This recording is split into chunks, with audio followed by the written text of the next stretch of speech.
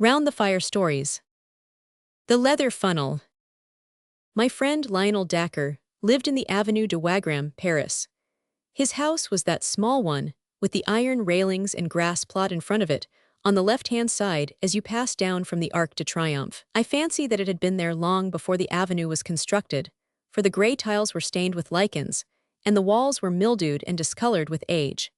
It looked a small house from the street, 5 windows in front, if I remember right, but it deepened into a single long chamber at the back. It was here that Dacker had that singular library of occult literature and the fantastic curiosities which served as a hobby for himself and an amusement for his friends. A wealthy man of refined and eccentric tastes, he had spent much of his life and fortune in gathering together what was said to be a unique private collection of Talmudic, Kabbalistic, and magical works, many of them of great rarity and value. His tastes leaned toward the marvelous and the monstrous, and I have heard that his experiments in the direction of the unknown have passed all the bounds of civilization and of decorum. To his English friends, he never alluded to such matters, and took the tone of the student and virtuoso. But a Frenchman whose tastes were of the two same nature has assured me that the worst excesses of the Black Mass have been perpetrated in that large and lofty hall, which is lined with the shelves of his books and the cases of his museum. Dacker's appearance was enough to show that his deep interest in these psychic matters was intellectual rather than spiritual. There was no trace of asceticism upon his heavy face, but there was much mental force in his huge dome-like skull, which curved upward from amongst his thinning locks, like a snow-peak above its fringe of fir trees. His knowledge was greater than his wisdom, and his powers were far superior to his character. The small bright eyes, buried deeply in his fleshy face, twinkled with intelligence and an unabated curiosity of life, but they were the eyes of a sensualist and an egotist. Enough of the man, for he is dead now, poor devil, dead at the very time that he had made sure that he had at last discovered the elixir of life. It is not with his complex character that I have to deal, but with the very strange and inexplicable incident which had its rise in my visit to him in the early spring of the year '82. I had known Dacker in England, for my researches in the Assyrian Room of the British Museum had been conducted at the time when he was endeavoring to establish a mystic and esoteric meaning in the Babylonian tablets, and this community of interests had brought us together. Chance remarks had led to daily conversation, and that to something verging upon friendship. I had promised him that on my next visit to Paris I would call upon him. At the time when I was able to fulfill my compact, I was living in a cottage 3 at Fontainebleau, and as the evening trains were inconvenient, he asked me to spend the night in his house. "I have only that one spare couch," said he, pointing to a broad sofa in his large salon. "I hope that you will manage to be comfortable there." It was a singular bedroom, with its high walls of brown volumes, but there could be no more agreeable furniture to a bookworm like myself, and there is no scent so pleasant to my nostrils as that faint, subtle reek which comes from an ancient book. I assured him that I could desire no more charming chamber and no more congenial surroundings. "If the fittings are neither convenient nor conventional, they are at least costly," said he, looking round at his shelves. "I have expended nearly $250,000 of money upon these objects which surround you. Books, weapons, gems, carvings, tapestries, images. There is hardly a thing here which has not its history, and it is generally one worth telling." He was seated as he spoke at one side of the open fireplace and I at the other. His reading table was on his right, and the strong lamp above it ringed it with a very vivid circle of golden light. A half-rolled palimpsest lay in the center, and around it were many quaint articles of bric-a-brac. One of these was a large funnel, such as is used for filling wine casks. It appeared to be made of black wood, and to be rimmed with discolored brass. "That is a curious thing," I remarked. "What is the history of that?" "Ah," said he, "it is the very question which I've had occasion to ask myself. I would give a good deal to know. Take it in your hands and examine it." I did so, and found that what I had imagined to be wood was in reality leather, though age had dried it into an extreme hardness. It was a large funnel, and might hold a quart when full. The brass rim encircled the wide end, but the narrow was also tipped with metal. "What do you make of it?" asked Dacker.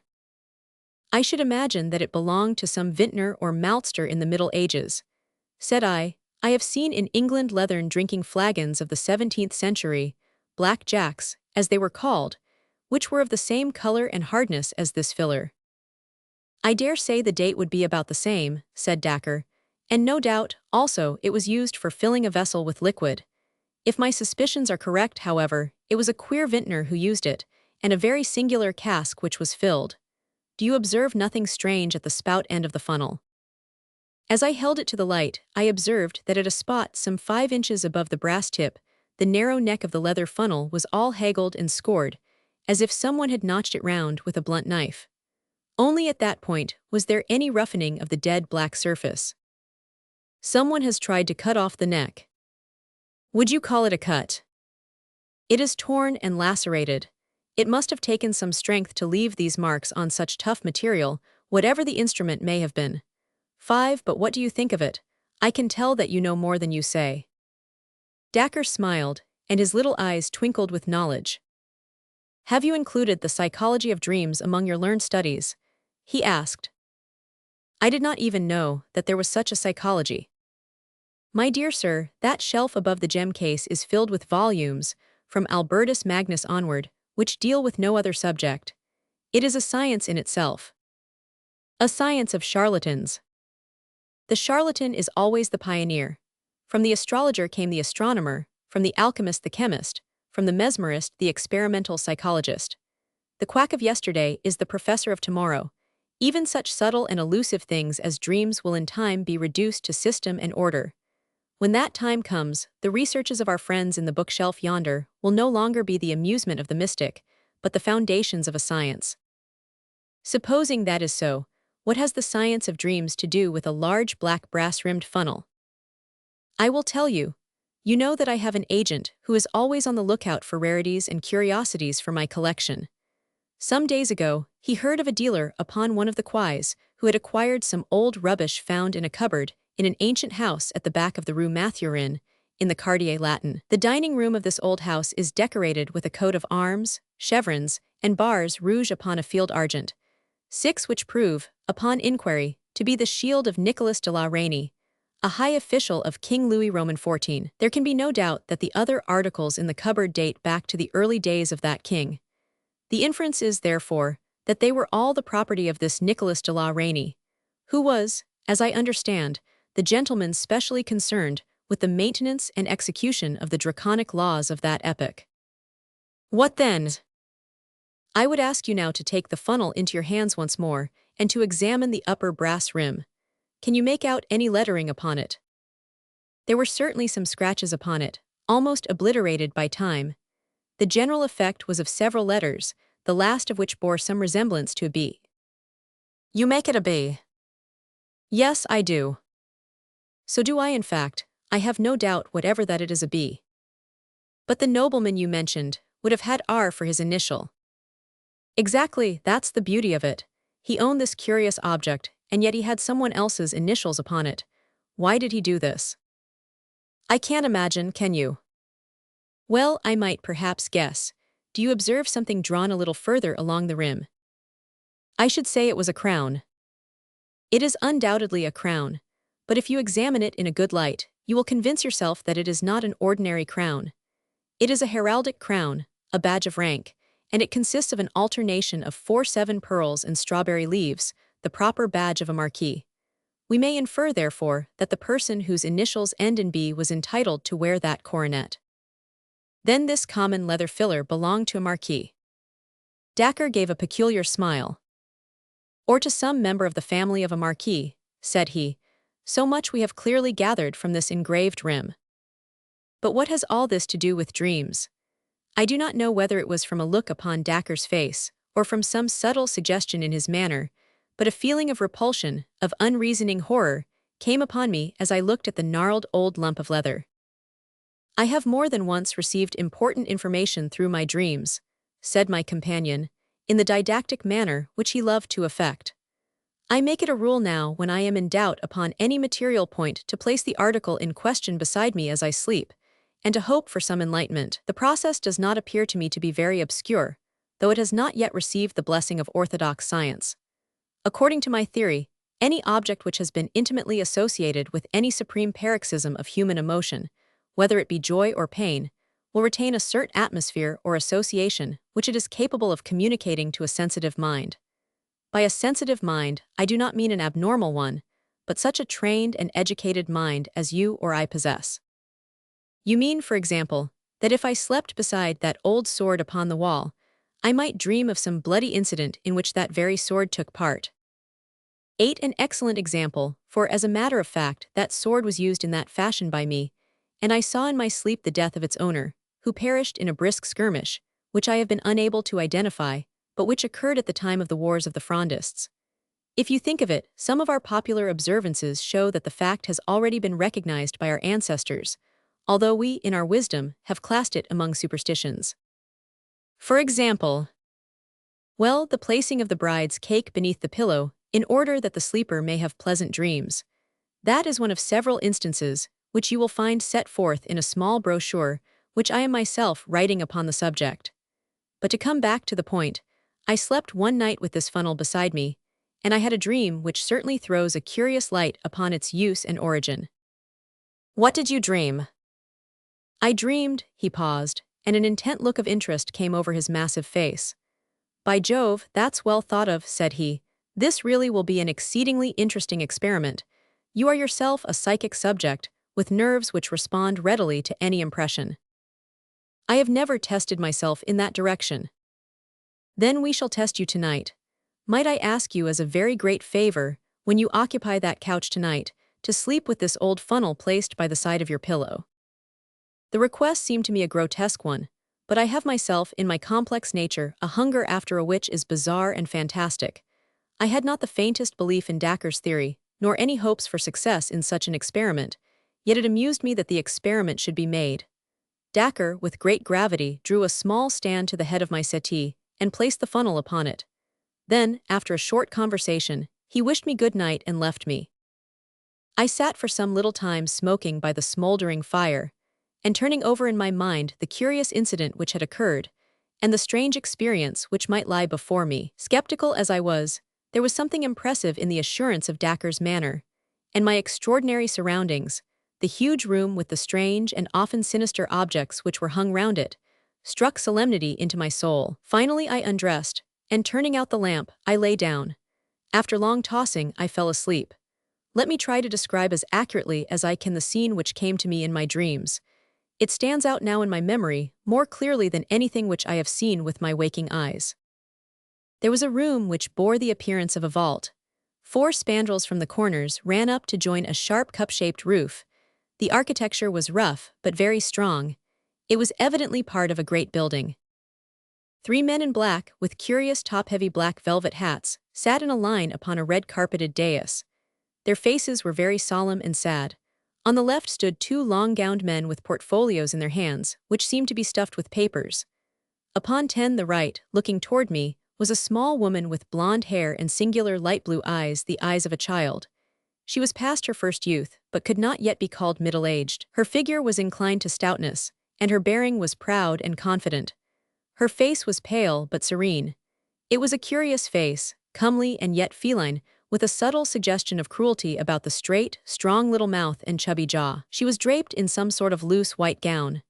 Beside her stood a thin, eager priest, who whispered in her ear and continually raised a crucifix before her eyes. She turned her head and looked fixedly past the crucifix at the 3 men in black, who were, I felt, her judges. As I gazed, the 3 men stood up and said something, but I could distinguish no words, though I was aware that it was the central one who was speaking. They then swept out of the room, followed by the 2 men with the papers. At the same instant, several rough-looking fellows in stout jerkins came bustling in and removed first the red carpet, and then the boards which formed the dais, so as to entirely clear the room. When this screen was removed, I saw some singular articles of furniture behind it. One looked like a bed with wooden rollers at each end, and a winch handle to regulate its length. Another was a wooden horse. There were several other curious objects, and a number of swinging cords which played over pulleys. It was not unlike a modern gymnasium. When the room had been cleared, there appeared a new figure upon the scene. This was a tall, thin person clad in black, with a gaunt and austere face. 11. The aspect of the man made me shudder. His clothes were all shining with grease and mottled with stains. He bore himself with a slow and impressive dignity, as if he took command of all things from the instant of his entrance. In spite of his rude appearance and sordid dress, it was now his business, his room, his to command. He carried a coil of light ropes over his left forearm. The lady looked him up and down with a searching glance, but her expression was unchanged. It was confident, even defiant. But it was very different with the priest. His face was ghastly white, and I saw the moisture glisten and run on his high, sloping forehead.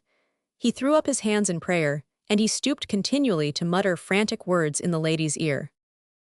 The man in black now advanced, and taking one of the cords from his left arm, he bound the woman's hands together.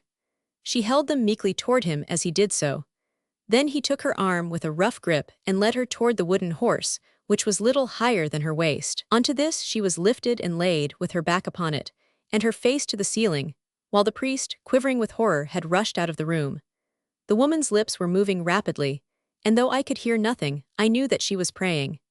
Her feet hung down on either side of the horse, and I saw that the rough varlets in attendance had fastened cords to her ankles and secured the other ends to iron rings in the stone floor. My heart sank within me as I saw these ominous preparations, and yet I was held by the fascination of horror, and I could not take my eyes from the strange 12 spectacle. A man had entered the room with a bucket of water in either hand. Another followed with a third bucket. They were laid beside the wooden horse. The second man had a wooden dipper, a bowl with a straight handle in his other hand. This he gave to the man in black.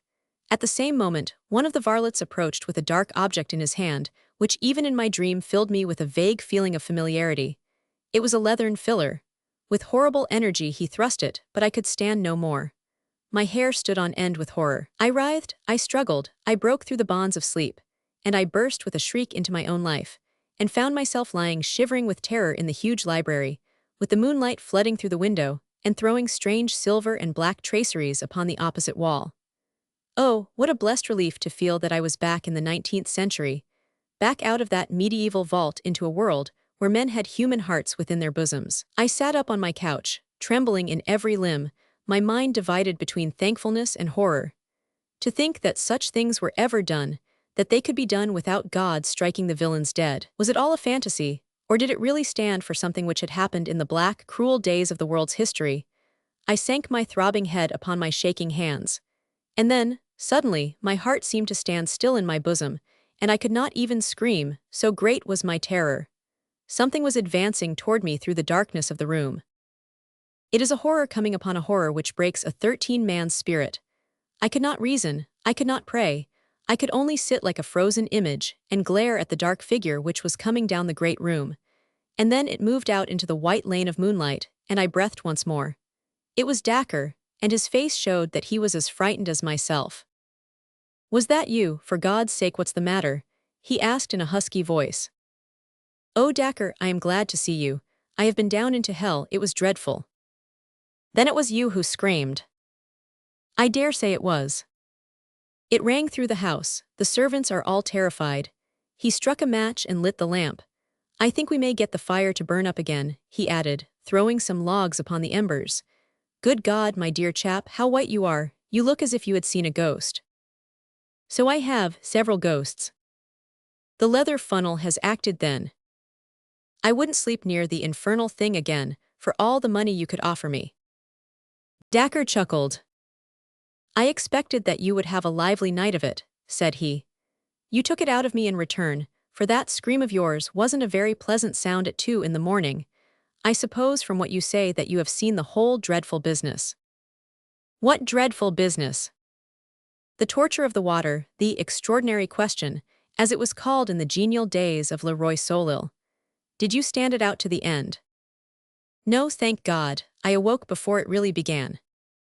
"Ah, it is just as well for you. I held out till the third bucket. Well, it is an old story, and they are all in their graves now anyhow, so what does it matter how they got there? I suppose that you have no idea what it was that you have seen."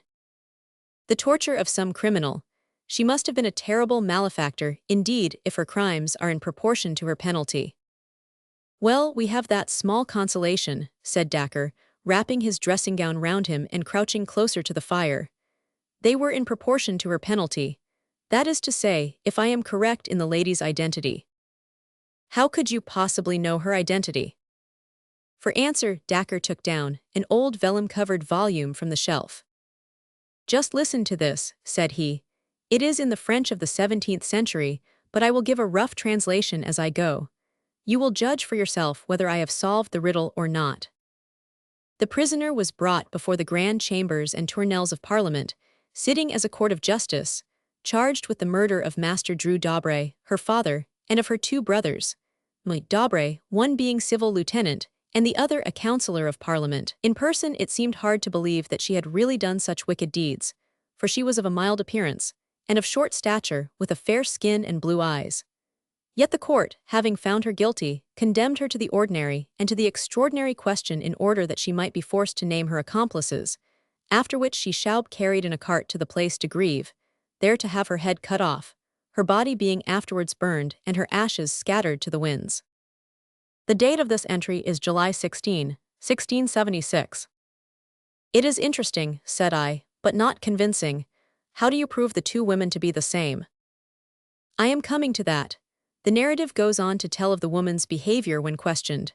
When the executioner approached her, she recognized him by the cords which he held in his hands, and she at once held out her own hands to him, looking at him from head to foot without uttering a word." "How is that?" "Yes, it was so. She gazed without wincing upon the wooden horse and rings which had twisted so many limbs and caused so many shrieks of agony. When her eyes fell upon the 3 pails of water, which were all ready for her, she said with a smile, 'All that water must have been brought here for the purpose of drowning me, monsieur. You have no idea, I trust, of making a person of my small stature swallow it all. Shall I read the details of the torture?" "No, for heaven's sake, don't. Here is a sentence which must surely show you that what is here recorded is the very scene which you have gazed upon tonight. The good Abbé Pirot, unable to contemplate the agonies which were suffered by his penitent, had hurried from the room. Does that convince you?" "It does entirely. There can be no question that it is indeed the same event. But who, then, is this lady whose appearance was so attractive and whose end was so horrible?" For answer, Dacre came across to me and placed the small lamp upon the table which stood by my bed. Lifting up the illumined filler, he turned the brass rim so that the light fell full upon it.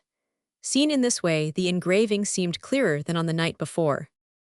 "We have already agreed that this is the badge of a marquis or of a marquise," said he. "We have also settled that the last letter is B." "It is undoubtedly so. I now suggest to you that the other letters from left to right are 1000, 1000, a small d, a small d, and then the final B." "Yes, I am sure that you are right. I can make out the 2 small d's quite plainly." "What I have read to you tonight," said Dacre, "is the official record of the trial of Marie Madeleine d'Aubray, Marquise de Brinvilliers, one of the most famous poisoners and murderers of all time." I sat in silence, overwhelmed at the extraordinary nature of the incident, and at the completeness of the proof with which Dacre had exposed its real meaning. In a vague way, I remembered some details of the woman's career: her unbridled debauchery, the cold-blooded and protracted torture of her sick father, the murder of her brothers for motives of petty gain. I recollected also that the bravery of her end had done something to atone for the horror of her life, and that all Paris had sympathized with her last moments, and blessed her as a martyr within a few days of the 17th time when they had cursed her as a murderess. One objection, and one only, occurred to my mind. How came her initials and her badge of rank upon the filler? Surely they did not carry their medieval homage to the nobility to the point of decorating instruments of torture with their titles. "I was puzzled with the same point," said Dacre, "but it admits of a simple explanation. The case excited extraordinary interest at the time, and nothing could be more natural than that La Rainey, the head of the police, should retain this filler as a grim souvenir. It was not often that a Marchioness of France underwent the extraordinary question. That he should engrave her initials upon it for the information of others was surely a very ordinary proceeding upon his part." "And this?" I asked, pointing to the marks upon the leathern neck. "She was a cruel tigress," said Dacre, as he turned away. "I think it is evident that like other tigresses her teeth were both strong and sharp." "The beetle hunter." "A curious experience," said the doctor. "Yes, my friends, I have had one very curious experience. I never expect to have another, for it is against all doctrines of chances that two such events would befall any one man in a single lifetime. You may believe me or not, but the thing happened exactly as I tell it. I had just become a medical man, but I had not started in practice, and I lived in rooms in Gower Street. The street has been renumbered since then, but it was in the only house which has a bow window, upon the left-hand side as you go down from the Metropolitan Station. A widow named Murchison kept the house at that time, and she had 3 medical students and 1 engineer as lodgers. I occupied the top room, which was the cheapest, but cheap as it was more than I could afford. My small resources were dwindling away, and every week it became more necessary that I should find something to do. Yet I was very unwilling to go into general practice, for my tastes were all in the direction of science, and especially of zoology, towards which I had always a strong leaning. I had almost given the fight up and resigned myself to being a medical drudge for life, when the turning point of my struggles came in a very extraordinary way. One morning, I had picked up the Standard and was glancing over its contents. There was a complete absence of news, and I was about to toss the paper down again, when my eyes were caught by an advertisement at the head of the personal column. It was worded in this way: "Wanted for 1 or more days the services of a medical man. It is essential that he should be a man of strong physique, of steady nerves, and of a resolute nature. Must be an entomologist, coleopterist preferred. Apply in person at 77B Brook Street. Application must be made before 12 o'clock today." Now, I have already said that I was devoted to zoology. Of all branches of zoology, the study of insects was the most attractive to me, and of all insects beetles were the species with which I was most familiar. Butterfly collectors are numerous, but beetles are far more varied and more accessible in these islands than are butterflies. It was this fact which had attracted my attention to them, and I had myself made a collection which numbered some 100 varieties. As to the other requisites of the advertisement, I knew that my nerves could be depended upon, and I had won the weight-throwing competition at the inter-hospital sports. Clearly, I was the very man for the vacancy. Within 5 minutes of my having read the advertisement, I was in a cab and on my way to Brook Street. As I drove, I kept turning the matter over in my head and trying to make a guess as to what sort of employment it could be which needed such curious qualifications. A strong physique, a resolute nature, 20A medical training, and a knowledge of beetles. What connection could there be between these various requisites? And then there was the disheartening fact that the situation was not a permanent one, but terminable from day to day, according to the terms of the advertisement. The more I pondered over it, the more unintelligible did it become. But at the end of my meditations, I always came back to the ground fact that, come what might, I had nothing to lose, that I was completely at the end of my resources, and that I was ready for any adventure, however desperate, which would put a few honest sovereigns into my pocket. The man fears to fail who has to pay for his failure, but there was no penalty which fortune could exact from me. I was like the gambler with empty pockets, who is still allowed to try his luck with the others. Number 77B, Brook Street, was one of those dingy, and yet imposing houses, dun-colored and flat-faced, with the intensely respectable and solid air which marks the Georgian builder. As I alighted from the cab, a young man came out of the door and walked swiftly down the street. In passing me, I noticed that he cast an inquisitive and somewhat malevolent glance at me, and I took the incident as a good omen, for his appearance was that of a rejected candidate, and if he resented my application, it meant that the vacancy was not yet filled up. Full of hope, I ascended the broad steps and rapped with the heavy knocker.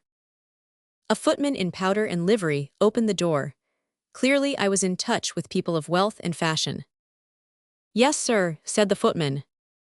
21, I came in answer to. "Quite so, sir," said the footman. "Lord Linchmere will see you at once in the library." Lord Linchmere. I had vaguely heard the name, but could not for the instant recall anything about him. Following the footman, I was shown into a large, book-lined room in which there was seated behind a writing desk a small man with a pleasant, clean-shaven, mobile face, and long hair shot with gray, brushed back from his forehead. He looked me up and down with a very shrewd, penetrating glance, holding the card which the footman had given him in his right hand. Then he smiled pleasantly, and I felt that externally at any rate I possessed the qualifications which he desired. "You have come in answer to my advertisement, Dr. Hamilton?" he asked. "Yes, sir." "Do you fulfill the conditions which are there laid down?" I believe that I do. You are a powerful man, or so I should judge from your appearance. I think that I am fairly strong. And resolute. I believe so. Have you ever known what it was to be exposed to imminent danger? No, I don't know that I ever have. But you think you would be prompt and cool at such a time. I hope so. 22 Well, I believe that you would. I have the more confidence in you because you do not pretend to be certain as to what you would do in a position that was new to you. My impression is that, so far as personal qualities go, you are the very man of whom I am in search. That being settled, we may pass on to the next point. Which is to talk to me about beetles. I looked across to see if he was joking, but on the contrary, he was leaning eagerly forward across his desk, and there was an expression of something like anxiety in his eyes.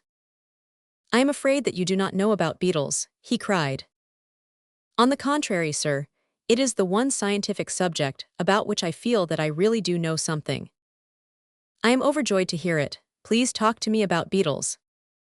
I do not profess to have said anything original upon the subject, but I gave a short sketch of the characteristics of the beetle, and ran over the more common species, with some allusions to the specimens in my own little collection and to the article upon burying beetles, which I had contributed to the Journal of Entomological Science.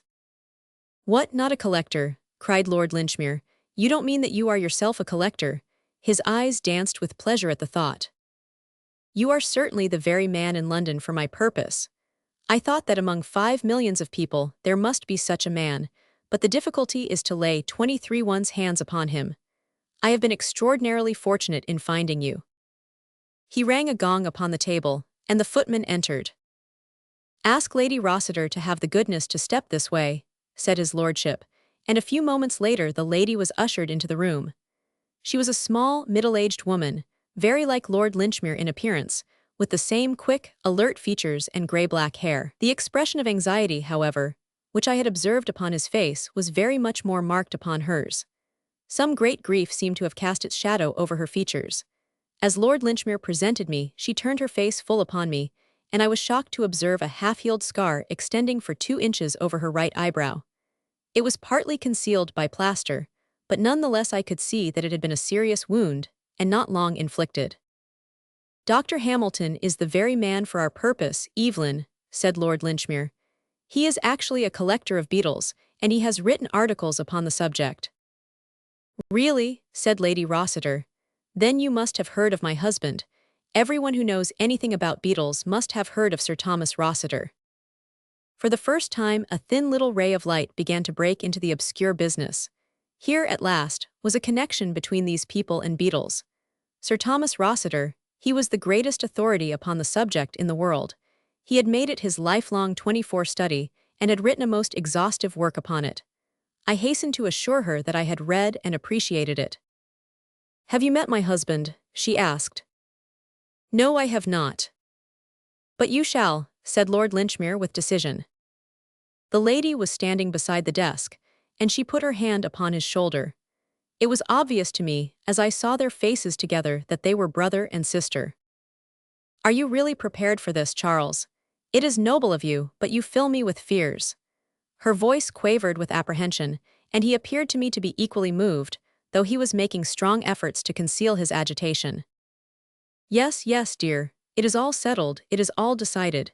In fact, there is no other possible way that I can see. There is one obvious way. No, no, Evelyn, I shall never abandon you, never. It will come right, depend upon it. It will come right, and surely it looks like the interference of Providence that so perfect an instrument should be put into our hands. My position was embarrassing, for I felt that for the instant they had forgotten my presence. But Lord Linchmere came back suddenly to me, and to my engagement. The business for which I want you, Dr. Hamilton, is that you should put yourself absolutely at my disposal. I wish you to come for a short journey with me, to remain always at my side, and to promise to do 25 without question whatever I may ask you, however unreasonable it may appear to you to be. That is a good deal to ask, said I. Unfortunately, I cannot put it more plainly, for I do not myself know what turn matters may take. You may be sure, however, that you will not be asked to do anything which your conscience does not approve, and I promise you that, when all is over, you will be proud to have been concerned in so good a work. If it ends happily, said the lady. Exactly, if it ends happily, his lordship repeated. In terms, I asked. £20 a day. I was amazed at the sum, and must have showed my surprise upon my features. It is a rare combination of qualities, as must have struck you when you first read the advertisement, said Lord Linchmere. Such varied gifts may well command a high return, and I do not conceal from you that your duties might be arduous or even dangerous. Besides, it is possible that 1 or 2 days may bring the matter to an end. Please God, sighed his sister. So now, Dr. Hamilton, may I rely upon your aid?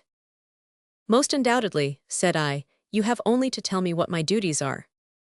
Your first duty will be to return to your home. You will pack up whatever you may need for a short visit to the country. We start together from Paddington Station at 3:40 this afternoon. Do we go far? 26 as far as Pangbourne. Meet me at the bookstall at 3:30. I shall have the tickets. Goodbye, Dr. Hamilton. And by the way, there are 2 things which I should be very glad if you would bring with you, in case you have them. One is your case for collecting beetles, and the other is a stick, and the thicker and heavier the better. You may imagine that I had plenty to think of from the time that I left Brook Street, until I set out to meet Lord Linchmere at Paddington. The whole fantastic business kept arranging and rearranging itself in kaleidoscopic forms inside my brain, until I had thought out a dozen explanations, each of them more grotesquely improbable than the last. And yet I felt that the truth must be something grotesquely improbable also. At last I gave up all attempts at finding a solution, and contented myself with exactly carrying out the instructions which I had received. With a hand valise, specimen case, and a loaded cane, I was waiting at the Paddington bookstall when Lord Linchmere arrived. He was an even smaller man than I had thought, frail and peaky, with a manner which was more nervous than it had been in the morning. He wore a long, thick traveling ulster, and I observed that he carried a heavy blackthorn cudgel in his hand. I have the tickets, said he, leading the way up the platform. This is our train. I have engaged a carriage, for I am particularly anxious to impress 1 or 2 things upon you while we travel down. And yet all that he had to impress upon me might have been said in a sentence, for it was that I was to 27 remember that I was there as a protection to himself, and that I was not on any consideration to leave him for an instant. This he repeated again and again, as our journey drew to a close, with an insistence which showed that his nerves were thoroughly shaken. Yes, he said at last, in answer to my looks rather than to my words, I am nervous, Dr. Hamilton. I have always been a timid man, and my timidity depends upon my frail physical health, but my soul is firm, and I can bring myself up to face a danger which a less nervous man might shrink from. What I am doing now is done from no compulsion, but entirely from a sense of duty, and yet it is, beyond doubt, a desperate risk. If things should go wrong, I will have some claims to the title of martyr.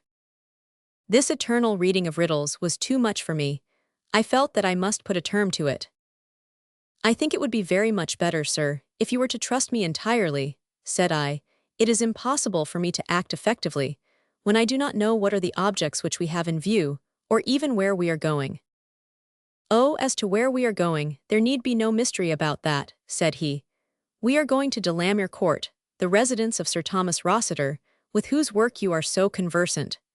As to the exact object of our visit, I do not know that at this stage of the proceedings anything would be gained, Dr. Hamilton, by my taking you into my complete confidence. I may tell you that we are acting, I say we, because my sister, Lady Rossiter, takes the same view as myself, with the one object of preventing anything in the 28 nature of a family scandal. That being so, you can understand that I am loath to give any explanations which are not absolutely necessary. It would be a different matter, Dr. Hamilton, if I were asking your advice. As matters stand, it is only your active help which I need, and I will indicate to you from time to time how you can best give it. There was nothing more to be said, and a poor man can put up with a good deal for £20 a day, but I felt none the less that Lord Linchmere was acting rather scurvily towards me. He wished to convert me into a passive tool, like the blackthorn in his hand. With his sensitive disposition, I could imagine, however, that scandal would be abhorrent to him, and I realized that he would not take me into his confidence until no other course was open to him. I must trust to my own eyes and ears to solve the mystery, but I had every confidence that I should not trust to them in vain. Delamere Court lies a good 5 miles from Pangbourne Station, and we drove for that distance in an open fly. Lord Linchmere sat in deep thought during the time, and he never opened his mouth until we were close to our destination. When he did speak, it was to give me a piece of information which surprised me. "Perhaps you are not aware," said he, "that I am a medical man like yourself." "No, sir, I did not know it." "Yes, I qualified in my younger days, when there were several lives between me and the peerage. I have not had occasion to practice, but I have found it 29 a useful education, all the same. I never regretted the years which I devoted to medical study. These are the gates of Delamere Court." We had come to 2 high pillars crowned with heraldic monsters, which flanked the opening of a winding avenue. Over the laurel bushes and rhododendrons, I could see a long, many-gabled mansion, girdled with ivy, and toned to the warm, cheery, mellow glow of old brickwork. My eyes were still fixed in admiration upon this delightful house, when my companion plucked nervously at my sleeve. "Here, Sir Thomas," he whispered, "please talk beetle all you can." A tall, thin figure, curiously angular and bony, had emerged through a gap in the hedge of laurels. In his hand he held a spud, and he wore gauntleted gardener's gloves. A broad-brimmed, grey hat cast his face into shadow, but it struck me as exceedingly austere, with an ill-nourished beard and harsh, irregular features. The fly pulled up and Lord Linchmere sprang out. "My dear Thomas, how are you?" said he heartily. But the heartiness was by no means reciprocal. The owner of the grounds glared at me over his brother-in-law's shoulder, and I caught broken scraps of sentences, well-known wishes, hatred of strangers, unjustifiable intrusion, perfectly inexcusable. Then there was a muttered explanation, and the 2 of them came over together to the side of the fly. "Let me present you to Sir Thomas Rossiter, Dr. Hamilton," said Lord Linchmere. "You will find that you have a strong community of tastes." 30 I bowed.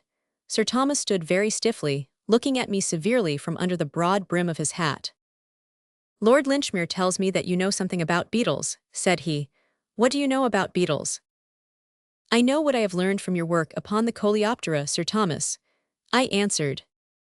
"Give me the names of the better-known species of the British scarab AI," said he.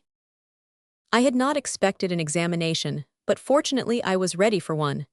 My answers seemed to please him, for his stern features relaxed. "You appear to have read my book with some profit, sir," said he. "It is a rare thing for me to meet anyone who takes an intelligent interest in such matters. People can find time for such trivialities as sport or society, and yet the beetles are overlooked. I can assure you that the greater part of the idiots in this part of the country are unaware that I have ever written a book at all. I, the first man who ever described the true function of the elytra. I am glad to see you, sir, and I have no doubt that I can show you some specimens which will interest you." He stepped into the fly and drove up with us to the house, expounding to me, as we went, some recent researches which he had made into the anatomy of the ladybird. I have said that Sir Thomas Rossiter wore a large hat drawn down over his brows. As he entered the hall he uncovered himself, and I was at once aware of a singular characteristic which the hat had concealed. His forehead, which was naturally high, and higher still on account of receding hair, was in a continuous state of movement. Some nervous weakness kept the muscles in a constant spasm, which sometimes produced a mere twitching, and sometimes a curious rotary movement, unlike anything which I had ever seen before. It was strikingly visible as he turned towards us after entering the study, and seemed the more singular from the contrast with the hard, steady grey eyes which looked out from underneath those palpitating brows. "I am sorry," said he, "that Lady Rossiter is not here to help me to welcome you. By the way, Charles, did Evelyn say anything about the date of her return?" "She wished to stay in town for a few more days," said Lord Linchmere. "You know how ladies' social duties accumulate if they have been for some time in the country. My sister has many old friends in London at present." "Well, she is her own mistress, and I should not wish to alter her plans, but I shall be glad when I see her again. It is very lonely here without her company." "I was afraid that you might find it so, and that was partly why I ran down. My young friend, Dr. Hamilton, is so much interested in the subject which you have made your own, that I thought you would not mind his accompanying me." I lead a retired life, Dr. Hamilton, and my aversion to strangers grows upon me, said our host. I have sometimes thought that my nerves are not so good as they were. My travels in search of beetles in my younger days took me into many malarious and unhealthy places. But a brother coleopterist like yourself is always a welcome guest, and I shall be delighted if 32 you will look over my collection, which I think that I may without exaggeration describe as the best in Europe. And so no doubt it was.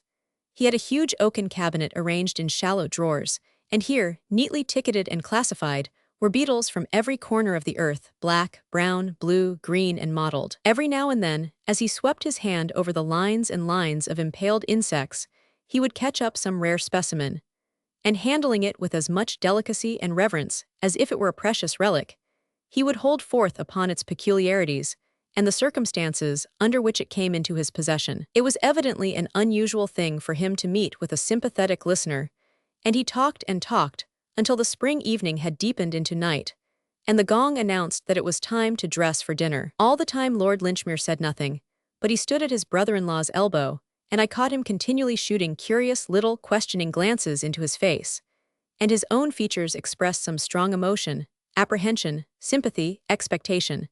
I seemed to read them all.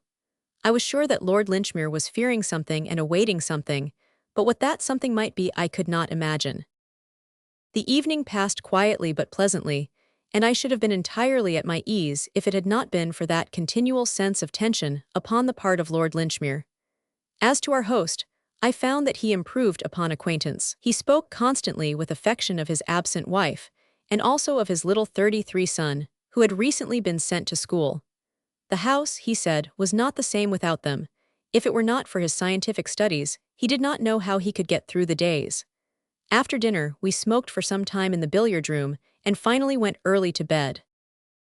And then it was that, for the first time, the suspicion that Lord Linchmere was a lunatic crossed my mind. He followed me into my bedroom, when our host had retired. "Doctor," said he, speaking in a low, hurried voice, "you must come with me, you must spend the night in my bedroom." "What do you mean?" "I prefer not to explain, but this is part of your duties. My room is close by, and you can return to your own before the servant calls you in the morning." "But why?" I asked.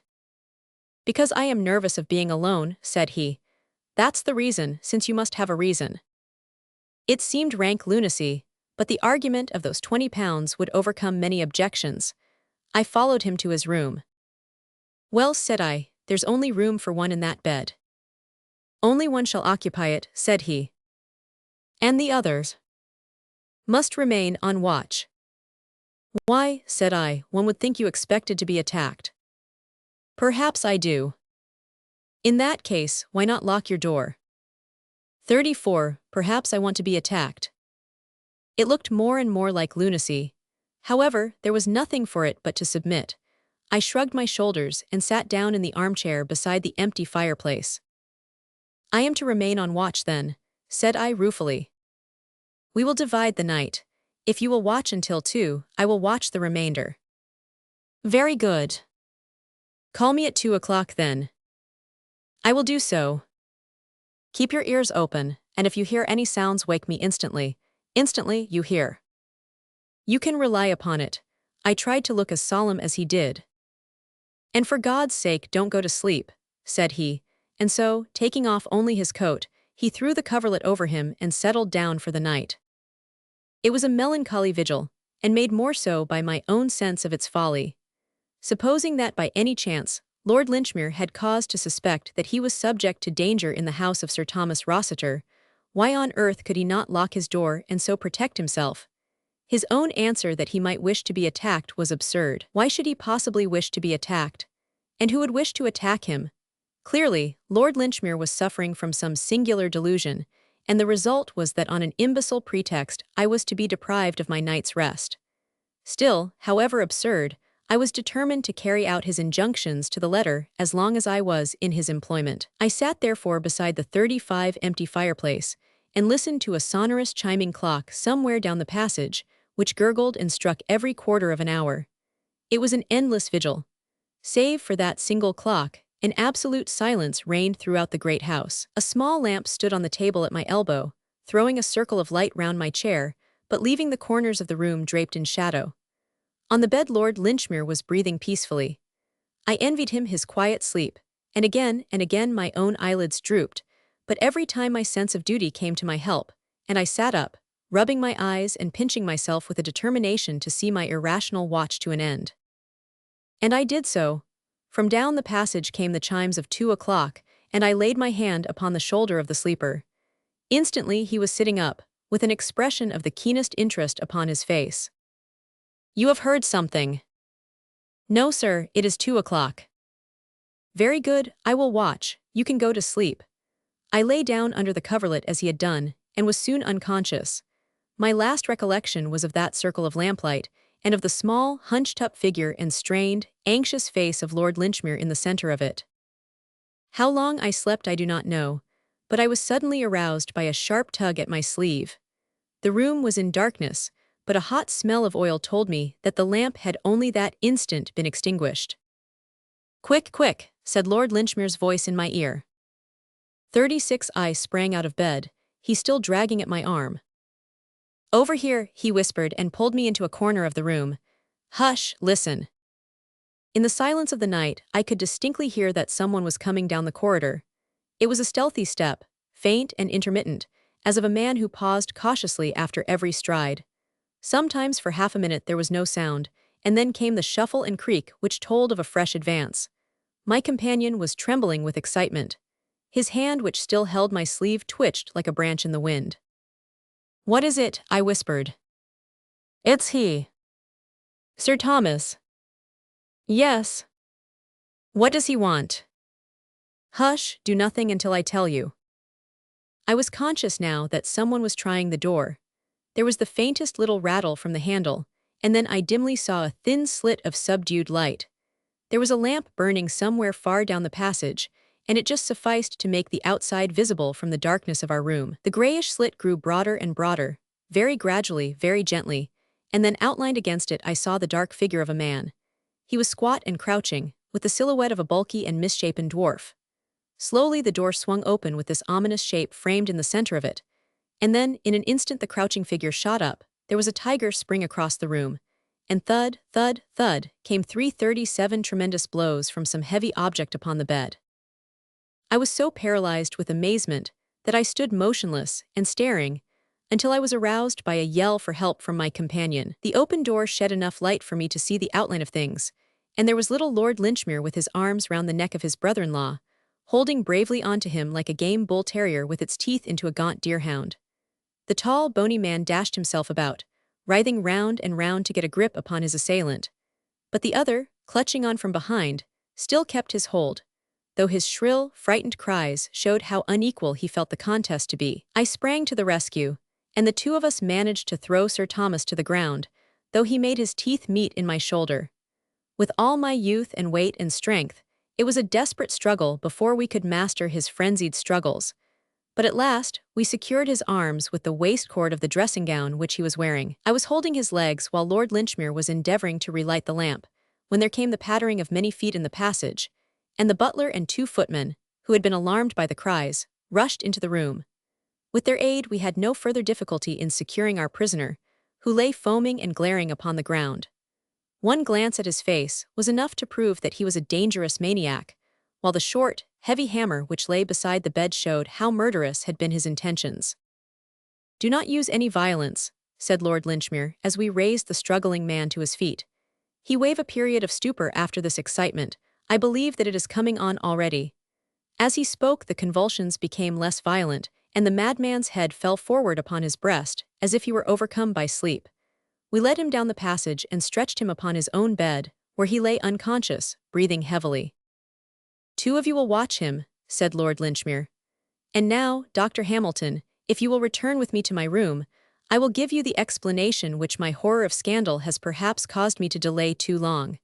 Come what may, you will never have cause to regret your share in this night's work. The case may be made clear in a very few words," he continued, when we were alone. "My poor brother-in-law is one of the best fellows upon earth, a loving husband and an estimable father, but he comes from a stock which is deeply tainted with insanity.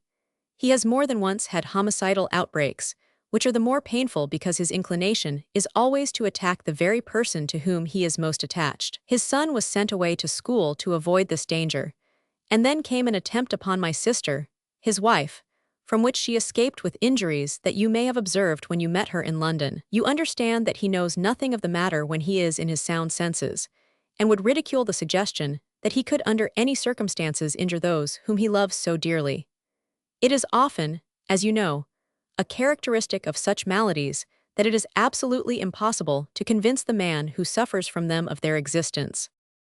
39. Our great object was, of course, to get him under restraint before he could stain his hands with blood, but the matter was full of difficulty. He is a recluse in his habits, and would not see any medical man. Besides, it was necessary for our purpose that the medical man should convince himself of his insanity, and he is sane as you or I, save on these very rare occasions. But fortunately, before he has these attacks he always shows certain premonitory symptoms, which are providential danger signals, warning us to be upon our guard. The chief of these is that nervous contortion of the forehead which you must have observed. This is a phenomenon which always appears from 3 to 4 days before his attacks of frenzy. The moment it showed itself his wife came into town on some pretext, and took refuge in my house in Brook Street. It remained for me to convince a medical man of Sir Thomas's insanity, without which it was impossible to put him where he could do no harm. The first problem was how to get a medical man into his house. I bethought me of his interest in beetles, and his love for anyone who shared his tastes. I advertised, therefore, and was fortunate enough to find in you the very man I wanted. A stout companion was necessary, for I knew that the lunacy could only be proved by a murderous assault, and I had every reason to believe that that assault would be made upon myself, since he had the warmest regard for me in his moments of sanity. I think your intelligence will supply all the rest. I did not know that the attack would come by night, but I thought it very probable, for the crises of such cases usually do occur in the early hours of the morning. I am a very nervous man myself, but I saw no other way in which I could remove this terrible danger from my sister's life. I need not ask you whether you are willing to sign the lunacy papers. Undoubtedly, but 2 signatures are necessary. You forget that I am myself a holder of a medical degree. I have the papers on a side table here, so if you will be good enough to sign them now, we can have the patient removed in the morning. So that was my visit to Sir Thomas Rossiter, the famous beetle hunter, and that was also my first step upon the ladder of success, for Lady Rossiter and Lord Linchmere have proved to be staunch friends, and they have never forgotten my association with them in the time of their need. Sir Thomas is out and said to be cured, but I still think that if I spent another night at Delamere Court, I should be inclined to lock my door upon the inside. The man with the watches. There are many who will still bear in mind the singular circumstances, which, under the heading of the Rugby mystery, filled many columns of the daily press in the spring of the year 1892. Coming as it did at a period of exceptional dullness, it attracted perhaps rather more attention than it deserved, but it offered to the public that mixture of the whimsical and the tragic which is most stimulating to the popular imagination. Interest drooped, however, when, after weeks of fruitless investigation, it was found that no final explanation of the facts was forthcoming, and the tragedy seemed from that time to the present to have finally taken its place in the dark catalogue of inexplicable and unexpiated crimes. A recent communication, the authenticity of which appears to be above question, has, however, thrown some new and clear light upon the matter. Before laying it before the public, it would be as well, perhaps, that I should refresh their memories as to the singular facts upon which this commentary is founded. These facts were briefly as follows. At 5 o'clock on the evening of the 18th of March in the year already mentioned, a train left Euston Station for Manchester.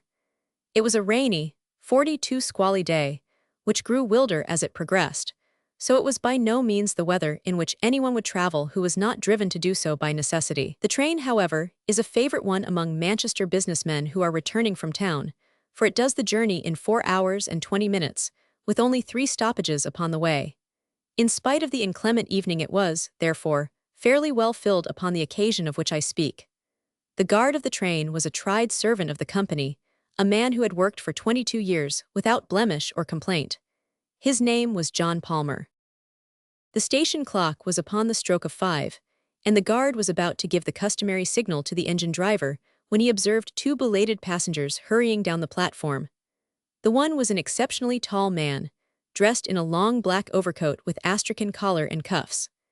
I have already said that the evening was an inclement one, and the tall traveler had the high, warm collar turned up to protect his throat against the bitter March wind. He appeared, as far as the guard could judge by so hurried an inspection, to be a man between 50 and 60 years of age, who had retained a good deal of the vigor and activity of his youth. In one hand, he carried a brown leather Gladstone bag. His companion was a lady, tall and erect, walking with a vigorous step which outpaced the gentleman beside her. She wore a long, fawn-colored dust cloak, a black, close-fitting toque, and a dark veil which concealed the greater part of her face. The two might very well have passed as father and daughter. They walked swiftly down the 43 line of carriages, glancing in at the windows, until the guard, John Palmer, overtook them. "Now then, sir, look sharp, the train is going," said he. "First class," the man answered. The guard turned the handle of the nearest door.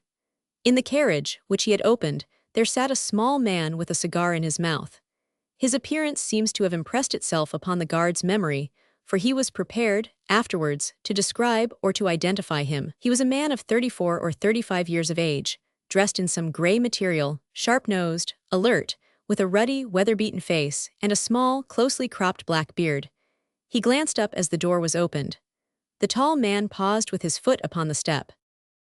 "This is a smoking compartment. The lady dislikes smoke," said he, looking round at the guard. "All right, here you are, sir," said John Palmer. He slammed the door of the smoking carriage, opened that of the next one, which was empty, and thrust the two travelers in. At the same moment he sounded his whistle and the wheels of the train began to move. The man with the cigar was at the window of his carriage, and said something to the guard as he rolled past him, but the words were lost in the bustle of the departure. Palmer stepped into the guard's van, as it came up to him, and thought no more of the incident. 12 minutes after its departure, the train reached Willesden Junction, where it stopped for a very short interval. An examination of the tickets 44 has made it certain that no one either joined or left it at this time, and no passenger was seen to alight upon the platform. At 5:14, the journey to Manchester was resumed, and Rugby was reached at 6:50, the express being 5 minutes late. At Rugby, the attention of the station officials was drawn to the fact that the door of one of the first-class carriages was open. An examination of that compartment, and of its neighbor, disclosed a remarkable state of affairs. The smoking carriage in which the short, red-faced man with the black beard had been seen was now empty. Save for a half-smoked cigar, there was no trace whatever of its recent occupant. The door of this carriage was fastened. In the next compartment, to which attention had been originally drawn, there was no sign either of the gentleman with the astrakhan collar or of the young lady who accompanied him. All three passengers had disappeared. On the other hand, there was found upon the floor of this carriage, the one in which the tall traveler and the lady had been, a young man, fashionably dressed and of elegant appearance. He lay with his knees drawn up, and his head resting against the further door, an elbow upon either seat. A bullet had penetrated his heart, and his death must have been instantaneous. No one had seen such a man enter the train, and no railway ticket was found in his pocket, neither were there any markings upon his linen, nor papers nor personal property which might help to identify him. Who he was, whence he had come, and how he had met his end were each as great a mystery as what had occurred to the three people 45 who had started an hour and a half before from Willesden in those two compartments. I have said that there was no personal property which might help to identify him, but it is true that there was one peculiarity about this unknown young man which was much commented upon at the time. In his pockets were found no fewer than 6 valuable gold watches, 3 in the various pockets of his waistcoat, 1 in his ticket pocket, 1 in his breast pocket, and 1 small one set in a leather strap and fastened round his left wrist. The obvious explanation that the man was a pickpocket, and that this was his plunder, was discounted by the fact that all 6 were of American make, and of a type which is rare in England. 3 of them bore the mark of the Rochester Watchmaking Company, 1 was by Mason of Elmira, 1 was unmarked, and the small one, which was highly jeweled and ornamented, was from Tiffany of New York. The other contents of his pocket consisted of an ivory knife with a corkscrew by Rogers of Sheffield, a small circular mirror, 1 inch in diameter, a readmission slip to the Lyceum Theatre, a silver box full of Vesta matches, and a brown leather cigar case containing 2 cheroots. also £2.14 in money. It was clear then that whatever motives may have led to his death, robbery was not among them. As already mentioned, there were no markings upon the man's linen, which appeared to be new, and no tailor's name upon his coat. In appearance he was young, short, smooth-cheeked, and delicately featured. One of his front teeth was conspicuously stopped with "Go on the discovery of the tragedy." An examination was instantly made of the tickets of all passengers, and the number of the passengers themselves was counted. It was found that only 3 tickets were unaccounted for, corresponding to the 3 travelers who were missing. The express was then allowed to proceed, but a new guard was sent with it, and John Palmer was detained as a witness at Rugby. The carriage, which included the 2 compartments in question, was uncoupled and sidetracked. Then, on the arrival of Inspector Vane, of Scotland Yard, and of Mr. Henderson, a detective in the service of the railway company, an exhaustive inquiry was made into all the circumstances. That crime had been committed was certain. The bullet, which appeared to have come from a small pistol or revolver, had been fired from some little distance, as there was no scorching of the clothes. No weapon was found in the compartment, which finally disposed of the theory of suicide, nor was there any sign of the brown leather bag which the guard had seen in the hand of the tall gentleman. A lady's parasol was found upon the rack, but no other trace was to be seen of the travelers in either of the sections. Apart from the crime, the question of how or why 3 passengers, one of them, a lady, could get out of the train, and one other get in during the unbroken run between Willesden and Rugby, was one which excited the utmost curiosity among the general public, and gave rise to much speculation in the London press. John Palmer, the guard, was able at the inquest 47 to give some evidence which threw a little light upon the matter.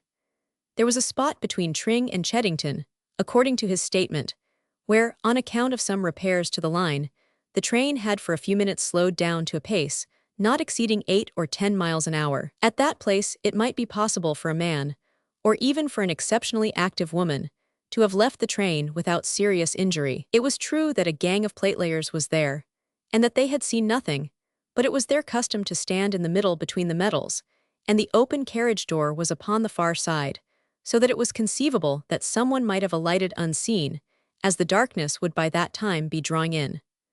A steep embankment would instantly screen anyone who sprang out from the observation of the navvies. The guard also deposed that there was a good deal of movement upon the platform at Willesden Junction, and that though it was certain that no one had either joined or left the train there, it was still quite possible that some of the passengers might have changed unseen from one compartment to another. It was by no means uncommon for a gentleman to finish his cigar in a smoking carriage, and then to change to a clearer atmosphere. Supposing that the man with the black beard had done so at Willesden, and the half-smoked cigar upon the floor seemed to favor the supposition, he would naturally go into the nearest section, which would bring him into the company of the 2 other actors in this drama. Thus the first stage of the affair might be surmised without any great breach of probability. But what the second stage had been, or how the final one had been arrived at, neither the guard nor the experienced detective officers could suggest. A careful examination of the line between Willesden and Rugby resulted in one discovery which might or might not have a bearing upon the tragedy. Near Tring, at the very place where the train slowed down, there was found at the bottom of the embankment a small pocket testament, very shabby and worn. It was printed by the Bible Society of London and bore an inscription, "From John to Alice, January 13, 1856, upon the flyleaf. Underneath was written, James, July 4, 1859, and beneath that again, Edward, Nost, 1869, all the entries being in the same handwriting. This was the only clue, if it could be called a clue, which the police obtained, and the coroner's verdict of murder by a person or persons unknown was the unsatisfactory ending of a singular case.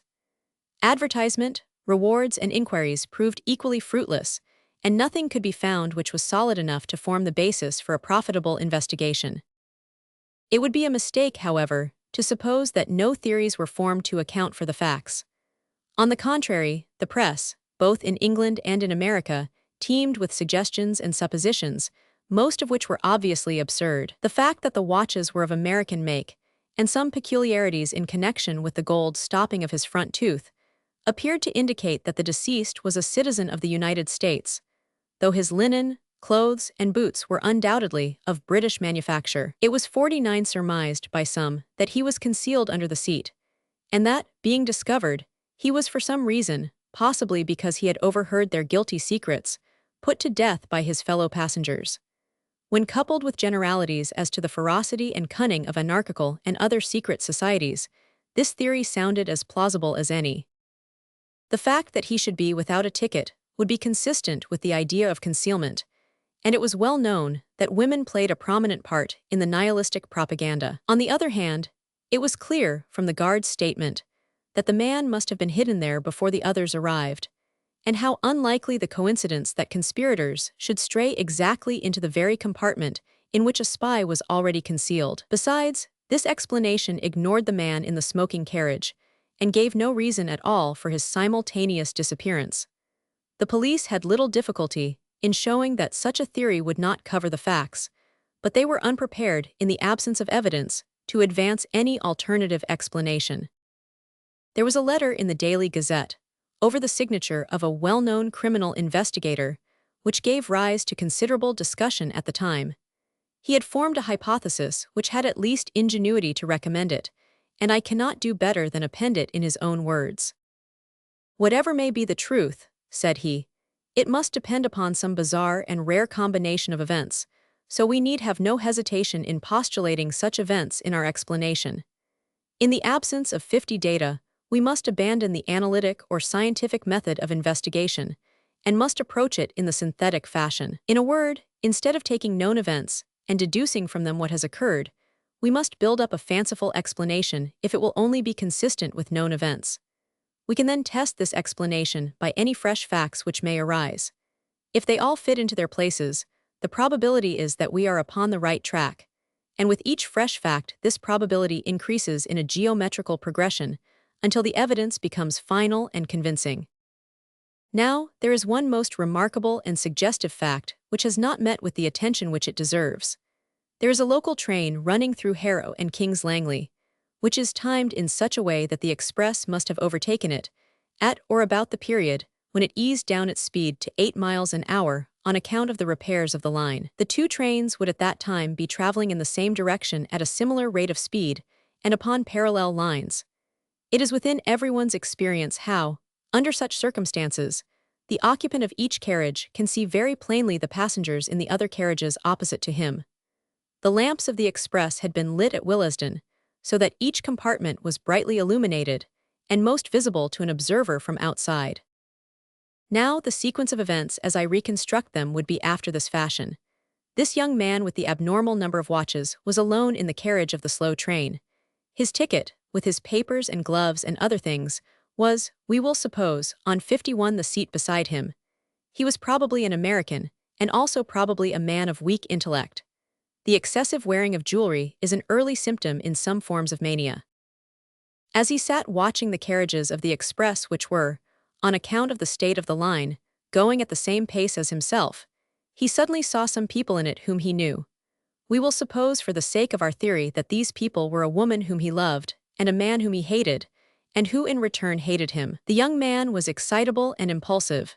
He opened the door of his carriage, stepped from the footboard of the local train to the footboard of the express, opened the other door, and made his way into the presence of these two people.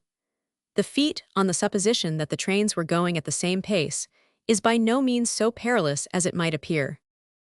Having now got our young man without his ticket into the carriage in which the elder man and the young woman are traveling, it is not difficult to imagine that a violent scene ensued. It is possible that the pair were also Americans, which is the more probable as the man carried a weapon, an unusual thing in England. If our supposition of incipient mania is correct, the young man is likely to have assaulted the other. As the upshot of the quarrel, the elder man shot the intruder, and then made his escape from the carriage, taking the young lady with him. We will suppose that all this happened very rapidly, and that the train was still going at so slow a pace that it was not difficult for them to leave it. A woman might leave a train 52 going at 8 miles an hour. As a matter of fact, we know that this woman did do so. And now we have to fit in the man in the smoking carriage. Presuming that we have, up to this point, reconstructed the tragedy correctly, we shall find nothing in this other man to cause us to reconsider our conclusions. According to my theory, this man saw the young fellow cross from one train to the other, saw him open the door, heard the pistol shot, saw the two fugitives spring out onto the line, realized that murder had been done and sprang out himself in pursuit. Why he has never been heard of since, whether he met his own death in the pursuit, or whether, as is more likely, he was made to realize that it was not a case for his interference, is a detail which we have at present no means of explaining. I acknowledge that there are some difficulties in the way. At first sight, it might seem improbable that at such a moment, a murderer would burden himself in his flight with a brown leather bag. My answer is that he was well aware that if the bag were found, his identity would be established. It was absolutely necessary for him to take it with him. My theory stands or falls upon one point, and I call upon the railway company to make strict inquiry as to whether a ticket was found unclaimed in the local train through Harrow and King's Langley upon the 18th of March. If such a ticket were found, my case is proved. If not, my theory may still be the correct one, for it is conceivable either that he traveled without a ticket or that his ticket was lost. To this elaborate and plausible hypothesis, the 53 answer of the police and of the company was, first, that no such ticket was found. Secondly, that the slow train would never run parallel to the express. And thirdly, that the local train had been stationary in King's Langley Station when the express, going at 50 miles an hour, had flashed past it. So perished the only satisfying explanation, and 5 years have elapsed without supplying a new one. Now, at last, there comes a statement which covers all the facts, and which must be regarded as authentic. It took the shape of a letter dated from New York and addressed to the same criminal investigator whose theory I have quoted. It is given here in extenso, with the exception of the 2 opening paragraphs, which are personal in their nature. You'll excuse me if I'm not very free with names. There's less reason now than there was 5 years ago when Mother was still living. But for all that, I had rather cover up our tracks all I can. But I owe you an explanation, for if your idea of it was wrong, it was a mighty ingenious one all the same. I'll have to go back a little so as you may understand all about it. My people came from Bucks, England, and emigrated to the States in the early 50s. They settled in Rochester, in the state of New York, where my father ran a large dry goods store. There were only 2 sons, myself, James, and my brother, Edward. I was 10 years older than my brother, and after my father died, I sort of took the place of a father to him, as an elder brother would. He was a bright, spirited boy, and just one of the most beautiful creatures that ever lived. But there was always a soft spot in him, and at 54 was like mold and cheese, for it spread and spread, and nothing that you could do would stop it. Mother saw it just as clearly as I did, but she went on spoiling him all the same, for he had such a way with him that you could refuse him nothing. I did all I could to hold him in, and he hated me for my pains. At last he fairly got his head, and nothing that we could do would stop him. He got off into New York, and went rapidly from bad to worse. At first he was only fast, and then he was criminal. And then, at the end of a year or 2, he was one of the most notorious young crooks in the city. He had formed a friendship with Sparrow McCoy, who was at the head of his profession as a bunco steerer, green goods man, and general rascal. They took to card sharping, and frequented some of the best hotels in New York. My brother was an excellent actor. He might have made an honest name for himself if he had chosen, and he would take the parts of a young Englishman of title, of a simple lad from the West, or of a college undergraduate, whichever suited Sparrow McCoy's purpose. And then one day he dressed himself as a girl, and he carried it off so well, and made himself such a valuable decoy, that it was their favorite game afterwards. They had made it right with Tammany and with the police, so it seemed as if nothing could ever stop them, for those were in the days before the Lexo Commission, and if you only had a pull, you could do pretty nearly everything you wanted. And nothing would have stopped them if they had only stuck to cards and New York, but they must needs come up Rochester way, and forge a name upon 55A check. It was my brother that did it, though everyone knew that it was under the influence of Sparrow McCoy. I bought up that check, and a pretty sum it cost me. Then I went to my brother, laid it before him on the table, and swore to him that I would prosecute if he did not clear out of the country. At first he simply laughed. I could not prosecute, he said, without breaking our mother's heart, and he knew that I would not do that. I made him understand, however, that our mother's heart was being broken in any case, and that I had set firm on the point that I would rather see him in a Rochester jail than in a New York hotel. So at last he gave in, and he made me a solemn promise that he would see Sparrow McCoy no more, that he would go to Europe, and that he would turn his hand to any honest trade that I helped him to get. I took him down right away to an old family friend, Joe Wilson, who is an exporter of American watches and clocks, and I got him to give Edward an agency in London, with a small salary and a 15% commission on all business.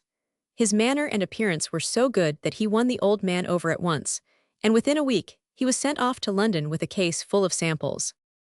It seemed to me that this business of the check had really given my brother a fright, and that there was some chance of his settling down into an honest line of life. My mother had spoken with him, and what she said had touched him, for she had always been the best of mothers to him, and he had been the great sorrow of her life. But I knew that this man Sparrow McCoy had a great influence over Edward, 56, and my chance of keeping the lad straight lay in breaking the connection between them. I had a friend in the New York detective force, and through him, I kept a watch upon McCoy. When within a fortnight of my brother's sailing, I heard that McCoy had taken a berth in the Etruria, I was as certain as if he had told me that he was going over to England for the purpose of coaxing Edward back again into the ways that he had left. In an instant, I had resolved to go also, and to put my influence against McCoy.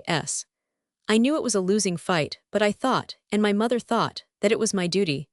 We passed the last night together in prayer for my success, and she gave me her own testament that my father had given her on the day of their marriage in the old country, so that I might always wear it next my heart. I was a fellow traveler on the steamship with Sparrow McCoy, and at least I had the satisfaction of spoiling his little game for the voyage. The very first night I went into the smoking room and found him at the head of a card table, with half a dozen young fellows who were carrying their full purses and their empty skulls over to Europe. He was settling down for his harvest, and a rich one it would have been. But I soon changed all that. "Gentlemen," said I, "are you aware whom you are playing with?" "What's that to you? You mind your own business," said he with an oath. "Who is it, anyway?" asked one of the dudes. "He's Sparrow McCoy, the most notorious card sharper in the States." Up he jumped with a bottle in his hand, but he remembered that he was under the flag of the effete old country, where law and order run, and Tammany has no pull.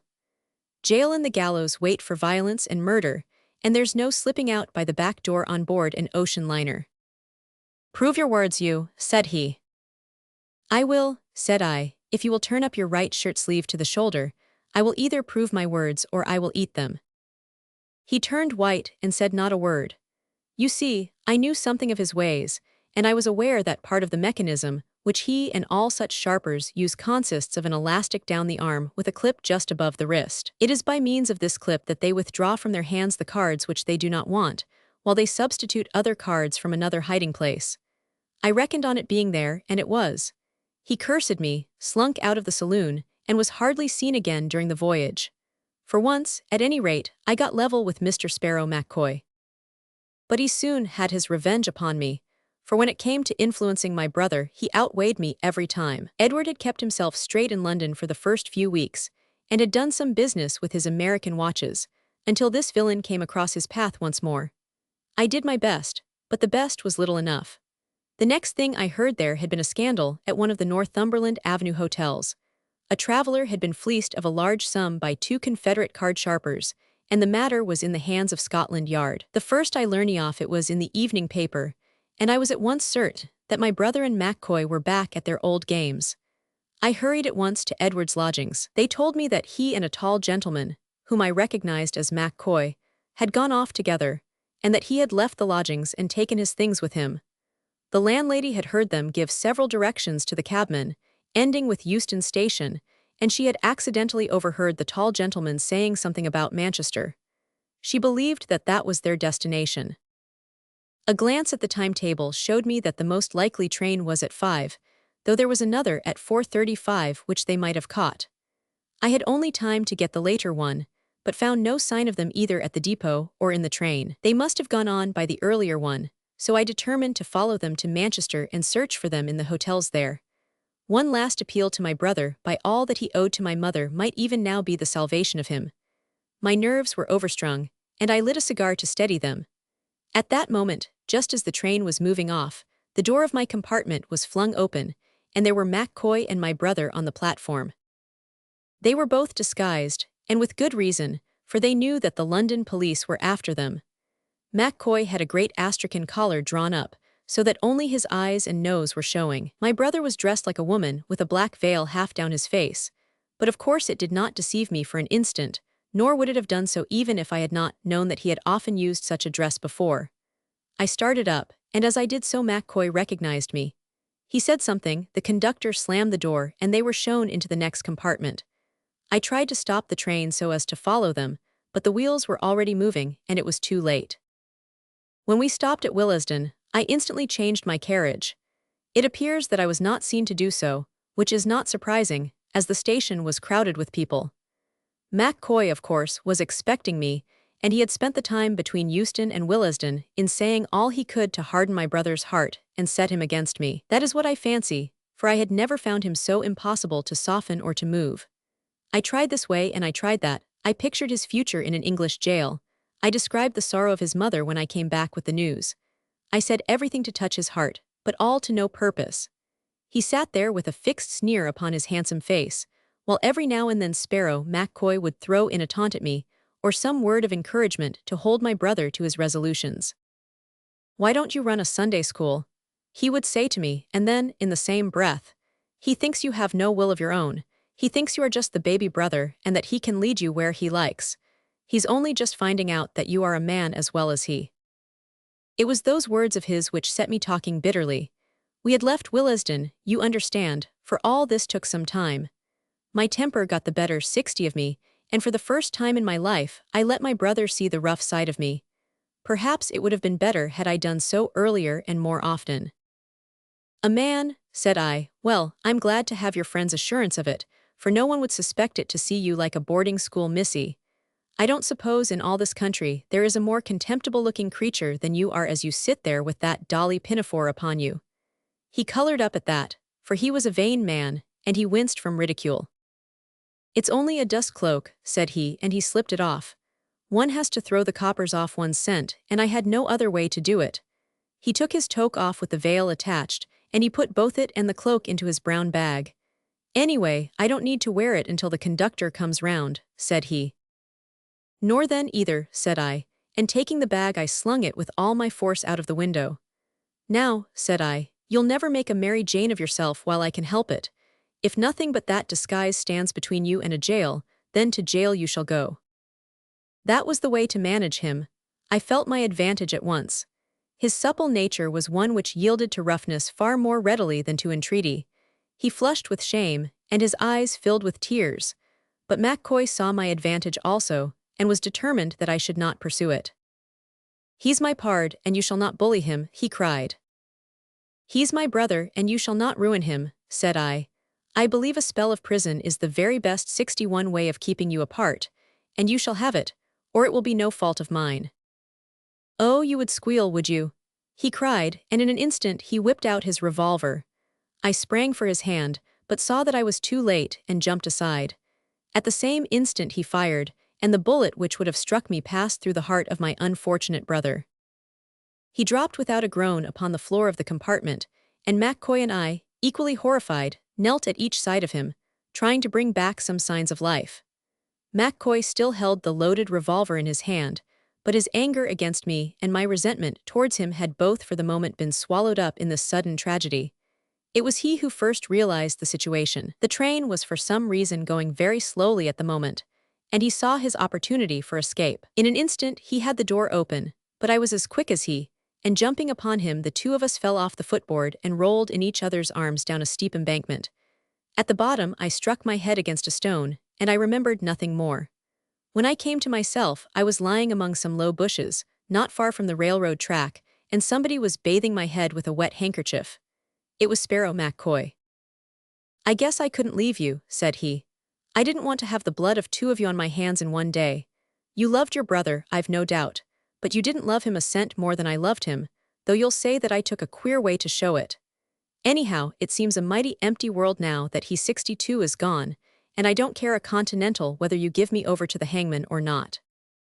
He had turned his ankle in the fall, and there we sat, he with his useless foot, and I with my throbbing head, and we talked and talked until gradually, my bitterness began to soften and to turn into something like sympathy. What was the use of revenging his death upon a man who was as much stricken by that death as I was? And then, as my wits gradually returned, I began to realize also that I could do nothing against McCoy which would not recoil upon my mother and myself. How could we convict him without a full account of my brother's career being made public? The very thing which of all others we wished to avoid. It was really as much our interest as his to cover the matter up. And from being an avenger of crime, I found myself changed to a conspirator against justice. The place in which we found ourselves was one of those pheasant preserves which are so common in the old country, and as we groped our way through it, I found myself consulting the slayer of my brother as to how far it would be possible to hush it up. I soon realized from what he said that unless there were some papers of which we knew nothing in my brother's pockets, there was really no possible means by which the police could identify him or learn how he had got there. His ticket was in McCoy's pocket, and so was the ticket for some baggage which they had left at the depot. Like most Americans, he had found it cheaper and easier to buy an outfit in London than to bring one from New York, so that Ahi's linen and clothes were new and unmarked. The bag, containing the dust cloak, which I had thrown out of the window, may have fallen among some bramble patch where it is still concealed, or may have been carried off by some tramp, or may have come into the possession of the police, who kept the incident to themselves. Anyhow, I have seen nothing about it in the London papers. As to the watches, they were a selection from those which had been entrusted to him for business purposes. It may have been for the same business purposes that he was taking them to Manchester, but, well, it's too late to enter into that. I don't blame the police for being at fault. I don't see how it could have been otherwise. There was just one little clue that they might have followed up, but it was a small one. I mean that small circular mirror which was found in my brother's pocket. It isn't a very common thing for a young man to carry about with him, is it? But a gambler might have told you what such a mirror may mean to a card sharper. If you sit back a little from the table and lay the mirror, face upwards, upon your lap, you can see, as you deal, every card that you give to your adversary. It is not hard to say whether you see a man or raise him when you know his cards as well as your own. It was as much a part of a sharper's outfit as the elastic clip upon Sparrow McCoy's arm. Taking that, in connection with the recent frauds at the hotels, the police might have got hold of one end of the string. I don't think there is much more for me to explain.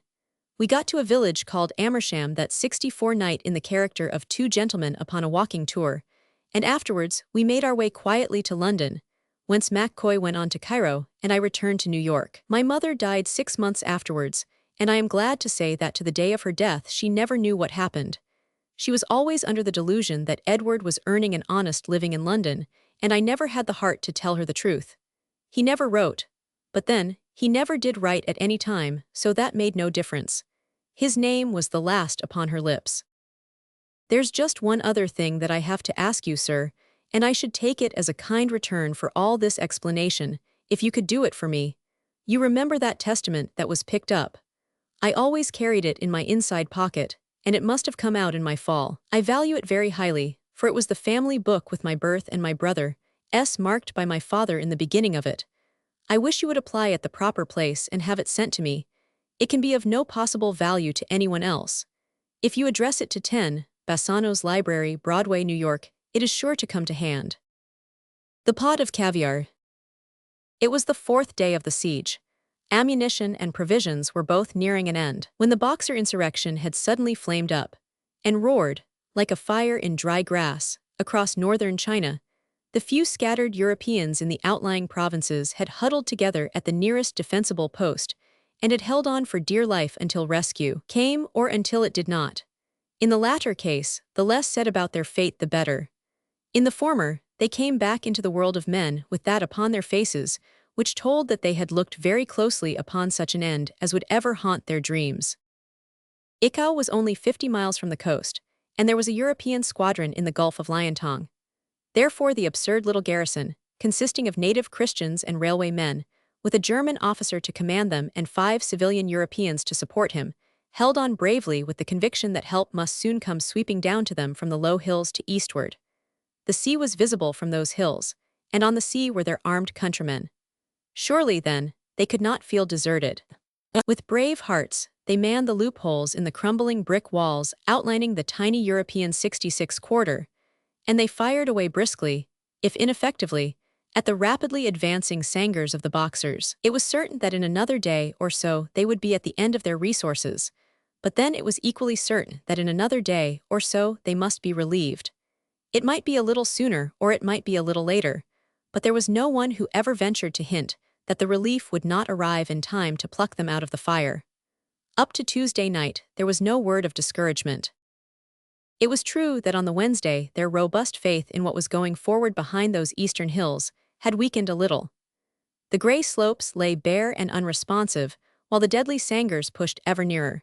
So near that the dreadful faces, which shrieked imprecations at them from time to time over the top, could be seen in every hideous feature. There was not so much of that now since young Ainsley, of the diplomatic service, with his neat little 303 sporting rifle, had settled down in the squat church tower and had devoted his days to abating the nuisance. But a silent sanger is an even more impressive thing than a clamorous one, and steadily, irresistibly, inevitably, the lines of brick and rubble drew closer.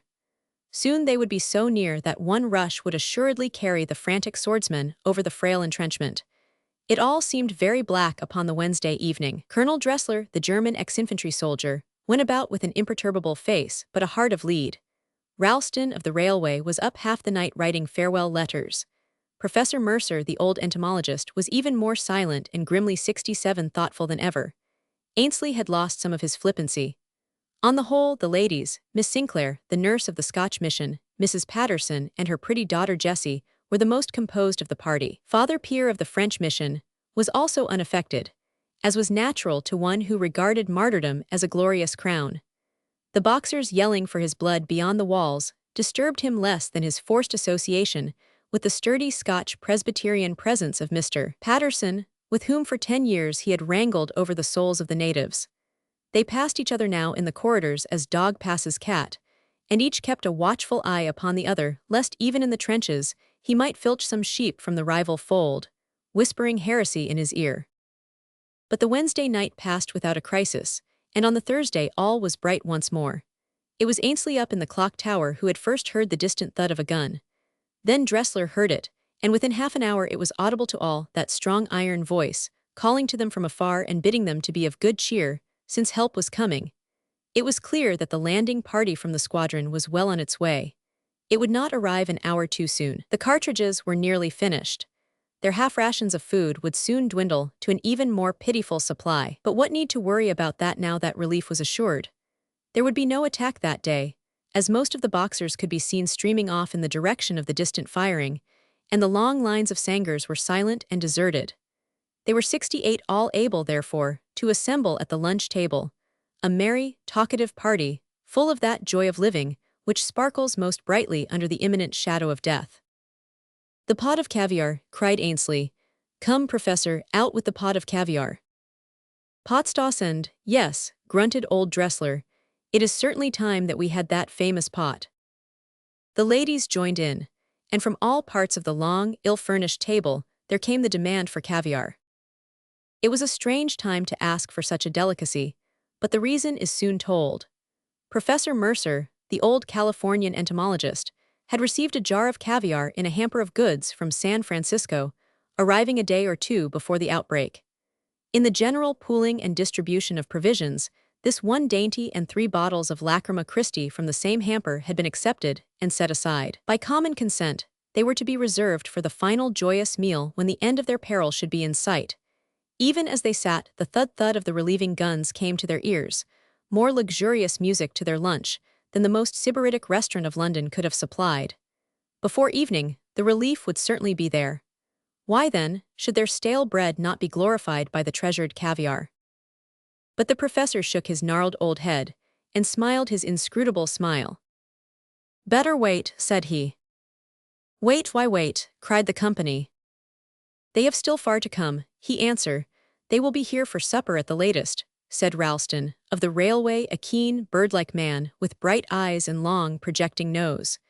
"They cannot be more than 10 miles from us now. If they only did 2 miles an hour it would make them do at 7. "There is a battle on the way," remarked the colonel. "You will grant 2 hours or 3 hours for the battle." "Not half an hour," cried Ainsley. "They will walk through them as if they were not there. What can these rascals with their matchlocks and swords do against modern weapons?" "It depends on who leads the column of relief," said Dressler. "If they are fortunate enough to have a German officer—" "An Englishman for my money," cried Ralston. The French Commodore is said to be an excellent strategist, remarked Father Pierre. I don't see that it matters a toss, cried the exuberant Ainsley. Mr. Mauser and Mr. Maxim are the two men who will see us through, and with them on our side no leader can go wrong. I tell you they will just brush them aside and walk through them. So now, Professor, come on with that pot of caviar. But the old scientist was unconvinced. We shall reserve it for supper, said he. After all, said Mr. Patterson, in his slow, precise Scottish intonation, it will be a courtesy to our guests, the officers of the relief, if we have some palatable food to lay before them. I'm in agreement 70 with the professor that we reserve the caviar for supper. The argument appealed to their sense of hospitality. There was something pleasantly chivalrous, too, in the idea of keeping their one little delicacy to give a savor to the meal of their preservers. There was no more talk of the caviar. By the way, Professor, said Mr. Patterson, I've only heard today that this is the second time that you have been besieged in this way. I'm sure we should all be very interested to hear some details of your previous experience. The old man's face set very grimly. I was in Sungtong in South China in '89, said he. It's a very extraordinary coincidence that you should twice have been in such a perilous situation, said the missionary.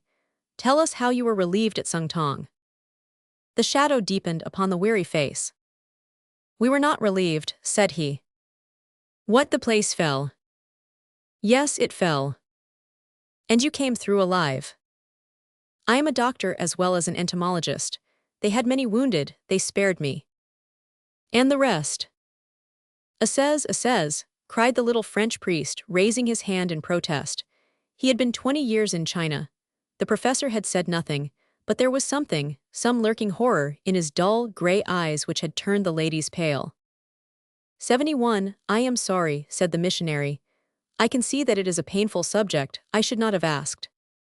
No, the professor answered slowly.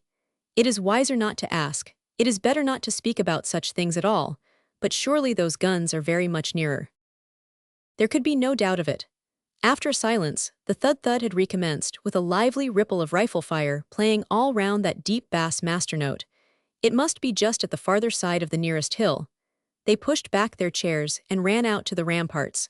The silent-footed native servants came in and cleared the scanty remains from the table. But after they had left, the old professor sat on there, his massive, gray-crowned head leaning upon his hands and the same pensive look of horror in his eyes. Some ghosts may be laid for years, but when they do rise it is not so easy to drive them back to their slumbers. The guns had ceased outside, but he had not observed it, lost as he was in the one supreme and terrible memory of his life. His thoughts were interrupted at last by the entrance of the commandant.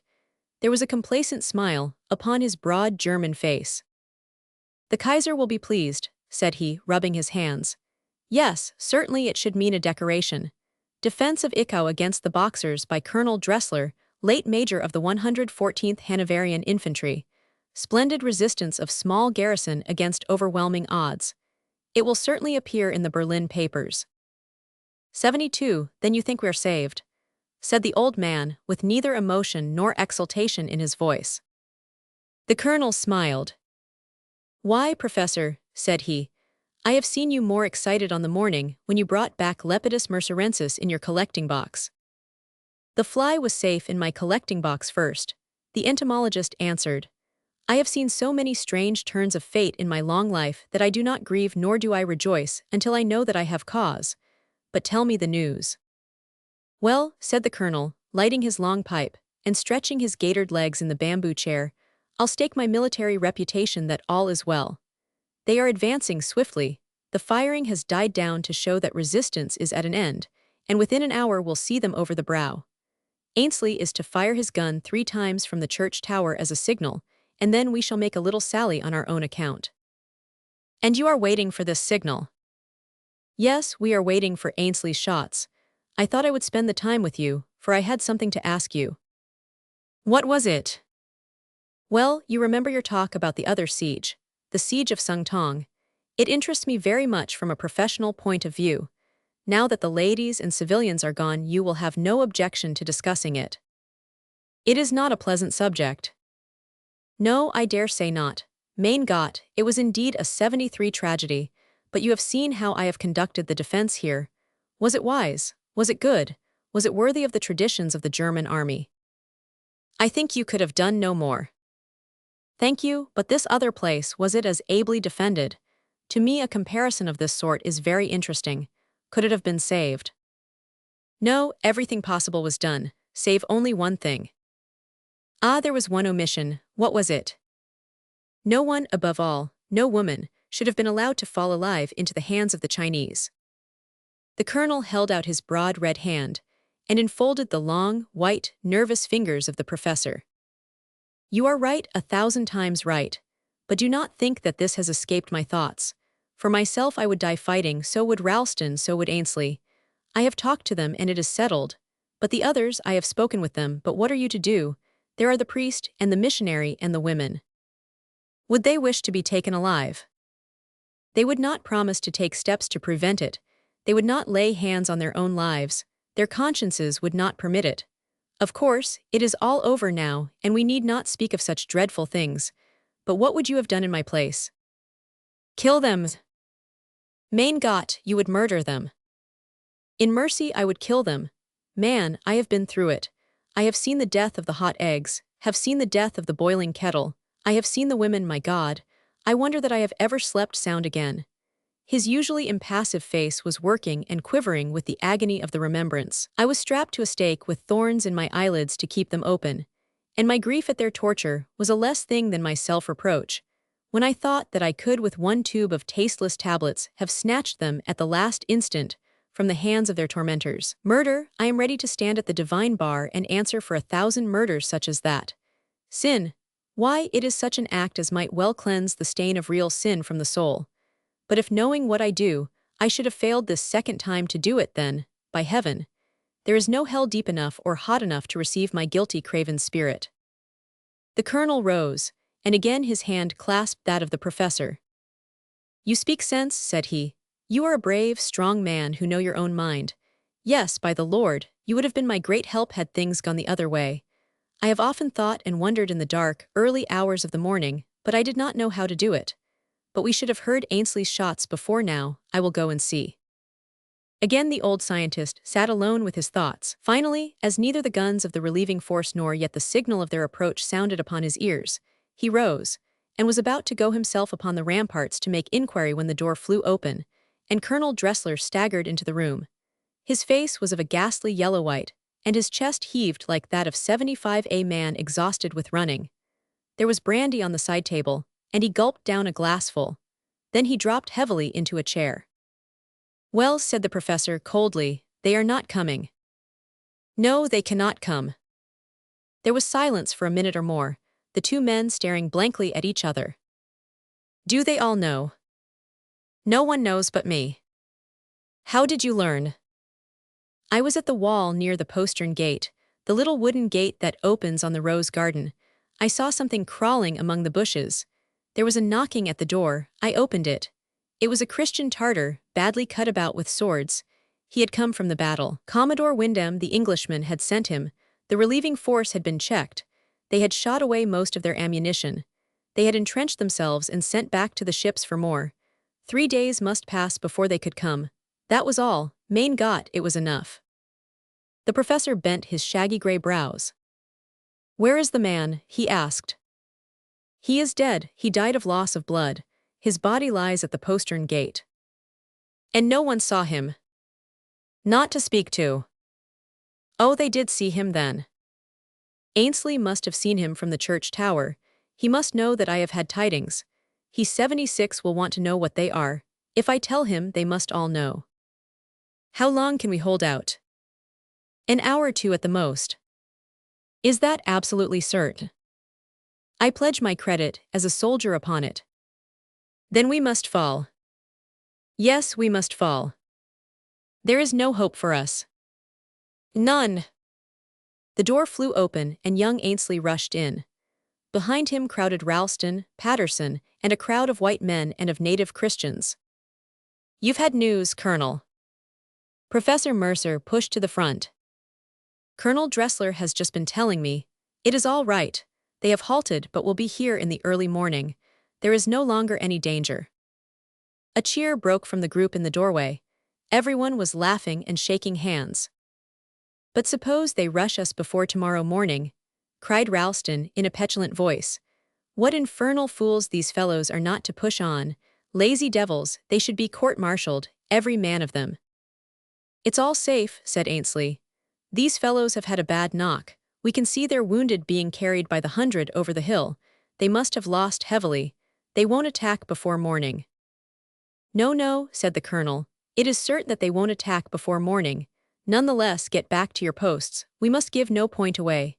77 He left the room with the rest, but as he did so he looked back and his eyes for an instant met those of the old professor.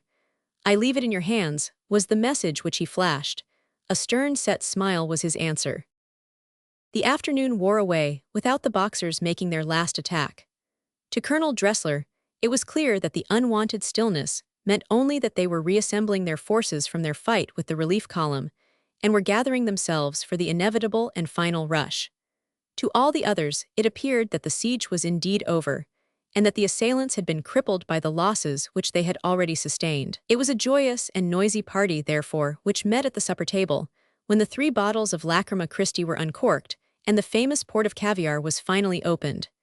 It was a large jar, and though each had a tablespoonful of the delicacy, it was by no means exhausted.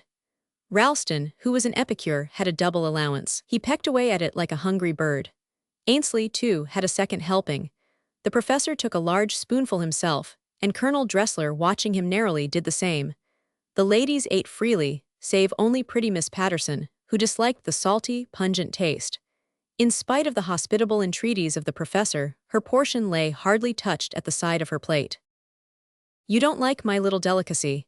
It is a disappointment to me when I had kept it for your pleasure," said the old man. "I beg that you will eat the caviar." 78 I have never tasted it before. No doubt I should like it in time. "Well, you must make a beginning. Why not start to educate your taste now? Do please." Pretty Jessie Patterson's bright face shone with her sunny, boyish smile.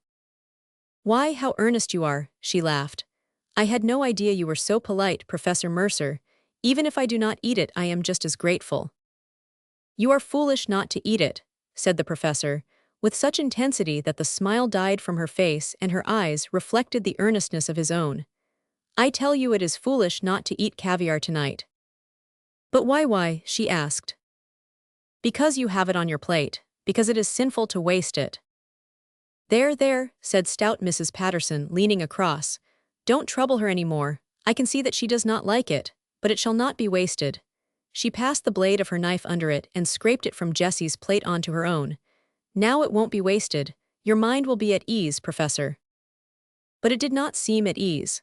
On the contrary, his face was agitated like that of a man who encounters an unexpected and formidable obstacle. He was lost in thought. The conversation buzzed cheerily. Everyone was full of his future plans. No, there is no holiday for me," said Father Pierre. "We priests don't get holidays. Now that the mission and school are formed, I am to leave it 79 to Father Amiel, and to push westwards to found another." "You are leaving," said Mr. Patterson. "You don't mean that you are going away from Ichau?" Father Pierre shook his venerable head in waggish reproof. "You must not look so pleased, Mr. Patterson." Well, our views are very different," said the Presbyterian. "But there is no personal feeling towards you, Father Pierre. At the same time, how any reasonable educated man at this time of the world's history can teach these poor benighted heathen that?" A general buzz of remonstrance silenced the theology. "What will you do yourself, Mr. Patterson?" asked someone. "Well, I'll take 3 months in Edinburgh to attend the annual meeting. You'll be glad to do some shopping in Princes Street, I'm thinking, Mary. And you, Jessie, you'll see some folk your own age. Then we can come back in the fall when your nerves have had a rest." "Indeed, we shall all need it," said Miss Sinclair, the mission nurse. "You know, this long strain takes me in the strangest way. At the present moment, I can hear such a buzzing in my ears." "Well, that's funny, for it's just the same with me," cried Ainsley. An absurd up-and-down buzzing, as if a drunken bluebottle were trying experiments on his register. "As you say, it must be due to nervous strain. For my part, I am going back to 80 Peking, and I hope I may get some promotion over this affair. I can get good polo here, and that's as fine a change of thought as I know. How about you, Ralston? Oh, I don't know, I've hardly had time to think. I want to have a real good sunny, bright holiday and forget it all. It was funny to see all the letters in my room. It looked so black on Wednesday night that I had settled up my affairs and written to all my friends. I don't quite know how they were to be delivered, but I trusted to luck. I think I will keep those papers as a souvenir. They will always remind me of how close a shave we have had. Yes, I would keep them, said Dressler. His voice was so deep and solemn that every eye was turned upon him. What is it, Colonel? You seem in the blues tonight. It was Ainsley who spoke. No, I am very contented. Well, so you should be when you see success in sight. I am sure we are all indebted to you for your science and skill. I don't think we could have held the place without you. Ladies and gentlemen, I ask you to drink the health of Colonel Dressler of the Imperial German Army. Soll Leben Hoch. They all stood up and raised their glasses to the soldier, with smiles and bows. His pale face flushed with professional pride. I have always kept my books with me. I have forgotten nothing, said he. I do not think that more could be done. If things had gone wrong with us and the place had fallen, you would, I am sure, have 81 freed me from any blame or responsibility. He looked wistfully round him. I'm voicing the sentiments of this company, Colonel Dressler, said the Scotch minister, when I say, but Lord save us. What's amiss with Mr. Ralston? He had dropped his face upon his folded arms and was placidly sleeping. Don't mind him, said the professor hurriedly. We are all in the stage of reaction now. I have no doubt that we are all liable to collapse. It is only tonight that we shall feel what we have gone through. I'm sure I can fully sympathize with him, said Mrs. Patterson. I don't know when I have been more sleepy. I can hardly hold my own head up. She cuddled back in her chair and shut her eyes. Well, I've never known Mary do that before, cried her husband, laughing heartily.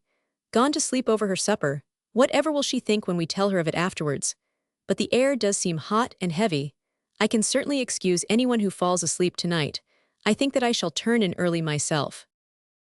Ainsley was in a talkative, excited mood.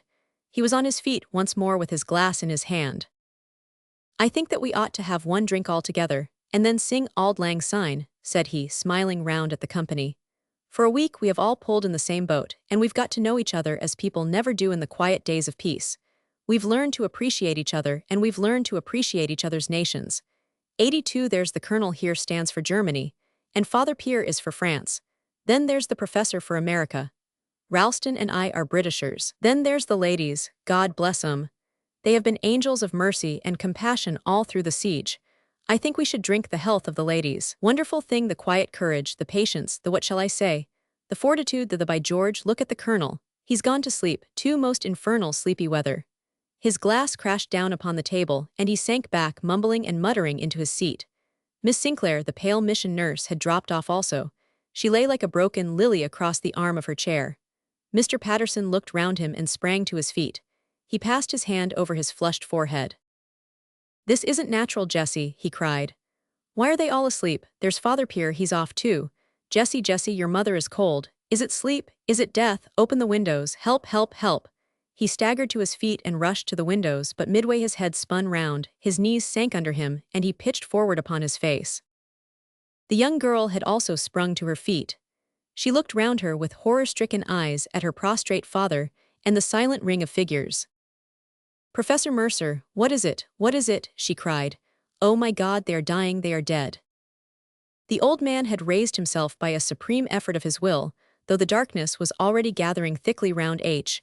My dear young lady, he said, stuttering and stumbling over the words, we would have spared you this. It would have been painless to mind and body. It was cyanide. I had it in the caviar, but you would not have it. Great heaven, she shrank away from him with dilated eyes. Oh, you monster, you have poisoned them. No, I saved them, you don't know the Chinese. They are horrible. In another hour we should all have been in their hands. Take it now, child. Even as he spoke, a burst of firing broke out under the very windows of the room. Hark, there they are, quick, dear, quick, you may cheat them yet.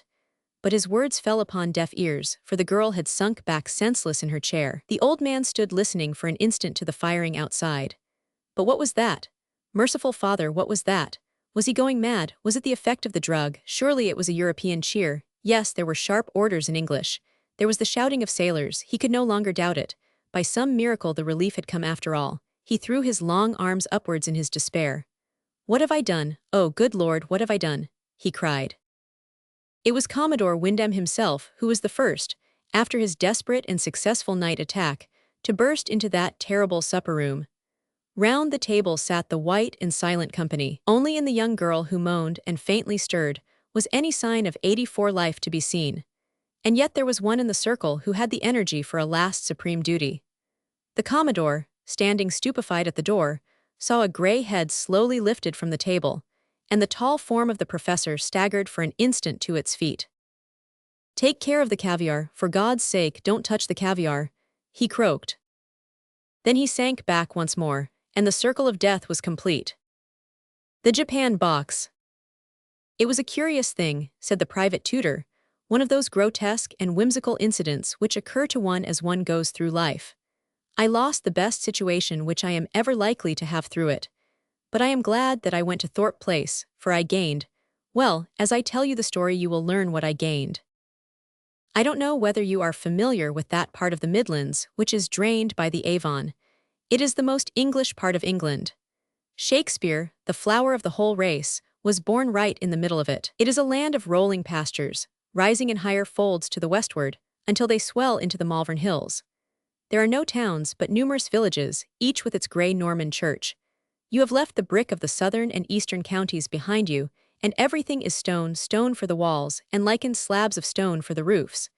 It is all grim and solid and massive, as befits the heart of a great nation. It was in the middle of this country, not very far from Evesham, that Sir John Bollamore lived in the old ancestral home of Thorpe Place, and thither it was that I came to teach his two little sons. Sir John was a widower. His wife had died 3 years before, and had been left with these two lads aged 8 and 10, and one dear little girl of 7. Miss Witherton, who is now my wife, was governess to this little girl. I was tutor to the two boys. Could there be a more obvious prelude to an engagement? She governs me now, and I tutor 2 little boys of our own. But there, I have already revealed what it was which I gained in Thorpe Place. It was a very, very old house, incredibly old, pre-Norman, some of it, and the Bollamores claim to have lived in that situation since long before the Conquest. It struck a chill to my heart when first I came there, those enormously thick grey walls, the rude crumbling stones, the smell as from a sick animal which exhaled from the rotting plaster of the aged building. But the modern wing was bright, and the garden was well kept. No house could be dismal which had a pretty girl inside it, and such a show of roses in front.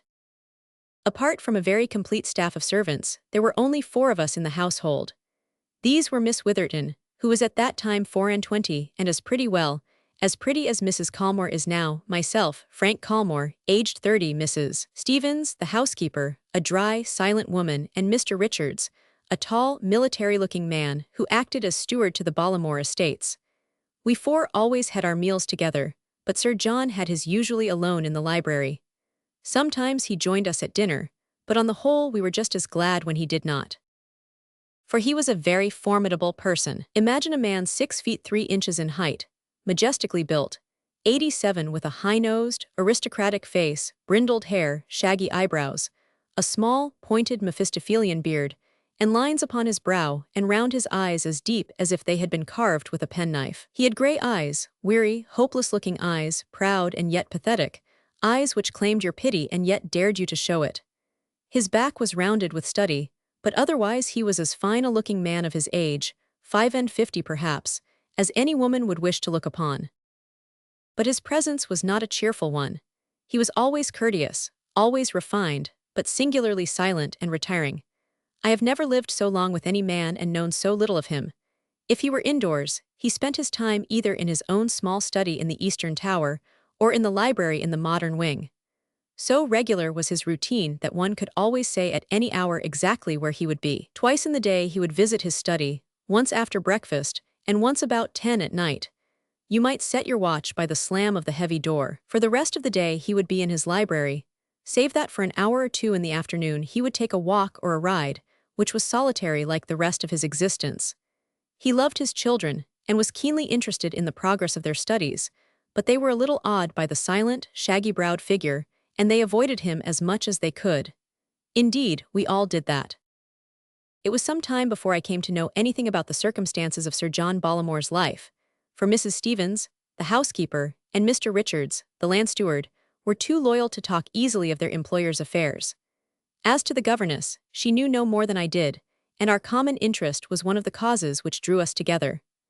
At last, however, an incident occurred which led to a closer acquaintance with Mr. Richards and a fuller knowledge of the life of the man whom I served.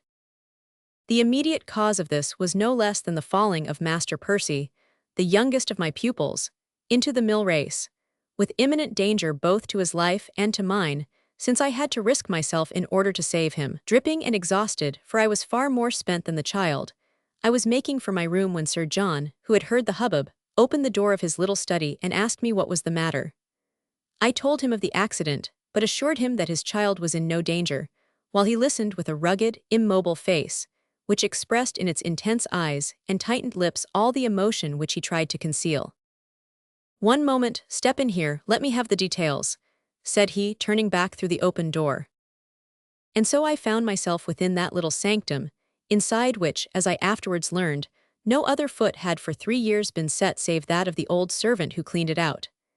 It was a round room, conforming to the shape of the tower in which it was situated, with a low ceiling, a single narrow, ivy-wreathed window, and the simplest of furniture. An old carpet, a single chair, a deal table, and a small shelf of books made up the whole contents. On the table stood a full-length photograph of a woman. I took no particular notice of 89 the features, but I remember that a certain gracious gentleness was the prevailing impression. Beside it were a large black Japan box and 1 or 2 bundles of letters or papers fastened together with elastic bands. Our interview was a short one, for Sir John Bollamore perceived that I was soaked, and that I should change without delay. The incident led, however, to an instructive talk with Richards, the agent, who had never penetrated into the chamber which chance had opened to me.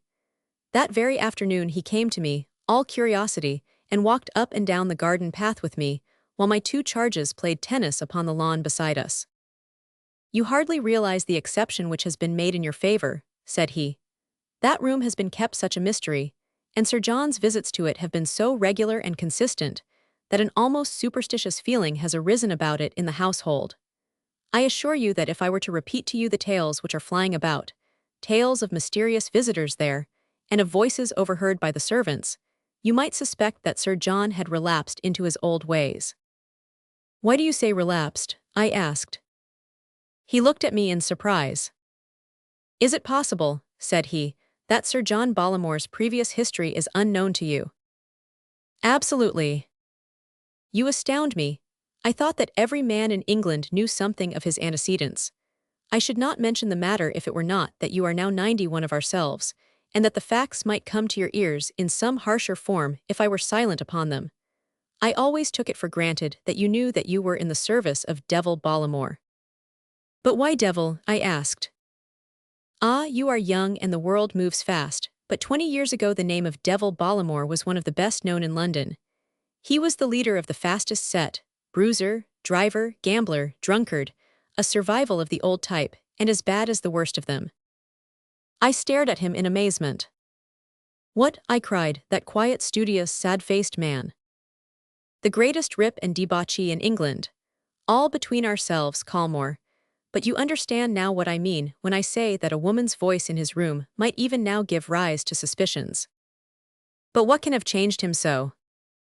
Little Beryl Clare, when she took the risk of becoming his wife, that was the turning point.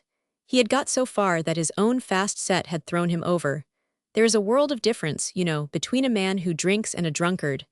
They all drink, but they taboo a drunkard. He had become a slave to it, hopeless and helpless. Then she stepped in, saw the possibilities of a fine man in the wreck, took her chance in marrying him, though she might have had the pick of a dozen, and by devoting her life to it, brought him back to manhood and decency. You have observed that no liquor is ever kept in the house. There never has been any since her foot 91 crossed its threshold. A drop of it would be like blood to a tiger even now. Then her influence still holds him. That is the wonder of it. When she died 3 years ago, we all expected and feared that he would fall back into his old ways. She feared it herself, and the thought gave a terror to death, for she was like a guardian angel to that man, and lived only for the one purpose. By the way, did you see a black Japan box in his room? Yes. I fancy it contains her letters. If ever he has occasion to be away, if only for a single night, he invariably takes his black Japan box with him. Well, Colmore, perhaps I have told you rather more than I should, but I shall expect you to reciprocate if anything of interest should come to your knowledge. I could see that the worthy man was consumed with curiosity, and just a little piqued that I, the newcomer, should have been the first to penetrate into the untrodden chamber. But the fact raised me in his esteem, and from that time onwards, I found myself upon more confidential terms with him. And now the silent and majestic figure of my employer became an object of greater interest to me. I began to understand that strangely human look in his eyes, those deep lines upon his careworn face. He was a man who was fighting a ceaseless battle, holding at arm's length, from morning till night, a horrible adversary who was forever trying to close with him. An adversary which would destroy him body and soul could it but fix its claws once more upon him. As 92 I watched the grim, round-backed figure pacing the corridor or walking in the garden, this imminent danger seemed to take bodily shape, and I could almost fancy that I saw this most loathsome and dangerous of all the fiends crouching closely in his very shadow, like a half-cowed beast which slinks beside its keeper, ready at any unguarded moment to spring at his throat. And the dead woman, the woman who had spent her life in warding off this danger, took shape also to my imagination, and I saw her as a shadowy but beautiful presence which intervened forever with arms uplifted to screen the man whom she loved. In some subtle way, he divined the sympathy which I had for him, and he showed in his own silent fashion that he appreciated it. He even invited me once to share his afternoon walk, and although no word passed between us on this occasion, it was a mark of confidence which he had never shown to anyone before. He asked me also to index his library. It was one of the best private libraries in England, and I spent many hours in the evening in his presence, if not in his society, he reading at his desk, and I sitting in a recess by the window, reducing to order the chaos which existed among his books. In spite of these close relations, I was never again asked to enter the chamber in the turret. And then came my revulsion of feeling. A single incident changed all my sympathy to loathing and made me realize that my employer still remained all that he had ever been, with the additional vice of hypocrisy. What happened was as follows. 93 One evening, Miss Witherton had gone down to Broadway, the neighboring village, to sing at a concert for some charity, and I, according to my promise, had walked over to escort her back. The drive sweeps round under the eastern turret, and I observed as I passed that the light was lit in the circular room. It was a summer evening, and the window, which was a little higher than our heads, was open. We were, as it happened, engrossed in our own conversation at the moment, and we had paused upon the lawn which skirts the old turret, when suddenly something broke in upon our talk and turned our thoughts away from our own affairs. It was a voice, the voice undoubtedly of a woman. It was low, so low that it was only in that still night air that we could have heard it, but hushed as it was, there was no mistaking its feminine timbre. It spoke hurriedly, gaspingly for a few sentences, and then was silent, a piteous, breathless, imploring sort of voice. Miss Witherton and I stood for an instant staring at each other. Then we walked quickly in the direction of the hall door. It came through the window, I said. We must not play the part of eavesdroppers, she answered. We must forget that we have ever heard it. There was an absence of surprise in her manner, which suggested a new idea to me. You have heard it before, I cried. I could not help it. My own room is higher up on the same turret. It has happened frequently. Who can the woman be? 94, I have no idea. I had rather not discuss it. Her voice was enough to show me what she thought. But granting that our employer led a double and dubious life, who could she be, this mysterious woman who kept him company in the old tower? I knew from my own inspection how bleak and bare a room it was. She certainly did not live there, but in that case where did she come from? It could not be anyone of the household. They were all under the vigilant eyes of Mrs. Stevens. The visitor must come from without. But how? And then suddenly, I remembered how ancient this building was, and how probable that some medieval passage existed in it. There is hardly an old castle without one. The mysterious room was the basement of the turret, so that if there were anything of the sort it would open through the floor. There were numerous cottages in the immediate vicinity. The other end of the secret passage might lie among some tangle of bramble in the neighboring copse. I said nothing to anyone, but I felt that the secret of my employer lay within my power. And the more convinced I was of this, the more I marveled at the manner in which he concealed his true nature. Often as I watched his austere figure, I asked myself if it were indeed possible that such a man should be living this double life, and I tried to persuade myself that my suspicions might after all prove to be ill-founded. But there was the female voice, there was the secret nightly rendezvous in the turret chamber. How could such facts admit of an innocent interpretation? I conceived a horror of the man. 95I was filled with loathing at his deep, consistent hypocrisy. Only once during all those months did I ever see him without that sad but impassive mask which he usually presented towards his fellow man. For an instant, I caught a glimpse of those volcanic fires which he had damped down so long. The occasion was an unworthy one, for the object of his wrath was none other than the aged charwoman whom I have already mentioned as being the one person who was allowed within his mysterious chamber. I was passing the corridor which led to the turret, for my own room lay in that direction, when I heard a sudden, startled scream, and merged in it the husky, growling note of a man who is inarticulate with passion. It was the snarl of a furious wild beast. Then I heard his voice thrilling with anger. "You would dare," he cried, "you would dare to disobey my directions." An instant later the charwoman passed me, flying down the passage, white-faced and tremulous, while the terrible voice thundered behind her. "Go to Mrs. Stevens for your money. Never set foot in Thorpe Place again." Consumed with curiosity, I could not help following the woman, and found her round the corner leaning against the wall and palpitating like a frightened rabbit. "What is the matter, Mrs. Brown?" I asked. "It's master," she gasped. "Oh, 'ow 'e frightened me. If you had seen 'is eyes, Mr. Colmore, sir, I thought 'e would 'ave been the death of me." "But what had you done?" "Done, sir? Nothing. At least nothing to make 96 so much of. Just laid my, and on that black box of 'is, 'adn't even opened it when an 'e came and you 'eard the way 'e went on. I've lost my place, and glad I am of it, for I would never trust myself within reach of I am again." So it was the Japan box which was the cause of this outburst, the box from which he would never permit himself to be separated. What was the connection, or was there any connection between this and the secret visits of the lady whose voice I had overheard?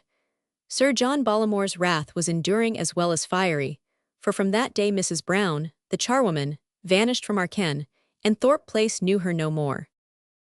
And now I wish to tell you the singular chance which solved all these strange questions and put my employer's secret in my possession.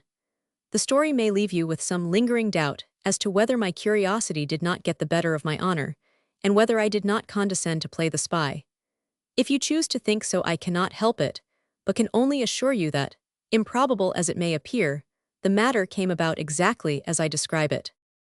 The first stage in this denouement was that the small room on the turret became uninhabitable. This occurred through the fall of the worm-eaten oaken beam which supported the ceiling. Rotten with age, it snapped in the middle one morning, and brought down a quantity of plaster with it. Fortunately, Sir John was not in the room at the time.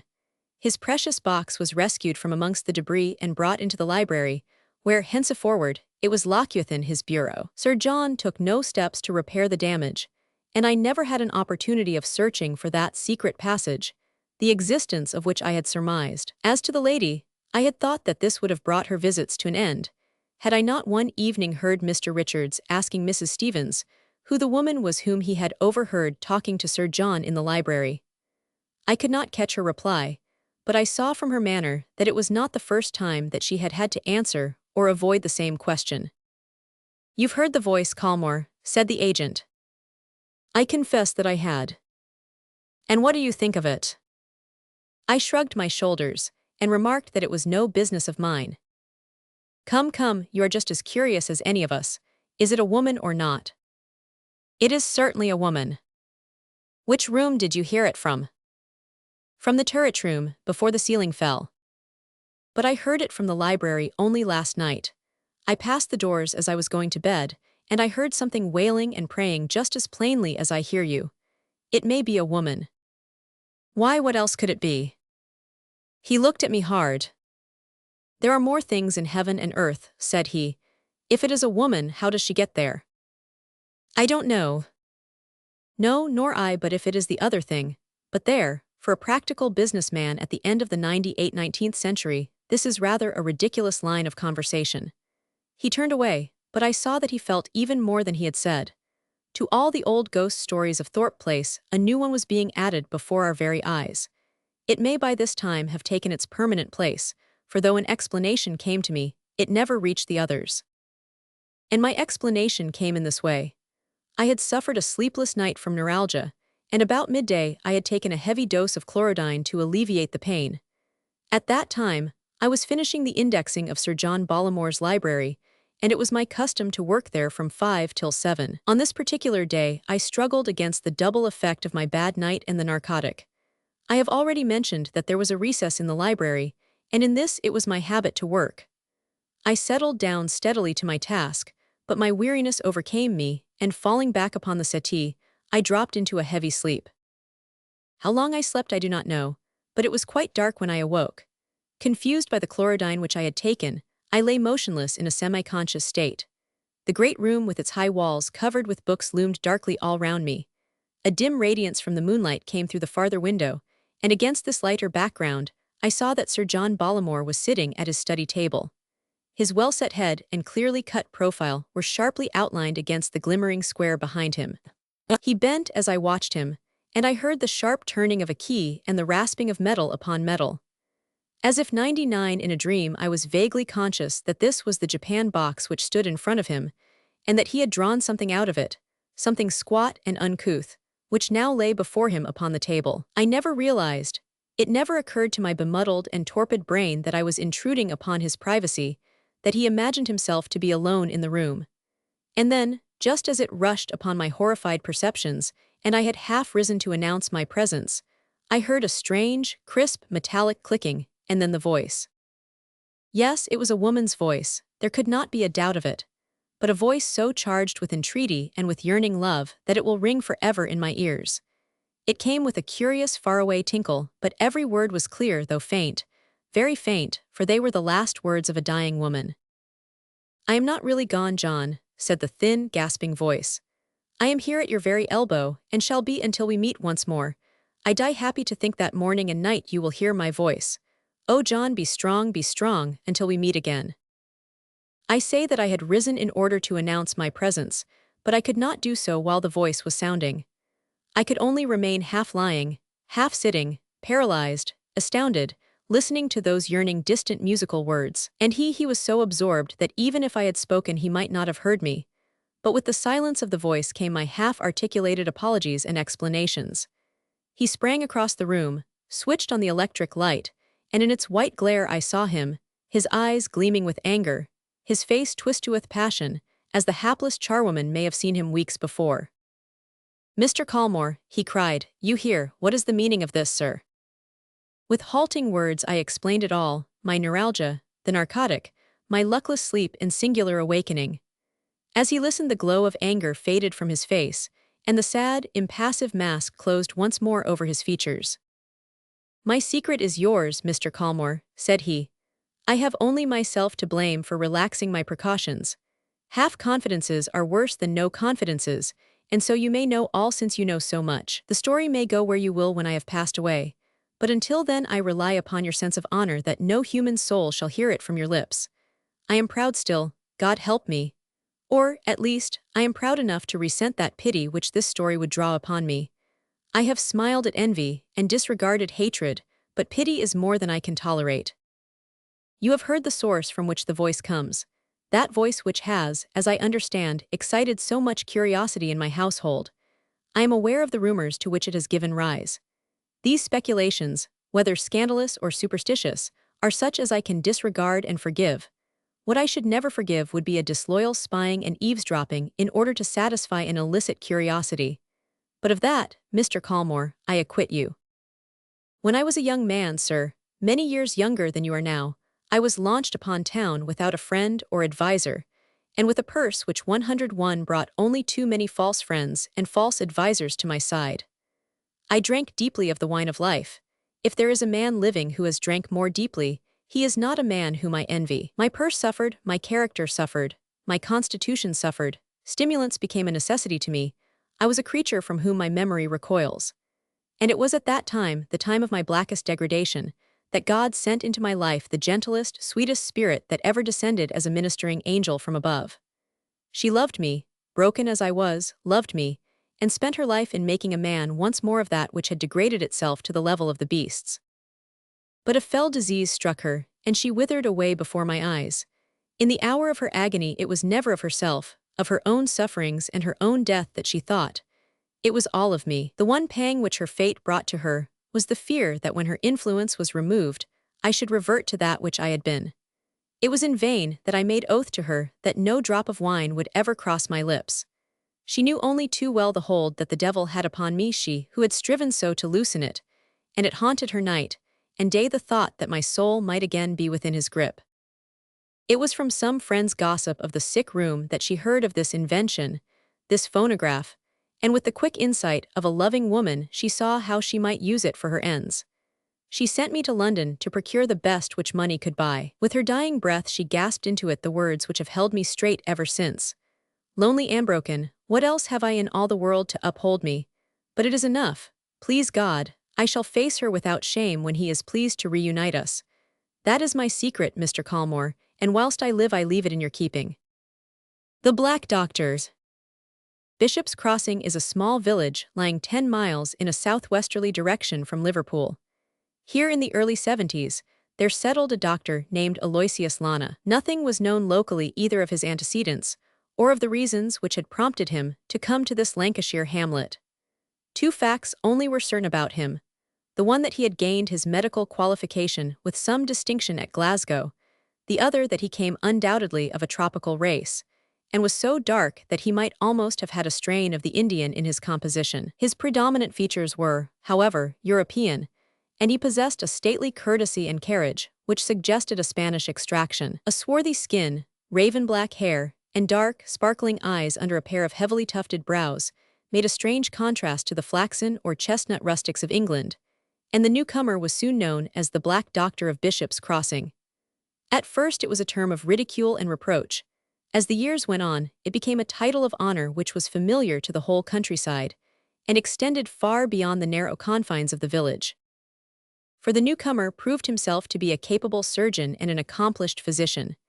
The practice 104 of that district had been in the hands of Edward Roe, the son of Sir William Roe, the Liverpool consultant, but he had not inherited the talents of his father, and Dr. Lana, with his advantages of presence and of manner, soon beat him out of the field.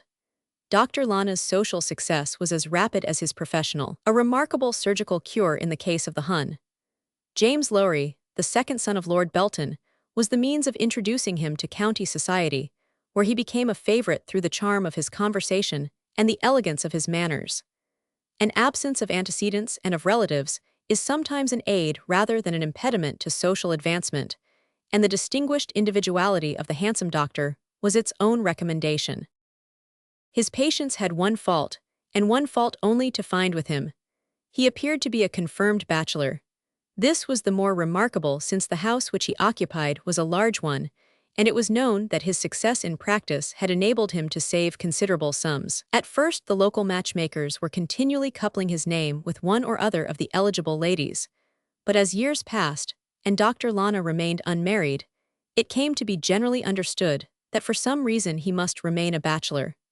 Some even went so far as to assert that he was already married, and that it was in order to escape the consequence of an early misalliance that he had buried himself at Bishop's Crossing. And then, just as the matchmakers had finally given him up in despair, his engagement was suddenly announced to Miss Frances Morton.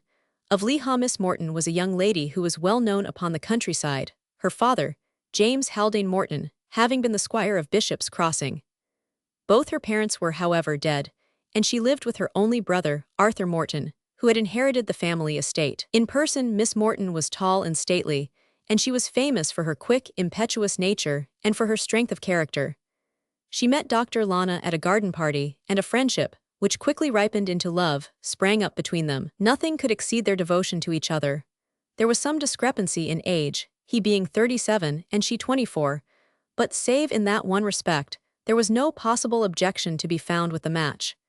The engagement was in February, and it was arranged that the marriage should take place in August. Upon the 3rd of June, Dr. Lana received a letter from abroad.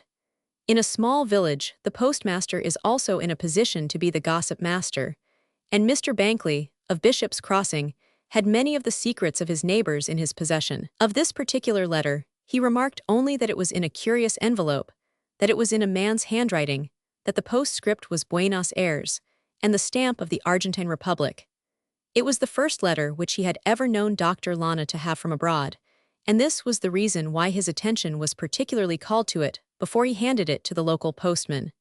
It was delivered by the evening delivery of that date. Next morning, that is, upon the 4th of June, Dr. Lana called upon Miss Morton, and a long interview 106 followed, from which he was observed to return in a state of great agitation. Miss Morton remained in her room all that day, and her maid found her several times in tears. In the course of a week, it was an open secret to the whole village that the engagement was at an end, that Dr. Lana had behaved shamefully to the young lady, and that Arthur Morton, her brother, was talking of horsewhipping him. In what particular respect the doctor had behaved badly was unknown. Some surmised one thing and some another.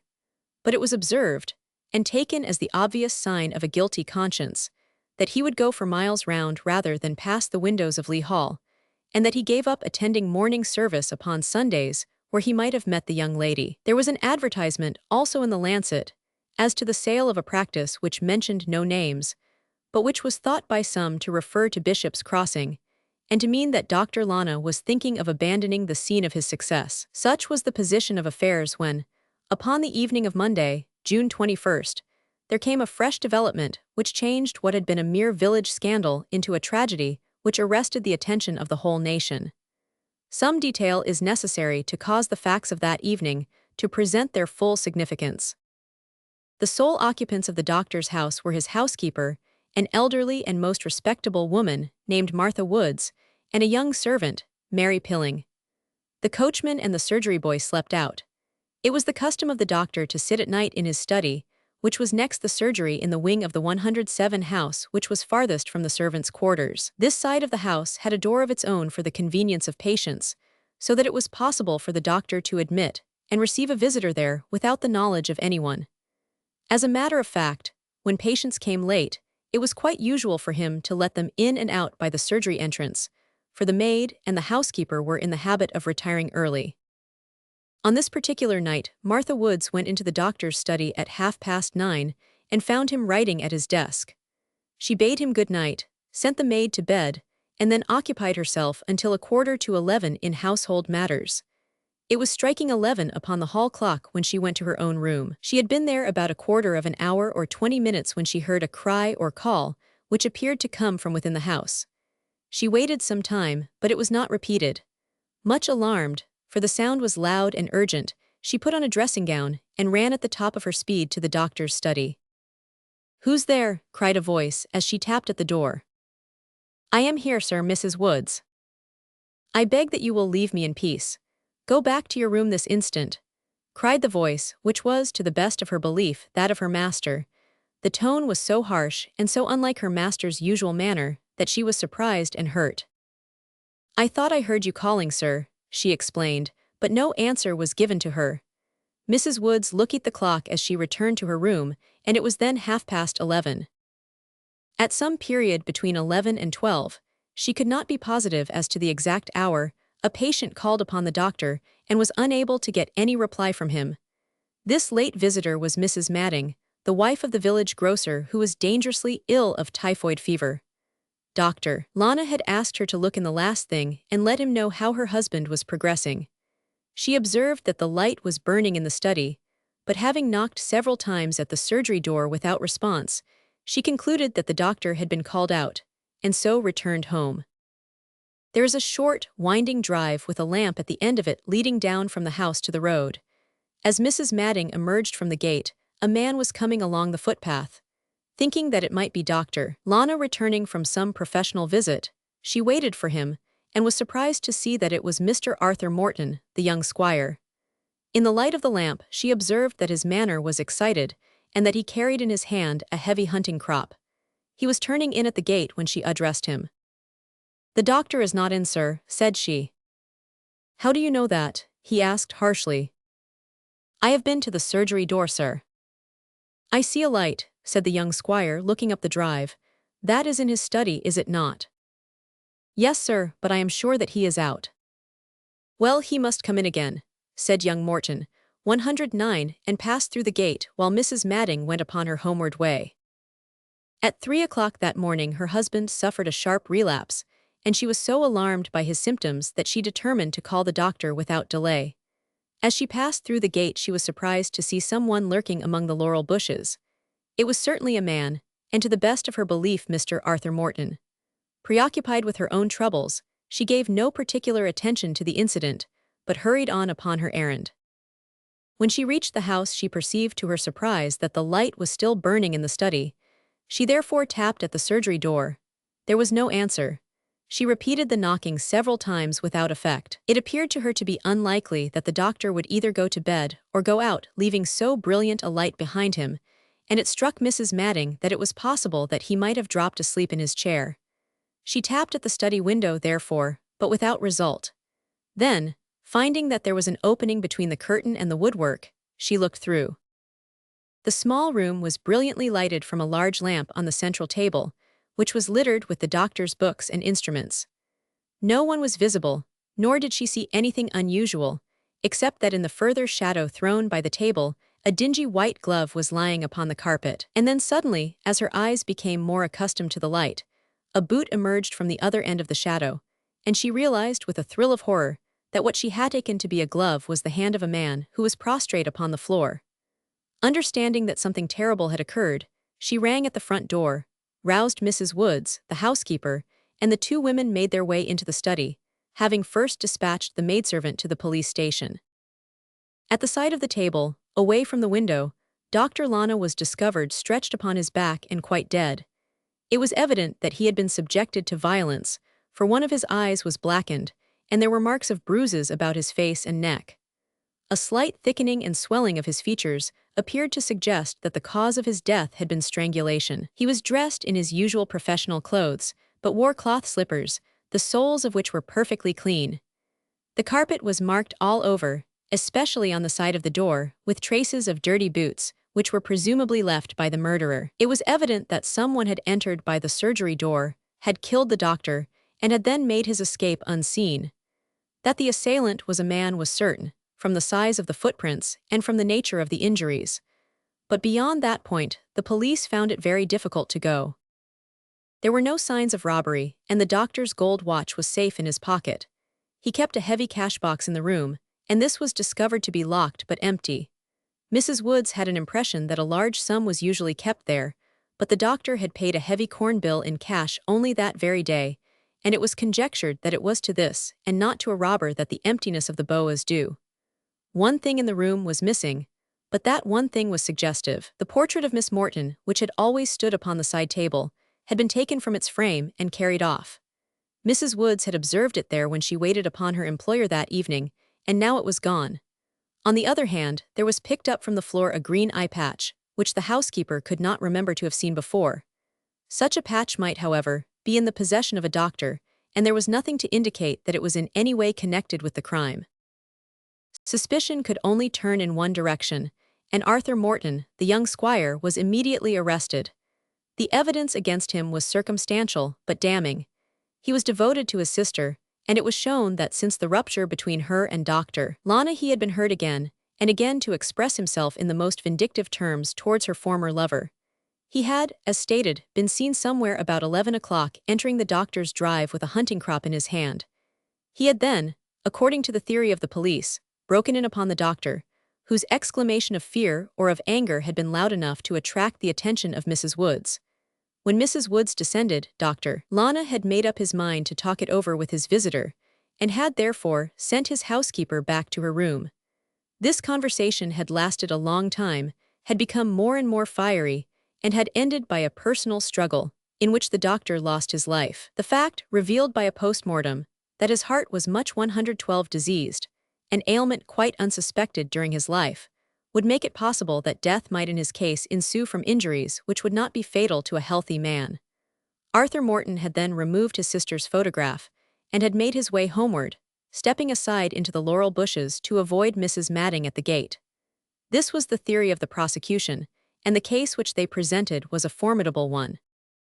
On the other hand, there were some strong points for the defense. Morton was high-spirited and impetuous, like his sister, but he was respected and liked by everyone, and his frank and honest nature seemed to be incapable of such a crime.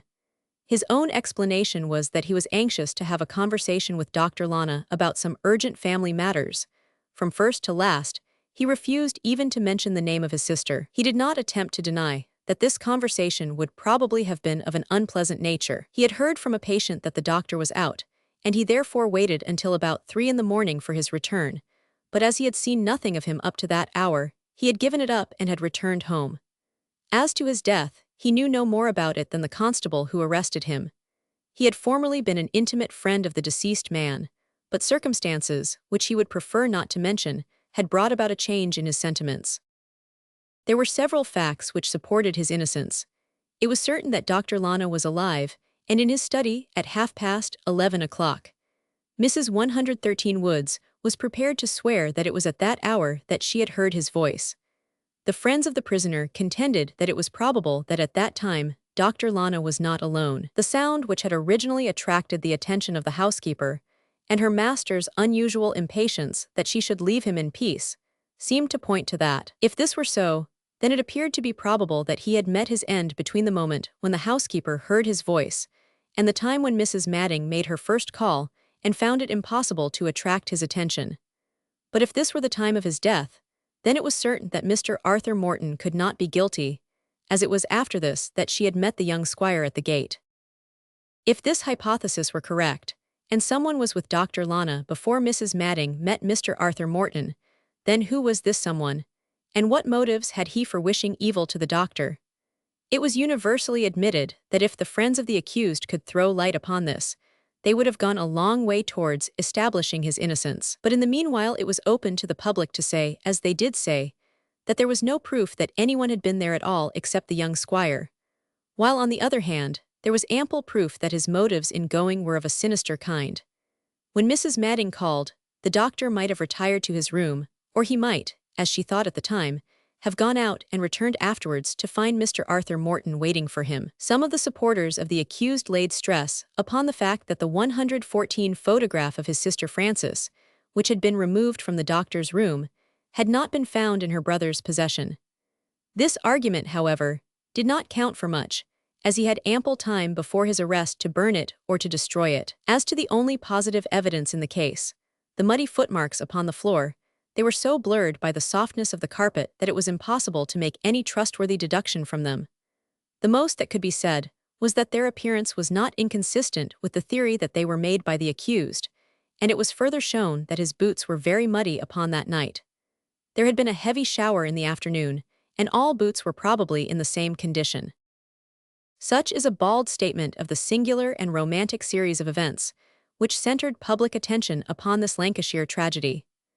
The unknown origin of the doctor, his curious and distinguished personality, the position of the man who was accused of the murder, and the love affair which had preceded the crime, all combined to make the affair one of those dramas which absorb the whole interest of a nation. Throughout the Three Kingdoms, men discussed the case of the Black Doctor of Bishop's Crossing, and many were the theories put forward to explain the facts. But it may safely be said that among them all there was not one which prepared the minds of the public for the extraordinary sequel, which caused so much excitement upon the first day of the trial and came to a climax upon the second. The long files of the Lancaster Weekly with their report of the case lie before 115 me as I write, but I must content myself with a synopsis of the case up to the point when, upon the evening of the first day, the evidence of Miss Frances Morton threw a singular light upon the case. Mr. Porlock Carr, the counsel for the prosecution, had marshalled his facts with his usual skill, and as the day wore on, it became more and more evident how difficult was the task which Mr. Humphrey, who had been retained for the defense, had before him. Several witnesses were put up to swear to the intemperate expressions which the young squire had been heard to utter about the doctor, and the fiery manner in which he resented the alleged ill-treatment of his sister. Mrs. Madding repeated her evidence as to the visit which had been paid late at night by the prisoner to the deceased, and it was shown by another witness that the prisoner was aware that the doctor was in the habit of sitting up alone in this isolated wing of the house, and that he had chosen this very late hour to call because he knew that his victim would then be at his mercy. A servant at the squire's house was compelled to admit that he had heard his master return about 3 that morning, which corroborated Mrs. Madding's statement that she had seen him among the laurel bushes near the gate upon the occasion of her second visit. The muddy boots and an alleged similarity in the footprints were duly dwelt upon, and it was felt when the case for the prosecution had been presented that, however circumstantial it might be, it was nonetheless so complete and so convincing that the fate of the prisoner was sealed, unless something 116 quite unexpected should be disclosed by the defense. It was 3 o'clock when the prosecution closed. At 4:30, when the court rose, a new and unlooked-for development had occurred. I extract the incident, or part of it, from the journal which I have already mentioned, omitting the preliminary observations of the counsel. Considerable sensation was caused in the crowded court when the first witness called for the defense proved to be Miss Frances Morton, the sister of the prisoner. Our readers will remember that the young lady had been engaged to Dr. Lana, and that it was his anger over the sudden termination of this engagement which was thought to have driven her brother to the perpetration of this crime. Miss Morton had not, however, been directly implicated in the case in any way, either at the inquest or at the police court proceedings, and her appearance as the leading witness for the defense came as a surprise upon the public. Miss Frances Morton, who was a tall and handsome brunette, gave her evidence in a low but clear voice, though it was evident throughout that she was suffering from extreme emotion. She alluded to her engagement to the doctor, touched briefly upon its termination, which was due, she said, to personal matters connected with his family, and surprised the court by asserting that she had always considered her brother's resentment to be unreasonable and intemperate. In answer to a direct question from her counsel, she replied that she did not feel that she had any grievance whatever against Dr. Lana, and that in 117 her opinion he had acted in a perfectly honorable manner. Her brother, on an insufficient knowledge of the facts, had taken another view, and she was compelled to acknowledge that, in spite of her entreaties, he had uttered threats of personal violence against the doctor, and had, upon the evening of the tragedy, announced his intention of having it out with him. She had done her best to bring him to a more reasonable frame of mind, but he was very headstrong where his emotions or prejudices were concerned. Up to this point, the young lady's evidence had appeared to make against the prisoner rather than in his favor. The questions of her counsel, however, soon put a very different light upon the matter, and disclosed an unexpected line of defense. "Mr. Humphrey, do you believe your brother to be guilty of this crime?" The judge: "I cannot permit that question, Mr. Humphrey. We are here to decide upon questions of fact, not of belief." "Mr. Humphrey, do you know that your brother is not guilty of the death of Dr. Lana?" Miss Morton: "Yes." "Mr. Humphrey, how do you know it?" Miss Morton: "Because Dr. Lana is not dead." There followed a prolonged sensation in court, which interrupted the cross-examination of the witness. Mr. Humphrey: "And how do you know, Miss Morton, that Dr. Lana is not dead?" Miss Morton: "Because I have received a letter from him since the date of his supposed death." 118 Mr. Humphrey, have you this letter? Miss Morton: "Yes, but I should prefer not to show it." Mr. Humphrey: "Have you the envelope?" Miss Morton: "Yes, it is here." Mr. Humphrey: "What is the postmark?" Miss Morton: "Liverpool." Mr. Humphrey: "And the date?" Miss Morton: "June the 22nd. Mr. Humphrey: "That being the day after his alleged death, are you prepared to swear to this handwriting, Miss Morton?" Miss Morton: "Certainly." Mr. Humphrey: "I am prepared to call 6 other witnesses, my lord, to testify that this letter is in the writing of Dr. Lana." The judge: "Then you must call them tomorrow." Mr. Porlock Carr, counsel for the prosecution: "In the meantime, my lord, we claim possession of this document, so that we may obtain expert evidence as to how far it is an imitation of the handwriting of the gentleman whom we still confidently assert to be deceased. I need not point out that the theory so unexpectedly sprung upon us may prove to be a very obvious device, adopted by the friends of the prisoner, in order to divert this inquiry. I would draw attention to the fact that the young lady must, according to her own account, have possessed this letter during the proceedings at the inquest and at the police court. She desires us to believe that she permitted these to proceed, although she held in her pocket evidence which would at any moment have brought them to an end. Mr. Humphrey, can you explain this, Miss Morton? Miss Morton, Dr. Lana desired his secret to be preserved. Mr. Porlock Carr, then why have you made this public?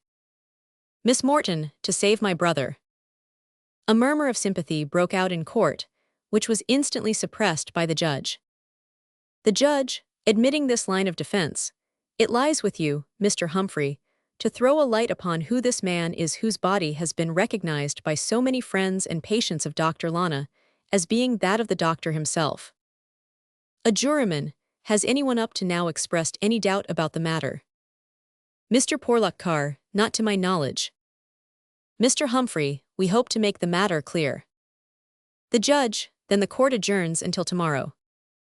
This new development of the case excited the utmost interest among the general public. Press comment was prevented by the fact that the trial was still undecided, but the question was everywhere argued as to how far there could be truth in Miss Morton's declaration, and how far it might be a daring ruse for the purpose of saving her brother. The obvious dilemma in which the missing doctor stood was that if by any extraordinary chance he was not dead, then he must be held responsible for the death 120 of this unknown man, who resembled him so exactly, and who was found in his study. This letter which Miss Morton refused to produce was possibly a confession of guilt, and she might find herself in the terrible position of only being able to save her brother from the gallows by the sacrifice of her former lover. The court next morning was crammed to overflowing, and a murmur of excitement passed over it when Mr. Humphrey was observed to enter in a state of emotion, which even his trained nerves could not conceal, and to confer with the opposing counsel.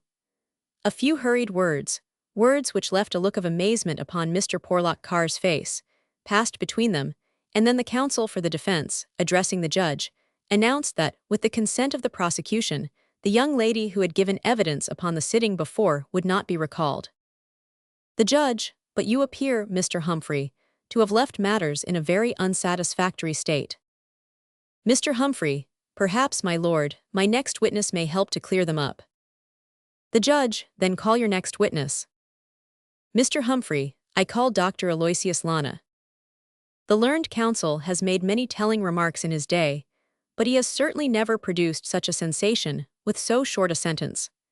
The court was simply stunned with amazement as the very man whose fate had been the subject of so much contention appeared bodily before them in the witness box. Those among the spectators who had known him at Bishop's Crossing saw him now, gaunt and thin, with deep lines 121 of care upon his face. But in spite of his melancholy bearing and despondent expression, there were few who could say that they had ever seen a man of more distinguished presence. Bowing to the judge, he asked if he might be allowed to make a statement, and having been duly informed that whatever he said might be used against him, he bowed once more and proceeded. My wish, said he, is to hold nothing back, but to tell with perfect frankness all that occurred upon the night of the 21st of June. Had I known that the innocent had suffered, and that so much trouble had been brought upon those whom I love best in the world, I should have come forward long ago. But there were reasons which prevented these things from coming to my ears. It was my desire that an unhappy man should vanish from the world which had known him, but I had not foreseen that others would be affected by my actions. Let me, to the best of my ability, repair the evil which I have done. To anyone who is acquainted with the history of the Argentine Republic, the name of Lana is well known. My father, who came of the best blood of old Spain, filled all the highest offices of the state, and would have been president but for his death in the riots of San Juan. A brilliant career might have been open to my twin brother Ernest and myself, had it not been for financial losses, which made it necessary that we should earn our own living. I apologize, sir, if these details appear to be irrelevant, but they are a necessary introduction to that which is to follow. I had, as I have said, a twin brother named Ernest, whose resemblance to me was so great that even when we were together people could see no difference between us. Down to the smallest detail, we were exactly the same. As we grew older, this likeness became less marked because our expression was not the same, but with our features in repose, the points of difference were very slight. It does not become me to say too much of one who is dead, the more so as he is my only brother, but I leave his character to those who knew him best. I will only say, for I have to say it, that in my early manhood I conceived a horror of him, and that I had good reason for the aversion which filled me. My own reputation suffered from his actions, for our close resemblance caused me to be credited with many of them. Eventually, in a peculiarly disgraceful business, He contrived to throw the whole odium upon me in such a way that I was forced to leave the Argentine forever, and to seek a career in Europe. The freedom from his hated presence more than compensated me for the loss of my native land. I had enough money to defray my medical studies at Glasgow, and I finally settled in practice at Bishop's Crossing, in the firm conviction that in that remote Lancashire hamlet, I should never hear of him again. For years my hopes were fulfilled, and then at last he discovered me. Some Liverpool man who visited Buenos Aires put him upon my track. He had lost all his money, and he thought that he would come over and share mine. Knowing my horror of him, he rightly thought that I would be willing to buy him off. I received a letter from him saying that he 123 was coming. It was at a crisis in my own affairs, and his arrival might conceivably bring trouble, and even disgrace, upon some whom I was especially bound to shield from anything of the kind. I took steps to ensure that any evil which might come should fall on me only, and that, here he turned and looked at the prisoner, was the cause of conduct upon my part which has been too harshly judged. My only motive was to screen those who were dear to me from any possible connection with scandal or disgrace. That scandal and disgrace would come with my brother was only to say that what had been would be again. My brother arrived himself one night not very long after my receipt of the letter. I was sitting in my study after the servants had gone to bed, when I heard a footstep upon the gravel outside, and an instant later I saw his face looking in at me through the window. He was a clean-shaven man like myself, and the resemblance between us was still so great that, for an instant, I thought it was my own reflection in the glass. He had a dark patch over his eye, but our features were absolutely the same. Then he smiled in a sardonic way which had been a trick of his from his boyhood, and I knew that he was the same brother who had driven me from my native land and brought disgrace upon what had been an honorable name. I went to the door and I admitted him. That would be about 10 o'clock that night. When he came into the glare of the lamp, I saw at once that he had fallen upon very evil days. He had walked from Liverpool, and he was tired, and I was quite shocked by the expression upon his face. My medical knowledge told me that there was some serious internal malady. He had been drinking also, and his face was bruised as the result of a scuffle which he had had with some sailors. It was to cover his injured eye that he wore this patch, which he removed when he entered the room. He was himself dressed in a pea jacket and flannel shirt, and his feet were bursting through his boots. But his poverty had only made him more savagely vindictive towards me. His hatred rose to the height of a mania. I had been rolling in money in England, according to his account, while he had been starving in South America. I cannot describe to you the threats which he uttered or the insults which he poured upon me. My impression is that hardships and debauchery had unhinged his reason. He paced about the room like a wild beast, demanding drink, demanding money, and all in the foulest language. I am a hot-tempered man, but I thank God that I am able to say that I remained master of myself, and that I never raised a hand against him. My coolness only irritated him the more. He raved, he cursed, he shook his fists in my face, and then suddenly a horrible spasm passed over his features. He clapped his hand to his side, and with a loud cry he fell in a heap at my feet. I raised him up and stretched him upon the sofa, but no answer came to my exclamations, and the hand which I held in mine was cold and clammy. His diseased heart had broken down. His own violence had killed him. For a long time I sat as if I were in some dreadful dream, staring at the body of my brother. I was 125 aroused by the knocking of Mrs. Woods, who had been disturbed by that dying cry. I sent her away to bed. Shortly afterwards, a patient tapped at the surgery door, but as I took no notice, he or she went off again. Slowly and gradually, as I sat there, a plan was forming itself in my head in the curious automatic way in which plans do form.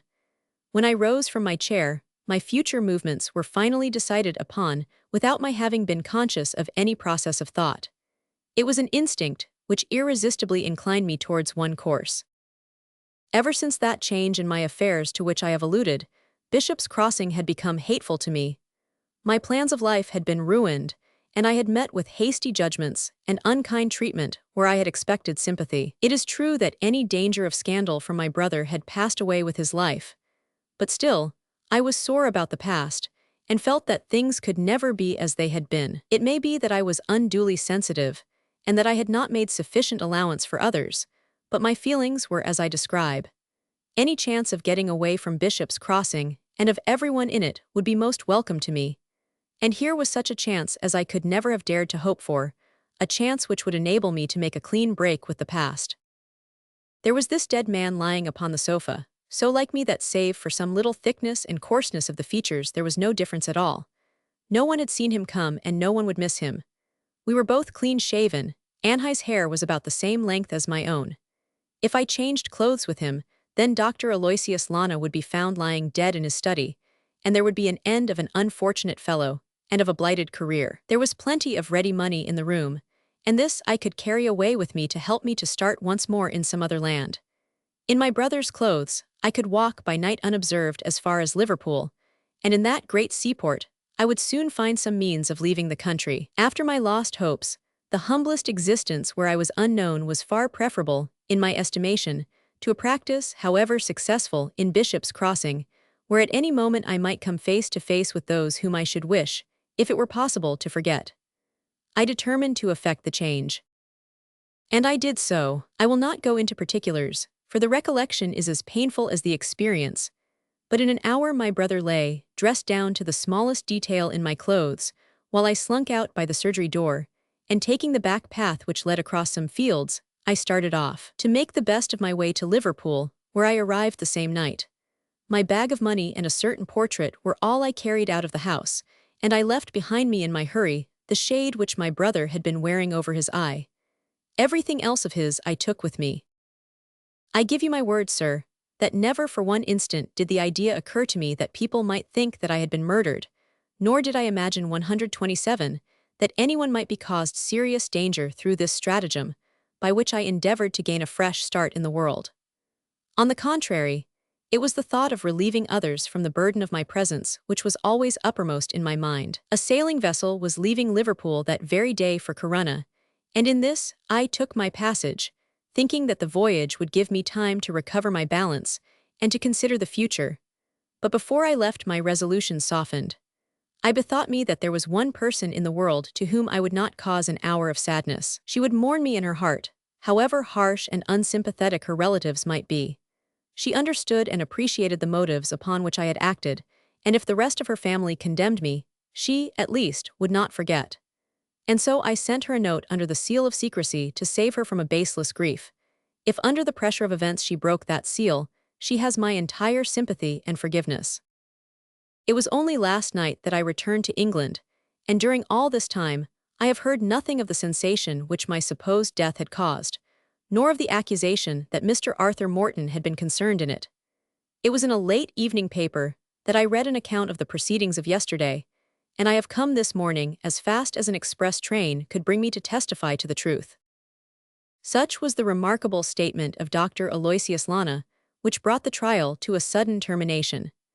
A subsequent investigation corroborated it to the 128 extent of finding out the vessel in which his brother Ernest Lana had come over from South America.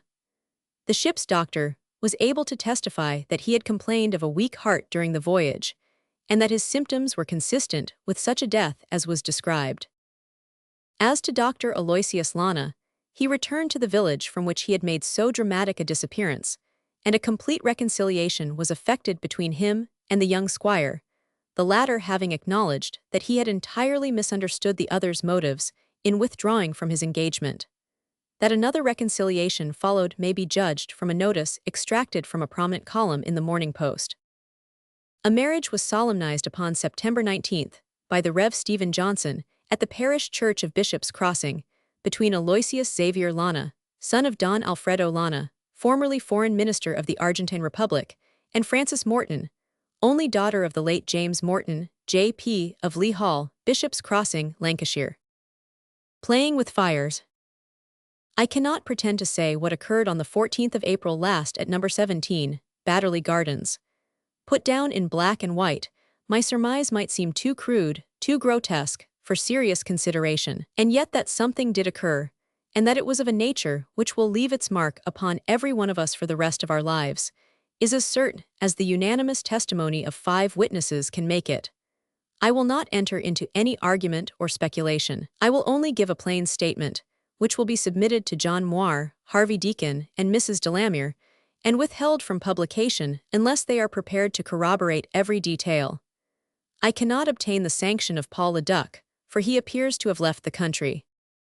It was John Moir, the well-known senior partner of Moir and Sanderson, who had originally turned our attention to occult subjects. He had, like many very hard and practical men of business, a mystic side to his nature, which had led him to the examination, and eventually to the acceptance, of those elusive phenomena which are grouped together with much that is foolish, and much that is fraudulent, under the common heading of spiritualism. His researches, which had begun with an open mind, ended unhappily in 130 dogma, and he became as positive and fanatical as any other bigot. He represented in our little group the body of men who have turned these singular phenomena into a new religion. Mrs. Delamere, our medium, was his sister, the wife of Delamere, the rising sculptor. Our experience had shown us that to work on these subjects without a medium was as futile as for an astronomer to make observations without a telescope. On the other hand, the introduction of a paid medium was hateful to all of us. Was it not obvious that he or she would feel bound to return some result for money received, and that the temptation to fraud would be an overpowering one? No phenomena could be relied upon which were produced at a guinea an hour. But fortunately, Moir had discovered that his sister was mediumistic.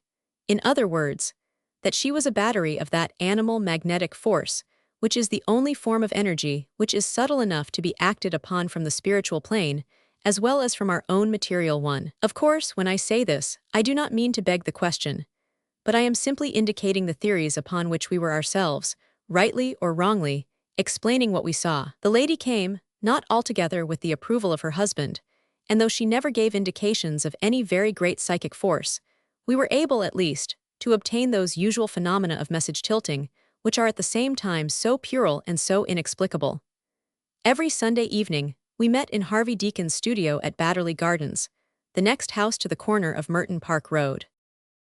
Harvey Deacon's imaginative work in art would prepare anyone to find that he was an ardent lover of everything which was outre and sensational. A certain picturesqueness in the study of the occult had been the quality which had originally attracted him to it, but his attention was speedily arrested by some of those phenomena to which I have referred, and he was coming rapidly to the conclusion that what he had looked upon as an amusing romance and an after-dinner entertainment was really a very formidable reality. He is a man with a remarkably clear and logical brain, a true descendant of his ancestor, the well-known Scotch professor, and he represented in our small circle the critical element, the man who has no prejudices, is prepared to follow facts as far as he can see them, and refuses to theorize in advance of his data. His caution annoyed Moir as much as the latter's robust faith amused Deacon, but each in his own way was equally keen upon the matter. And what am I to say that I represented? I was not the devotee, I was not the scientific critic. Perhaps the best that I can claim for myself is that I was the dilettante man about town, anxious to be in the swim of every fresh movement, thankful for any new sensation which would take me out of myself and open up fresh possibilities of existence. I am not an enthusiast myself, but I like the company of those who are. Moir's talk, which made me feel as if we had a private passkey through the door of death, filled me with a vague contentment. The soothing atmosphere of the séance with the darkened lights was delightful to me. In a word, the thing amused me, and so I was there. 132 It was, as I have said, upon the 14th of April last that the very singular event which I am about to put upon record took place. I was the first of the men to arrive at the studio, but Mrs. Delamere was already there, having had afternoon tea with Mrs. Harvey Deacon. The two ladies and Deacon himself were standing in front of an unfinished picture of his upon the easel. I am not an expert in art, and I have never professed to understand what Harvey Deacon meant by his pictures, but I could see in this instance that it was all very clever and imaginative, fairies and animals and allegorical figures of all sorts. The ladies were loud in their praises, and indeed the color effect was a remarkable one. "What do you think of it, Markham?" he asked. "Well, it's above me," said I. "These beasts, what are they?" "Mythical monsters, imaginary creatures, heraldic emblems, a sort of weird, bizarre procession of them, with a white horse in front." "It's not a horse," said he, rather testily, which was surprising, for he was a very good-humored fellow as a rule, and hardly ever took himself seriously. "What is it, then?" "Can't you see the horn in front? It's a unicorn. I told you they were heraldic beasts. Can't you recognize one?" "Very sorry, Deacon," said I, for he really seemed to be annoyed. He laughed at his own irritation. "Excuse me, Markham," said he. "The fact is 133 that I have had an awful job over the beast. All day I have been painting him in and painting him out, and trying to imagine what a real live, ramping unicorn would look like. At last I got him, as I hoped, so when you failed to recognize it, it took me on the raw." "Why, of course it's a unicorn," said I, for he was evidently depressed at my obtuseness. "I can see the horn quite plainly, but I never saw a unicorn except beside the royal arms, and so I never thought of the creature. And these others are griffins and cockatrices and dragons of sorts." "Yes, I had no difficulty with them. It was the unicorn which bothered me. However, there's an end of it until tomorrow." He turned the picture round upon the easel, and we all chatted about other subjects. Moir was late that evening, and when he did arrive he brought with him, rather to our surprise, a small, stout Frenchman, whom he introduced as Monsieur Paul Leduc. I say to our surprise, for we held a theory that any intrusion into our spiritual circle deranged the conditions, and introduced an element of suspicion. We knew that we could trust each other, but all our results were vitiated by the presence of an outsider. However, Moir soon reconciled us to the innovation.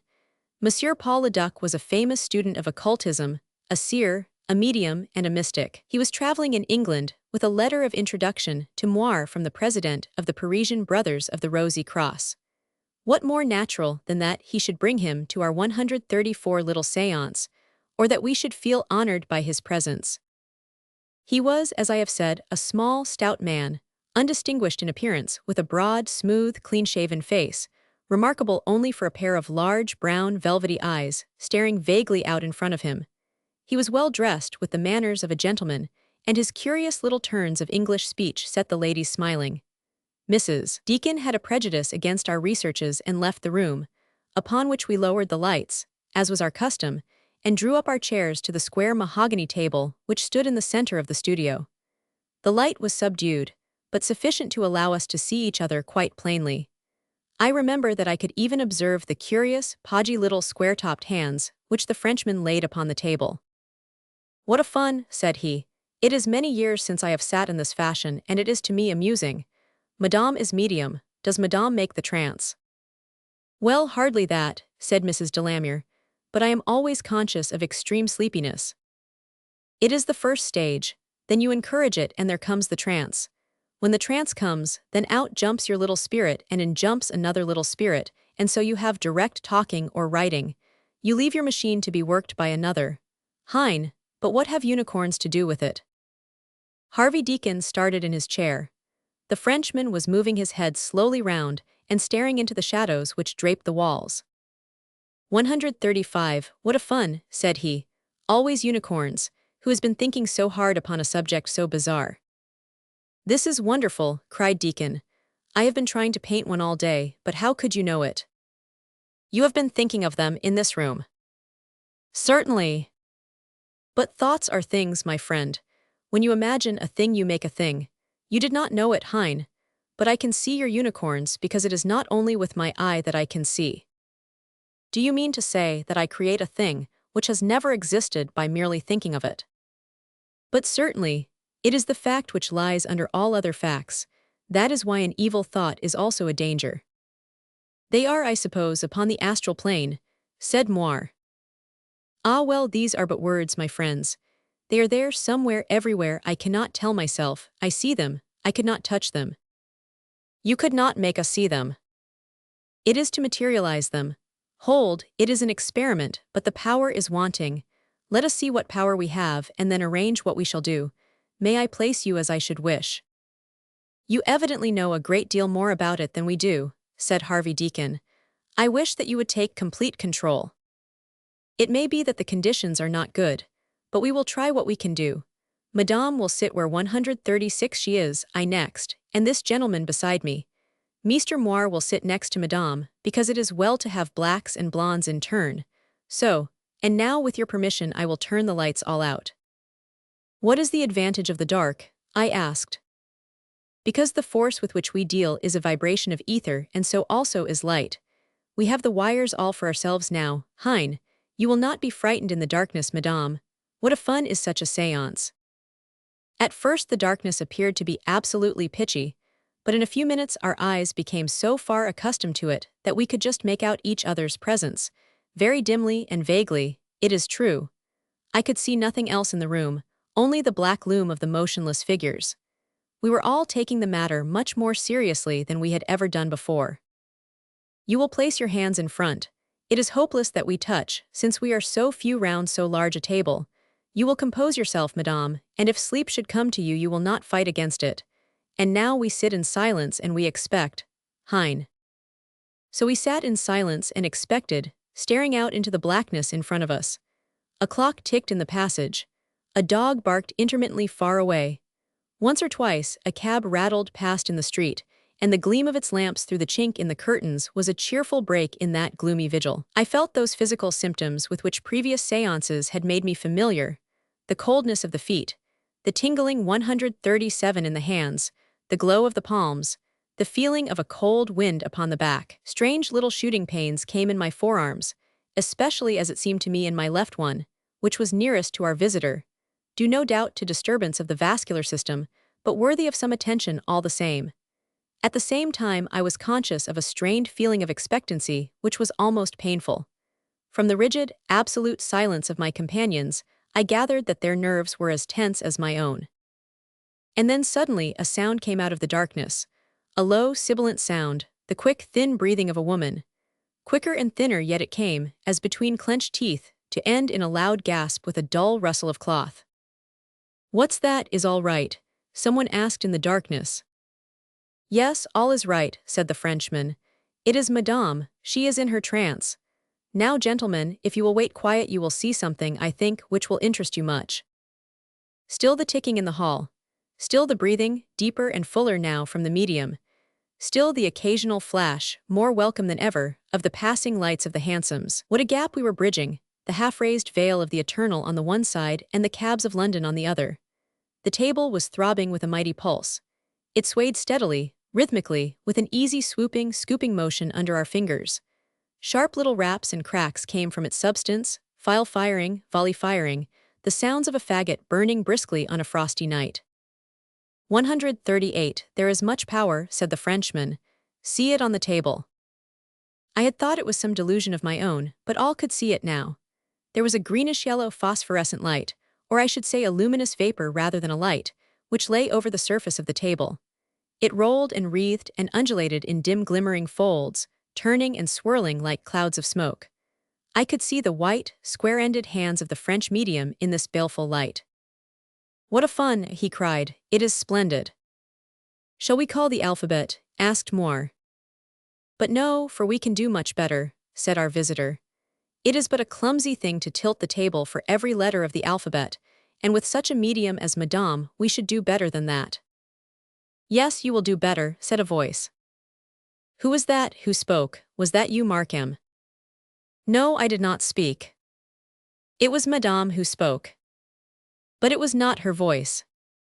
"Is that you, Mrs. Delamere?"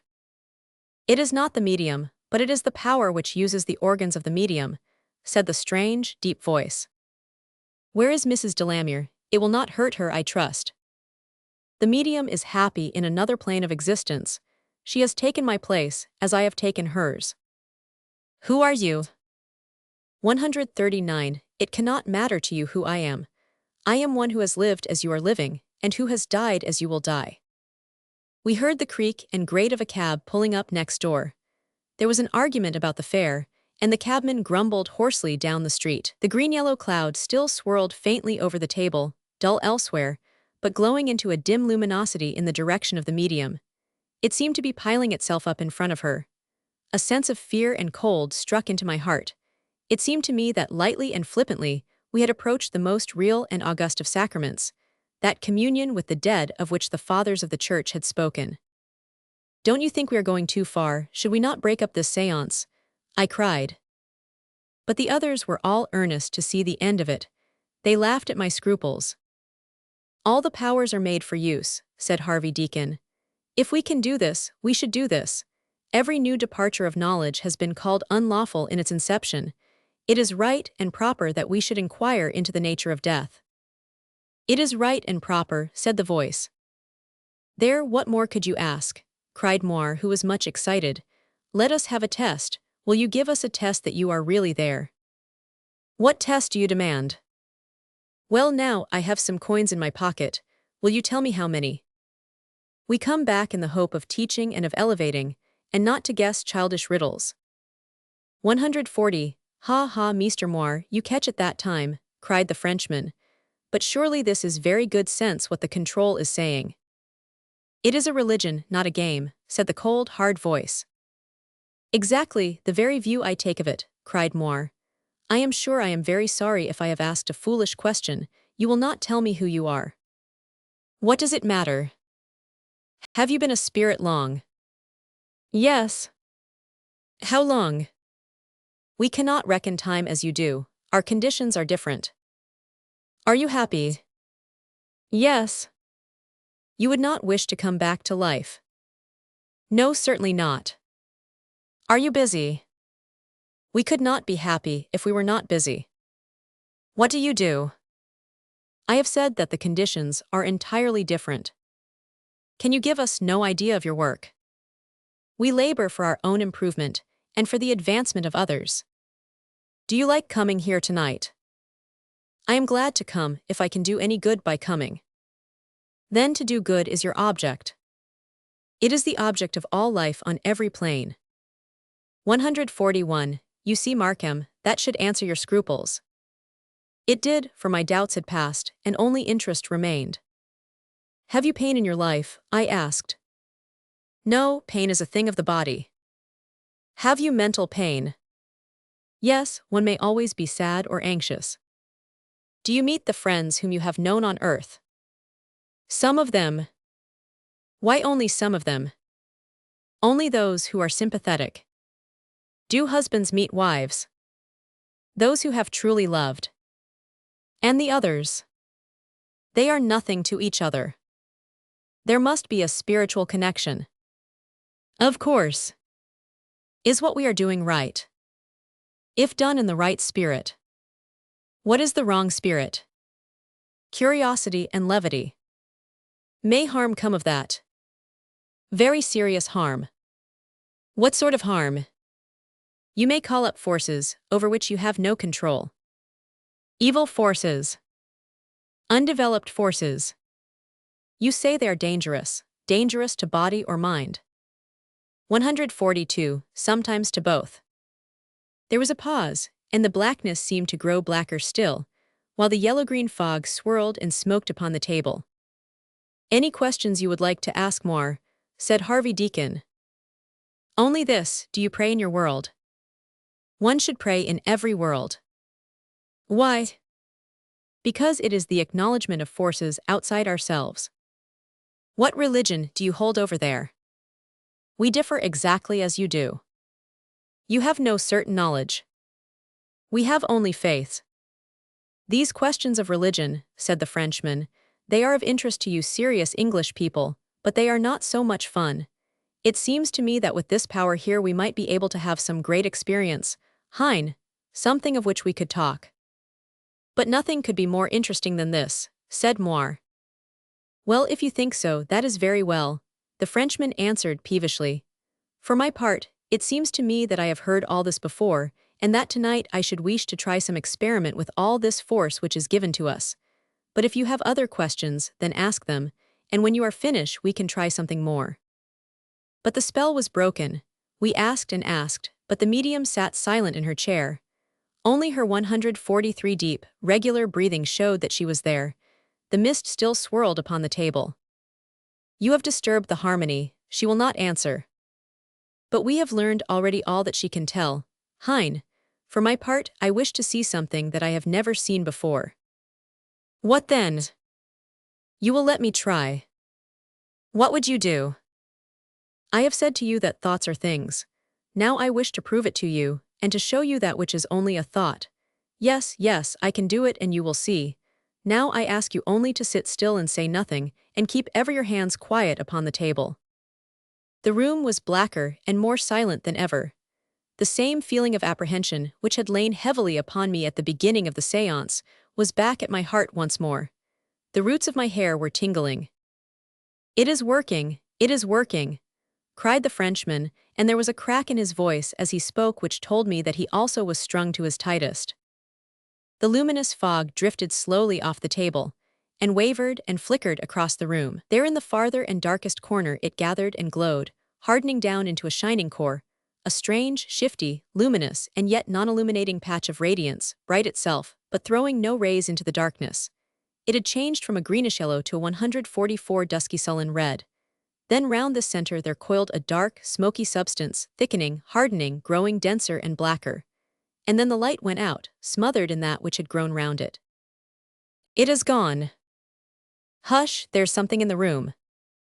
We heard it in the corner where the light had been, something which breathed deeply and fidgeted in the darkness. "What is it, Leduc, what have you done?" "It is all right, no harm will come." The Frenchman's voice was treble with agitation. "Good heavens, Moire, there's a large animal in the room. Here it is, close by my chair. Go away, go away." It was Harvey Deacon's voice, and then came the sound of a blow upon some hard object. And then, how can I tell you what happened then? Some huge thing hurtled against us in the darkness, rearing, stamping, smashing, springing, snorting. The table was splintered. We were scattered in every direction. It clattered and scrambled amongst us, rushing with horrible energy from one corner of the room to another. We were all screaming with fear, groveling upon our hands and knees to get away from it. Something trod upon my left hand, and I felt the bones splinter under the weight. A light, someone yelled. "Moire, you have matches, matches." "No, I have none. Deacon, where are the matches? For God's sake, the matches." 145, I can't find them. Here, you Frenchmen, stop it.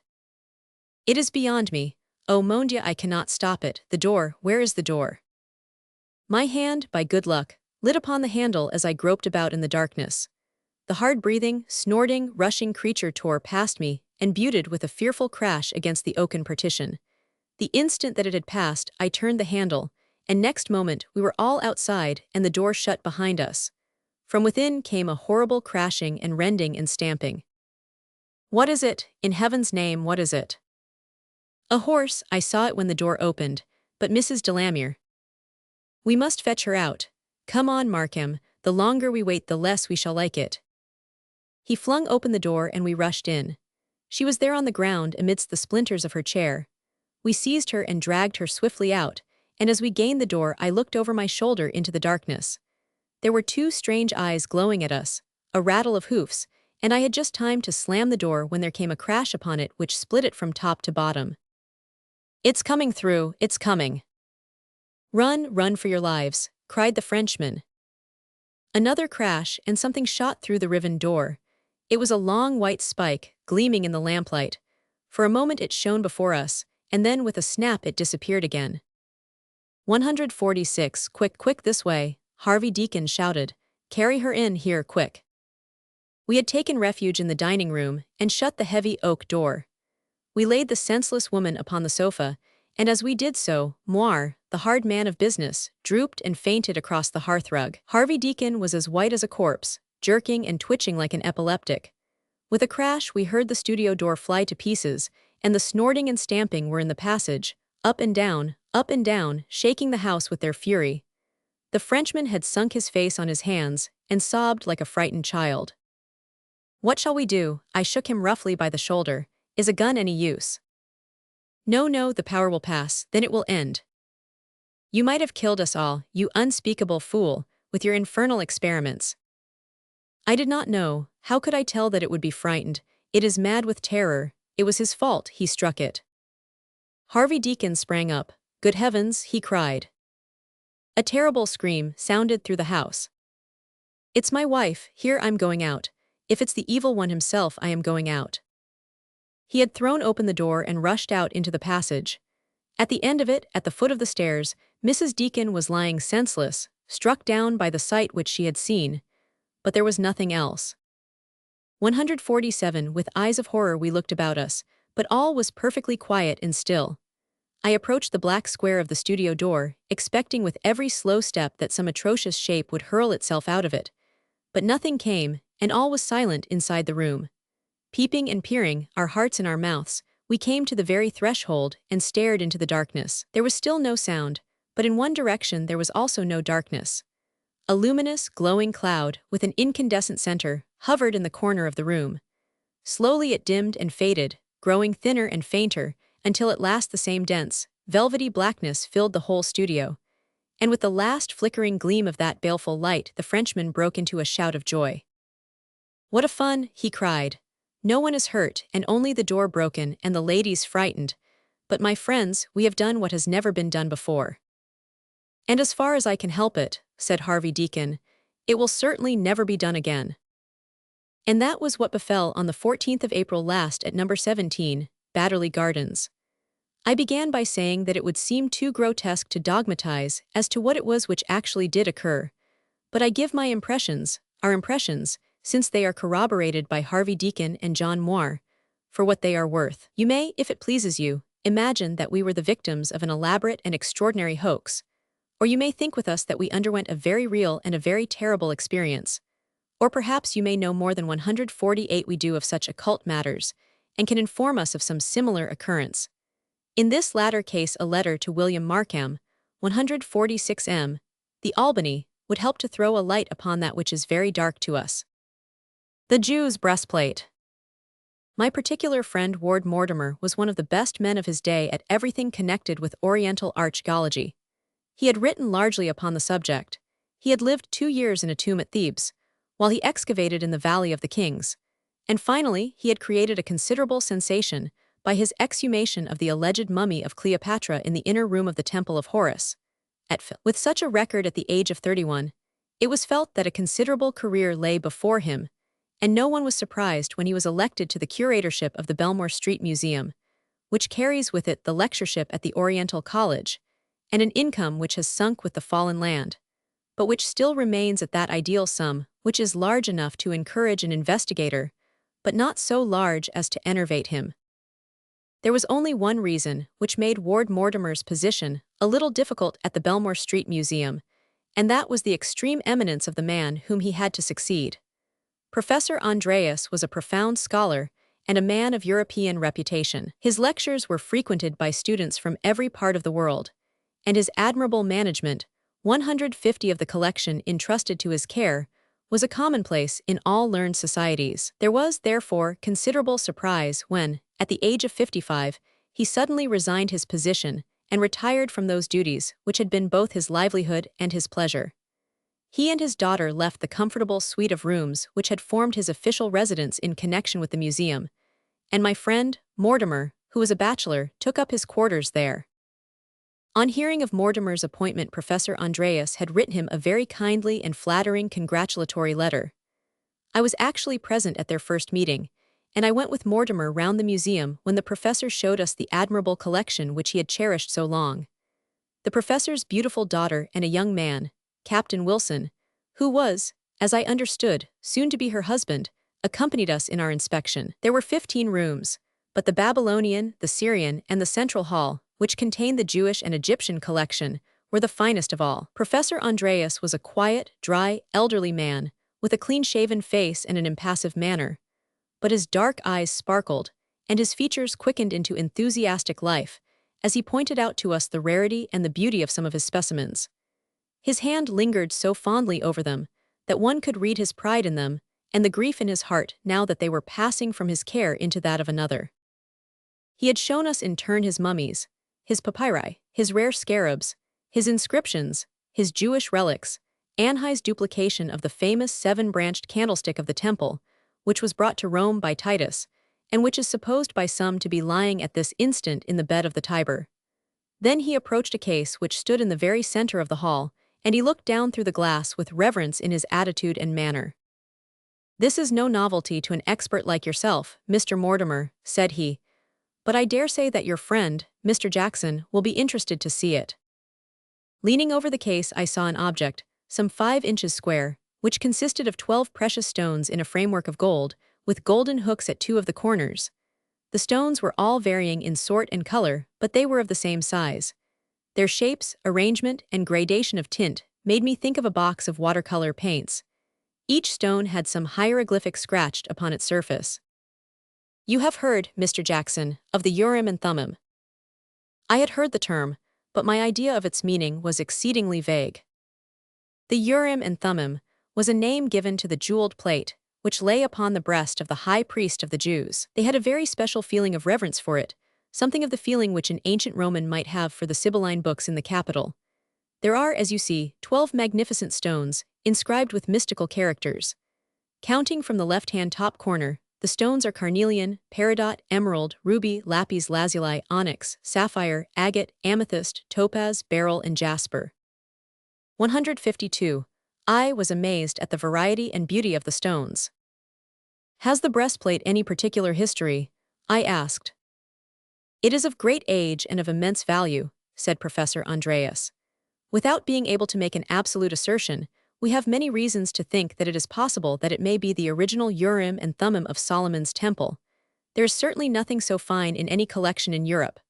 My friend, Captain Wilson here, is a practical authority upon precious stones, and he would tell you how pure these are. Captain Wilson, a man with a dark, hard, incisive face, was standing beside his fiancée at the other side of the case. Yes, said he curtly, I have never seen finer stones. And the goldwork is also worthy of attention. The ancients excelled in. He was apparently about to indicate the setting of the stones, when Captain Wilson interrupted him. You will see a finer example of their goldwork in this candlestick, said he, turning to another table, and we all joined him in his admiration of its embossed stem and delicately ornamented branches. Altogether, it was an interesting and a novel experience to have objects of such rarity explained by so great an expert. And when, finally, Professor Andreas finished our inspection by formally handing over the precious collection to the care of my friend, I could not help pitying him and envying his successor, whose 153 life was to pass in so pleasant a duty. Within a week, Ward Mortimer was duly installed in his new set of rooms, and had become the autocrat of the Belmore Street Museum. About a fortnight afterwards, my friend gave a small dinner to half a dozen bachelor friends to celebrate his promotion. When his guests were departing, he pulled my sleeve and signaled to me that he wished me to remain. You have only a few hundred yards to go, said he. I was living in chambers in the Albany. You may as well stay and have a quiet cigar with me. I very much want your advice. I relapsed into an armchair and lit one of his excellent Matronas. When he had returned from seeing the last of his guests out, he drew a letter from his dress jacket and sat down opposite to me. This is an anonymous letter which I received this morning, said he. I want to read it to you and to have your advice. You are very welcome to it for what it is worth. This is how the note runs. Sir, I should strongly advise you to keep a very careful watch over the many valuable things which are committed to your charge. I do not think that the present system of a single watchman is sufficient. Be upon your guard, or an irreparable misfortune may occur. Is that all? Yes, that is all. Well, said I, it is at least obvious that it was written by one of the limited number of people who are aware that you have only one watchman at night. 154 Ward Mortimer handed me the note with a curious smile. Have you an eye for handwriting? Said he. Now look at this. He put another letter in front of me. Look at the C in congratulate and the C in committed. Look at the capital I. Look at the trick of putting in a dash instead of a stop. They are undoubtedly from the same hand, with some attempt at disguise in the case of this first one. The second, said Ward Mortimer, is the letter of congratulation which was written to me by Professor Andreas upon my obtaining my appointment. I stared at him in amazement. Then I turned over the letter in my hand, and there sure enough was Martin Andreas signed upon the other side. There could be no doubt, in the mind of anyone who had the slightest knowledge of the science of graphology, that the professor had written an anonymous letter, warning his successor against thieves. It was inexplicable, but it was certain. Why should he do it? I asked. Precisely what I should wish to ask you. If he had any such misgivings, why could he not come and tell me direct? Will you speak to him about it? There again I am in doubt. He might choose to deny that he wrote it. At any rate, said I, this warning is meant in a friendly spirit, and I should certainly act upon it. Are the present precautions enough to ensure you against robbery? I should have thought so. The public are only admitted from 10 till 5, and there is a guardian to 155 every 2 rooms. He stands at the door between them, and so commands them both. But at night, when the public are gone, we at once put up the great iron shutters, which are absolutely burglar-proof. The watchman is a capable fellow. He sits in the lodge, but he walks round every 3 hours. We keep one electric light burning in each room all night. It is difficult to suggest anything more, short of keeping your day watchers all night. We could not afford that. At least, I should communicate with the police, and have a special constable put on outside in Belmore Street, said I. As to the letter, if the writer wishes to be anonymous, I think he has a right to remain so. We must trust to the future to show some reason for the curious course which he has adopted. So we dismissed the subject, but all that night after my return to my chambers, I was puzzling my brain as to what possible motive Professor Andreas could have for writing an anonymous warning letter to his successor. For that the writing was his was as certain to me as if I had seen him actually doing it. He foresaw some danger to the collection. Was it because he foresaw it that he abandoned his charge of it? But if so, why should he hesitate to warn Mortimer in his own name? I puzzled and puzzled until at last I fell into a troubled sleep, which carried me beyond my usual hour of rising. I was aroused in a singular and effective method.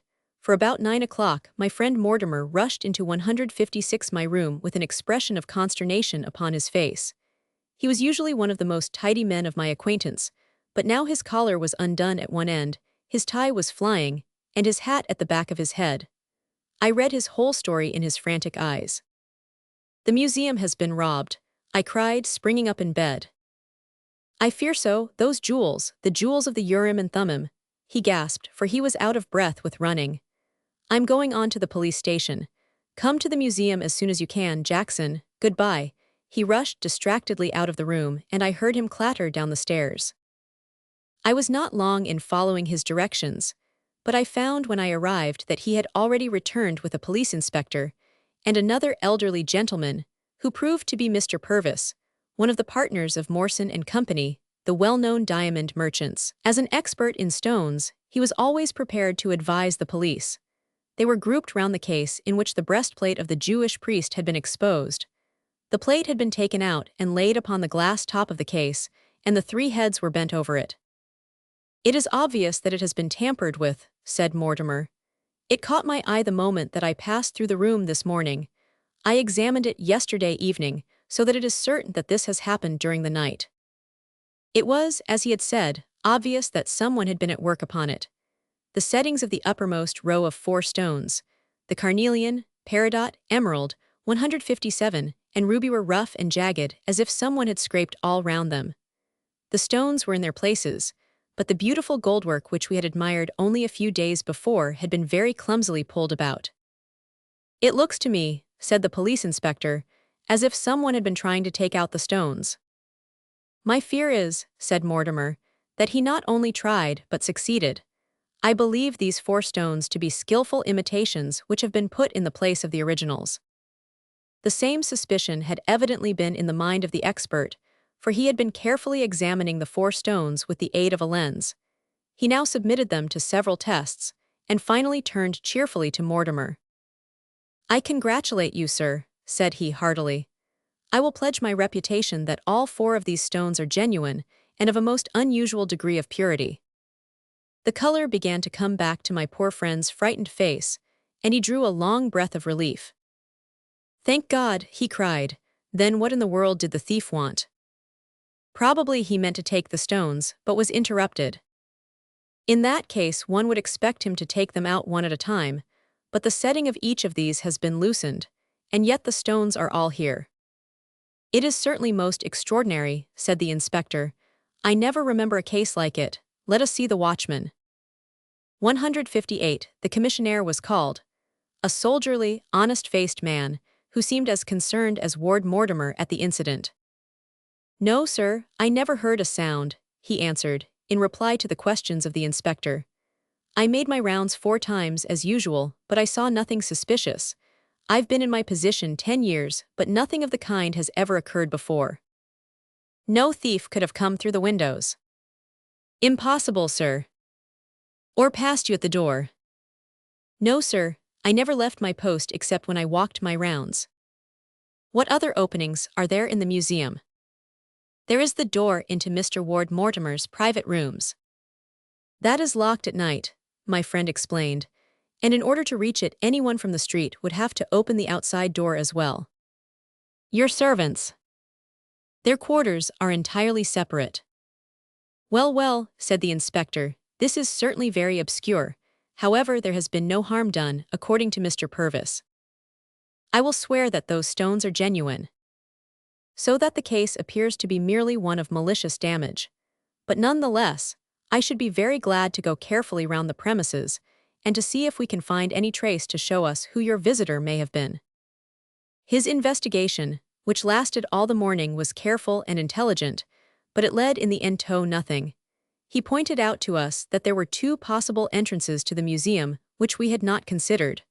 The one was from the cellars, by a trapdoor opening in the passage, the other through a skylight from the lumber room, overlooking that very chamber to which the intruder had penetrated. As neither the cellar nor the lumber room could be entered unless the thief was already within the locked doors, the matter was not of any practical importance, and the dust of cellar and attic assured us that no one had used either one or the other. Finally, we ended as we began, without the slightest clue as to how, why, or by whom the setting of these 4 jewels had been tampered with. There remained one course for Mortimer to take, and he took it. Leaving the police to continue their fruitless researches, he asked me to accompany him that afternoon in a visit to Professor Andreas. He took with him the 2 letters, and it was his intention to openly tax his predecessor with having written the anonymous warning, and to ask him to explain the fact that he should have anticipated so exactly that which had actually occurred. The professor was living in a small villa in Upper Norwood, but we were informed by the servant that he was away from home. Seeing our disappointment, she asked us if we should like to see Miss Andreas, and showed us into the modest drawing-room. I have mentioned incidentally that the professor's daughter was a very beautiful girl. She was a blonde, tall and graceful, with a skin of that delicate 160 tint which the French call matte, the color of old ivory or of the lighter petals of the sulphur rose. I was shocked, however, as she entered the room to see how much she had changed in the last fortnight. Her young face was haggard and her bright eyes heavy with trouble. Father has gone to Scotland, she said. He seems to be tired and has had a good deal to worry him. He only left us yesterday. You look a little tired yourself, Miss Andreas, said my friend. I have been so anxious about father. Can you give me his Scotch address? Yes, he is with his brother, the Rev. David Andreas, 1 Aaron Villas, Ardrossan. Ward Mortimer made a note of the address, and we left without saying anything as to the object of our visit. We found ourselves in Belmore Street in the evening, in exactly the same position in which we had been in the morning. Our only clue was the professor's letter, and my friend had made up his mind to start for Ardrossan next day, and to get to the bottom of the anonymous letter, when a new development came to alter our plans. Very early on the following morning, I was aroused from my sleep by a tap upon my bedroom door. It was a messenger with a note from Mortimer. Do come round, it said. The matter is becoming more and more extraordinary. When I obeyed his summons, I found him pacing excitedly up and down the central room, while the 161 old soldier who guarded the premises stood with military stiffness in a corner. My dear Jackson, he cried, I am so delighted that you have come, for this is a most inexplicable business. What has happened then? He waved his hand towards the case which contained the breastplate. Look at it, said he. I did so, and could not restrain a cry of surprise. The setting of the middle row of precious stones had been profaned in the same manner as the upper ones. Of the 12 jewels, 8 had been now tampered with in this singular fashion. The setting of the lower 4 was neat and smooth, the others jagged and irregular. Have the stones been altered? I asked. No, I am certain that these upper 4 are the same which the expert pronounced to be genuine, for I observed yesterday that little discoloration on the edge of the emerald. Since they have not extracted the upper stones, there is no reason to think the lower have been transposed. You say that you heard nothing, Simpson. No, sir, the commissionaire answered. But when I made my round after daylight, I had a special look at these stones, and I saw at once that someone had been meddling with them. Then I called you, sir, and told you. I was backwards and forwards all the night, and I never saw a soul or heard a sound. "Come up and have some breakfast with me," 162 said Mortimer, and he took me into his own chambers. "Now, what do you think of this, Jackson?" he asked. "It is the most objectless, futile, idiotic business that ever I heard of. It can only be the work of a monomaniac. Can you put forward any theory?" A curious idea came into my head. "This object is a Jewish relic of great antiquity and sanctity," said I. "How about the anti-Semitic movement? Could one conceive that a fanatic of that way of thinking might desecrate?" "No, no, no," cried Mortimer. "That will never do. Such a man might push his lunacy to the length of destroying a Jewish relic, but why on earth should he nibble round every stone so carefully that he can only do 4 stones in a night? We must have a better solution than that, and we must find it for ourselves, for I do not think that our inspector is likely to help us. First of all, what do you think of Simpson, the porter? Have you any reason to suspect him?" "Only that he is the one person on the premises." "But why should he indulge in such wanton destruction? Nothing has been taken away. He has no motive." "Mania." "No, I will swear to his sanity." "Have you any other theory?" "Well, yourself, for example. You are not a somnambulist by any chance." "Nothing of the sort, I assure you." 163, "Then I give it up." "But I don't, and I have a plan by which we will make it all clear." "To visit Professor Andreas." "No, we shall find our solution nearer than Scotland. I will tell you what we shall do. You know that skylight which overlooks the central hall? We will leave the electric lights in the hall, and we will keep watch in the lumber room, you and I, and solve the mystery for ourselves. If our mysterious visitor is doing 4 stones at a time, he has 4 still to do, and there is every reason to think that he will return tonight and complete the job." "Excellent," I cried. "We will keep our own secret, and say nothing either to the police or to Simpson. Will you join me?" "With the utmost pleasure," said I, and so it was agreed. It was 10 o'clock that night, when I returned to the Belmore Street Museum. Mortimer was, as I could see, in a state of suppressed nervous excitement, but it was still too early to begin our vigil, so we remained for an hour or so in his chambers, discussing all the possibilities of the singular business which we had met to solve. At last the roaring stream of hansom cabs, and the rush of hurrying feet, became lower and more intermittent, as the pleasure-seekers passed on their way to their stations or their homes. It was nearly 12 when Mortimer led the way to the lumber room, which overlooked the central hall of the museum. He had visited it during the day, and had spread some sacking so that we could lie at our ease, and look straight down into the museum. The skylight was of unfrosted glass, but was so covered with dust that it would be impossible for anyone looking up from below to detect that he was overlooked. We cleared a small piece at each corner, which gave us a complete view of the room beneath us. In the cold white light of the electric lamps, everything stood out hard and clear, and I could see the smallest detail of the contents of the various cases. Such a vigil is an excellent lesson, since one has no choice but to look hard at those objects, which we usually pass with such half-hearted interest. Through my little peephole, I employed the hours in studying every specimen, from the huge mummy case which leaned against the wall to those very jewels which had brought us there, gleaming and sparkling in their glass case immediately beneath us.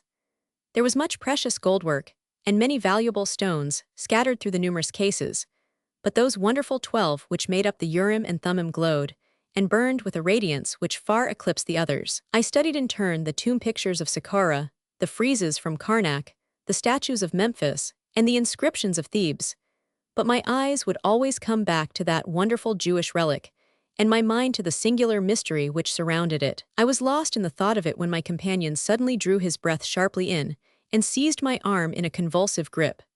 At the same instant, I saw what it was which had excited. I have said that against the wall, on the right-hand side of the doorway, the right-hand side as we looked at it, but the left as one entered, there stood a large mummy case. To our unutterable amazement, it was slowly opening. Gradually, the lid was swinging back, and the black slit which marked the opening was becoming wider and wider.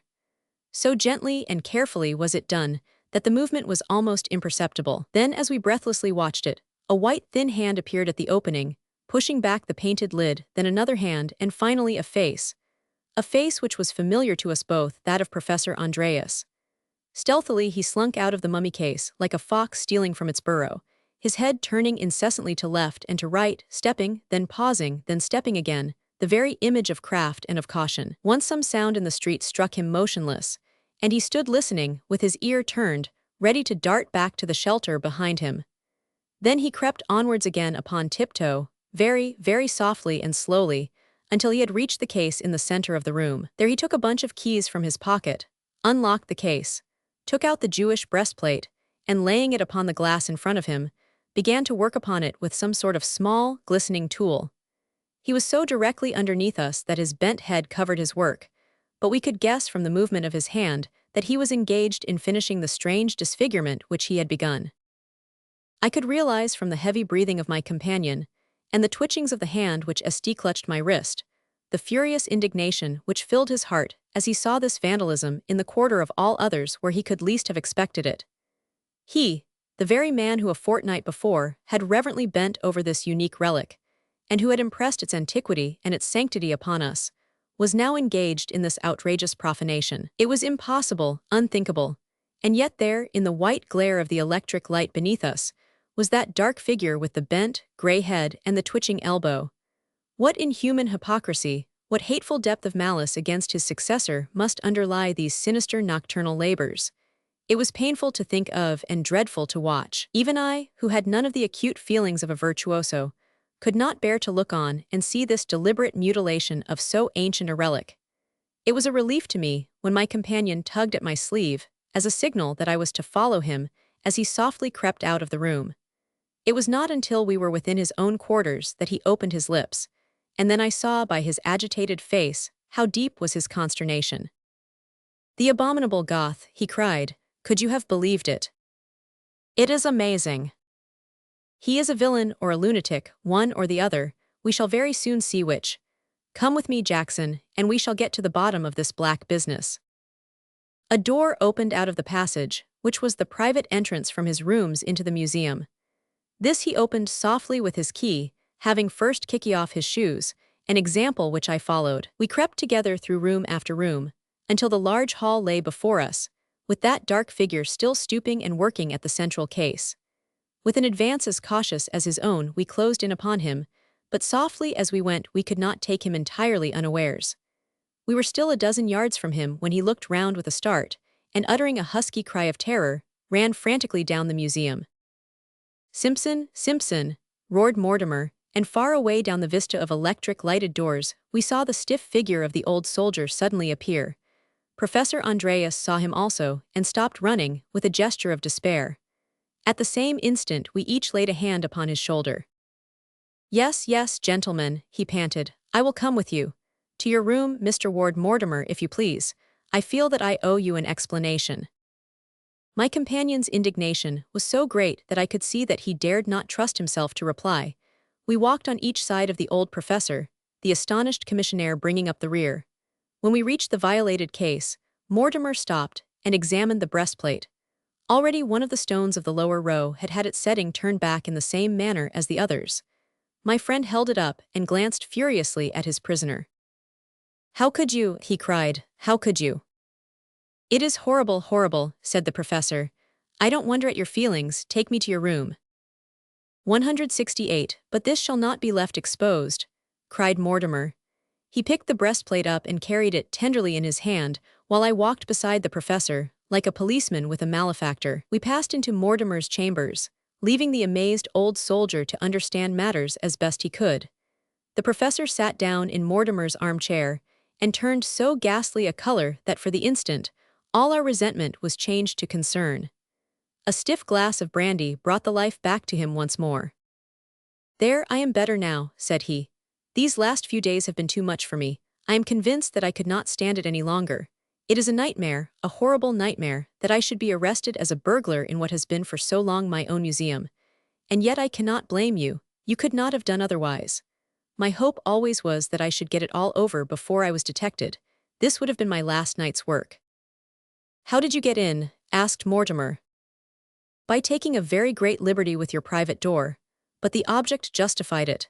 The object justified everything. You will not be angry when you know everything, at least. You will not be angry with me. I had a key to your side door and also to the museum door. I did not give them up when I left, and so you see it was not difficult for me to let myself into the museum. I used to come in early before the crowd had cleared from the street. Then I hid myself in the mummy case and took refuge there whenever Simpson came round. I could always hear H coming. I used to leave in the same way as I came. You ran a risk. I had to. But why? What on earth was your object, you to do a thing like that? Mortimer pointed reproachfully at the plate which lay before him on the table. I could devise no other means.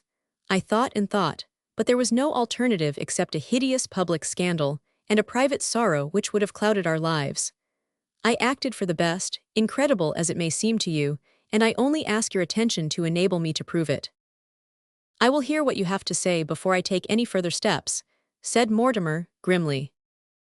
I am determined to hold back nothing, and to take you both completely into my confidence. I will leave it to your own generosity how far you will use the facts with which I supply you. We have the essential facts already. And yet you understand nothing. Let me go back to what passed a few weeks ago, and I will make it all clear to you. Believe me that what I say is the absolute and exact truth. You have met the person who calls himself Captain Wilson. I say calls himself, because I have reason now to believe that it is not his correct name. It would take me too long if I were to describe all the means by which he obtained an introduction to me and ingratiated himself into my friendship and the affection of my daughter. He brought letters from foreign 170 colleagues which compelled me to show him some attention. And then, by his own attainments, which are considerable, he succeeded in making himself a very welcome visitor at my rooms. When I learned that my daughter's affections had been gained by him, I may have thought it premature, but I certainly was not surprised, for he had a charm of manner and of conversation which would have made him conspicuous in any society. He was much interested in Oriental antiquities, and his knowledge of the subject justified his interest. Often when he spent the evening with us, he would ask permission to go down into the museum and have an opportunity of privately inspecting the various specimens. You can imagine that I, as an enthusiast, was in sympathy with such a request, and that I felt no surprise at the constancy of his visits. After his actual engagement to Elise, there was hardly an evening which he did not pass with us, and an hour or two were generally devoted to the museum. He had the free run of the place, and when I have been away for the evening, I had no objection to his doing whatever he wished here. This state of things was only terminated by the fact of my resignation of my official duties and my retirement to Norwood, where I hoped to have the leisure to write a considerable work which I had planned. It was immediately after this, within a week or so, that I first realized the true nature and character of the man whom I had so imprudently introduced into my family. The discovery came to me through letters from my friends abroad, which showed me that his 171 introductions to me had been forgeries. Aghast at the revelation, I asked myself what motive this man could originally have had in practicing this elaborate deception upon me. I was too poor a man for any fortune hunter to have marked me down. Why then had he come? I remembered that some of the most precious gems in Europe had been under my charge, and I remembered also the ingenious excuses by which this man had made himself familiar with the cases in which they were kept. He was a rascal who was planning some gigantic robbery. How could I, without striking my own daughter, who was infatuated about him, prevent him from carrying out any plan which he might have formed? My device was a clumsy one, and yet I could think of nothing more effective. If I had written a letter under my own name, you would naturally have turned to me for details which I did not wish to give. I resorted to an anonymous letter, begging you to be upon your guard. I may tell you that my change from Belmore Street to Norwood had not affected the visits of this man, who had, I believe, a real and overpowering affection for my daughter. As to her, I could not have believed that any woman could be so completely under the influence of a man as she was.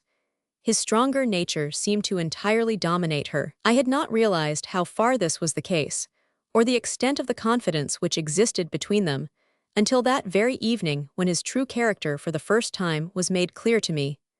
I had given orders that when he called he should be shown into my study, instead of to the drawing-room. There I told him bluntly that knew all about him, that I had taken steps to defeat his designs, and that neither I nor my daughter desired ever to see him again.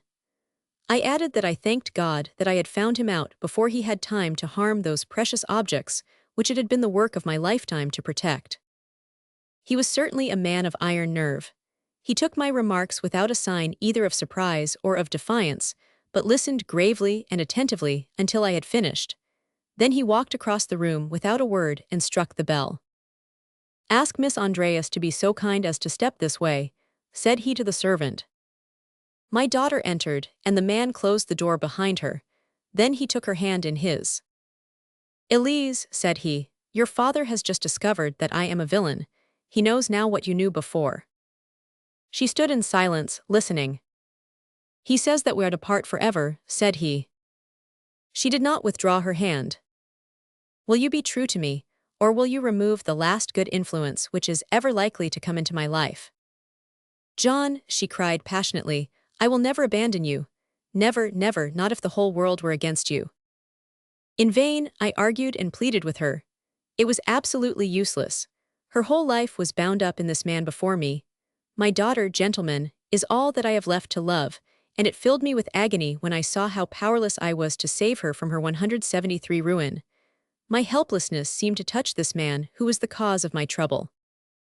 "It may not be as bad as you think, sir," said he, in his quiet, inflexible way.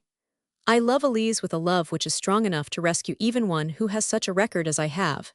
It was but yesterday that I promised her that never again in my whole life would I do a thing of which she should be ashamed. I have made up my mind to it, and never yet did I make up my mind to a thing which I did not do." He spoke with an air which carried conviction with it. As he concluded, he put his hand into his pocket, and he drew out a small cardboard box. "I am about to give you a proof of my determination," said he. "This, Elise, shall be the first fruits of your redeeming influence over me. You are right, sir, in thinking that I had designs upon the jewels in your possession. Such ventures have had a charm for me, which depended as much upon the risk run as upon the value of the prize. Those famous and antique stones of the Jewish priest were a challenge to my daring and my ingenuity. I determined to get them." "I guessed as much. There was only one thing that you did not guess." "And what is that?" "That I got them. They are in this box." He opened the box and tilted out the contents upon the corner of my desk. My hair rose and my flesh grew cold as I looked. There were 12 magnificent square stones engraved with mystical characters. There 174 could be no doubt that they were the jewels of the Urim and Thummim. "Good God," I cried, "how have you escaped discovery?" "By the substitution of 12 others, made especially to my order, in which the originals are so carefully imitated that I defy the eye to detect the difference." "Then the present stones are false," I cried. "They have been for some weeks." We all stood in silence, my daughter white with emotion, but still holding this man by the hand. "You see what I am capable of, Elise," said he. "I see that you are capable of repentance and restitution," she answered. "Yes, thanks to your influence. I leave the stones in your hands, sir. Do what you like about it. But remember that whatever you do against me is done against the future husband of your only daughter. You will hear from me soon again, Elise. It is the last time that I will ever cause pain to your tender heart." And with these words he left both the room and the house. My position was a dreadful one. Here I was with these precious relics in my possession, and how could I return them without a scandal and an exposure? I knew the depth of my daughter's nature too well to suppose that I would ever be able to detach her from this man now that she had entirely given him her heart. I was not even sure how far it was right to detach her if she had such an ameliorating influence over him. How could I expose him without 175 injuring her? And how far was I justified in exposing him when he had voluntarily put himself into my power? I thought and thought, until at last I formed a resolution which may seem to you to be a foolish one, and yet, if I had to do it again, I believe it would be the best course open to me. My idea was to return the stones without anyone being the wiser. With my keys, I could get into the museum at any time, and I was confident that I could avoid Simpson, whose hours and methods were familiar to me. I determined to take no one into my confidence, not even my daughter, whom I told that I was about to visit my brother in Scotland. I wanted a free hand for a few nights, without inquiry as to my comings and goings. To this end, I took a room in Harding Street that very night, with an intimation that I was a pressman, and that I should keep very late hours. That night I made my way into the museum, and I replaced 4 of the stones. It was hard work, and took me all night. When Simpson came round, I always heard his footsteps, and concealed myself in the mummy case. I had some knowledge of gold work, but was far less skillful than the thief had been. He had replaced the setting so exactly that I defy anyone to see the difference. My work was rude and clumsy. However, I hoped that the plate might not be carefully examined, or the roughness of the setting observed, until my task was done. Next night I replaced 4 more stones, and tonight I should have finished my task had it not been for the unfortunate circumstance which has caused me to reveal so much which I should have wished to keep concealed. I appeal to you, gentlemen, to your sense of honor and of compassion, whether what I have told you should go any farther or not. My own happiness, my daughter's future, the hopes of this man's regeneration, all depend upon your decision. Which is, said my friend, that all is well that ends well, and that the whole matter ends here and at once. Tomorrow the loose settings shall be tightened by an expert goldsmith, and so passes the greatest danger to which, since the destruction of the temple, the Urim and Thummim have been exposed. Here is my hand, Professor Andreas, and I can only hope that under such difficult circumstances I should have carried myself as unselfishly and as well. Just one footnote to this narrative. Within a month Elise Andreas was married to a man whose name, had I the indiscretion to mention it, would appeal to my readers as one who is now widely and deservedly honored. But if the truth were known, that honor is due not to him, but to the gentle girl who plucked him back when he had gone so far down that dark road along which few return. The Lost Special.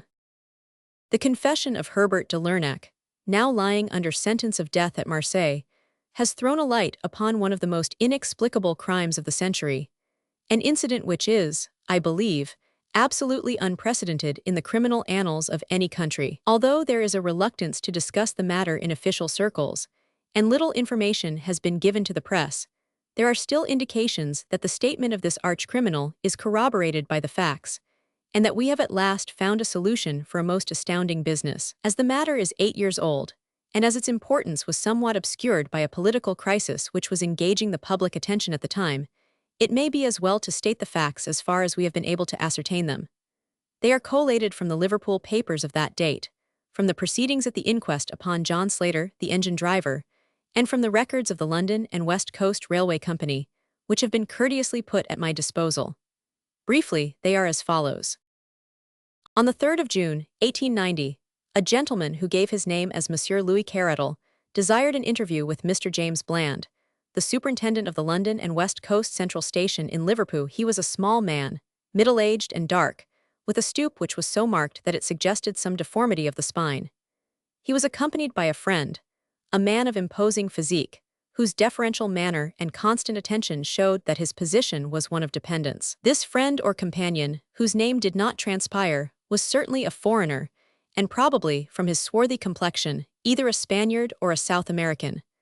One peculiarity was observed in him. He carried in his left hand a small black leather dispatch box, and it was noticed by a sharp-eyed clerk in the central office that this box was fastened to his wrist by a strap.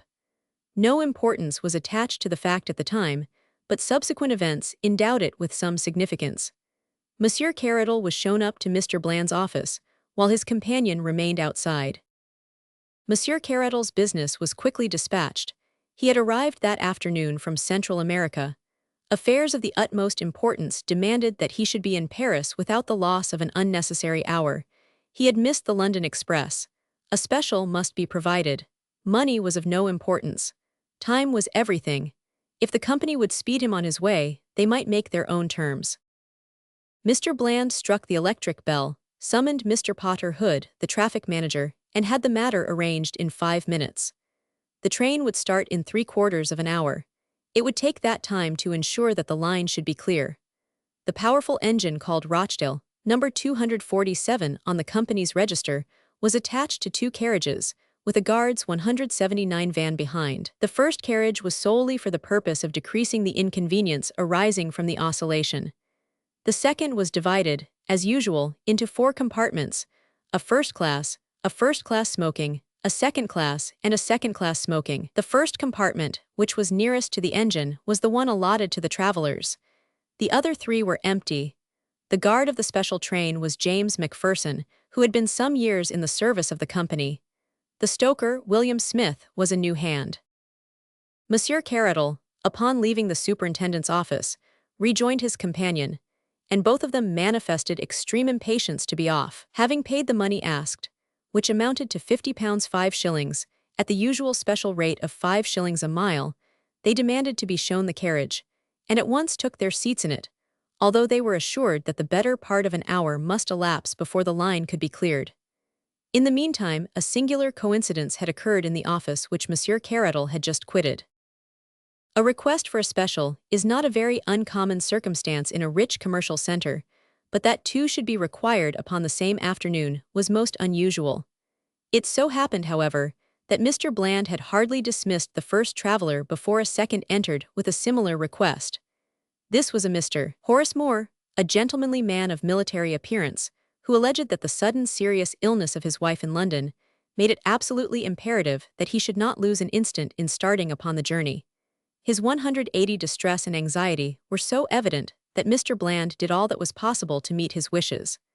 A second special was out of the question, as the ordinary local service was already somewhat deranged by the first. There was the alternative, however, that Mr. Moore should share the expense of Monsieur Carroll's train, and should travel in the other empty first-class compartment, if Monsieur Carroll objected to having him in the one which he occupied.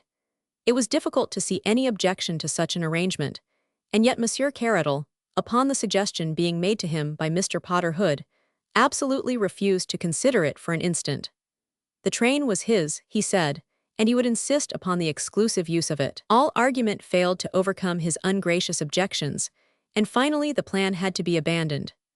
Mr. Horace Moore left the station in great distress, after learning that his only course was to take the ordinary slow train, which leaves Liverpool at 6 o'clock. At 4:31 exactly by the station clock, the special train, containing the crippled Monsieur Carroll and his gigantic companion, steamed out of the Liverpool station. The line was at that time clear, and there should have been no stoppage before Manchester. The trains of the London and West Coast Railway run over the lines of another company as far as this town, which should have been reached by the special rather before 6 o'clock. At 6:15, considerable surprise and some consternation were caused amongst the officials at Liverpool by the receipt of a telegram from Manchester to say that it had not yet arrived. An inquiry directed to St. Helens, which is a 181/3 of the way between the two cities, elicited the following reply. To James Bland, Superintendent, Central L&WC, Liverpool. Special passed here at 4:52, well up to time. Dowser, St. Helens. This telegram was received at 6:40. At 6:50, a second message was received from Manchester. No sign of special as advised by you. And then 10 minutes later a third, more bewildering. Presume some mistake as to proposed running of special. Local train from St. Helens, time to follow, it has just arrived and has seen nothing of it. Kindly wire advices. Manchester. The matter was assuming a most amazing aspect, although in some respects the last telegram was a relief to the authorities at Liverpool. If an accident had occurred to the special, it seemed hardly possible that the local train could have passed down the same line without observing it. And yet, what was the alternative? Where could the train be? Had it possibly been sidetracked for some reason in order to allow the slower train to go past? Such an explanation was possible if some small repair had to be effected. A telegram was dispatched to each of the stations between St. Helens and Manchester, and the superintendent and traffic manager waited in the utmost suspense at the instrument for the series of replies, which would enable them to say for certain what had become of the missing train. The answers came back in the order of questions, which was the order of the stations beginning at the St. Helens end. 182, special passed here 5 o'clock, Collins Green. Special passed here 5:06, Earlstown. Special passed here 5:10, Newton. Special passed here 5:20, Kenyon Junction. No special train has passed here, Barton Moss. The two officials stared at each other in amazement. This is unique in my 30 years of experience, said Mr. Bland. Absolutely unprecedented and inexplicable, sir. The special has gone wrong between Kenyon Junction and Barton Moss. And yet there is no siding, so far as my memory serves me, between the two stations. The special must have run off the metals. But how could the 450 parliamentary pass over the same line without observing it? There's no alternative, Mr. Hood. It must be so. Possibly the local train may have observed something which may throw some light upon the matter. We will wire to Manchester for more information, and to Kenyon Junction, with instructions that the line be examined instantly as far as Barton Moss. The answer from Manchester came within a few minutes. No news of missing special. Driver and guard of slow train positive, no accident between Kenyon Junction and Barton Moss. Line quite clear, and no sign of anything unusual. Manchester. That driver and guard will have to go, said Mr. Bland, grimly. There has been a wreck and they have missed it. The special has obviously run off the 183 metals without disturbing the line. How it could have done so passes my comprehension. But so it must be, and we shall have a wire from Kenyon or Barton Moss presently to say that they have found her at the bottom of an embankment. But Mr. Bland's prophecy was not destined to be fulfilled. Half an hour passed, and then there arrived the following message from the station master of Kenyon Junction. There are no traces of the missing special. It is quite certain that she passed here and that she did not arrive at Barton Moss. We have detached engine from goods train, and I have myself ridden down the line, but all is clear, and there is no sign of any accident. Mr. Bland tore his hair in his perplexity. This is rank lunacy, Hood, he cried. Does a train vanish into thin air in England in broad daylight? The thing is preposterous. An engine, a tender, 2 carriages, a van, 5 human beings, and all lost on a straight line of railway. Unless we get something positive within the next hour, I'll take Inspector Collins and go down myself. And then at last, something positive did occur. It took the shape of another telegram from Kenyon Junction. Regret to report that the dead body of John Slater, driver of the special train, has just been found among the gorse bushes at a point 2¼ miles from the junction. Had fallen from his engine, pitched down the embankment, and rolled among bushes. Injuries to his head from the fall appear 184 to be cause of death. Ground has now been carefully examined, and there is no trace of the missing train.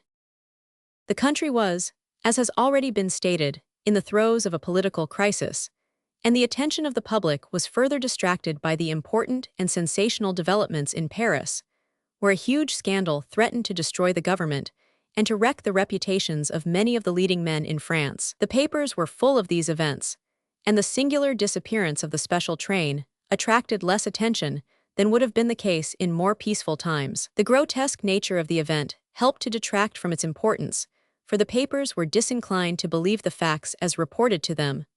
More than one of the London journals treated the matter as an ingenious hoax, until the coroner's inquest upon the unfortunate driver, an inquest which elicited nothing of importance, convinced them of the tragedy of the incident.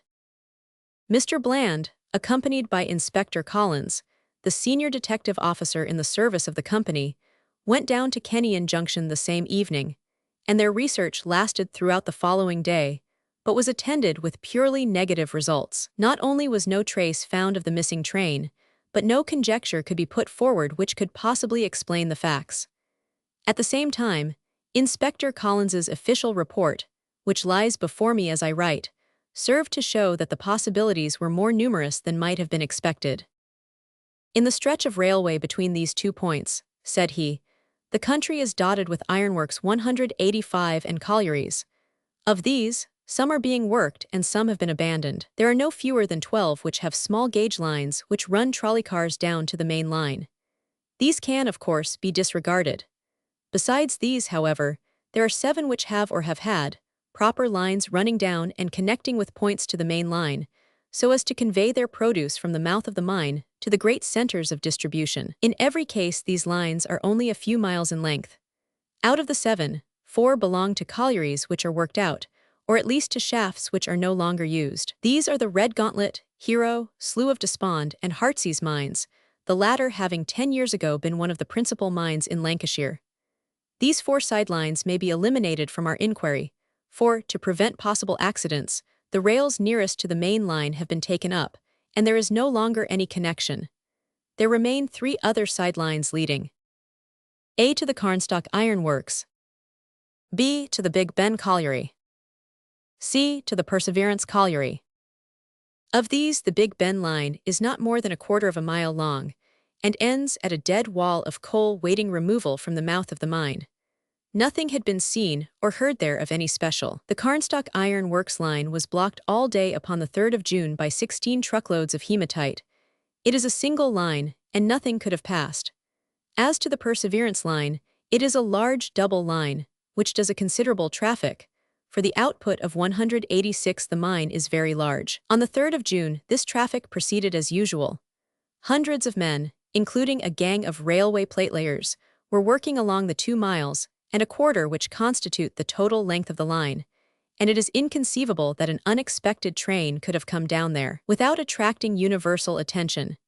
It may be remarked in conclusion that this branch line is nearer to St. Helens than the point at which the engine driver was discovered, so that we have every reason to believe that the train was past that point before misfortune overtook her.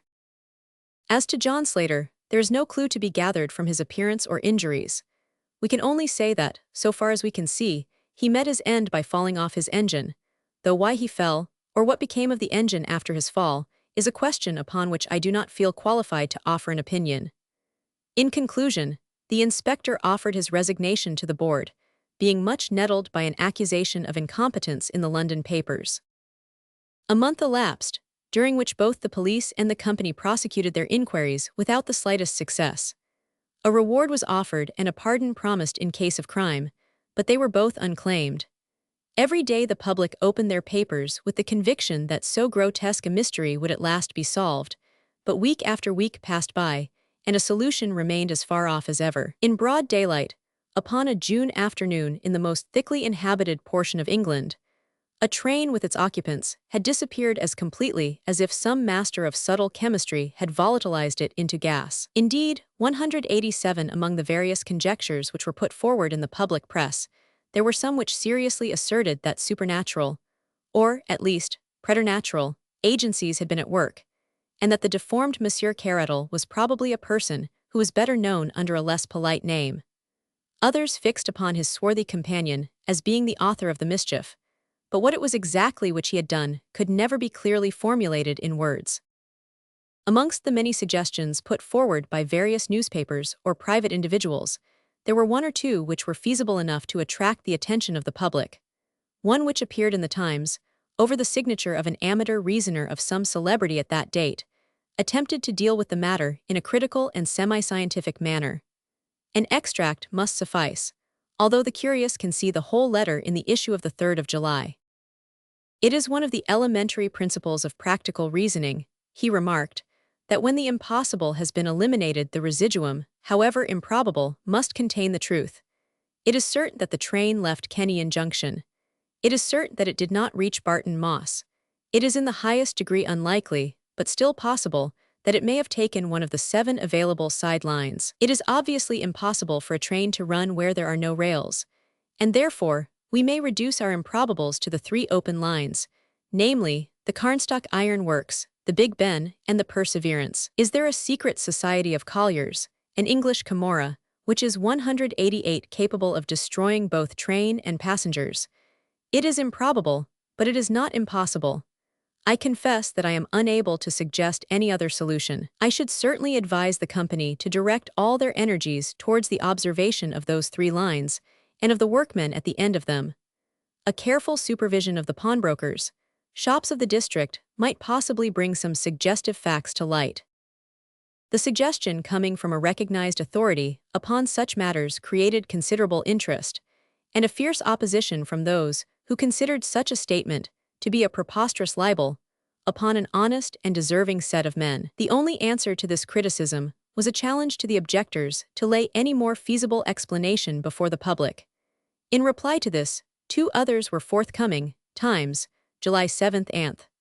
The first suggested that the train might have run off the metals and be lying submerged in the Lancashire and Staffordshire Canal, which runs parallel to the railway for some hundreds of yards. This suggestion was thrown out of court by the published depth of the canal, which was entirely insufficient to conceal so large an object. The second correspondent wrote calling attention to the bag, which appeared to be the sole luggage which the travelers had brought with them, and suggesting that some novel explosive of immense and pulverizing power might have been concealed in it. The obvious absurdity, however, of supposing that the whole train might be blown to dust, while the metals remained uninjured, reduced any such explanation to a farce.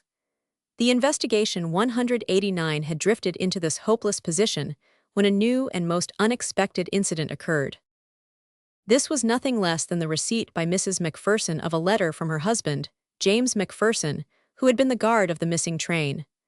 The letter, which was dated July 5, 1890, was posted from New York and came to hand upon July 14. Some doubts were expressed as to its genuine character, but Mrs. Macpherson was positive as to the writing, and the fact that it contained a remittance of $100 in $5 notes was enough in itself to discount the idea of a hoax.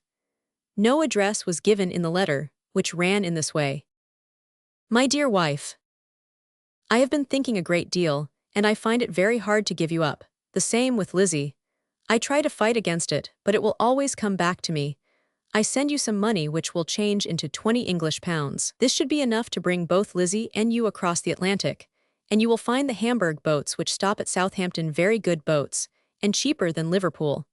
If you could come here and stop at the Johnston house, I would try and send you word how to meet, but things are very difficult with me at present, and I am not very happy, finding it hard to give you both up.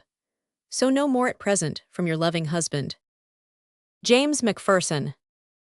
For a time, it was confidently anticipated that this letter would lead to the clearing up of the whole 190 matter, the more so as it was ascertained that a passenger who bore a close resemblance to the missing guard had traveled from Southampton under the name of Summers in the Hamburg and New York liner Vistula, which started upon the 7th of June.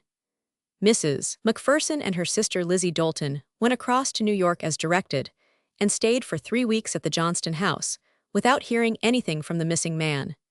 It is probable that some injudicious comments in the press may have warned him that the police were using them as a bait.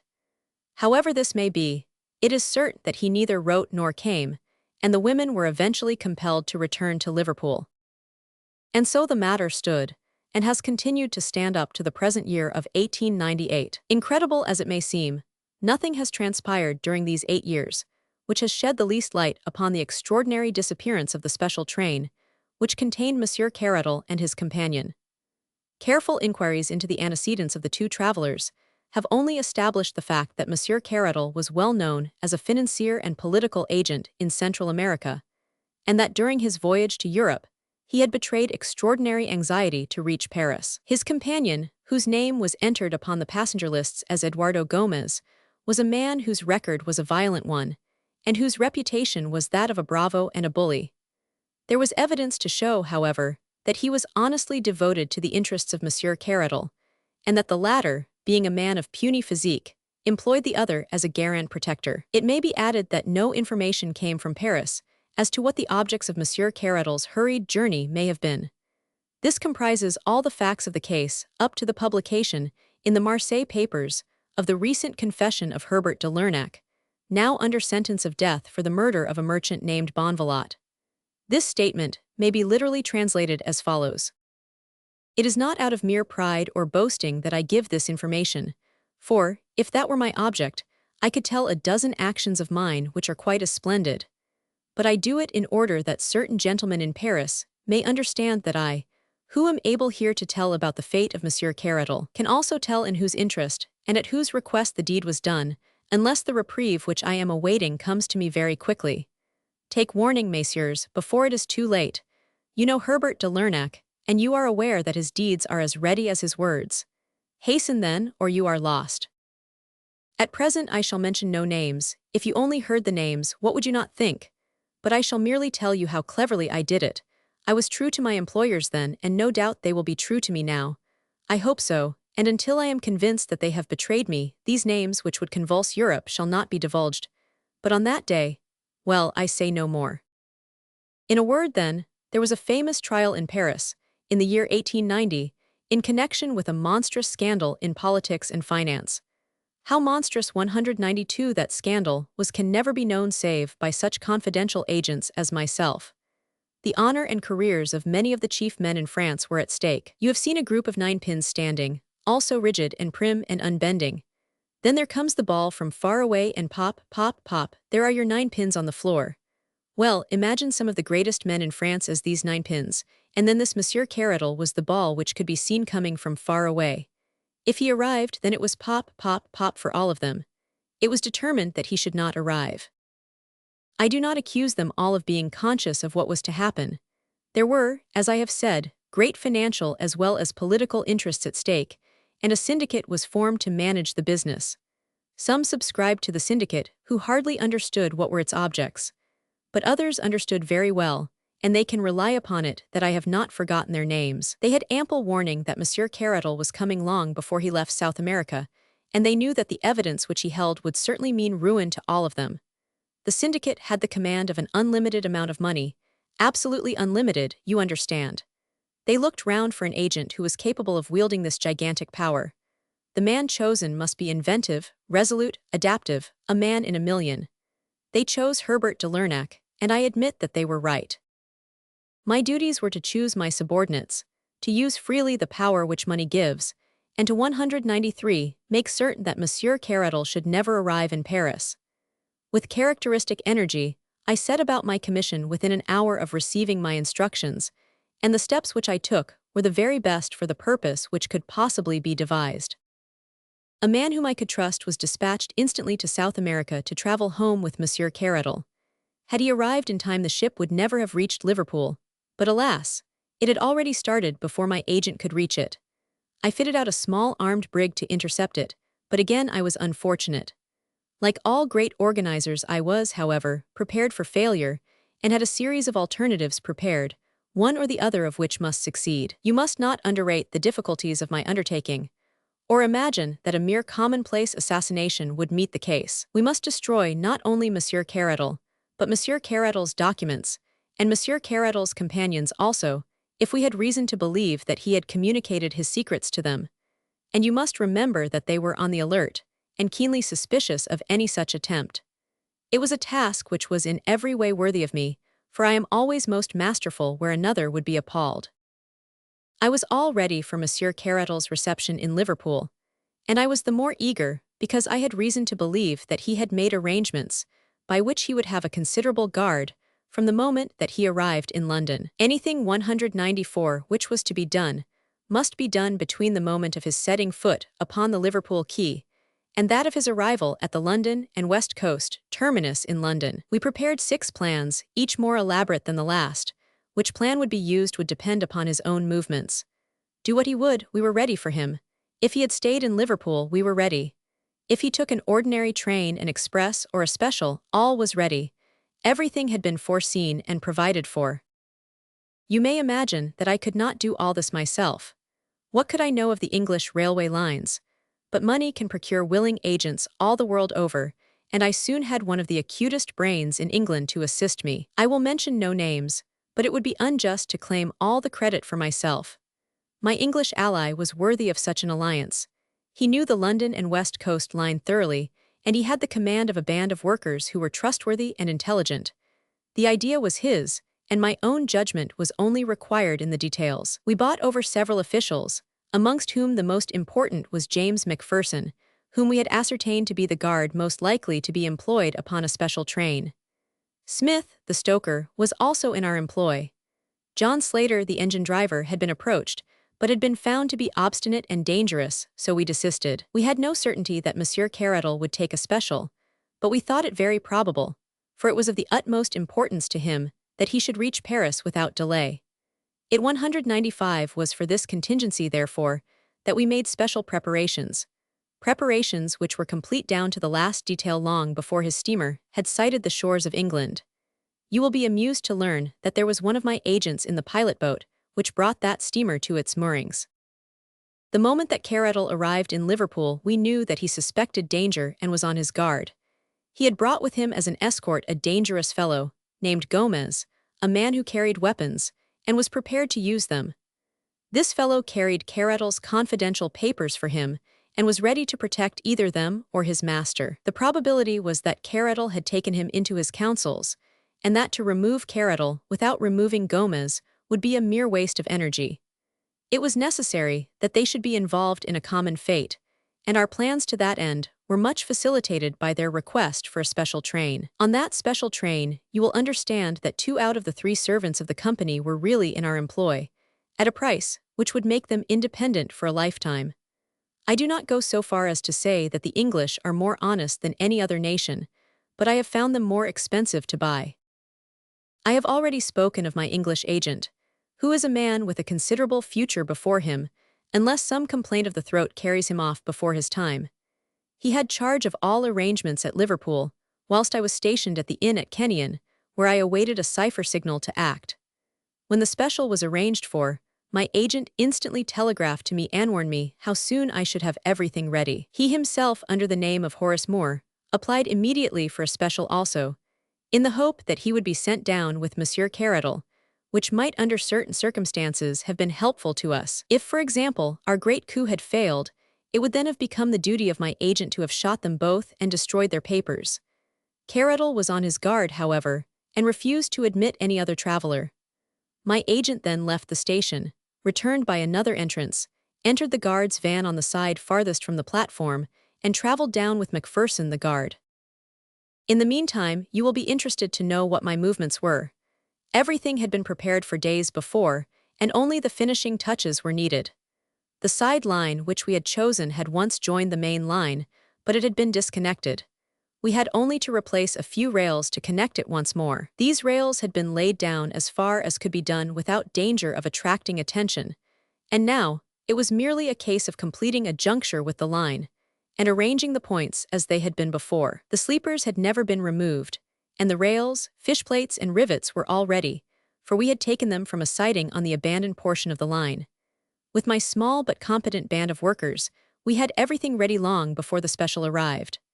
When it did arrive, it ran off upon the small side line so easily that the jolting of the points appears to have been entirely unnoticed by the two travelers. 197. Our plan had been that Smith the stoker should chloroform John Slater the driver, so that he should vanish with the others. In this respect, and in this respect only, our plans miscarried. I accept the criminal folly of Macpherson in writing home to his wife. Our stoker did his business so clumsily that Slater in his struggles fell off the engine, and though fortune was with us so far that he broke his neck in the fall, still he remained as a blot upon that which would otherwise have been one of those complete masterpieces which are only to be contemplated in silent admiration. The criminal expert will find in John Slater the one flaw in all our admirable combinations. A man who has had as many triumphs as I can afford to be frank, and I therefore lay my finger upon John Slater, and I proclaim him to be a flaw. But now I have got our special train upon the small line 2 kilometers, or rather more than 1 mile, in length, which leads, or rather used to lead, to the abandoned Heartsease mine, once one of the largest coal mines in England. You will ask how it is that no one saw the train upon this unused line. I answer that along its entire length it runs through a deep cutting, and that, unless someone had been on the edge of that cutting, he could not have seen it. There was someone on the edge of that cutting. I was there. And now I will tell you what I saw. My assistant had remained at the points, in order that he might superintend the switching off of the train. He had 4 armed men with him, so that if the train ran off the line, we thought it probable, because the points were very rusty, we might stave resources to fall back upon. Having once seen it safely on the sideline, he handed over the responsibility to me. I was waiting at a point which overlooks the mouth of the mine, and I was also armed, as were my 2 companions. Come what might, you see, I was always ready. The moment that the train was fairly on the side line, Smith, the stoker, slowed down the engine, and then, having turned it on to the fullest speed again, he and Macpherson, with my English lieutenant, sprang off before it was too late. It may be that it was this slowing down which first attracted the attention of the travelers, but the train was running at full speed again before their heads appeared at the open window. It makes me smile to think how bewildered they must have been. Picture to yourself your own feelings if, on looking out of your luxurious carriage, you suddenly perceived that the lines upon which you ran were rusted and corroded, red and yellow with disuse and decay. What a catch must have come in their breath, as in a second it flashed upon them that it was not Manchester but death which was waiting for them at the end of that sinister line. But the train was running with frantic speed, rolling and rocking over the rotten line, while the wheels made a frightful screaming sound upon the rusted surface. I was close to them, and could see their faces. Caradle was praying, I think. There was something like a rosary dangling out of his hand. The other roared like a bull who smells the blood of the slaughterhouse. He saw us standing on the bank, and he beckoned to us like a madman. Then he tore at his wrist and threw his dispatch box out of the 199 window in our direction. Of course, his meaning was obvious. Here was the evidence, and they would promise to be silent if their lives were spared. It would have been very agreeable if we could have done so, but business is business. Besides, the train was now as much beyond our control as theirs.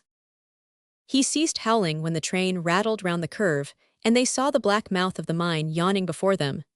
We had removed the boards which had covered it, and we had cleared the square entrance. The rails had formerly run very close to the shaft for the convenience of loading the coal, and we had only to add 2 or 3 lengths of rail in order to lead to the very brink of the shaft. In fact, as the lengths would not quite fit, our line projected about 3 feet over the edge. We saw the 2 heads at the window, Carettle below, Gomez above, but they had both been struck silent by what they saw. And yet they could not withdraw their heads. The sight seemed to have paralyzed them. I had wondered how the train running at a great speed would take the pit into which I had guided it, and I was much interested in watching it.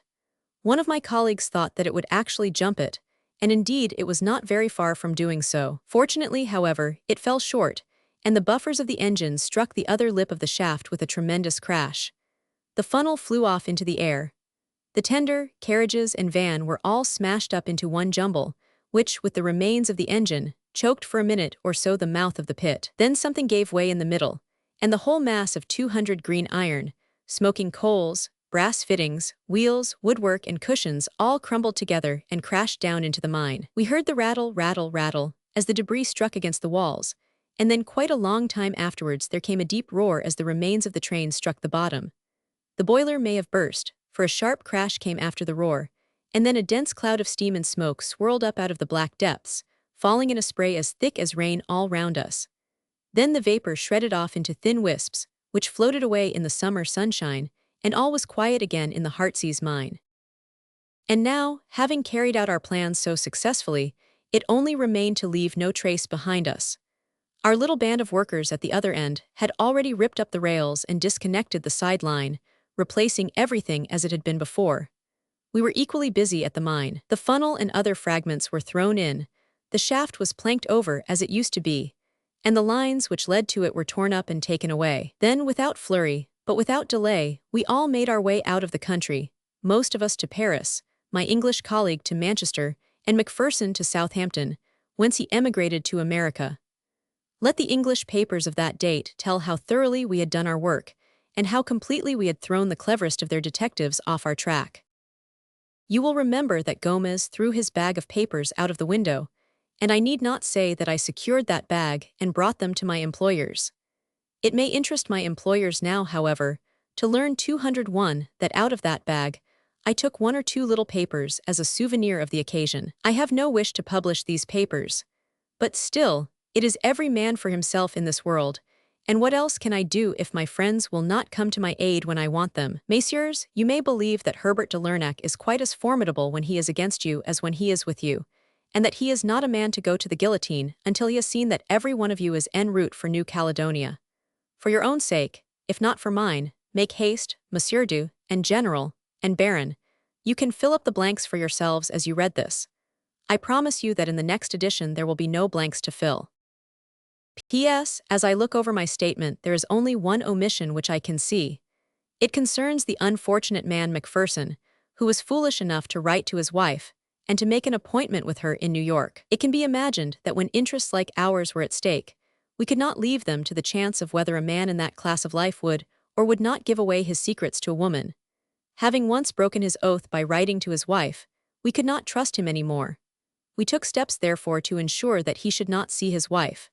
I have sometimes thought that it would be a kindness to write to her and to assure her that there is no impediment to her marrying again. The club-footed grocer.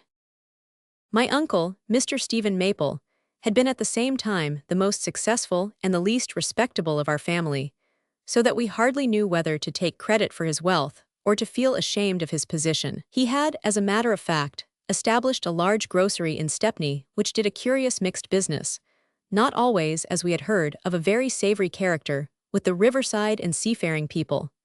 He was ship's chandler, provision merchant, and if rumor spoke truly, some other things as well. Such a trade, however lucrative, had its drawbacks, as was evident when, After 20 years of prosperity, he was savagely assaulted by one of his customers and left for dead, with 3 smashed ribs and a broken leg, which mended so badly that it remained forever 3 inches shorter than the other. This incident seemed, not unnaturally, to disgust him with his surroundings, for after the trial, in which his assailant was condemned to 15 years, penal servitude, he retired from his business and settled in a lonely part of the north of England, whence, until that morning, we had never once heard of him, not even at the death of my father, who was his only brother.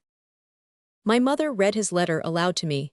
If your 203 son is with you, Ellen, and if he is as stout a lad as he promised for when last I heard from you, then send him up to me by the first train after this comes to hand. He will find that to serve me will pay him better than the engineering, and if I pass away, though, thank God, there is no reason to complain as to my health, you will see that I have not forgotten my brother's son.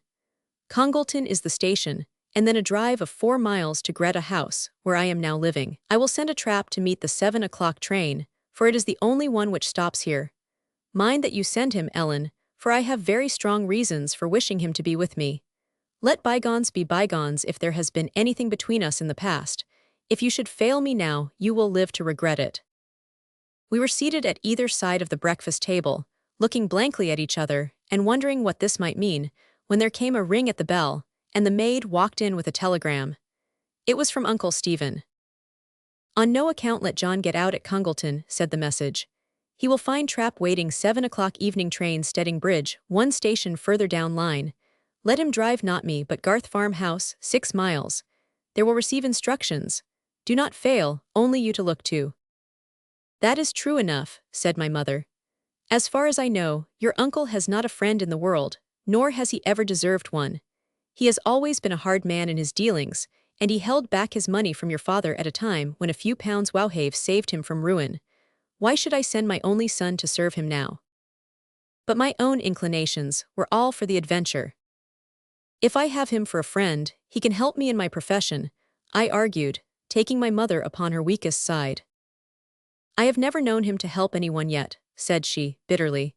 And why all this mystery about getting out at a distant station and driving to the wrong address? He has got himself into some trouble, and he wishes us to get him out of it.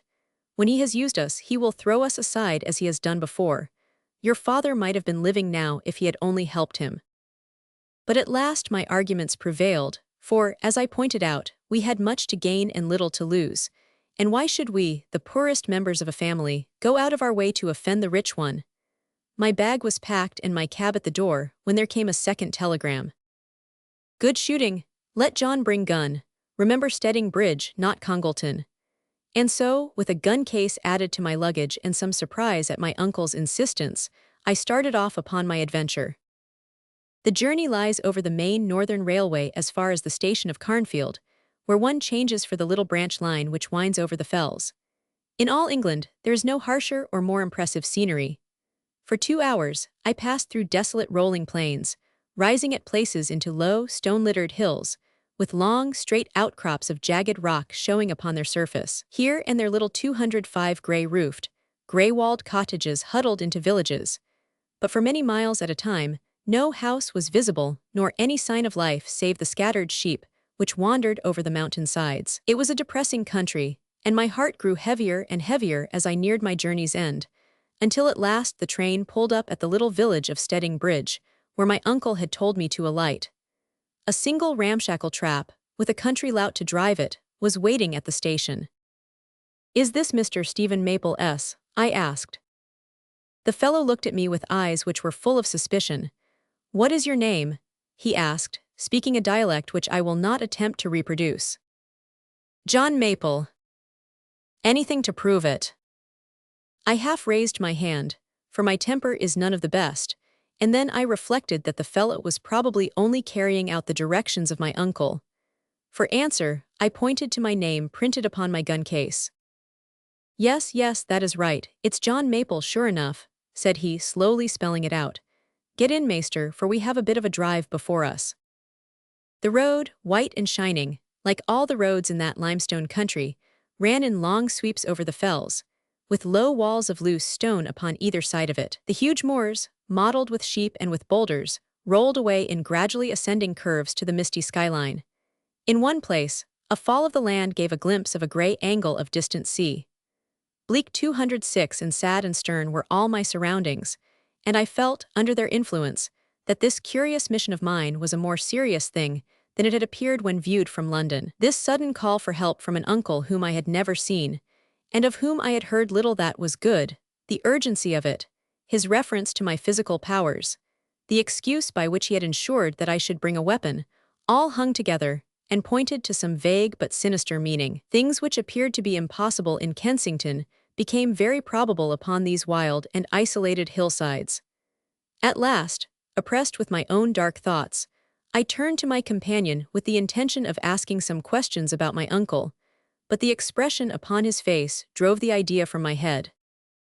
He was not looking at his old, unclipped chestnut horse, nor at the road along which he was driving, but his face was turned in my direction, and he was staring past me with an expression of curiosity and, as I thought, of apprehension. He raised the whip to lash the horse, and then dropped it again, as if convinced that it was useless.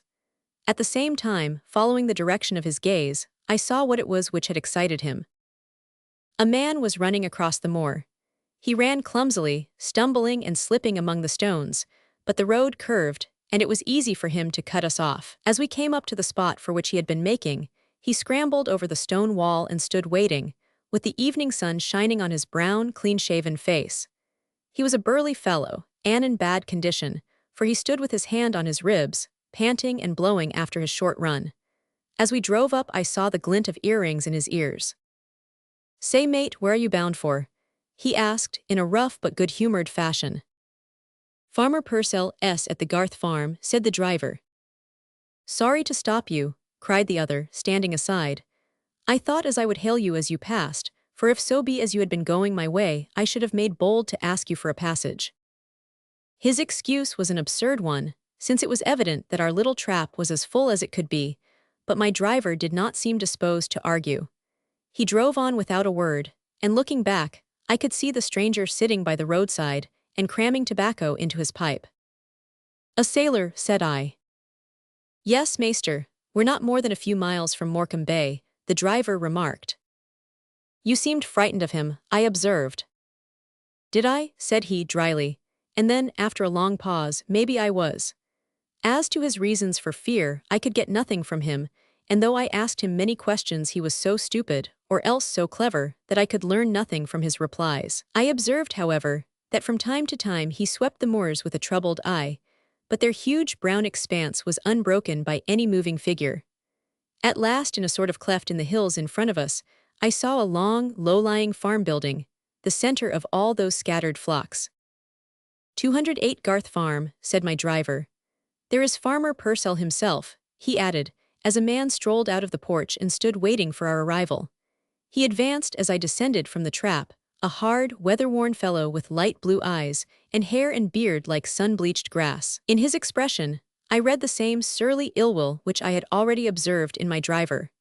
Their malevolence could not be directed towards a complete stranger like myself, and so I began to suspect that my uncle was no more popular on the North Country fells than he had been in Stepney Highway.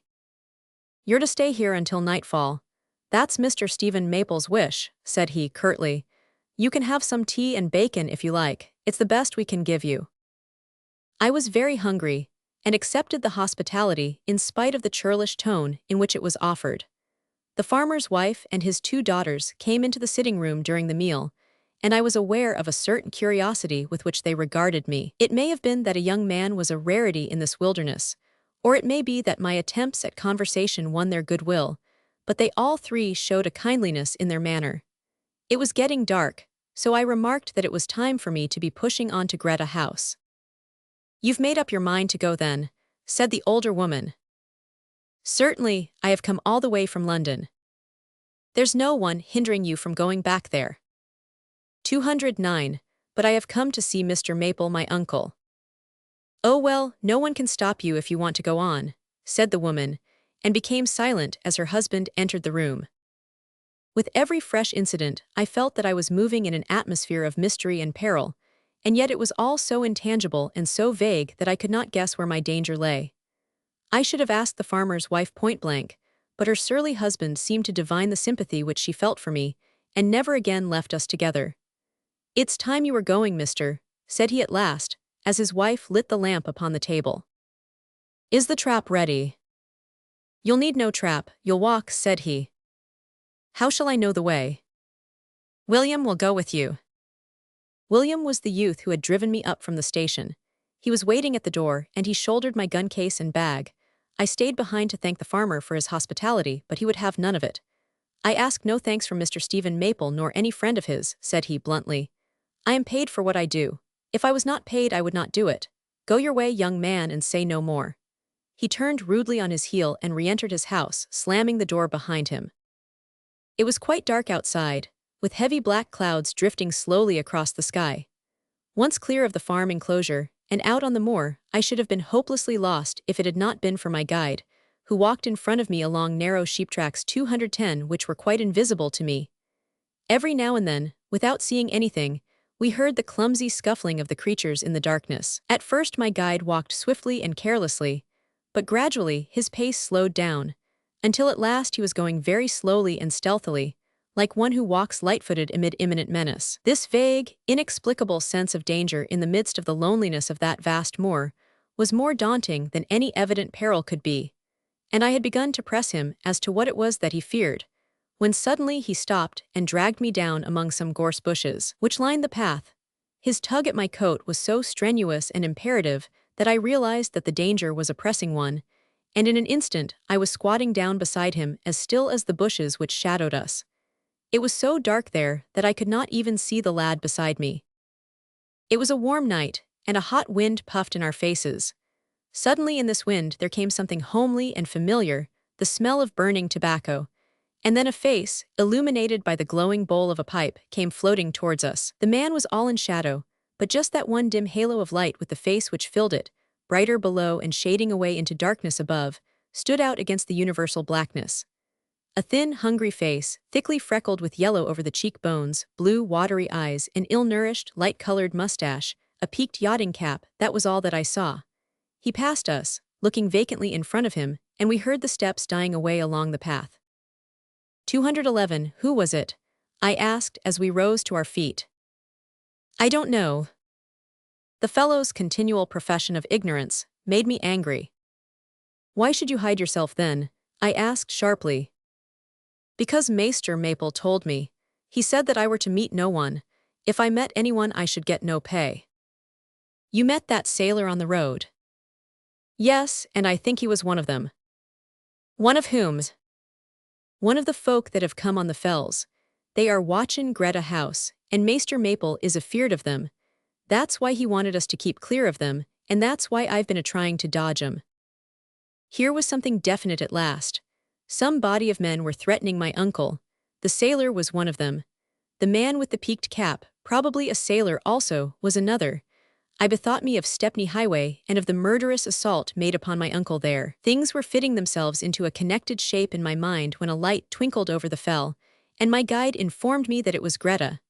The place lay in a dip among the moors, so that one was very near it before one saw it. A short walk brought us up to the door. I could see little of the building save that the lamp which shone through a small latticed window showed me dimly that it was both long and lofty. The low door under an overhanging lintel was loosely fitted, and light was bursting out on each side of it. The inmates of this lonely house appeared to be keenly on their guard, for they had heard our footsteps, and we were challenged before we reached the door. "Who is there?" cried a deep booming voice, and urgently, "Who is it, I say?" "It's me, Maester Maple. I have brought the gentleman."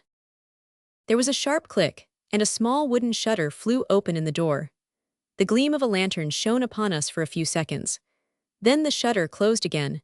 With a great rasping of locks and clattering of bars, the door was opened, and I saw my uncle standing framed in that vivid yellow square cut out of the darkness. He was a small, thick man, with a great rounded, bald head and one thin border of gingery curls. It was a fine head, the head of a thinker, but his large white face was heavy and commonplace, with a broad, loose-lipped mouth and two hanging dewlaps on either side of it. His eyes were small and restless, and his light-colored lashes were continually moving. My mother had said once that they reminded her of the legs of a woodlouse, and I saw at the first glance what she meant. I heard also that in Stepney he had learned the language of his customers, and I blushed for our kinship as I listened to his villainous accent. "So, nephew," said he, holding out his hand. Come in, man, quick, and don't leave the door open. Your mother said you were grown a big lad, and my word, she has a right to say so. Here's a half crown for you, William, and you can go back again. Put the 213 things down. Enoch, take Mr. John's things, and see that his supper is on the table."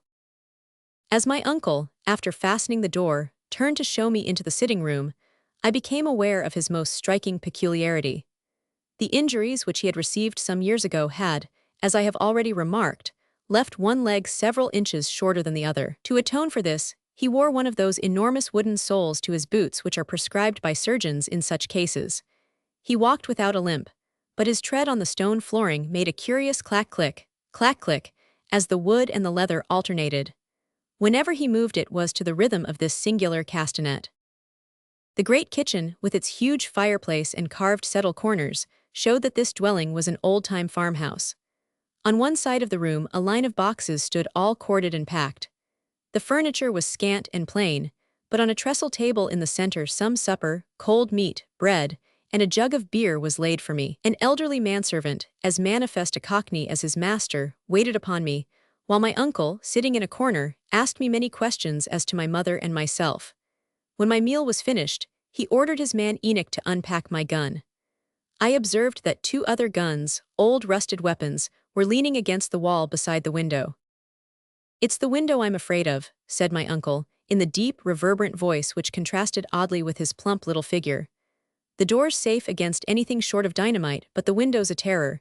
214 high, he yelled, "don't walk across the light, you can duck when you pass the lattice." "For fear of being seen?" I asked. "For fear of being shot, my lad. That's the trouble. Now come and sit beside me on the trestle air, and I'll tell you all about it, for I can see that you are the right sort and can be trusted." His flattery was clumsy and halting, and it was evident that he was very eager to conciliate me. I sat down beside him, and he drew a folded paper from his pocket. It was a Western Morning News, and the date was 10 days before. The passage over which he pressed a long, black nail was concerned with the release from Dartmoor of a convict named Elias, whose term of sentence had been remitted on account of his defense of a warder who had been attacked in the quarries. The whole account was only a few lines long. "Who is he then?" I asked. My uncle cocked his distorted foot into the air. "That's his mark," said he. "'E was doin' time for that, now 'e's out and after me again." "But why should he be after you?" "Because 'e wants to kill me, because 'e'll never rest, the worrying devil, until 'e as 'ad his revenge on me. It's this way, nephew, I've no secrets from you.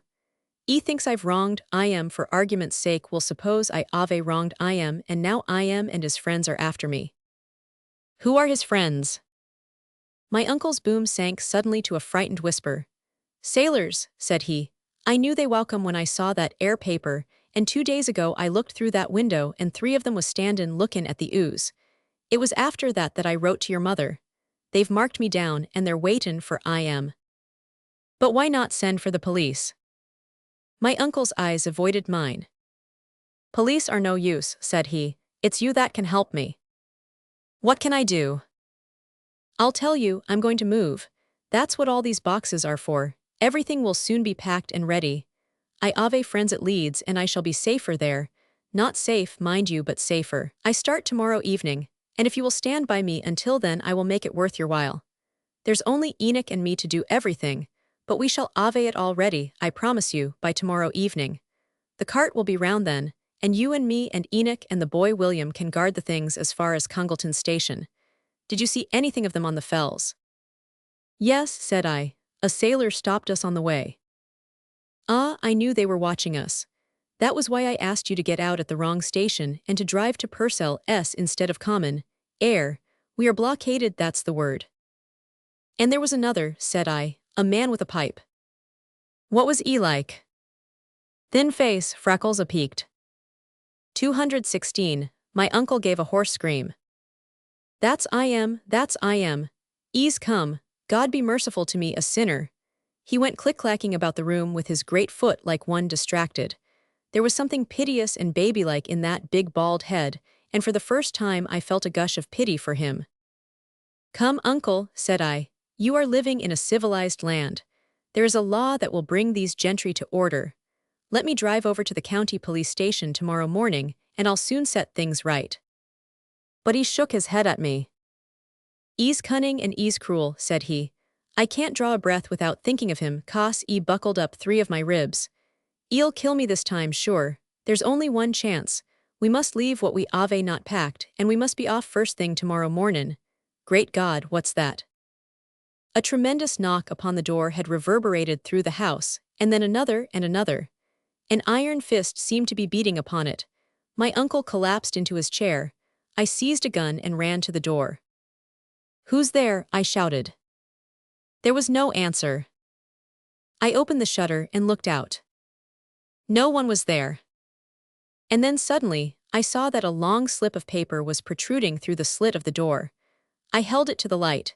In rude but vigorous handwriting the message ran. 217, put them out on the doorstep and save your skin. "What do they want?" I asked as I read him the message. "What they'll never know by the Lord never," he cried with a fine burst of spirit. Enoch, Enoch." The old fellow came running to the call.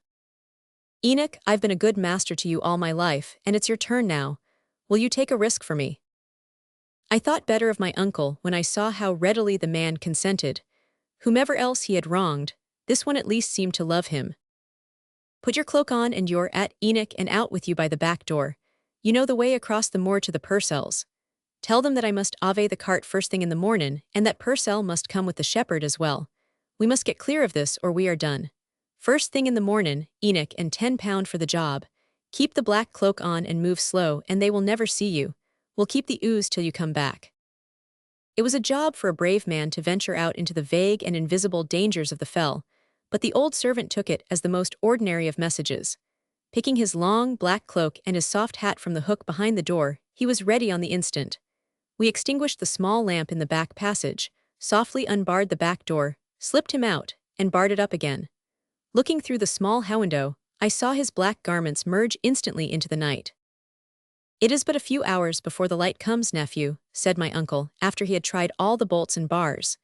"You shall never regret this night's work. If we come through safely, it will be the making of you. Stand by me till mornin', and I stand by you while there's breath in my body. The cart will be by 5. What isn't ready we can afford to leave band. We've only to load up and make for the early train at Congleton. Will they let us pass?" "In broad daylight they dare not stop us. There will be 6 of us if they all come and 3 guns. We can fight our way through. Where can they get guns, common, wandering seamen? A pistol or 2 at the most. If we can keep them out for a few hours we are safe. Enoch must be halfway to Purcell's by now." "But what do these sailors want?" I repeated. "You say yourself that you wronged them." A look of mulish obstinacy came over his large, white face. "Don't ask questions, nephew, and just do what I ask you," said he. "Enoch won't come back. He'll just bide there and come with the cart. Ark, what is that?" A distant cry rang from out of the darkness, and then another one, short and sharp like the wail of the curlew. "It's Enoch," said my uncle, gripping my arm. "They're killin' poor old Enoch." 219, the cry came again, much nearer, and I heard the sound of hurrying steps and a shrill call for help. "They are after him," cried my uncle, rushing to the front door. He picked up the lantern and flashed it through the little shutter. Up the yellow funnel of light, a man was running frantically, his head bowed and a black cloak fluttering behind him. The moor seemed to be alive with dim pursuers. The bolt, gasped my uncle. He pushed it back whilst I turned the key, and we swung the door open to admit the fugitive. He dashed in and turned at once with a long yell of triumph. "Come on, lads. Tumble up, all hands, tumble up. Smartly there, all of you." It was so quickly and neatly done that we were taken by storm before we knew that we were attacked. The passage was full of rushing sailors. I slipped out of the clutch of one and ran for my gun, but it was only to crash down onto the stone floor an instant later, with 2 of them holding on to me. They were so deft and quick that my hands were lashed together even while I struggled, and I was dragged into the settle corner. Unhurt but very sore in spirit at the cunning with which our defenses had been forced, and the ease with which we had been overcome. They had not even troubled to bind my uncle, but he had been pushed into his chair, and the guns had been taken away. He sat with a very white face, his homely figure and absurd row of curls looking curiously out of place among the wild figures who surrounded him. There were 6 of them, all evidently sailors. One 220 I recognized as the man with the earrings whom I had already met upon the road that evening. They were all fine, weather-bronzed, bewhiskered fellows. In the midst of them, leaning against the table, was the freckled man who had passed me on the moor. The great black cloak which poor Enoch had taken out with him was still hanging from his shoulders. He was of a very different type from the others. Crafty, cruel, dangerous, with sly, thoughtful eyes which gloated over my uncle. They suddenly turned themselves upon me, and I never knew how one's skin can creep at a man's glance before. "Who are you?" he asked. "Speak out, or we'll find a way to make you." "I am Mr. Stephen Maple's nephew, come to visit him." "You are you? Well, I wish you joy of your uncle and of your visit too. Quick's the word, lads, for we must be aboard before morning. What shall we do with the old un?" "Trice him up Yankee fashion and give him 6 dozen," said one of the seamen. 500 you hear, you cursed Cockney thief. We'll beat the life out of you if you don't give back what you've stolen. Where are they? I know you never parted with them." My uncle pursed up his lips and shook his head, with a face in which his fear and his obstinacy contended. "Won't tell, won't you? We'll see about that. Get him ready, Jim." One of the seamen seized my uncle and pulled his 221 coat and shirt over his shoulders. He sat lumped in his chair, his body all creased into white rolls which shivered with cold and with terror. "Up with him to those hooks." There were rows of them along the walls where the smoked meat used to be hung. The seamen tied my uncle by the wrists to 2 of these. Then one of them undid his leather belt. "The buckle end, Jim," said the captain. "Give him the buckle." "You cowards," I cried, "to beat an old man." "We'll beat a young one next," said he, with a malevolent glance at my corner. "Now, Jim, cut a wad out of him." "Give him one more chance," cried one of the seamen. Aye, growled 1 or 2 others. "Give the swab a chance." "If you turn soft, you may give them up forever," said the captain. "One thing or the other, you must lash it out of him, or you may give up what you took such pains to win and what would make you gentlemen for life, every man of you. There's nothing else for it. Which shall it be?" "Let him have it," they cried savagely. "Then stand clear." The buckle of the man's belt whined savagely as he whirled it over his shoulder. But my uncle cried out before the blow fell. "I can't stand it," he cried. "Let me down." "Where are they then?" "I'll show you if you'll let me down." They cast off the handkerchiefs, and he pulled his 222 coat over his fat, round shoulders. The seamen stood round him, the most intense curiosity and excitement upon their swarthy faces. "No gammon," cried the man with the freckles. "We'll kill you joint by joint if you try to fool us. Now then, where are they?" "In my bedroom." "Where is that?" "The room above." "Whereabouts?" "In the corner of the oak ark by the bed." The seamen all rushed to the stair, but the captain called them back. "We don't leave this cunning old fox behind us." "Ha, your face drops at that, does it? By the Lord, I believe you are trying to slip your anchor. Here, lads, make him fast and take him along." With a confused trampling of feet they rushed up the stairs, dragging my uncle in the midst of them. For an instant I was alone.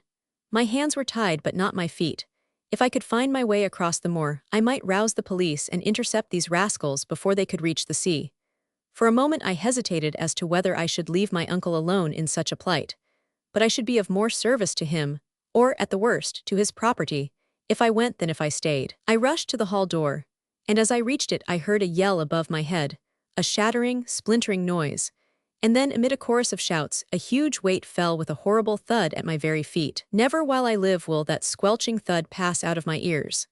And there, just in front of me, in the lane of light cast 223 by the open door, lay my unhappy uncle, his bald head twisted on to one shoulder, like the wrung neck of a chicken. It needed but a glance to see that his spine was broken, and that he was dead. The gang of seamen had rushed downstairs so quickly that they were clustered at the door, and crowding all round me almost as soon as I had realized what had occurred. "It's no doing of ours, mate," said one of them to me. "He hove himself through the window, and that's the truth. Don't you put it down to us." "He thought he could get to windward of us if once he was out in the dark, you see," said another. But he came head foremost and broke his bloomin' neck. And a blessed good job too, cried the chief with a savage oath. I'd have done it for him if he hadn't took the lead. Don't make any mistake, my lads, this is murder and we're all in it together. There's only one way out of it, and that is to hang together, unless, as the saying goes, you mean to hang apart. There's only one witness. He looked at me with his malicious little eyes, and I saw that he had something that gleamed, either a knife or a revolver, in the breast of his pea jacket. Two of the men slipped between us. "Stow that, Captain Elias," said one of them. "If this old man met his end, it is through no fault of ours. The worst we ever meant him was to take some of the skin off his back. But as to this young fellow, we have no quarrel with him." "You fool, you may have no quarrel with him, but he has his quarrel with you. He'll swear your life 224 away if you don't silence his tongue. It's his life or ours, and don't you make any mistake." "Aye, the skipper has the longest head of any of us. Better do what he tells you," cried another. But my champion, who was the fellow with the earrings, covered me with his own broad chest and swore roundly that no one should lay a finger on me. The others were equally divided, and my fate might have been the cause of a quarrel between them when suddenly the captain gave a cry of delight and amazement which was taken up by the whole gang. I followed their eyes and outstretched fingers, and this was what I saw. My uncle was lying with his legs outstretched, and the club foot was that which was furthest from us. All round this foot, a dozen brilliant objects were twinkling and flashing in the yellow light which streamed from the open door. The captain caught up the lantern and held it to the place. The huge sole of his boot had been shattered in the fall, and it was clear now that it had been a hollow box in which he stowed his valuables, for the path was all sprinkled with precious stones. 3 which I saw were of an unusual size, and as many as 40, I should think, of fair value. The seamen had cast themselves down and were greedily gathering them up, when my friend with the earrings plucked me by the sleeve. "Here's your chance, mate," he whispered. "Off you go before worse comes of it." It was a timely hint, and it did not take me long to act upon it. A few cautious steps, and I had passed unobserved beyond the circle of light. Then I set off 225 running, falling and rising and falling again, for no one who has not tried it can tell how hard it is to run over uneven ground with hands which are fastened together. I ran and ran, until for want of breath I could no longer put one foot before the other. But I need not have hurried so, for when I had gone a long way I stopped at last to breathe, and looking back, I could still see the gleam of the lantern far away, and the outline of the seamen who squatted round it. Then at last this single point of light went suddenly out, and the whole great moor was left in the thickest darkness. So deftly was I tied, that it took me a long half-hour and a broken tooth before I got my hands free. My idea was to make my way across to the Purcells' farm, but north was the same as south under that pitchy sky, and for hours I wandered among the rustling, scuttling sheep without any certainty as to where I was going. When at last there came a glimmer in the east, and the undulating fells, grey with the morning mist, rolled once more to the horizon, I recognized that I was close by Purcell's farm, and there a little in front of me I was startled to see another man walking in the same direction. At first I approached him warily, but before I overtook him I knew by the bent back and tottering step that it was Enoch, the old servant, and right glad I was to see that he was living. He had been knocked down, beaten, and his cloak and hat taken away by these ruffians, and all night he had wandered in the darkness, like myself, in search of help. He burst into tears when I told him of his master's death, and sat hiccuping with the hard, dry sobs of an old man among the stones upon the moor. 226, "It's the men of the Black Mogul," he said. Yes, I knew that they would be the end of I am." "Who are they?" I asked. Well, you are one of his own folk," said he. "Has passed away, yes, it is all over and done. I can tell you about it, no man better, but mum's the word with old Enoch unless master wants I am to speak. But his own nephew who came to help I am in the hour of need. Yes, Mr. John, you ought to know. It was like this, sir. Your uncle 'ad his grocer's business at Stepney, but 'e 'ad another business also. 'E would buy as well as sell, and when 'e bought 'e never asked no questions where the stuff came from. Why should 'e? It wasn't no business of 'is, was it? If folk brought him a stone or a silver plate, what was it to I am where they got it? That's good sense, and it ought to be good law, as I old. Anyhow, it was good enough for us at Stepney. Well, there was a steamer came from South Africa what foundered at sea. At least, they say so, and Lloyd's paid the money. She adds some very fine diamonds invoiced as being aboard of Soon after there came the brig Black Mogul into the port o' London, with papers all right as Avon cleared from Port Elizabeth with a cargo of ides. The captain, which his name was Elias, came to see the master, and what do you think that 'ad to sell? Why, sir, as I'm a livin' sinner, 'ad a packet of diamonds for all the world just the same as what was lost out that there African steamer. 'Ow did 'e get them? I don't know, master didn't know. 'E didn't seek to know either. The captain was anxious for reasons of his own to get 227 them safe, so 'e gave them to master, same as you might put a thing in a bank. But master 'ad time to get fond of them, and 'e wasn't over-satisfied as to where the Black Mogul 'ad been tradden, or where her captain 'ad got the stones. So when 'e come back for them, the master said as 'e thought they were best in his own 'ands. Mind I don't 'old with it myself, but that was what master said to Captain Elias in the little back parlor at Stepney. That was 'ow 'e got 'is leg broke and 3 of his ribs. So the captain got jugged for that, and the master, when 'e was able to get about, thought that 'e would 'ave peace for 15 years, and 'e came away from London because 'e was afraid of the sailor men. But at the end of 5 years, the captain was out and after with as many of his crew as 'e could gather. Send for the Perlis, you says. Well, there are 2 sides to that, and the master 'e wasn't much more fond of the Perlis than Elias was. But they fair emmed master in, as you 'ave seen for yourself, and they bested at last, and the loneliness that 'e thought would be is safety as proved is ruin. Well, 'e was 'ard to many, but a good master to me, and it's long before I come on such another. One word in conclusion.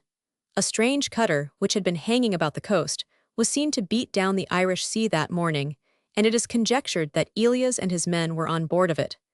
At any rate, nothing has been heard of them since. It was shown at the inquest that my uncle had lived in a sordid fashion for years, and he left little behind him. The mere knowledge that he possessed this treasure, 228 which he carried about with him in so extraordinary a fashion, had appeared to be the joy of his life, and he had never, as far as we could learn, tried to realize any of his diamonds. So his disreputable name when living was not atoned for by any posthumous benevolence, and the family, equally scandalized by his life and by his death, have finally buried all memory of the club-footed grocer of Stepney. The Sealed Room.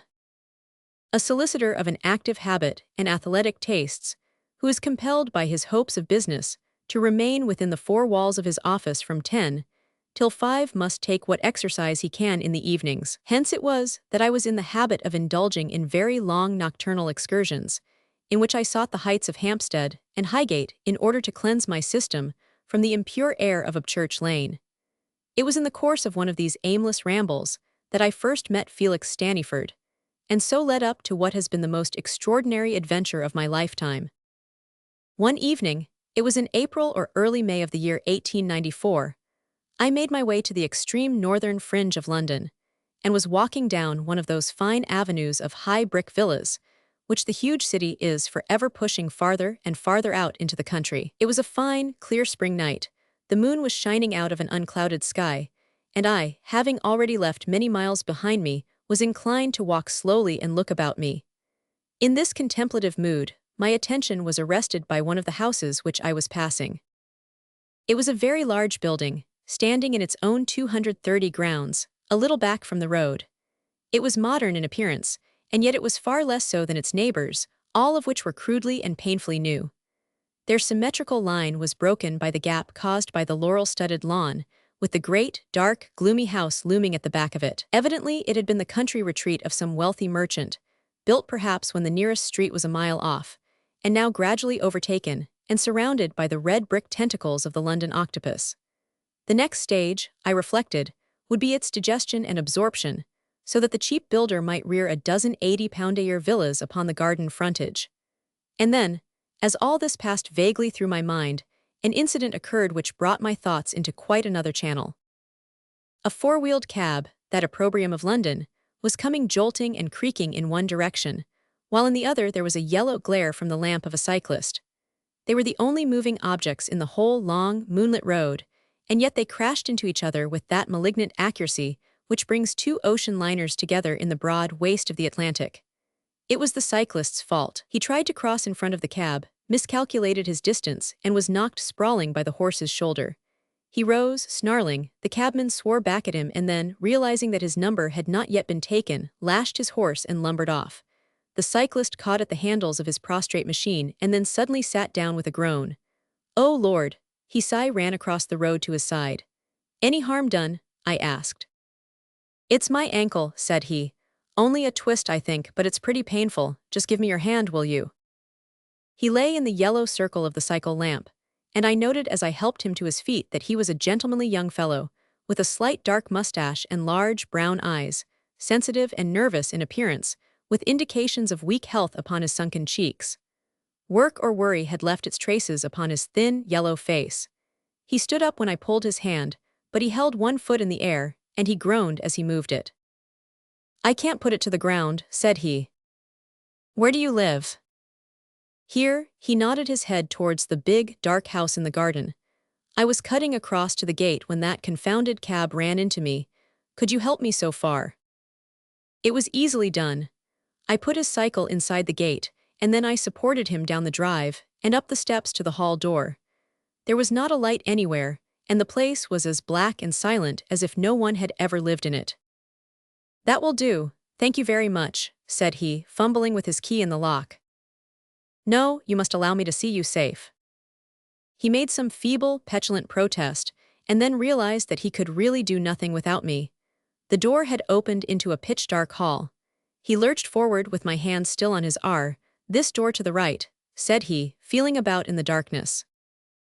I opened the door, and at the same moment he managed to strike a light. There was a lamp upon the table, and we lit it between us. "Now I'm all right, you can leave me now. Goodbye," said he, and with the words he sat down in the armchair and fainted dead away. It was a queer position for me. The fellow looked so ghastly that really I was not sure that he was not dead. Presently his lips quivered and his breast heaved, but his eyes were two white slits and his color was horrible. The responsibility was more than I could stand. I pulled at the bell rope and heard the bell ringing furiously far away.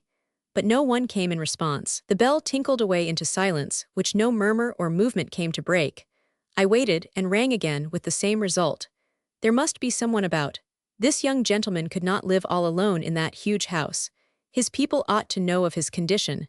If they would not answer the bell, I must hunt them out myself. I seized the lamp and rushed from the room. What I saw outside amazed me. The hall was empty. The stairs were bare and yellow with dust.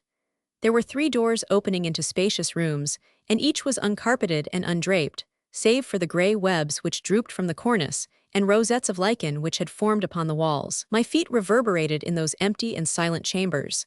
Then I wandered on down the passage, with the idea that the kitchens, at least, might be 233 tenanted. Some caretaker might lurk in some secluded room. No, they were all equally desolate. Despairing of finding any help, I ran down another corridor, and came on something which surprised me more than ever. The passage ended in a large, brown door, and the door had a seal of red wax the size of a 5-shilling piece over the keyhole. This seal gave me the impression of having been there for a long time, for it was dusty and discolored. I was still staring at it, and wondering what that door might conceal, when I heard a voice calling behind me, and running back, found my young man sitting up in his chair and very much astonished at finding himself in darkness. "Why on earth did you take the lamp away?" he asked. "I was looking for assistance." "You might look for some time," said he. "I am alone in the house. Awkward if you get an illness." It was foolish of me to faint. I inherit a weak heart from my mother, and pain or emotion has that effect upon me. It will carry me off some day, as it did her. "You're not a doctor, are you?" "No, a lawyer. Frank Alder is my name." "Mine is Felix Staniford. Funny that I should meet a lawyer, for my friend, Mr. Percival, was saying that we should need one soon." "Very happy, I am sure." "Well, that will depend upon him, you know.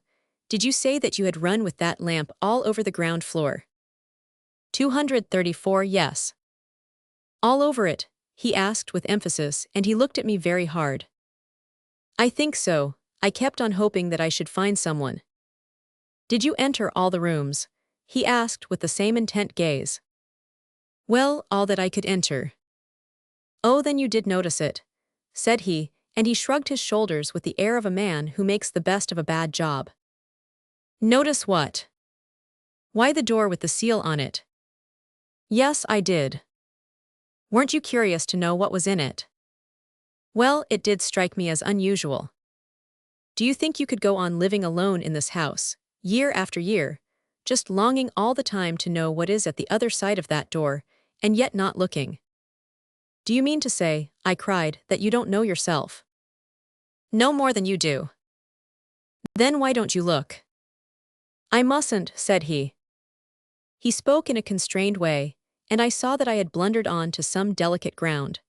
I don't know that I am more inquisitive than my neighbors, but there certainly was something in the situation which appealed very strongly to my curiosity. However, my last excuse for remaining in the house was 235 gone now that my companion had recovered his senses. I rose to go. Are you in a hurry? He asked. No, I have nothing to do. Well, I should be very glad if you would stay with me a little. The fact is that I live a very retired and secluded life here. I don't suppose there is a man in London who leads such a life as I do. It is quite unusual for me to have anyone to talk with. I looked round at the little room, scantily furnished, with a sofa bed at one side. Then I thought of the great, bare house and the sinister door with the discolored red seal upon it. There was something queer and grotesque in the situation, which made me long to know a little more. Perhaps I should, if I waited. I told him that I should be very happy. You will find the spirits and a siphon upon the side table. You must forgive me if I cannot act as host, but I can't get across the room. Those are cigars in the tray there. I'll take one myself, I think. And so you are a solicitor, Mr. Alder. Yes. And I am nothing. I am that most helpless of living creatures, the son of a millionaire. I was brought up with the expectation of great wealth, and here I am, a poor man, without any profession at all. And then, on the top of it all, I am left with this great mansion on my hands, which I cannot possibly keep up. Isn't it an absurd situation? For me to use this as my dwelling is like a coster drawing his barrow 236 with a thoroughbred. A donkey would be more useful to him, and a cottage to me. But why not sell the house? I asked. I mustn't.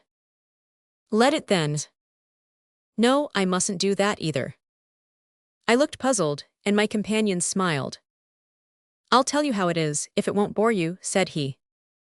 On the contrary, I should be exceedingly interested. I think, after your kind attention to me, I cannot do less than relieve any curiosity that you may feel. You must know that my father was Stanislaus Staniford, the banker. Staniford, the banker. I remembered the name at once. His flight from the country some 7 years before had been one of the scandals and sensations of the time. I see that you remember, said my companion. My poor father left the country to avoid numerous friends, whose savings he had invested in an unsuccessful speculation.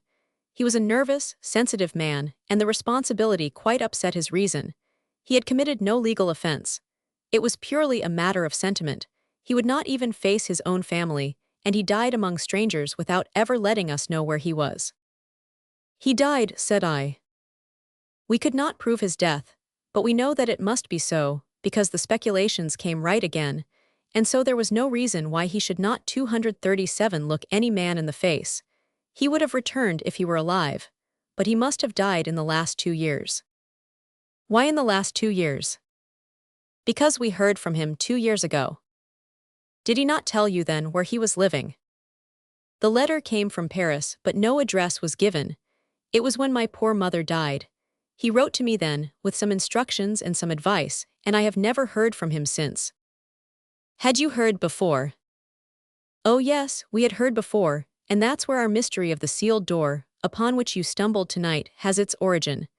Pass me that desk, if you please.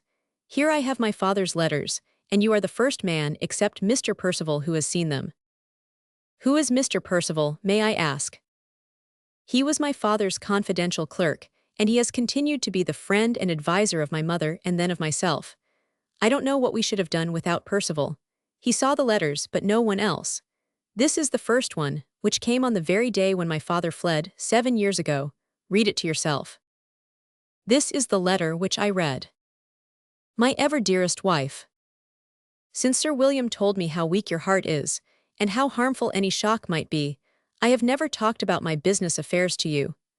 The time has come when at all risks I can no longer refrain 238 from telling you that things have been going badly with me. This will cause me to leave you for a little time, but it is with the absolute assurance that we shall see each other very soon.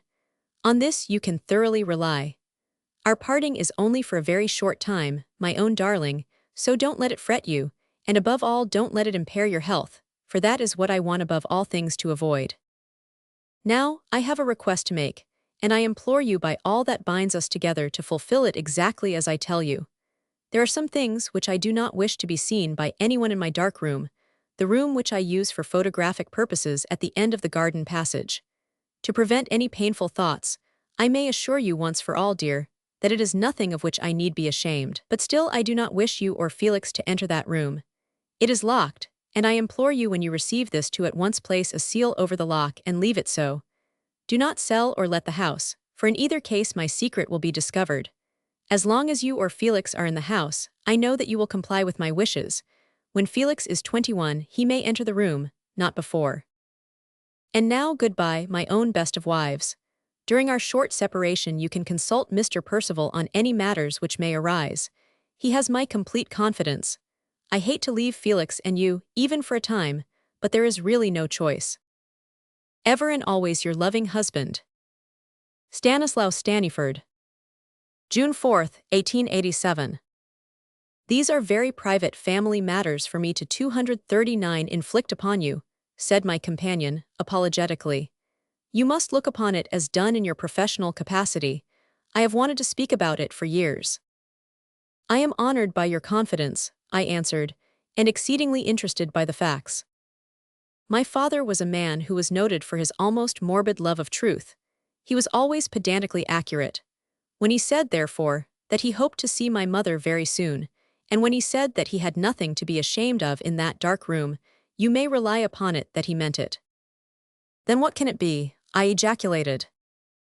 Neither my mother nor I could imagine. We carried out his wishes to the letter, and placed the seal upon the door.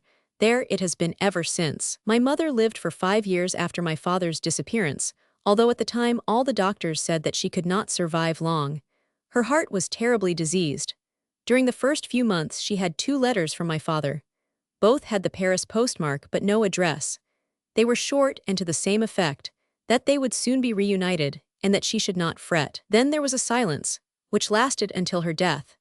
And then came a letter to me of so private a nature that I cannot show it to you, begging me never to think evil of him, giving me much good advice, and saying that the sealing of the room was of less importance now than during the lifetime of my mother, but that the opening might still cause pain to others, and that therefore he thought it best that it should be postponed until my 21st year, for the 240 lapse of time would make things easier. In the meantime, he committed the care of the room to me, so now you can understand how it is that, although I am a very poor man, I can neither let nor sell this great house. You could mortgage it. My father had already done so. It is a most singular state of affairs.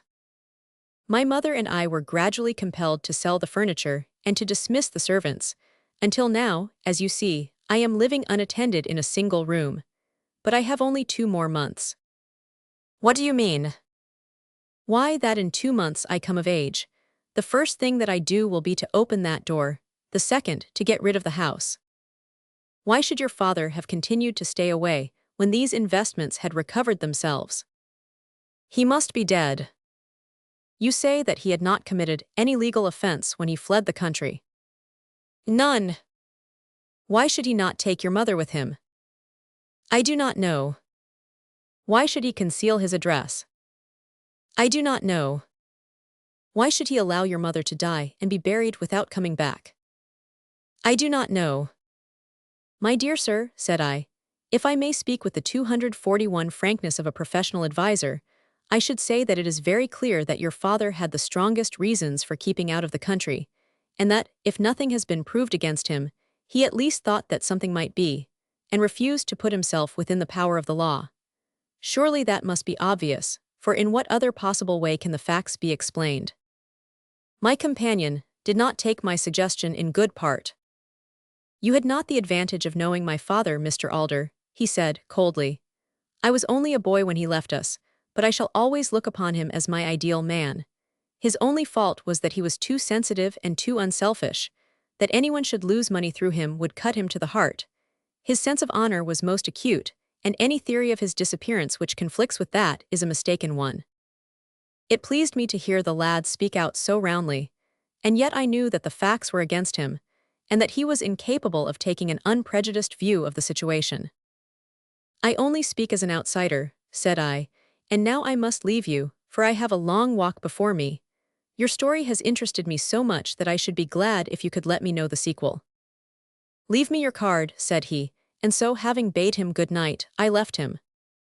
I heard nothing more of the matter for some time, and had almost feared that it would prove to be one of those fleeting experiences which drift away from our 242 direct observation, and end only in a hope or a suspicion. One afternoon, however, a card bearing the name of Mr. J. H. Percival was brought up to my office in Upchurch Lane, and its bearer, a small, dry, bright-eyed fellow of 50, was ushered in by the clerk. "I believe, sir," said he, "that my name has been mentioned to you by my young friend, Mr. Felix Staniford." "Of course," I answered, "I remember. He spoke to you, I understand, about the circumstances in connection with the disappearance of my former employer, Mr. Stanislaus Staniford, and the existence of a sealed room in his former residence." "He did." "And you expressed an interest in the matter." "It interested me extremely." "You are aware that we hold Mr. Staniford's permission to open the door on the 21st birthday of his son." "I remember. The 21st birthday is today." "Have you opened it?" I asked eagerly. "Not yet, sir," said he gravely. "I have reason to believe that it would be well to have witnesses present when that door is opened. You are a lawyer, and you are acquainted with the facts. Will you be present on the occasion?" "Most certainly." "You are employed during the day, and so am I. Shall we meet at 9 o'clock at the house?" "I will come with pleasure." 243, "Then you will find us waiting for you. Goodbye for the present." He bowed solemnly and took his leave.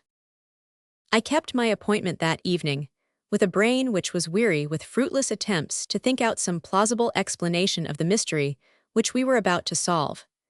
Mr. Percival and my young acquaintance were waiting for me in the little room. I was not surprised to see the young man looking pale and nervous, but I was rather astonished to find the dry little city man in a state of intense, though partially suppressed, excitement. His cheeks were flushed, his hands twitching, and he could not stand still for an instant. Staniford greeted me warmly, and thanked me many times for having come.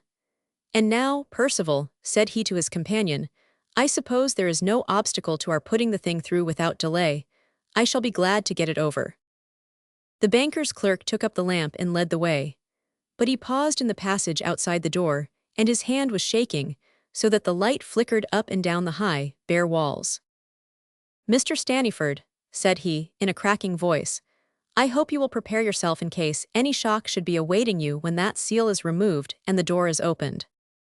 "What could there be, Percival? You are trying to frighten me." "No, Mr. Staniford, but I should wish you to be ready, to be braced up, not to allow yourself."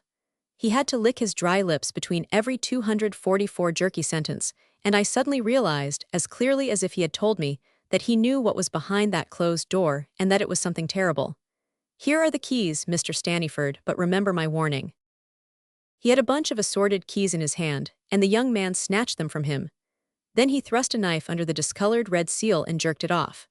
The lamp was rattling and shaking in Percival's hands, so I took it from him and held it near the keyhole, while Staniford tried key after key. At last one turned in the lock, the door flew open, he took one step into the room, and then, with a horrible cry, the young man fell senseless at our feet. If I had not given heed to the clerk's warning, and braced myself for a shock, I should certainly have dropped the lamp. The room, windowless and bare, was fitted up as a photographic laboratory, with a tap and sink at the side of it. A shelf of bottles and measures stood at one side, and a peculiar heavy smell, partly chemical, partly animal, filled the air. A single table and chair were in front of us, and at this, with his back turned towards us, a man was seated in the act of writing. His outline and attitude were as natural as life, but as the light fell upon him, it made my hair rise to see that the nape of his neck was black and wrinkled, and no thicker than my wrist. Dust lay upon him, Thick yellow dust upon his hair, his shoulders, his shriveled, lemon-colored hands. His head had fallen forward upon his breast. His pen still rested upon a discolored sheet of paper. 245, my poor master, my poor, poor master, cried the clerk, and the tears were running down his cheeks. What, I cried, Mr. Stanislaus Staniford. Here he has sat for 7 years. Oh, why would he do it? I begged him, I implored him, I went on my knees to him, but he would have his way. You see the key on the table. He had locked the door upon the inside, and he has written something, we must take it. Yes, yes, take it, and for God's sake, let us get out of this, I cried. The air is poisonous. Come, Staniford, come. Taking an arm each, we half led and half carried the terrified man back to his own room. It was my father, he cried as he recovered his consciousness. He is sitting there dead in his chair. You knew it, Percival. This was what you meant when you warned me. Yes, I knew it, Mr. Staniford. I have acted for the best all along, but my position has been a terribly difficult one. For 7 years I have known that your father was dead in that room. You knew it and never told us. Don't be harsh with me, Mr. Staniford, sir. Make allowance for a man who has had a hard part to play. My head is swimming round, I cannot grasp it. He staggered up and helped himself from the brandy bottle. These letters to my mother and to myself, were they forgeries? No, sir, your father wrote them and addressed them, and left them in my keeping to be posted. I have followed his instructions to the very letter in all things. He was my master, and I have obeyed him. The brandy had steadied the young man's shaken nerves. Tell me about it. I can stand it now, said he. Well, Mr. Staniford, you know that at one time there came a period of great trouble upon your father, and he thought that many poor people were about to lose their savings through his fault. He was a man who was so tender-hearted that he could not bear the thought. It worried him and tormented him, until he determined to end his life. Oh, Mr. Staniford, if you knew how I have prayed him and wrestled with him over it, you would never blame me. And he in turn prayed me as no man has ever prayed me before. He had made up his mind, and he would do it in any case, he said. But it rested with me whether his death should be happy and easy or whether it should be most miserable. I read in his eyes that he meant what he said. And at last I yielded to his prayers, and I consented to do his will. What was troubling him was this. He had been told by the first doctor in London that his wife's heart would fail at the slightest shock. He had a horror of accelerating her end, and yet his own existence had become unendurable to him. How could he end himself without injuring her? You know now the course that he took. He wrote the letter which she received. There was nothing in it which was not literally true. When he 247 spoke of seeing her again so soon, he was referring to her own approaching death, which he had been assured could not be delayed more than a very few months.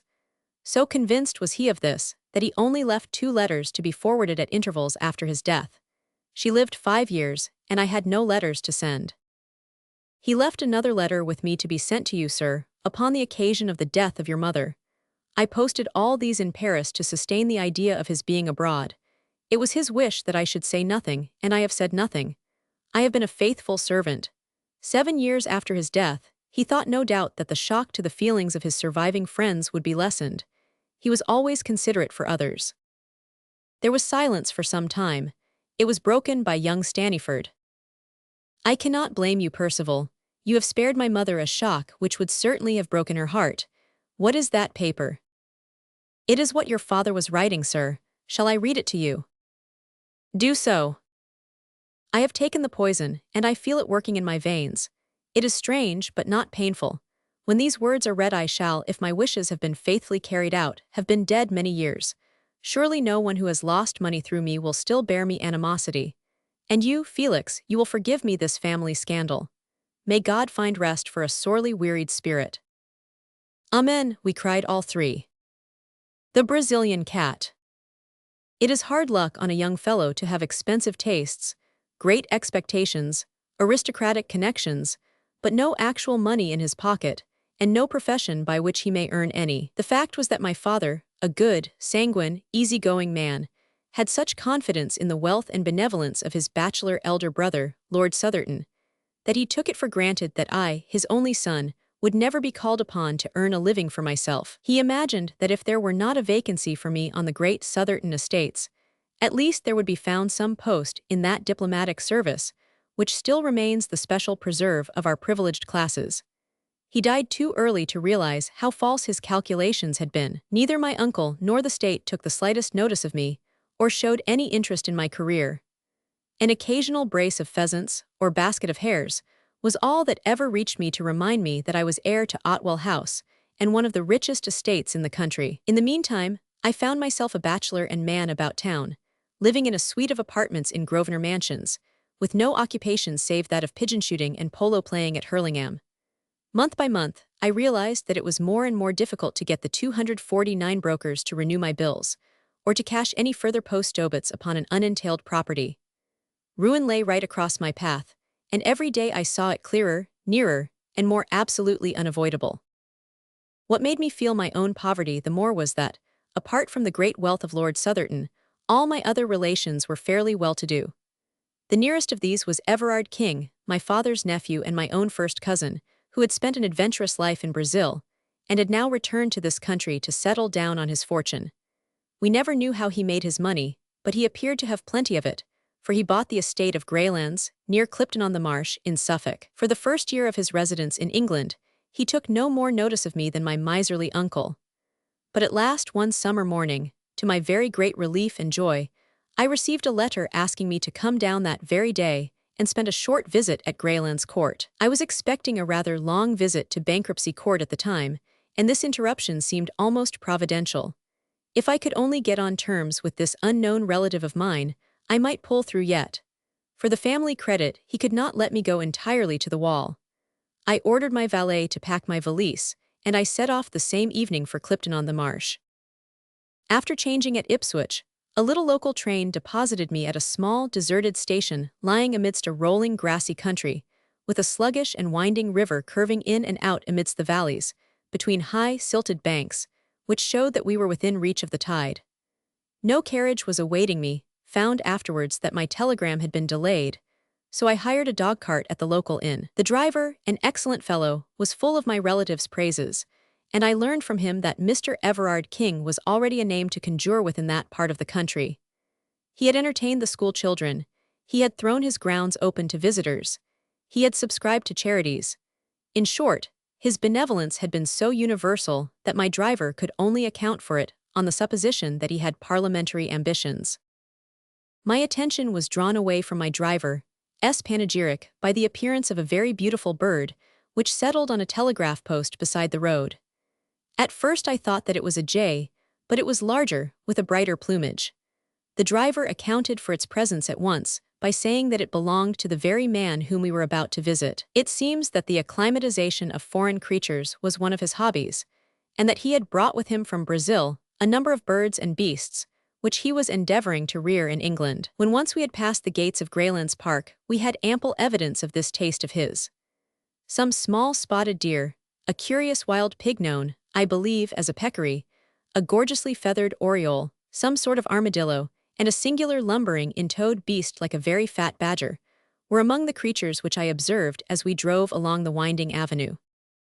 Mr. Everard King, my unknown cousin, was standing in person upon the steps of his house, for he had seen us in the distance, and guessed that it was I. His appearance was very homely and benevolent, short and stout, 45 years old perhaps, with a round, good-humored face, burned brown with the tropical sun, and shot with 1,000 wrinkles. He wore white linen clothes, in true planter style, with a cigar between his lips, and a large Panama hat upon the back of his head.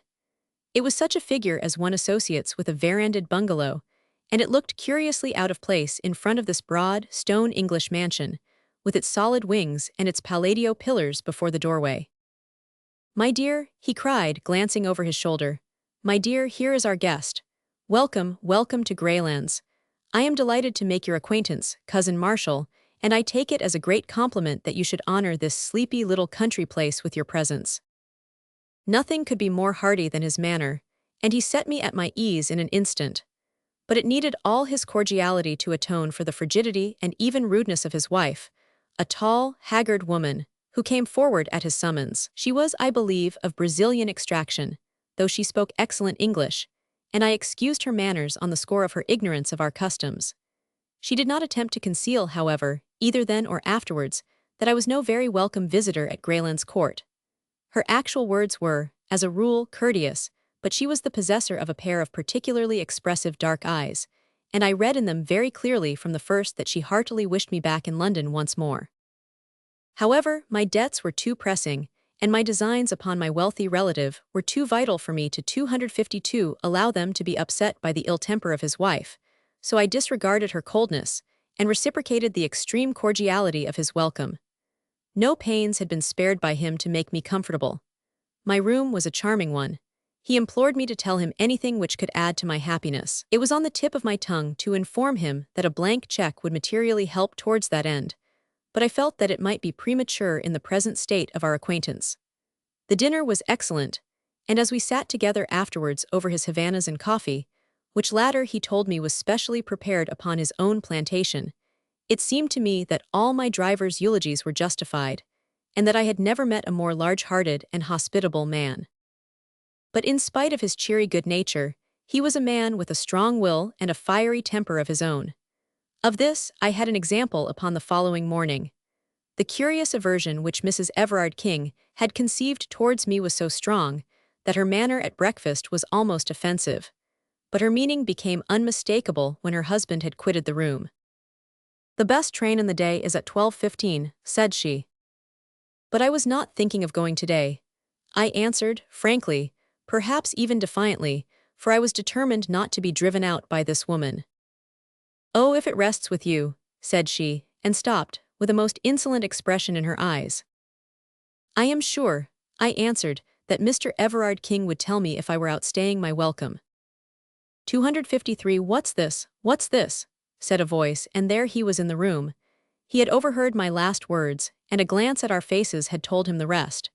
In an instant his chubby, cheery face set into an expression of absolute ferocity. "Might I trouble you to walk outside, Marshal?" said he. "I may mention that my own name is Marshal King." He closed the door behind me, and then, for an instant, I heard him talking in a low voice of concentrated passion to his wife. This gross breach of hospitality had evidently hit upon his tenderest point. I am no eavesdropper, so I walked out onto the lawn. Presently I heard a hurried step behind me, and there was the lady, her face pale with excitement and her eyes red with tears. "My husband has asked me to apologize to you, Mr. Marshal King," said she, standing with downcast eyes before me. "Please do not say another word, Mrs. King." Her dark eyes suddenly blazed out at me. "You fool," she hissed, with frantic vehemence, and turning on her heel swept back to the house. The insult was so outrageous, so insufferable, that I could only stand staring after her in bewilderment. I was still there when my host joined me. He was his cheery, chubby self once more. "I hope that my wife has apologized for her foolish remarks," said he. "Oh yes, yes, certainly." He put his hand through my arm and walked with me up and down the lawn. 254, "You must not take it seriously," said he. "It would grieve me inexpressibly if you curtailed your visit by 1 hour. The fact is, there is no reason why there should be any concealment between relatives, that my poor dear wife is incredibly jealous. She hates that anyone, male or female, should for an instant come between us. Her ideal is a desert island and an eternal tete-a-tete. That gives you the clue to her actions, which are, I confess, upon this particular point, not very far removed from mania. Tell me that you will think no more of it." "No, no, certainly not." "Then light this cigar and come round with me, and see my little menagerie." The whole afternoon was occupied by this inspection, which included all the birds, beasts, and even reptiles which he had imported. Some were free, some in cages, a few actually in the house. He spoke with enthusiasm of his successes and his failures, his births and his deaths, and he would cry out in his delight, like a schoolboy, when, as we walked, some gaudy bird would flutter up from the grass, or some curious beast slink into the cover. Finally, he led me down a corridor which extended from one wing of the house.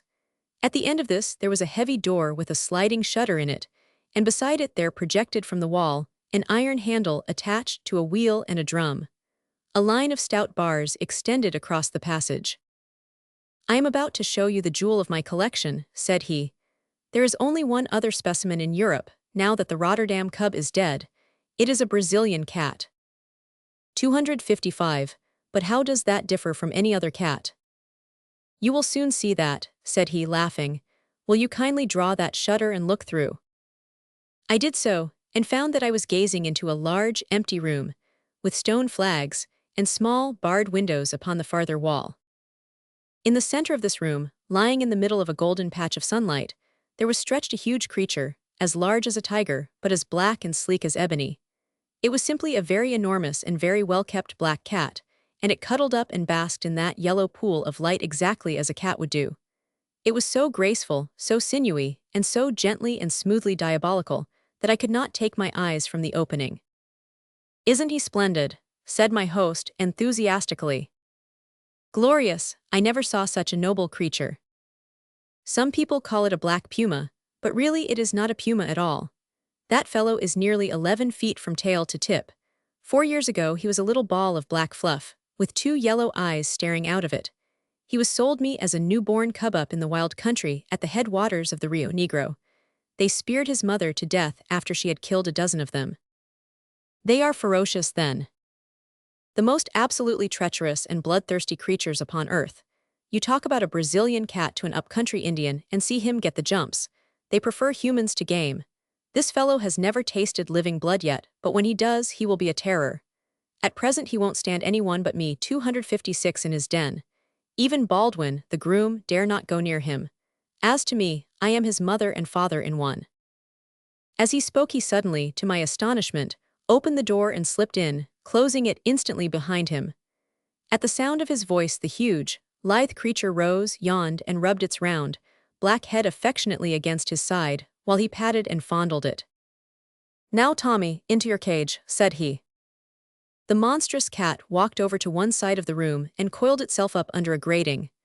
Everard King came out, and taking the iron handle which I have mentioned, he began to turn it. As he did so, the line of bars in the corridor began to pass through a slot in the wall and closed up the front of this grating, so as to make an effective cage. When it was in position, he opened the door once more and invited me into the room, which was heavy with the pungent, musty smell peculiar to the great carnivora. "That's how we work it," said he. "We give him the run of the room for exercise, and then at night we put him in his cage. You can let him out by turning the handle from the passage, or you can, as you have seen, coop him up in the same way. No, no, you should not do that." I had put my hand between the bars to pat the glossy, heaving flank. He pulled it back, with a serious face. "I assure you that he is not safe. Don't imagine that because I can take liberties with him anyone else can. He is very exclusive in his friends, aren't you, 257 Tommy? Ah, he hears his lunch coming to him. Don't you, boy?" A step sounded in the stone-flagged passage, and the creature had sprung to his feet, and was pacing up and down the narrow cage, his yellow eyes gleaming, and his scarlet tongue rippling and quivering over the white line of his jagged teeth. A groom entered with a coarse joint upon a tray, and thrust it through the bars to him. He pounced lightly upon it, carried it off to the corner, and there, holding it between his paws, tore and wrenched at it, raising his bloody muzzle every now and then to look at us. It was a malignant and yet fascinating sight. "You can't wonder that I am fond of him, can you?" said my host, as we left the room, "especially when you consider that I have had the rearing of him. It was no joke bringing him over from the center of South America, but here he is safe and sound, and as I have said, far the most perfect specimen in Europe. The people at the zoo are dying to have him, but I really can't part with him. How, I think that I have inflicted my hobby upon you long enough, so we cannot do better than follow Tommy's example and go to our lunch." My South American relative was so engrossed by his grounds and their curious occupants that I hardly gave him credit at first for having any interests outside them. That he had some, and pressing ones, was soon borne in upon me by the number of telegrams which he received. They arrived at all hours, and were always opened by him with the utmost eagerness and anxiety upon his face. Sometimes I imagined that at 258 must be the turf, and sometimes the stock exchange, but certainly he had some very urgent business going forwards which was not transacted upon the downs of Suffolk. During the 6 days of my visit, he had never fewer than 3 or 4 telegrams a day, and sometimes as many as 7 or 8. I had occupied these 6 days so well, that by the end of them, I had succeeded in getting upon the most cordial terms with my cousin. Every night we had sat up late in the billiard room, he telling me the most extraordinary stories of his adventures in America, stories so desperate and reckless that I could hardly associate them with the brown little chubby man before me. In return, I ventured upon some of my own reminiscences of London life, which interested him so much that he vowed he would come up to Grosvenor Mansions and stay with me. He was anxious to see the faster side of city life, and certainly, though I say it, he could not have chosen a more competent guide. It was not until the last day of my visit that I ventured to approach that which was on my mind. I told him frankly about my pecuniary difficulties and my impending ruin, and I asked his advice, though I hoped for something more solid. He listened attentively, puffing hard at his cigar. "But surely," said he, "you are the heir of our relative, Lord Southerton." "I have every reason to believe so, but he would never make me any allowance." "No, no, I have heard of his miserly ways. My poor Marshal, your position has been a very harrowing. By the way, have you heard any news of Lord Southerton's health lately?" "He has always been in a critical condition, ever since my childhood." "Exactly, a creaking hinge if ever there was one. Your inheritance may be a long way off. Dear me, how awkwardly situated you are." "I had some hopes, sir, that you, knowing all the facts, might be inclined to advance." "Don't say another word, my dear boy," he cried, with the utmost cordiality. "We shall talk it over tonight, and I give you my word that whatever is in my power shall be done." I was not sorry that my visit was drawing to a close, for it is unpleasant to feel that there is one person in the house who eagerly desires your departure. Mrs. King's sallow face and forbidding eyes had become more and more hateful to me. She was no longer actively rude. Her fear of her husband prevented her. But she pushed her insane jealousy to the extent of ignoring me, never addressing me, and in every way making my stay at Greylands as uncomfortable as she could. So offensive was her manner during that last day that I should certainly have left had it not been for that interview with my host in the evening which would, I hoped, retrieve my broken fortunes. It was very late when it occurred, for my relative, who had been receiving even more telegrams than usual during the day, went off to his study after dinner, and only emerged when the household had retired to bed. I heard him go round locking the doors, as his custom was of a night, and finally he 260 joined me in the billiard room. His stout figure was wrapped in a dressing gown, and he wore a pair of red Turkish slippers without any heels. Settling down into an armchair, he brewed himself a glass of grog, in which I could not help noticing that the whiskey considerably predominated over the water. "My word," said he, "what a night." It was, indeed. The wind was howling and screaming round the house, and the latticed windows rattled and shook as if they were coming in. The glow of the yellow lamps and the flavor of our cigars seemed the brighter and more fragrant for the contrast.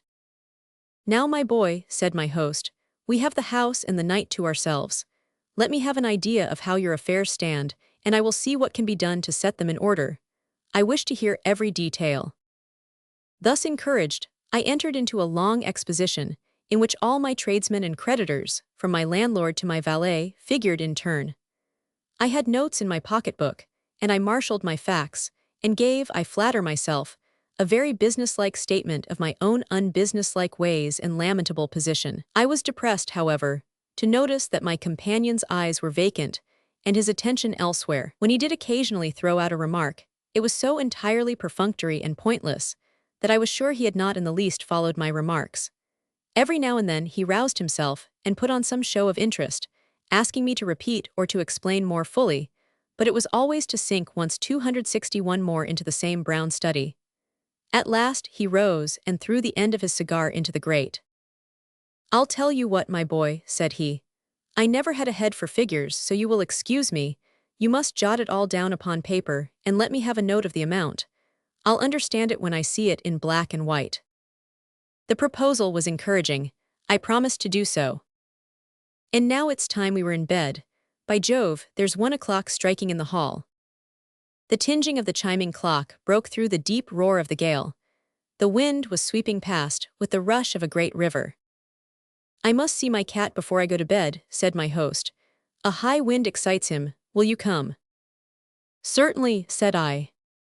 "Then tread softly and don't speak, for everyone is asleep." We passed quietly down the lamplit Persian-rugged hall and through the door at the farther end.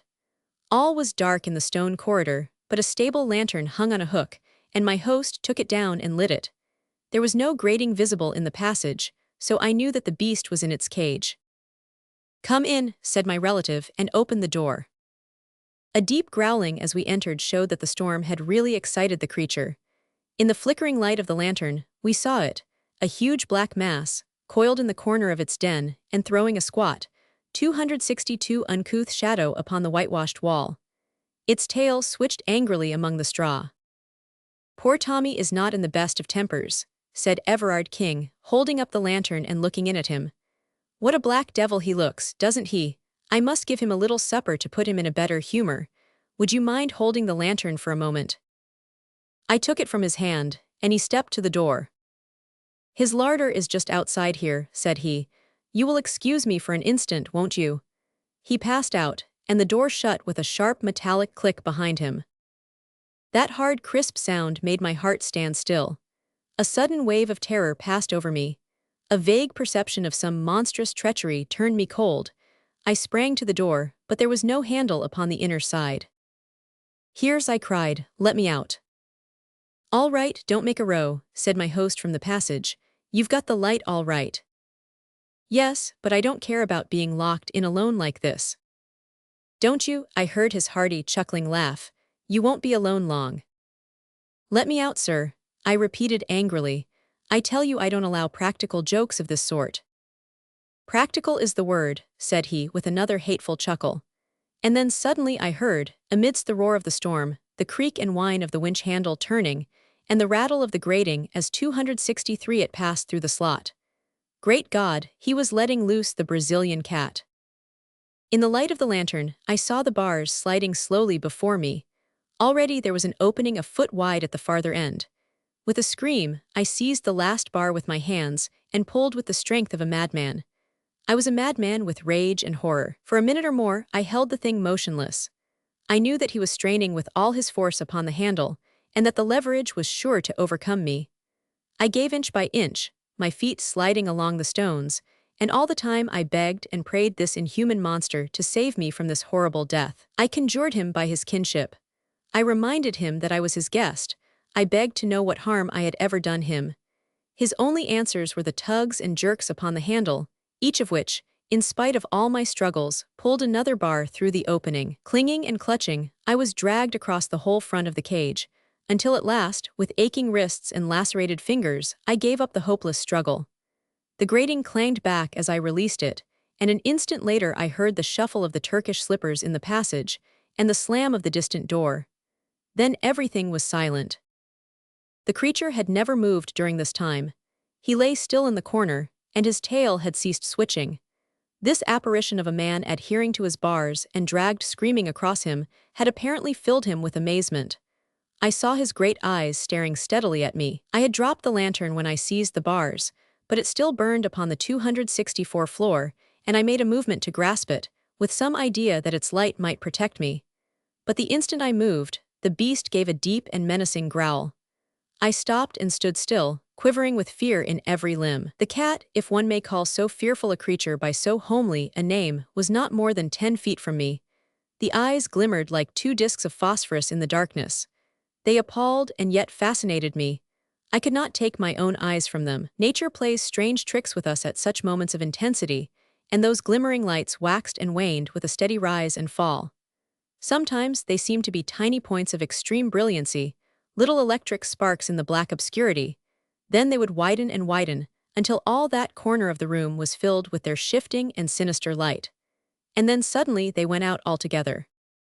The beast had closed its eyes. I do not know whether there may be any truth in the old idea of the dominance of the human gaze, or whether the huge cat was simply drowsy, but the fact remains that, far from showing any symptom of attacking me, it simply rested its sleek, black head upon its huge forepaws and seemed to sleep. I stood, fearing to move lest I should rouse it into malignant life once more, but at least I was able to think clearly now that the baleful eyes were off me. Here I was shut up for the night with the ferocious beast. My own instincts, to say nothing of the words of the plausible villain who laid this trap for me, warned me that the animal was as savage as its master. How could I stave it off until morning? The door was hopeless, and so were the narrow, bare windows. There was no shelter anywhere in the bare, stone-flagged room.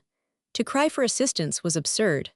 I knew that this den was an outhouse, and that the corridor which connected it with the house was at least 100 feet long. Besides, with that gale thundering outside, my cries were not likely to be heard. I had only my own courage and my own wits to trust to. And then, with a fresh wave of horror, my eyes fell upon the lantern. The candle had burned low and was already beginning to gutter. In 10 minutes it would be out. I had only 10 minutes then in which to do something, for I felt that if I were once left in the dark with that fearful beast, I should be incapable of action. The very thought of it paralyzed me. I cast my despairing eyes round this chamber of death, and they rested upon one spot which seemed to promise, I will not say safety, but less immediate and imminent danger than the open floor. I have said that the cage had a top as well as a front, and this top was left standing when the front was wound through the slot in the wall. It consisted of bars at a few inches interval, with stout wire netting between, and it rested upon a strong stanchion at each end. It stood now as a great barred canopy over the crouching figure in the corner. The space between this iron shelf and the roof may have been from 2 to 3 feet. If I could only get up there, squeezed in between bars and ceiling, I should have only one vulnerable side. I should be safe from below, from behind, and from each side. Only on the open face of it could I be attacked. There, it is true, I had no protection 266 whatever, but at least, I should be out of the brute's path when he began to pace about his den. He would have to come out of his way to reach me. It was now or never, for if once the light were out it would be impossible. With a gulp in my throat I sprang up, seized the iron edge of the top, and swung myself panting onto it. I writhed in face downwards, and found myself looking straight into the terrible eyes and yawning jaws of the cat. Its fetid breath came up into my face like the steam from some foul pot. It appeared, however, to be rather curious than angry. With a sleek ripple of its long, black back it rose, stretched itself, and then rearing itself on its hind legs, with one forepaw against the wall, it raised the other, and drew its claws across the wire meshes beneath me. One sharp, white hook tore through my trousers, for I may mention that I was still in evening dress, and dug a furrow in my knee. It was not meant as an attack, but rather as an experiment, for upon my giving a sharp cry of pain he dropped down again, and springing lightly into the room, he began walking swiftly round it, looking up every now and again in my direction. For my part, I shuffled backwards until I lay with my back against the wall, screwing myself into the smallest space possible. The farther I got, the more difficult it was for him to attack me.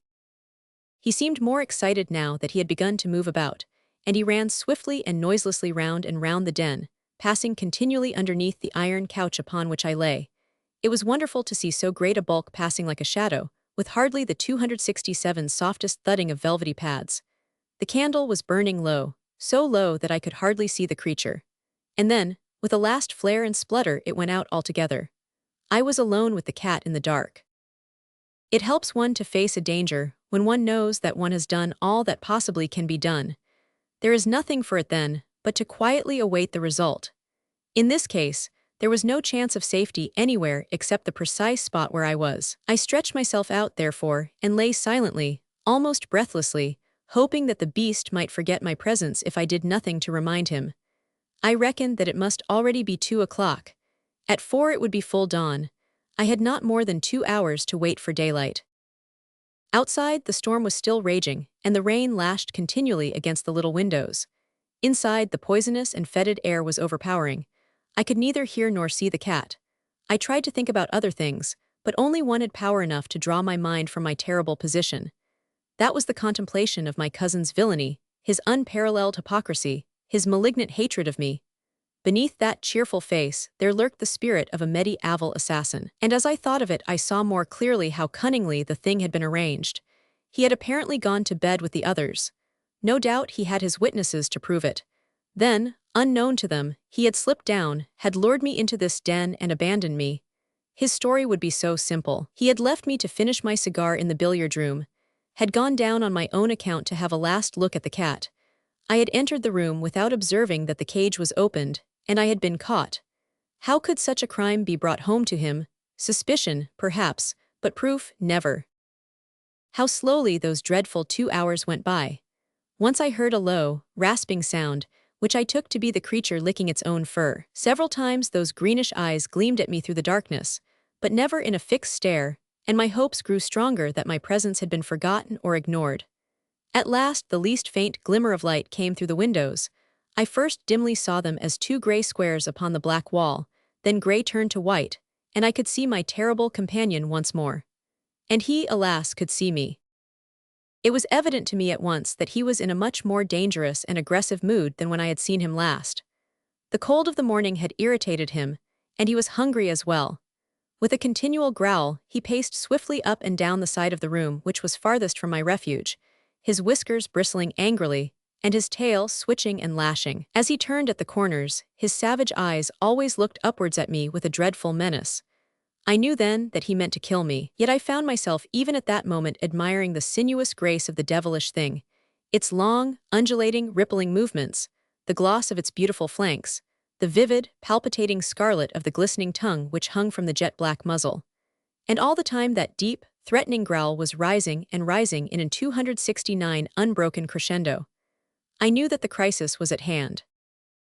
It was a miserable hour to meet such a death, so cold, so comfortless, shivering in my light dress clothes upon this gridiron of torment upon which I was stretched. I tried to brace myself to it, to raise my soul above it, and at the same time, with the lucidity which comes to a perfectly desperate man, I cast round for some possible means of escape. One thing was clear to me. If that front of the cage was only back in its position once more, I could find a sure refuge behind it. Could I possibly pull it back? I hardly dared to move for fear of bringing the creature upon me. Slowly, very slowly, I put my hand forward until it grasped the edge of the front, the final bar which protruded through the wall. To my surprise, it came quite easily to my jerk. Of course, the difficulty of drawing it out arose from the fact that I was clinging to it. I pulled again, and 3 inches of it came through. It ran apparently on wheels. I pulled again. And then the cat sprang. It was so quick, so sudden that I never saw it happen. I simply heard the savage snarl, and in an instant afterwards the blazing yellow eyes, the flattened black head with its red tongue and flashing teeth, were within reach of me. The impact of the creature shook the bars upon which I lay, until I thought, as far as I could think of anything at such a moment, that they were coming down. The cat swayed there for an instant, the head and front paws quite close to me, the hind paws clawing to find a grip upon the edge of the grating. I heard the claws rasping as they clung to 270 the wire netting, and the breath of the beast made me sick. But its bound had been miscalculated. It could not retain its position. Slowly, grinning with rage and scratching madly at the bars, it swung backwards and dropped heavily upon the floor. With a growl, it instantly faced round to me and crouched for another spring. I knew that the next few moments would decide my fate. The creature had learned by experience. It would not miscalculate again. I must act promptly, fearlessly, if I were to have a chance for life. In an instant I had formed my plan. Pulling off my dress coat, I threw it down over the head of the beast. At the same moment I dropped over the edge, seized the end of the front grating, and pulled it frantically out of the wall. It came more easily than I could have expected. I rushed across the room, bearing it with me, but as I rushed, the accident of my position put me upon the outer side. Had it been the other way, I might have come off scathless.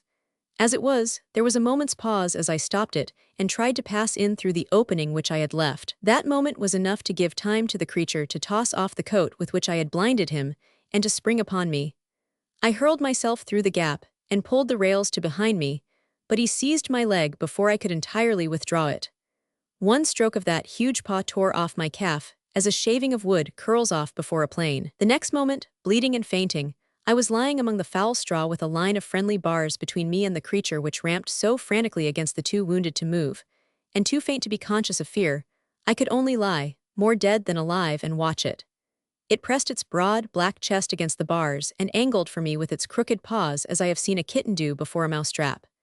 It ripped my clothes, but stretch as it would, it could not quite reach me. I have heard of the curious numbing effect produced by wounds from the great carnivora, and now I was destined to experience it, for I had lost all sense of personality, and was as interested in the cat's failure or success as if it were some game, which I was watching. And then gradually my mind drifted away into strange, vague dreams, always with that black face and red tongue coming back into them, and so I lost myself in the nirvana of delirium, the blessed relief of those who are too sorely tried.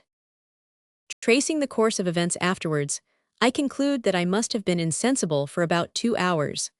What roused me to consciousness once more was that sharp metallic click which had been the precursor of my terrible experience.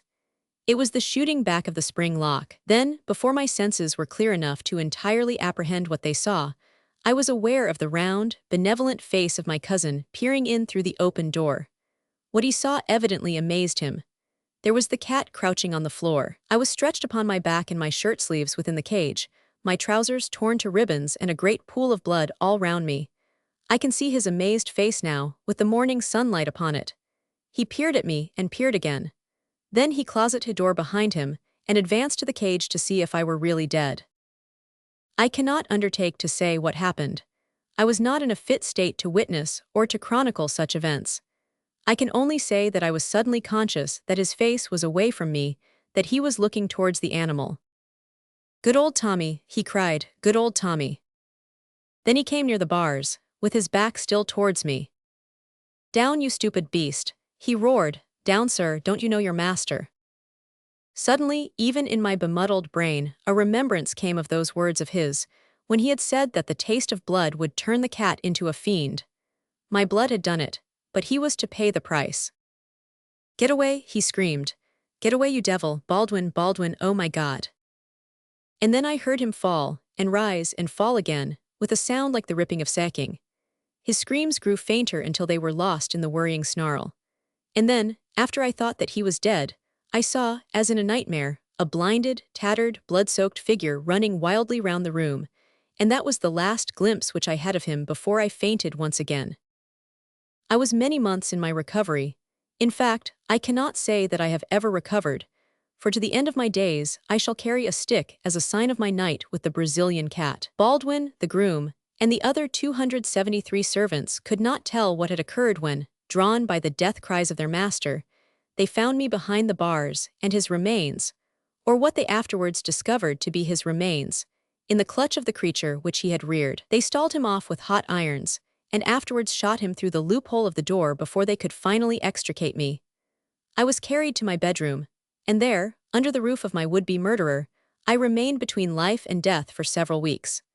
They had sent for a surgeon from Clipton and a nurse from London, and in a month I was able to be carried to the station, and so conveyed back once more to Grosvenor Mansions.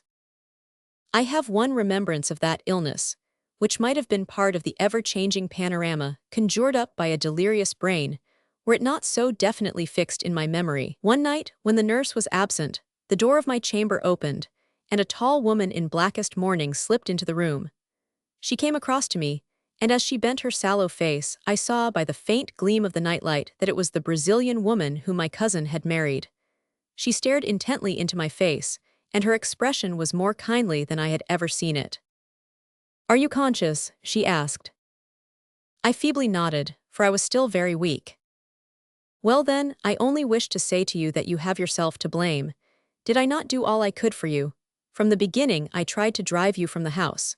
By every means, short of betraying my husband, I tried to save you from him. I knew that 274 he had a reason for bringing you here. I knew that he would never let you get away again. No one knew him as I knew him, who had suffered from him so often. I did not dare to tell you all this. He would have killed me. But I did my best for you. As things have turned out, you have been the best friend that I have ever had. You have set me free, and I fancied that nothing but death would do that. I am sorry if you are hurt, but I cannot reproach myself. I told you that you were a fool, and a fool you have been." She crept out of the room, the bitter, singular woman, and I was never destined to see her again. With what remained from her husband's property, she went back to her native land, and I have heard that she afterwards took the veil at Pernambuco. It was not until I had been back in London for some time that the doctors pronounced me to be well enough to do business. It was not a very welcome permission to me, for I feared that it would be the signal for an inrush of creditors. But it was Summers, my lawyer, who first took advantage of it. "I am very glad to see that your lordship is so much better," said he. "I have been waiting a long time to offer my congratulations." "What do you mean, Summers? This is no time for joking." "I mean what I say," he answered. "You have been Lord Southerton for the last 6 weeks, but we feared that it would retard your recovery if you were to learn it." Lord Southerton, one of the richest peers in England. I could not believe my ears. And then 275 suddenly I thought of the time which had elapsed, and how it coincided with my injuries. Then Lord Southerton must have died about the same time that I was hurt. His death occurred upon that very day. Summers looked hard at me as I spoke, and I am convinced, for he was a very shrewd fellow, that he had guessed the true state of the case. He paused for a moment as if awaiting a confidence from me, but I could not see what was to be gained by exposing such a family scandal. Yes, a very curious coincidence, he continued, with the same knowing look. Of course, you are aware that your cousin Everard King was the next heir to the estates. Now, if it had been you instead of him who had been torn to pieces by this tiger, or whatever it was, then of course he would have been Lord Southerton at the present moment. No doubt, said I. And he took such an interest in it, said Summers. I happen to know that the late Lord Southerton's valet was in his pay, and that he used to have telegrams from him every few hours to tell him how he was getting on. That would be about the time when you were down there. Was it not strange that he should wish to be so well informed, since he knew that he was not the direct heir? Very strange, said I, and now, Summers, if you will bring me my bills and a new checkbook, we will begin to get things into order. The usher of Lee House School. Mr. Lumsden, the senior partner of Lumsden and Westmacott, the well-known scholastic and clerical agents, was a small, dapper man, with a sharp, abrupt manner, a critical eye, and an incisive way of speaking. Your name, sir, said he, sitting pen in hand with his long, red-lined folio in front of him. Harold Weld. Oxford or Cambridge? Cambridge. Honors? No, sir. Athlete? Nothing remarkable, I am afraid. Not a blue. Oh no. Mr. Lumsden shook his head despondently and shrugged his shoulders in a way which sent my hopes down to zero. There is a very keen competition for masterships, Mr. Weld, said he.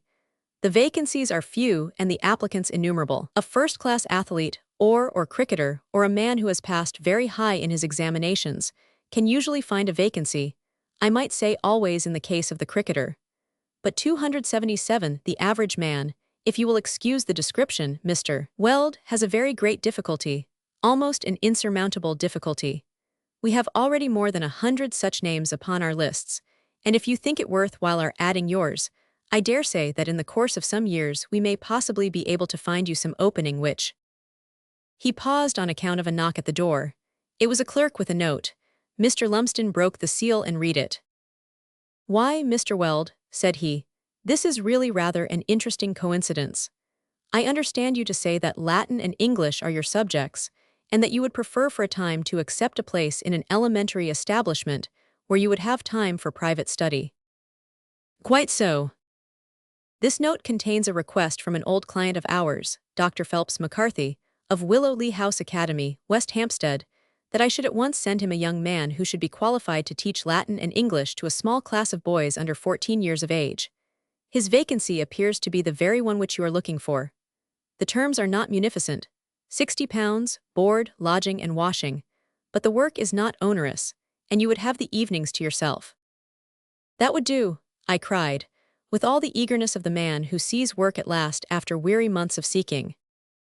I don't know that it is quite fair to these gentlemen whose names have been so long upon our list. 278, said Mr. Lumsden, glancing down at his open ledger. But the coincidence is so striking that I feel we must really give you the refusal of it. Then I accept it, sir, and I am much obliged to you. There is one small provision in Dr. McCarthy's letter. He stipulates that the applicant must be a man with an imperturbably good temper. I am the very man, said I with conviction. Well, said Mr. Lumsden, with some hesitation, I hope that your temper is really as good as you say, for I rather fancy that you may need it. I presume that every elementary schoolmaster does. Yes, sir, but it is only fair to you to warn you that there may be some especially trying circumstances in this particular situation. Dr. Phelps McCarthy does not make such a condition without some very good and pressing reason. There was a certain solemnity in his speech, which struck a chill in the delight with which I had welcomed this providential vacancy. May I ask the nature of these circumstances? I asked. We endeavor to hold the balance equally between our clients, and to be perfectly frank with all of them. If I knew of objections to you, I should certainly communicate them to Dr. McCarthy, and so I have no hesitation in doing as much for you. I find, he continued, glancing over the pages of his ledger, "that within the last 12 months, we have supplied no fewer than 7 Latin masters to Willotley House 279 Academy, 4 of them having left so abruptly as to forfeit their month's salary, and none of them having stayed more than 8 weeks. And the other masters, have they stayed?" "There is only one other residential master, and he appears to be unchanged. You can understand, Mr. Weld," continued the agent, closing both the ledger and the interview, "that such rapid changes are not desirable from a master's point of view, whatever may be said for them by an agent working on commission. I have no idea why these gentlemen have resigned their situations so early. I can only give you the facts, and advise you to see Dr. McCarthy at once, and to form your own conclusions.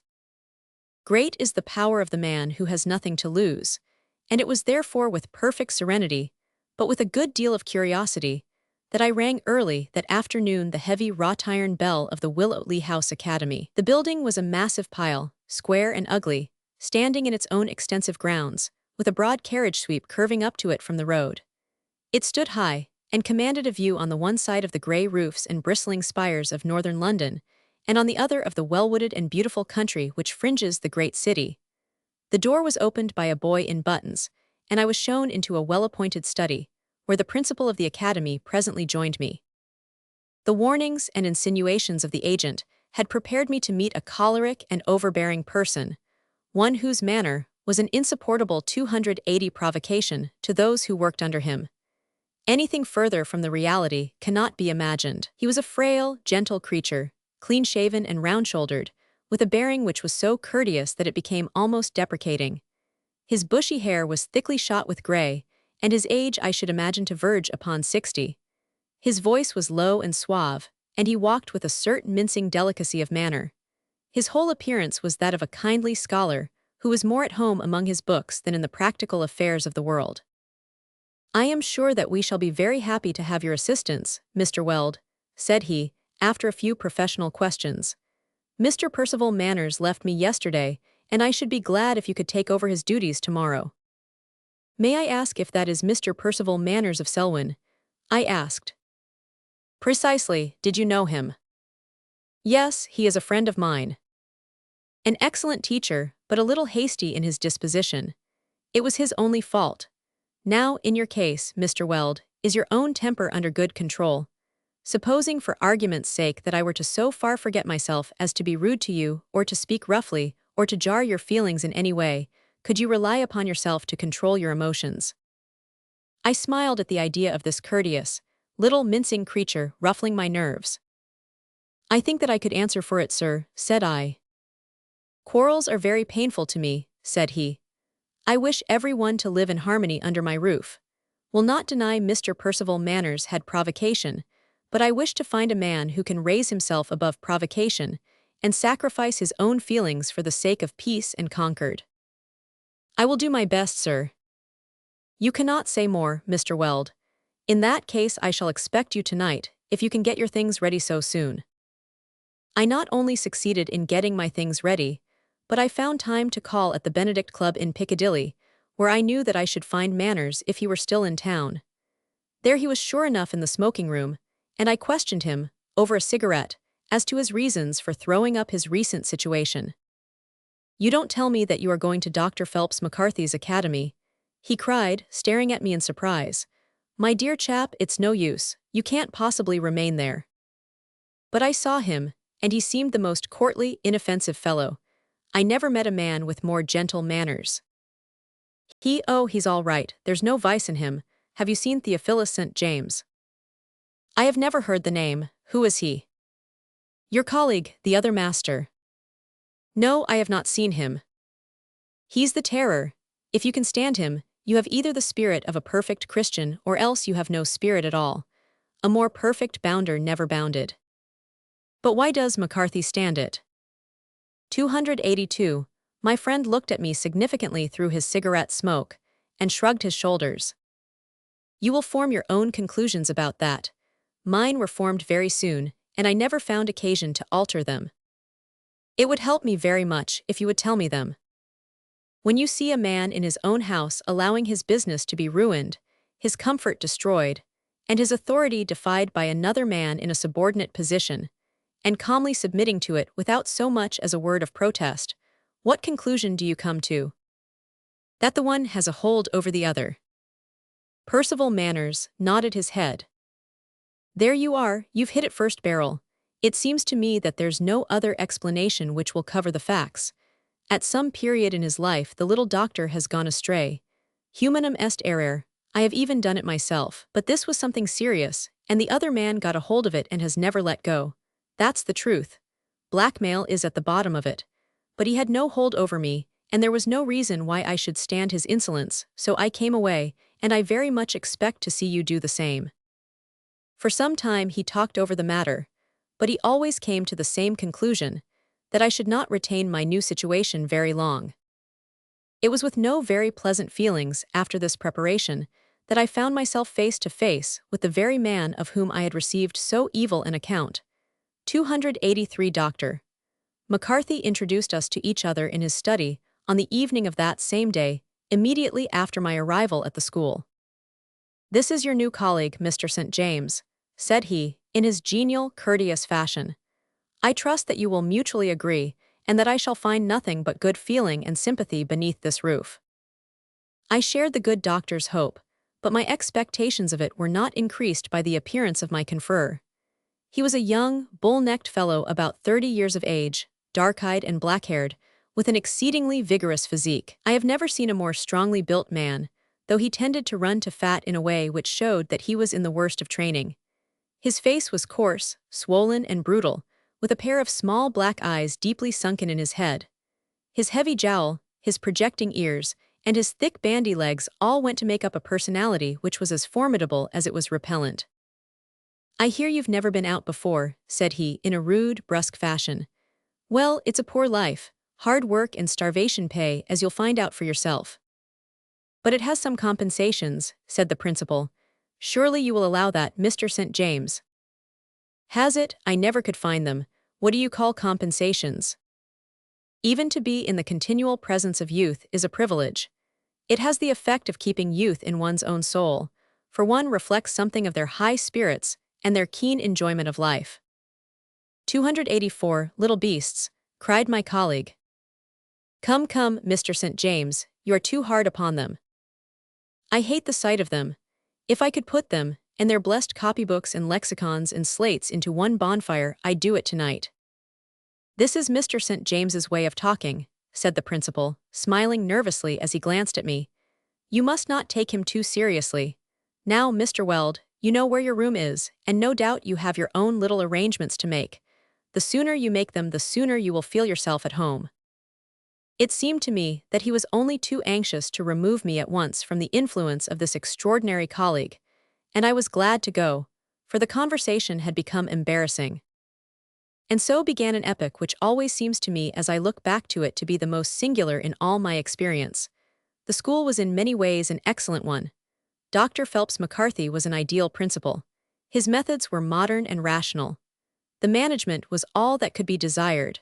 And yet in the middle of this well-ordered machine, there intruded the incongruous and impossible Mr. St. James, throwing everything into confusion. His duties were to teach English and mathematics, and how he acquitted himself of them, I do not know, as our classes were held in separate rooms. I can answer for it, however, that the boys feared him and loathed him, and I know that they had good reason to do so, for frequently my own teaching was interrupted by 285 his bellowings of anger, and even by the sound of his blows.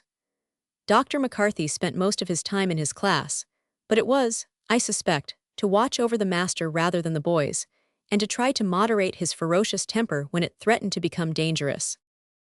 It was in his bearing to the head master, however, that my colleague's conduct was most outrageous. The first conversation which I have recorded proved to be typical of their intercourse.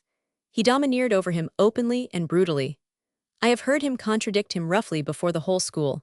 At no time would he show him any mark of respect, and my temper often rose within me when I saw the quiet acquiescence of the old doctor and his patient tolerance of this monstrous treatment. And yet the sight of it surrounded the principal also with a certain vague horror in my mind, for supposing my friend's theory to be correct, and I could devise no better one, how black must have been the story which could be held over his head by this man, and by fear of its publicity, force him to undergo such humiliations? This quiet, gentle doctor might be a profound hypocrite, a criminal, a forger possibly, or a poisoner. Only such a secret as this could account for the complete power which the young man held over him. Why else should he admit so hateful a presence into his house, and so harmful an influence into his school? Why should he submit to degradations which could not be witnessed, far less endured, without indignation? And yet, if it were so, I was forced to confess 286 that my principal carried it off with extraordinary duplicity. Never by word or sign did he show that the young man's presence was distasteful to him. I have seen him look pained, it is true, after some peculiarly outrageous exhibition, but he gave me the impression that it was always on account of the scholars or of me, never on account of himself. He spoke to and of St. James in an indulgent fashion, smiling gently at what made my blood boil within me. In his way of looking at him and addressing him, one could see no trace of resentment, but rather a sort of timid and deprecating goodwill. His company he certainly courted, and they spent many hours together in the study and the garden. As to my own relations with Theophilus St. James, I made up my mind from the beginning that I should keep my temper with him, and to that resolution I steadfastly adhered. If Dr. McCarthy chose to permit this disrespect, and to condone these outrages, it was his affair and not mine. It was evident that his one wish was that there should be peace between us, and I felt that I could help him best by respecting this desire. My easiest way to do so was to avoid my colleague, and this I did to the best of my ability. When we were thrown together, I was quiet, polite, and reserved. He, on his part, showed me no ill will, but met me rather with a coarse joviality, and a rough familiarity which he meant to be ingratiating.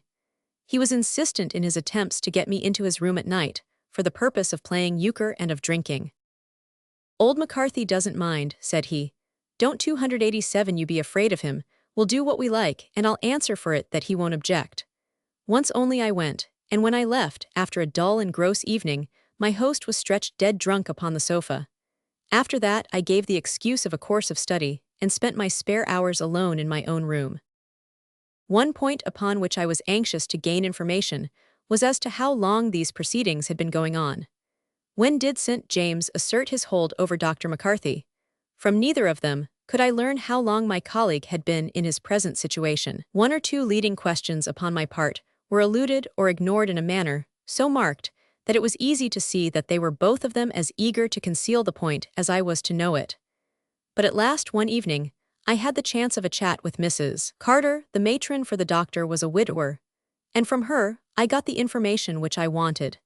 It needed no questioning to get at her knowledge, for she was so full of indignation that she shook with passion as she spoke of it, and raised her hands into the air in the earnestness of her denunciation, as she described the grievances which she had against my colleague.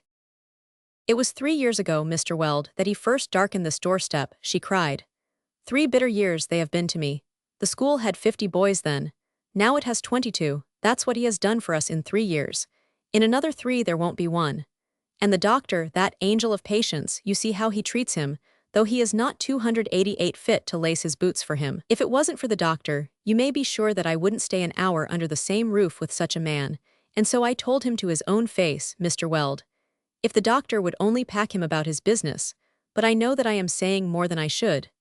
She stopped herself with an effort, and spoke no more upon the subject. She had remembered that I was almost a stranger in the school, and she feared that she had been indiscreet.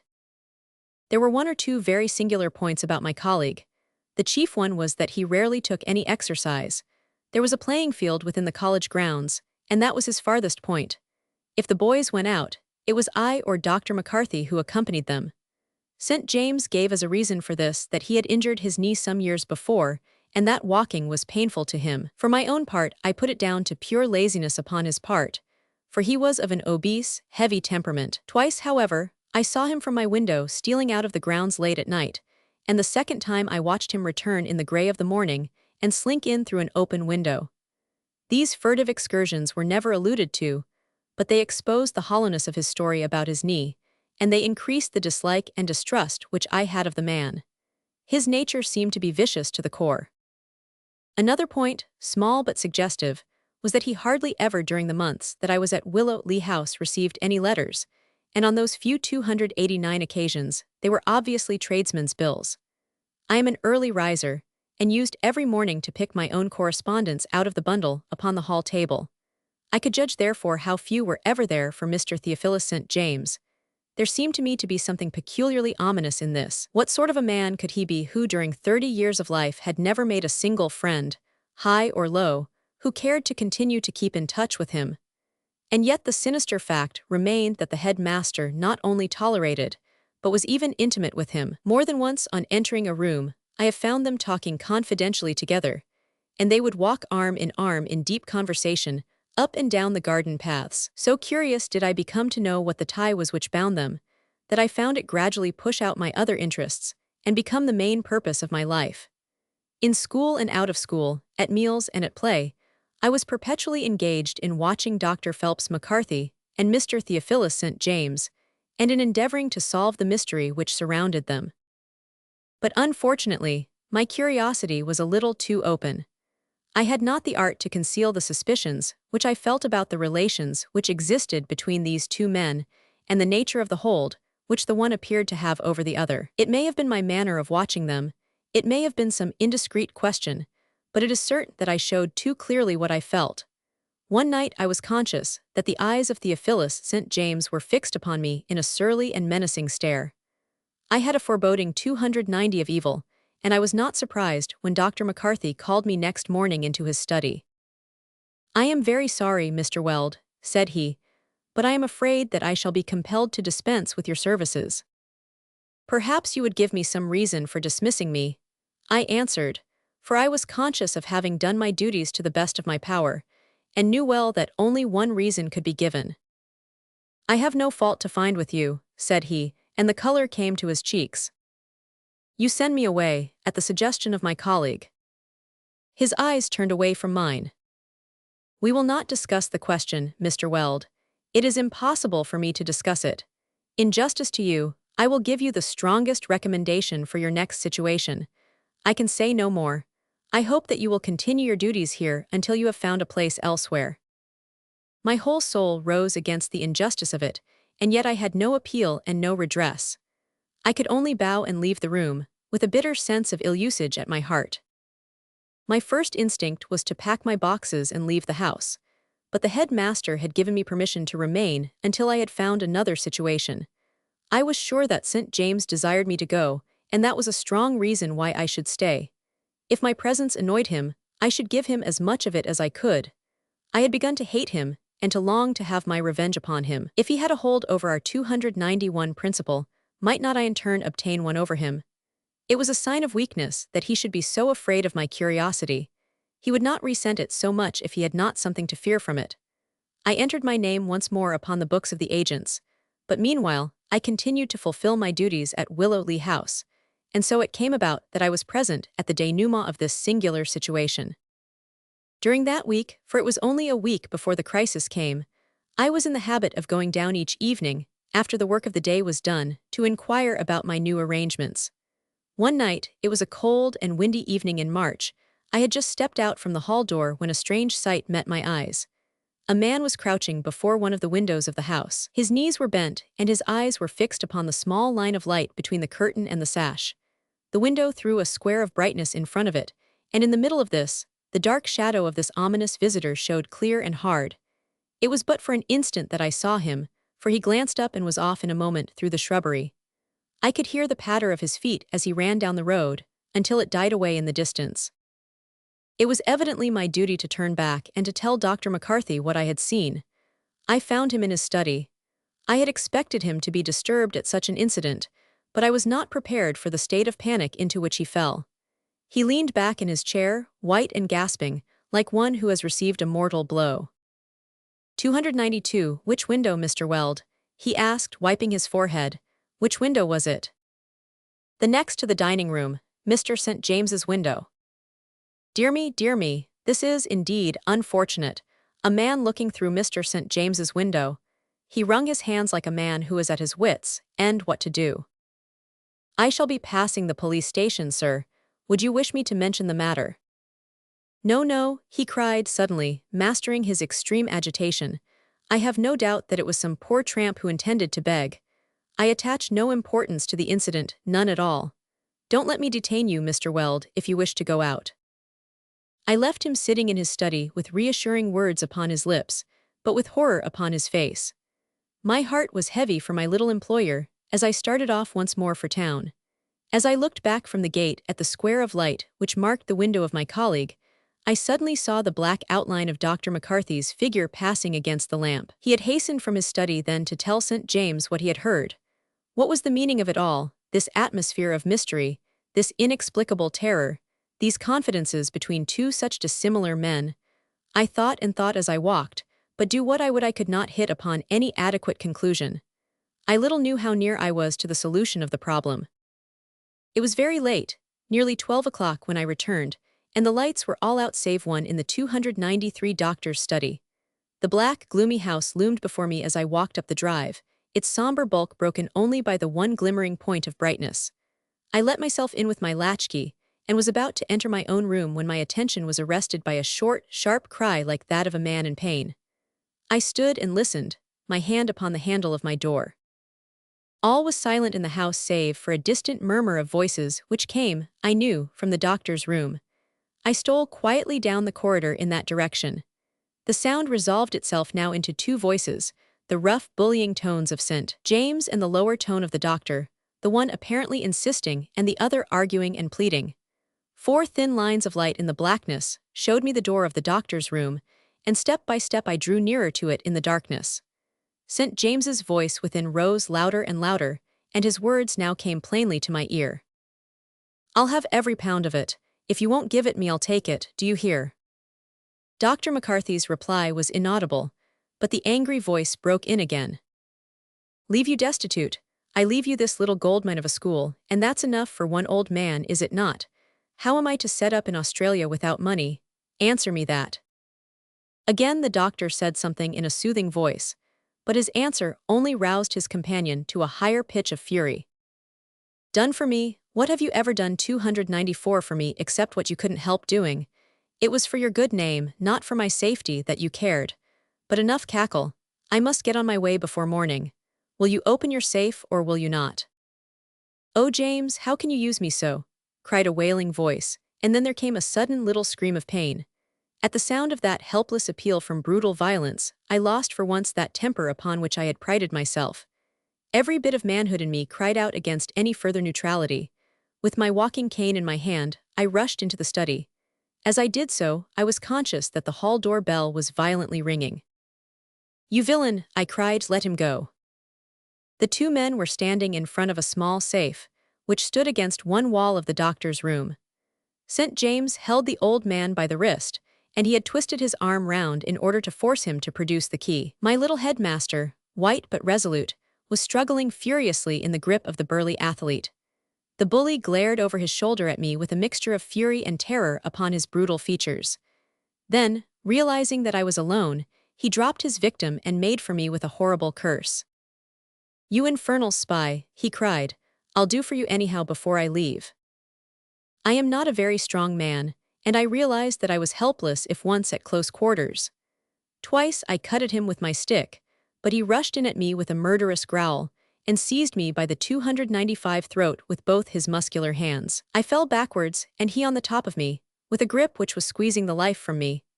I was conscious of his malignant, yellow-tinged eyes within a few inches of my own, and then with a beating of pulses in my head and a singing in my ears, my senses slipped away from me. But even in that supreme moment, I was aware that the doorbell was still violently ringing. When I came to myself, I was lying upon the sofa in Dr. McCarthy's study, and the doctor himself was seated beside me. He appeared to be watching me intently and anxiously, for as I opened my eyes and looked about me, he gave a great cry of relief. "Thank God," he cried. "Thank God." "Where is he?" I asked, looking round the room. As I did so, I became aware that the furniture was scattered in every direction, and that there were traces of an even more violent struggle than that in which I had been engaged. The doctor sank his face between his hands. "They have him," he groaned. "After these years of trial they have him again, but how thankful I am that he has not for a second time stained his hands in blood." As the doctor spoke, I became aware that a man in the braided jacket of an inspector of police was standing in the doorway.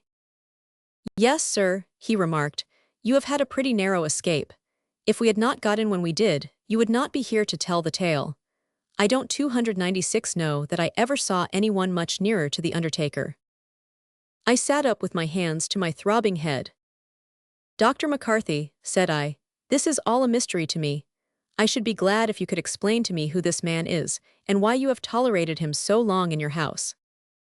"I owe you an explanation, Mr. Weld, and the more so since you have, in so chivalrous a fashion, almost sacrificed your life in my defense. There is no reason now for secrecy. In a word, Mr. Weld, this unhappy man's real name is James McCarthy, and he is my only son." "Your son?" "Alas, yes. What sin have I ever committed that I should have such a punishment? He has made my whole life a misery from the first years of his boyhood. Violent, headstrong, selfish, unprincipled, he has always been the same. At 18 he was a criminal. At 20, in a paroxysm of passion, he took the life of a boon companion and was tried for murder.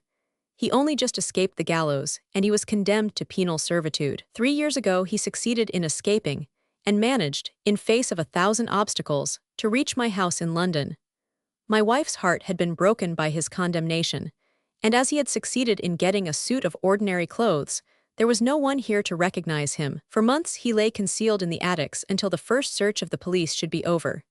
Then I gave him employment here, as you have seen, though by his 297 rough and overbearing manners, he made my own life miserable, and that of his fellow masters unbearable.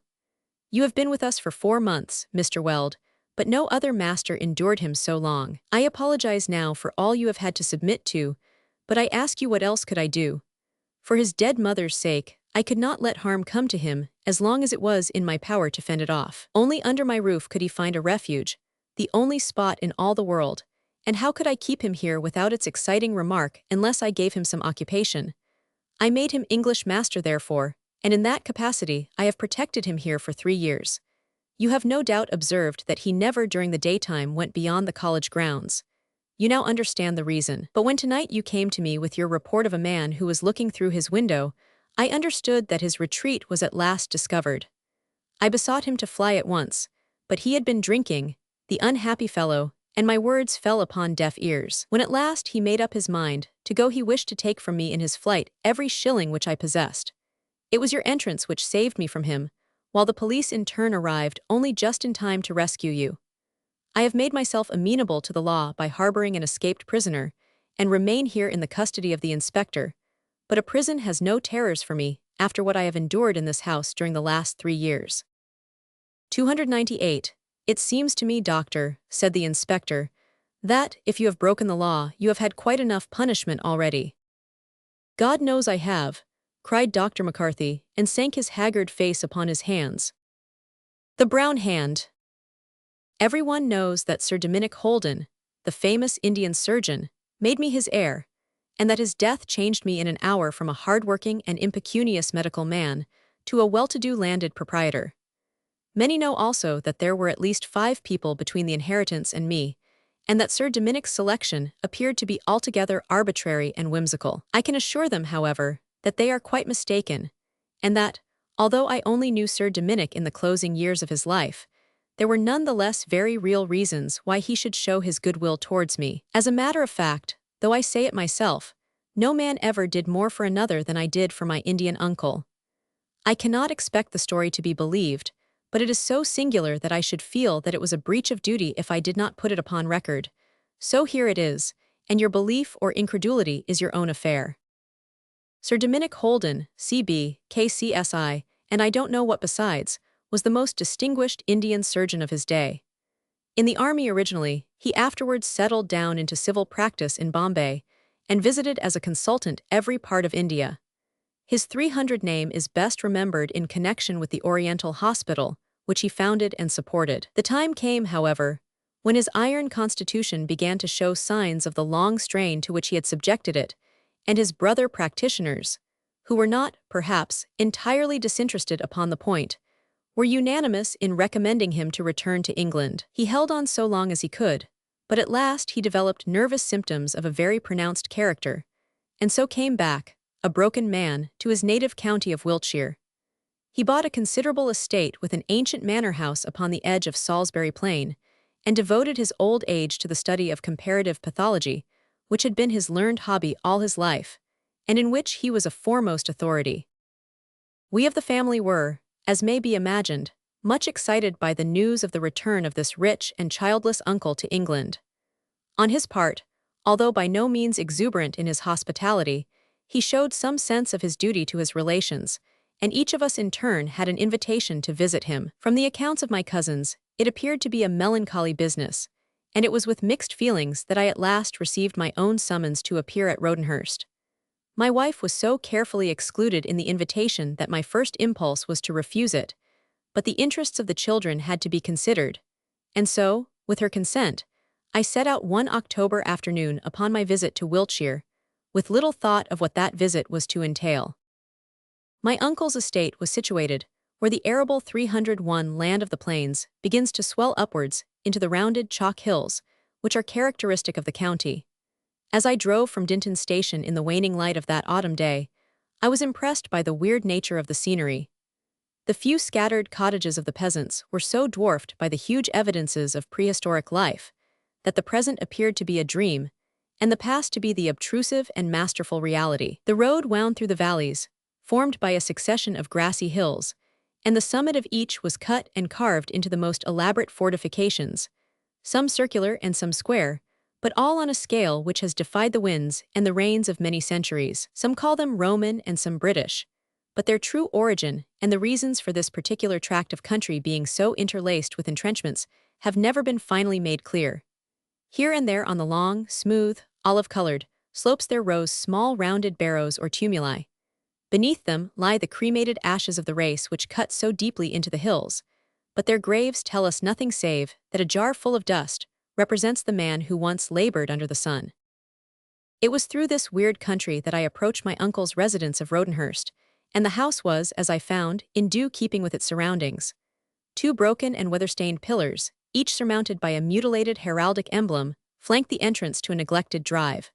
A cold wind whistled through the elms which lined it, and the air was full of the drifting leaves. 302 at the far end, under the gloomy arch of trees, a single yellow lamp burned steadily. In the dim half-light of the coming night, I saw a long, low building stretching out two irregular wings, with deep eaves, a sloping gambrel roof, and walls which were crisscrossed with timber balks in the fashion of the Tudors. The cheery light of a fire flickered in the broad, latticed window to the left of the low porch door, and this, as it proved, marked the study of my uncle, for it was thither that I was led by his butler in order to make my host's acquaintance. He was cowering over his fire, for the moist chill of an English autumn had set him shivering.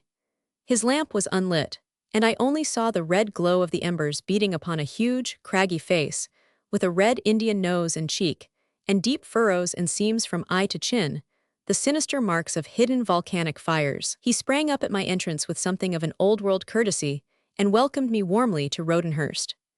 At the same time I was conscious, as the lamp was carried in, that it was a very critical pair of light blue eyes, which looked out at me from under shaggy eyebrows, like scouts beneath a bush, and that this outlandish uncle of mine was carefully reading off my character with all the ease of a practiced observer and an experienced man of the world.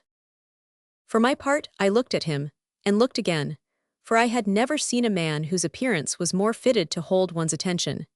His figure was the framework of a giant, but he had fallen away 303. His coat dangled straight down, in a shocking fashion, from a pair of broad and bony shoulders. All his limbs were huge and yet emaciated, and I could not take my gaze from his knobby wrists and long, gnarled hands. But his eyes, those peering light blue eyes, they were the most arrestive of any of his peculiarities.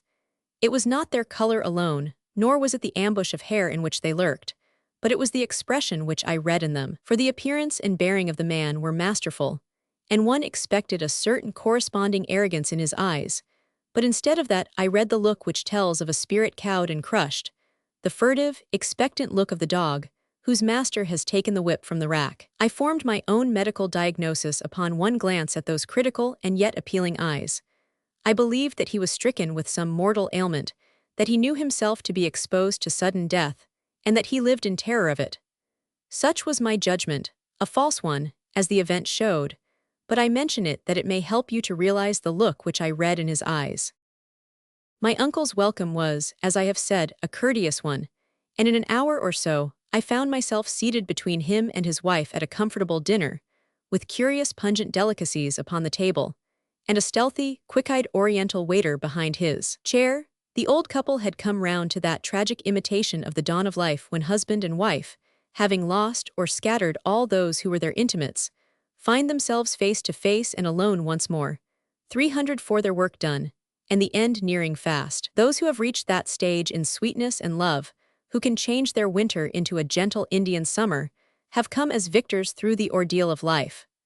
Lady Holden was a small, alert woman, with a kindly eye, and her expression as she glanced at him was a certificate of character to her husband. And yet, though I read a mutual love in their glances, I read also a mutual horror, and recognized in her face some reflection of that stealthy fear which I detected in his. Their talk was sometimes merry and sometimes sad, but there was a forced note in their merriment and a naturalness in their sadness which told me that a heavy heart beat upon either side of me. We were sitting over our first glass of wine, and the servants had left the room, when the conversation took a turn which produced a remarkable effect upon my host and hostess. I cannot recall what it was which started the topic of the supernatural, but it ended in my showing them that the abnormal in psychical experiences was a subject to which I had, like many neurologists, devoted a great deal of attention. I concluded by narrating my experiences when, as a member of the Psychical Research Society, I had formed one of a committee of 3 who spent the night in a haunted house. Our adventures were neither exciting nor convincing, but, such as it was, the story appeared to interest my auditors in a remarkable degree.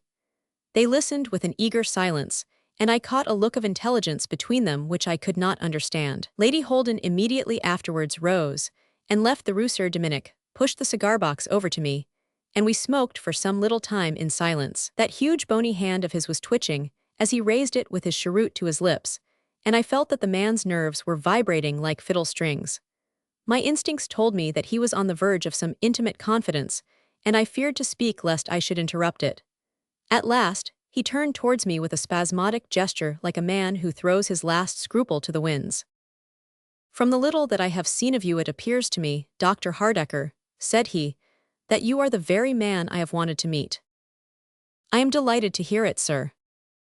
Your head seems to be cool and steady. You will acquit me of any desire to flatter you, for the circumstances are too serious to permit of insincerities. You have some special knowledge upon these subjects, and you evidently view them from that philosophical standpoint which robs them of all vulgar terror. I presume that the sight of an apparition would not seriously discompose you." "I think not, sir." "Would even interest you, perhaps?" "Most intensely." "As a psychical observer, you would probably investigate it in as impersonal a fashion as an astronomer investigates a wandering comet." "Precisely." He gave a heavy sigh. "Believe me, Dr. Hardecker, there was a time when I could have spoken as you do now. My nerve was 306A by word in India. Even the mutiny never shook it for an instant. And yet you see what I am reduced to, the most timorous man, perhaps, in all this county of Wiltshire. Do not speak too bravely upon this subject, or you may find yourself subjected to as long-drawn a test as I am, a test which can only end in the madhouse or the grave." I waited patiently until he should see fit to go farther in his confidence. His preamble had, I need not say, filled me with interest and expectation. "For some years, Dr. Hardecker," he continued, "my life and that of my wife have been made miserable by a cause which is so grotesque that it borders upon the ludicrous. And yet familiarity has never made it more easy to bear. On the contrary, as time passes my nerves become more worn and shattered by the constant attrition. If you have no physical fears, Dr. Hardecker, I should very much value your opinion upon this phenomenon which troubles us so. For what it is worth, my opinion is entirely at your service. May I ask the nature of the phenomenon? I think that your experiences will have a higher evidential value if you are not told in advance what you may expect to encounter. You are yourself aware of the quibbles of unconscious cerebration and subjective impressions with which a scientific skeptic may throw a doubt upon your statement. It would be as well to guard against them in advance. What shall I do, then? I will tell you. Would you mind following me 307 this way? He led me out of the dining room and down a long passage until we came to a terminal door. Inside, there was a large bare room fitted as a laboratory, with numerous scientific instruments and bottles. A shelf ran along one side, upon which there stood a long line of glass jars containing pathological and anatomical specimens. "You see that I still dabble in some of my old studies," said Sir Dominic. "These jars are the remains of what was once a most excellent collection, but unfortunately I lost the greater part of them when my house was burned down in Bombay in '92. It was a most unfortunate affair for me, in more ways than one. I had examples of many rare conditions, and my splenic collection was probably unique. These are the survivors." I glanced over them, and saw that they really were of a very great value and rarity from a pathological point of view. Bloated organs, gaping cysts, distorted bones, odious parasites, a singular exhibition of the products of India. "There is, as you see, a small settee here," said my host. "It was far from our intention to offer a guest so meager an accommodation, but since affairs have taken this turn, it would be a great kindness upon your part if you would consent to spend the night in this apartment. I beg that you will not hesitate to let me know if the idea should be at all repugnant to you." "On the contrary," I said, "it is most acceptable. My own room is the second on the left, so that 308, if you should feel that you are in need of company, a call would always bring me to your side. I trust that I shall not be compelled to disturb you. It is unlikely that I shall be asleep. I do not sleep much. Do not hesitate to summon me." And so, with this agreement, we joined Lady Holden in the drawing-room and talked of lighter things. It was no affectation upon my part to say that the prospect of my night's adventure was an agreeable one. I have no pretense to greater physical courage than my neighbors, but familiarity with a subject robs it of those vague and undefined terrors which are the most appalling to the imaginative mind. The human brain is capable of only one strong emotion at a time, and if it be filled with curiosity or scientific enthusiasm, there is no room for fear. It is true that I had my uncle's assurance that he had himself originally taken this point of view, but I reflected that the breakdown of his nervous system might be due to his 40 years in India as much as to any psychical experiences which had befallen him. I at least was sound in nerve and brain, and it was with something of the pleasurable thrill of anticipation with which the sportsman takes his position beside the haunt of his game that I shut the laboratory door behind me, and partially undressing, lay down upon the rug-covered settee. It was not an ideal atmosphere for a bedroom. The air was heavy with many chemical odors, that of methylated spirit predominating, nor were the decorations of my chamber very sedative. The odious line 309 of glass jars with their relics of disease and suffering stretched in front of my very eyes. There was no blind to the window, and a 3/4 moon streamed its white light into the room, tracing a silver square with filigree lattices upon the opposite wall. When I had extinguished my candle, this one bright patch in the midst of the general gloom had certainly an eerie and discomposing aspect. A rigid and absolute silence reigned throughout the old house, so that the low swish of the branches in the garden came softly and soothingly to my ears.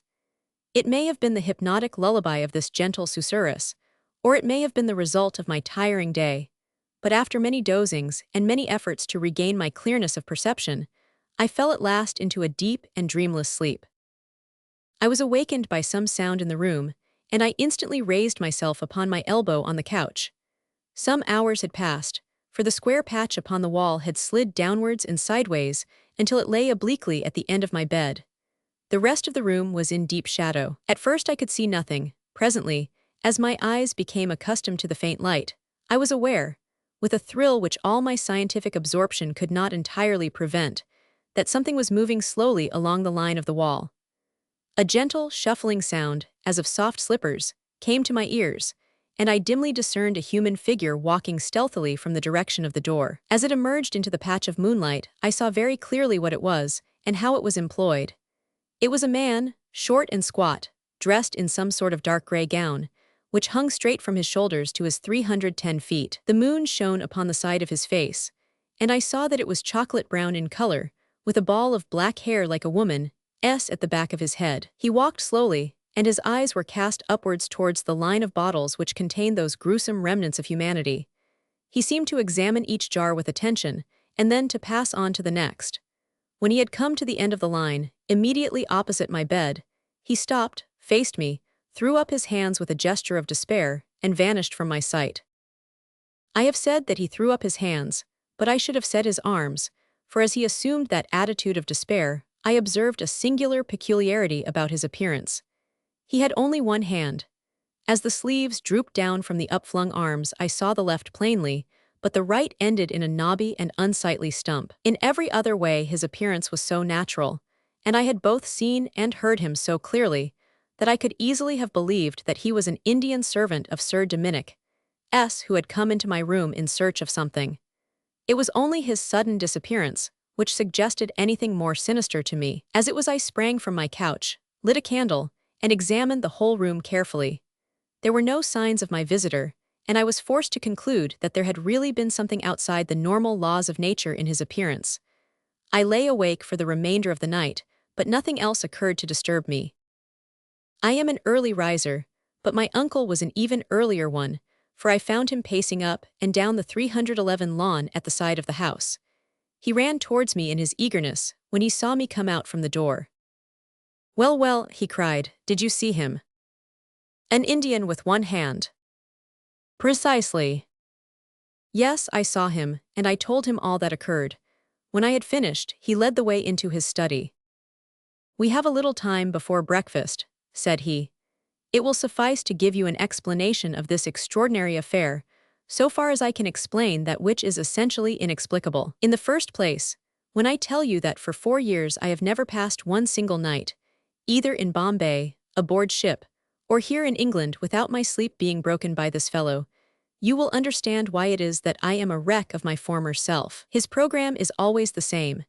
He appears by my bedside, shakes me roughly by the shoulder, passes from my room into the laboratory, walks slowly along the line of my bottles, and then vanishes.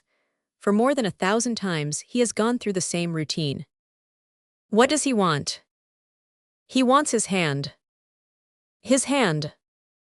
Yes, it came about in this way.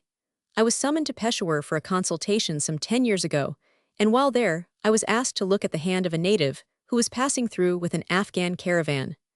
The fellow came from some mountain tribe living away at the back of beyond somewhere on the 312 other side of Kafiristan. He talked a bastard Pushtu, and it was all I could do to understand him. He was suffering from a soft sarcomatous swelling of one of the metacarpal joints, and I made him realize that it was only by losing his hand that he could hope to save his life. After much persuasion, he consented to the operation, and he asked me, when it was over, what fee I demanded. The poor fellow was almost a beggar, so that the idea of a fee was absurd, but I answered in jest that my fee should be his hand, and that I proposed to add it to my pathological collection. To my surprise, he demurred very much to the suggestion, and he explained that according to his religion, it was an all-important matter that the body should be reunited after death, and so make a perfect dwelling for the spirit. The belief is, of course, an old one, and the mummies of the Egyptians arose from an analogous superstition. I answered him that his hand was already off, and asked him how he intended to preserve it. He replied that he would pickle it in salt and carry it about with him. I suggested that it might be safer in my keeping than in his, and that I had better means than salt for preserving it. On realizing that I really intended to carefully keep it, his opposition vanished instantly. "But remember, Sahib," said he, "I shall want it back when I am dead." I laughed at the remark, and so the matter ended. I returned to my practice, and he no doubt in the course of time was able to continue his journey to Afghanistan. Well, as I told you last night, I had a bad fire 313 in my house at Bombay. Half of it was burned down, and among other things, my pathological collection was largely destroyed. What you see are the poor remains of it. The hand of the hillman went with the rest, but I gave the matter no particular thought at the time. That was 6 years ago. 4 years ago, 2 years after the fire, I was awakened one night by a furious tugging at my sleeve. I sat up under the impression that my favorite mastiff was trying to arouse me. Instead of this, I saw my Indian patient of long ago, dressed in the long gray gown which was the badge of his people. He was holding up his stump and looking reproachfully at me. He then went over to my bottles, which at that time I kept in my room, and he examined them carefully, after which he gave a gesture of anger and vanished. I realized that he had just died, and that he had come to claim my promise that I should keep his limb in safety for him. Well, there you have it all, Dr. Hardecker. Every night at the same hour for 4 years this performance has been repeated. It is a simple thing in itself, but it has worn me out like water dropping on a stone. It has brought a vile insomnia with it, for I cannot sleep now for the expectation of his coming. It has poisoned my old age and that of my wife, who has been the sharer in this great trouble. But there is the breakfast gong, and she will be waiting impatiently to know how it fared with you last night. We are both much indebted to you for your gallantry, for it takes something from the weight of our misfortune when we share it, even for a single night, with a friend. 314, and it reassures us as to our sanity, which we are sometimes driven to question. This was the curious narrative which Sir Dominic confided to me, a story which to many would have appeared to be a grotesque impossibility, but which, after my experience of the night before, and my previous knowledge of such things, I was prepared to accept as an absolute fact. I thought deeply over the matter, and brought the whole range of my reading and experience to bear upon it. After breakfast, I surprised my host and hostess by announcing that I was returning to London by the next train. "My dear doctor," cried Sir Dominic in great distress, "you make me feel that I have been guilty of a gross breach of hospitality in intruding this unfortunate matter upon you. I should have borne my own burden." "It is, indeed, that matter which is taking me to London," I answered. "But you are mistaken, I assure you, if you think that my experience of last night was an unpleasant one to me. On the contrary, I am about to ask your permission to return in the evening and spend one more night in your laboratory. I am very eager to see this visitor once again." My uncle was exceedingly anxious to know what I was about to do, but my fears of raising false hopes prevented me from telling him. I was back in my own consulting room a little after luncheon, and was confirming my memory of a passage in a recent book upon occultism which had arrested my attention when I read it. "In the case of earthbound spirits," said my 315 authority, "some one dominant idea obsessing them at the hour of death is sufficient to hold them to this material world. They are the amphibia of this life and of the next, capable of passing from one to the other, as the turtle passes from land to water. The causes which may bind a soul so strongly to a life which its body has abandoned are any violent emotion. Avarice, revenge, anxiety, love, and pity have all been known to have this effect. As a rule, it springs from some unfulfilled wish, and when the wish has been fulfilled, the material bond relaxes. There are many cases upon record which show the singular persistence of these visitors, and also their disappearance when their wishes have been fulfilled, or in some cases when a reasonable compromise has been effected." A reasonable compromise effected. Those were the words which I had brooded over all the morning, and which I now verified in the original. No actual atonement could be made here, but a reasonable compromise. I made my way as fast as a train could take me to the Shadwell Seamen's Hospital, where my old friend Jack Hewitt was house surgeon. Without explaining the situation, I made him understand exactly what it was that I wanted. "A brown man's hand," said he in amazement. "What in the world do you want that for?" "Never mind, I'll tell you some day. I know that your wards are full of Indians." "I should think so, but a hand." He thought a little and then struck a bell. "Travers," said he to a student dresser, "what became of the hands of the Lascar, which we took off 316 yesterday? I mean the fellow from the East India dock who got caught in the steam winch." "They are in the post-mortem room, sir." "Just pack one of them in antiseptics, and give it to Dr. Hardecker." And so I found myself back at Rodenhurst before dinner with this curious outcome of my day in town. I still said nothing to Sir Dominic, but I slept that night in the laboratory, and I placed the Lascar's hand in one of the glass jars at the end of my couch. So interested was I in the result of my experiment that sleep was out of the question. I sat with a shaded lamp beside me and waited patiently for my visitor. This time I saw him clearly from the first.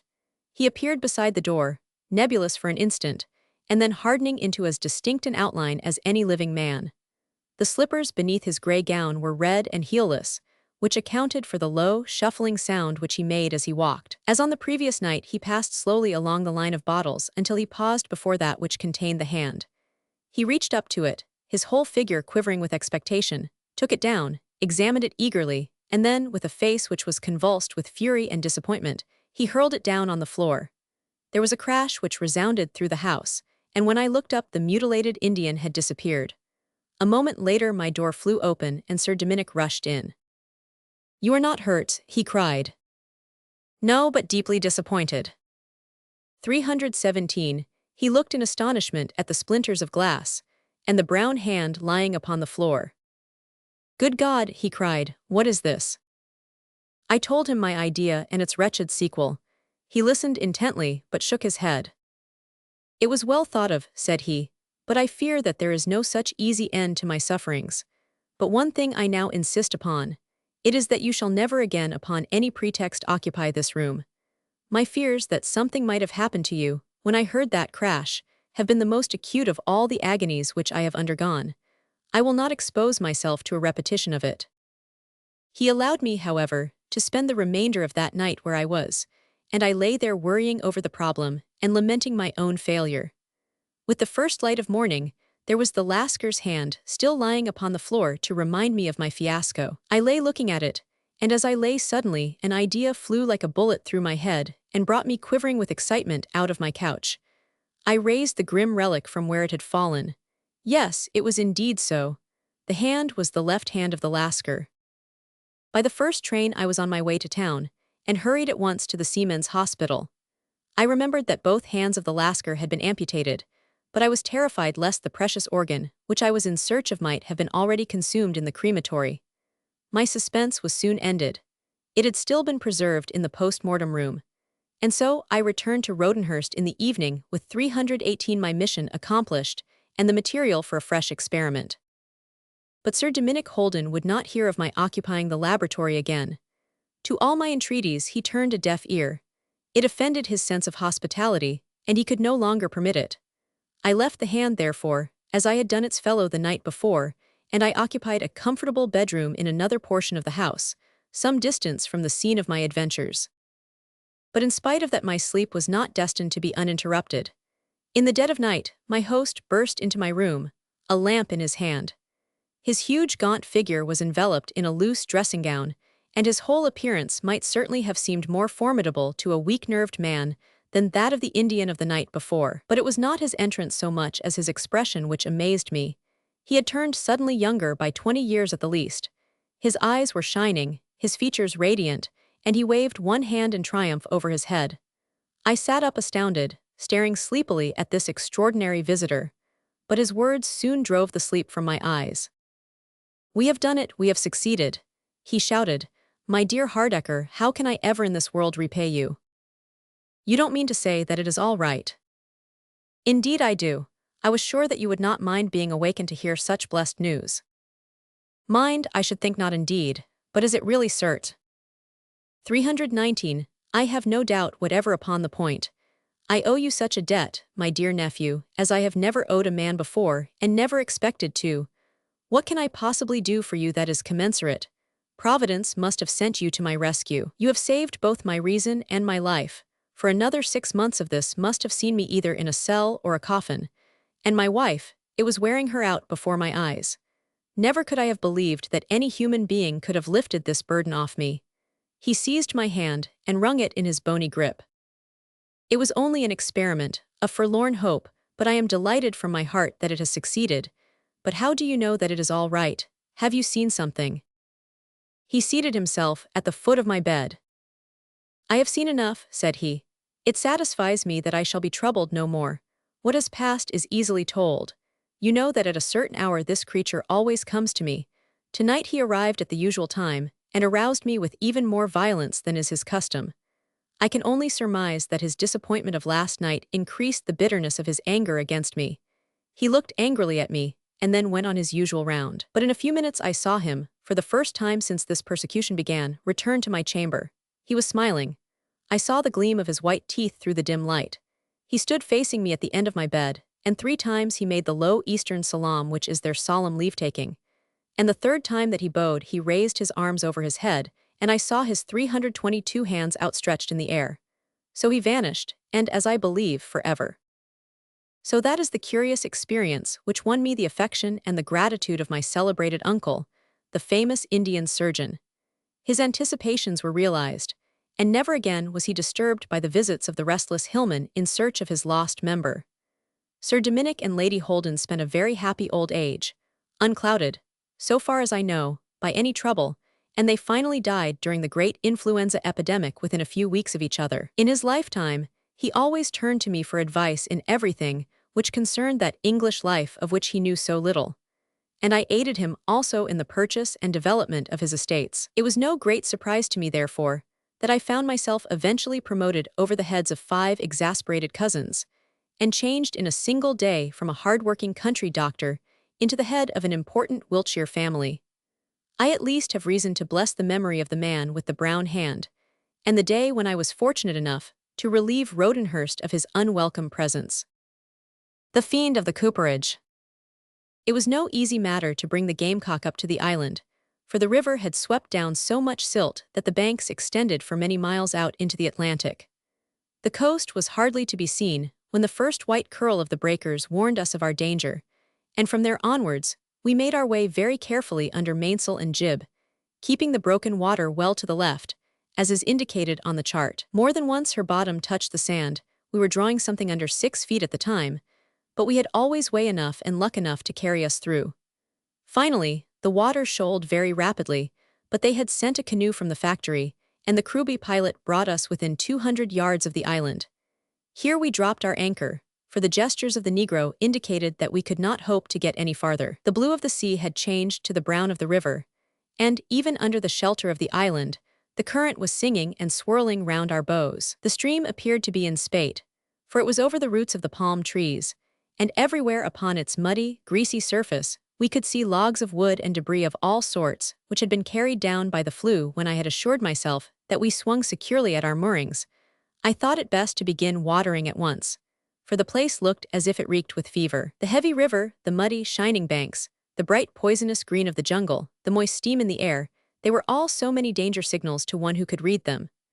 I sent the longboat off, therefore, with 2 large hogsheads, which should be sufficient to last us until we made St. Paul de Londa.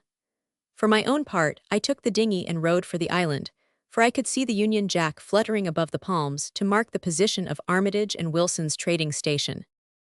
When I had cleared the grove, I could see the place, a long, low, whitewashed building, with a deep veranda in front, and an immense pile of palm oil barrels heaped upon either flank of it. A row of surf boats and canoes lay along the beach, and a single small jetty projected into the river.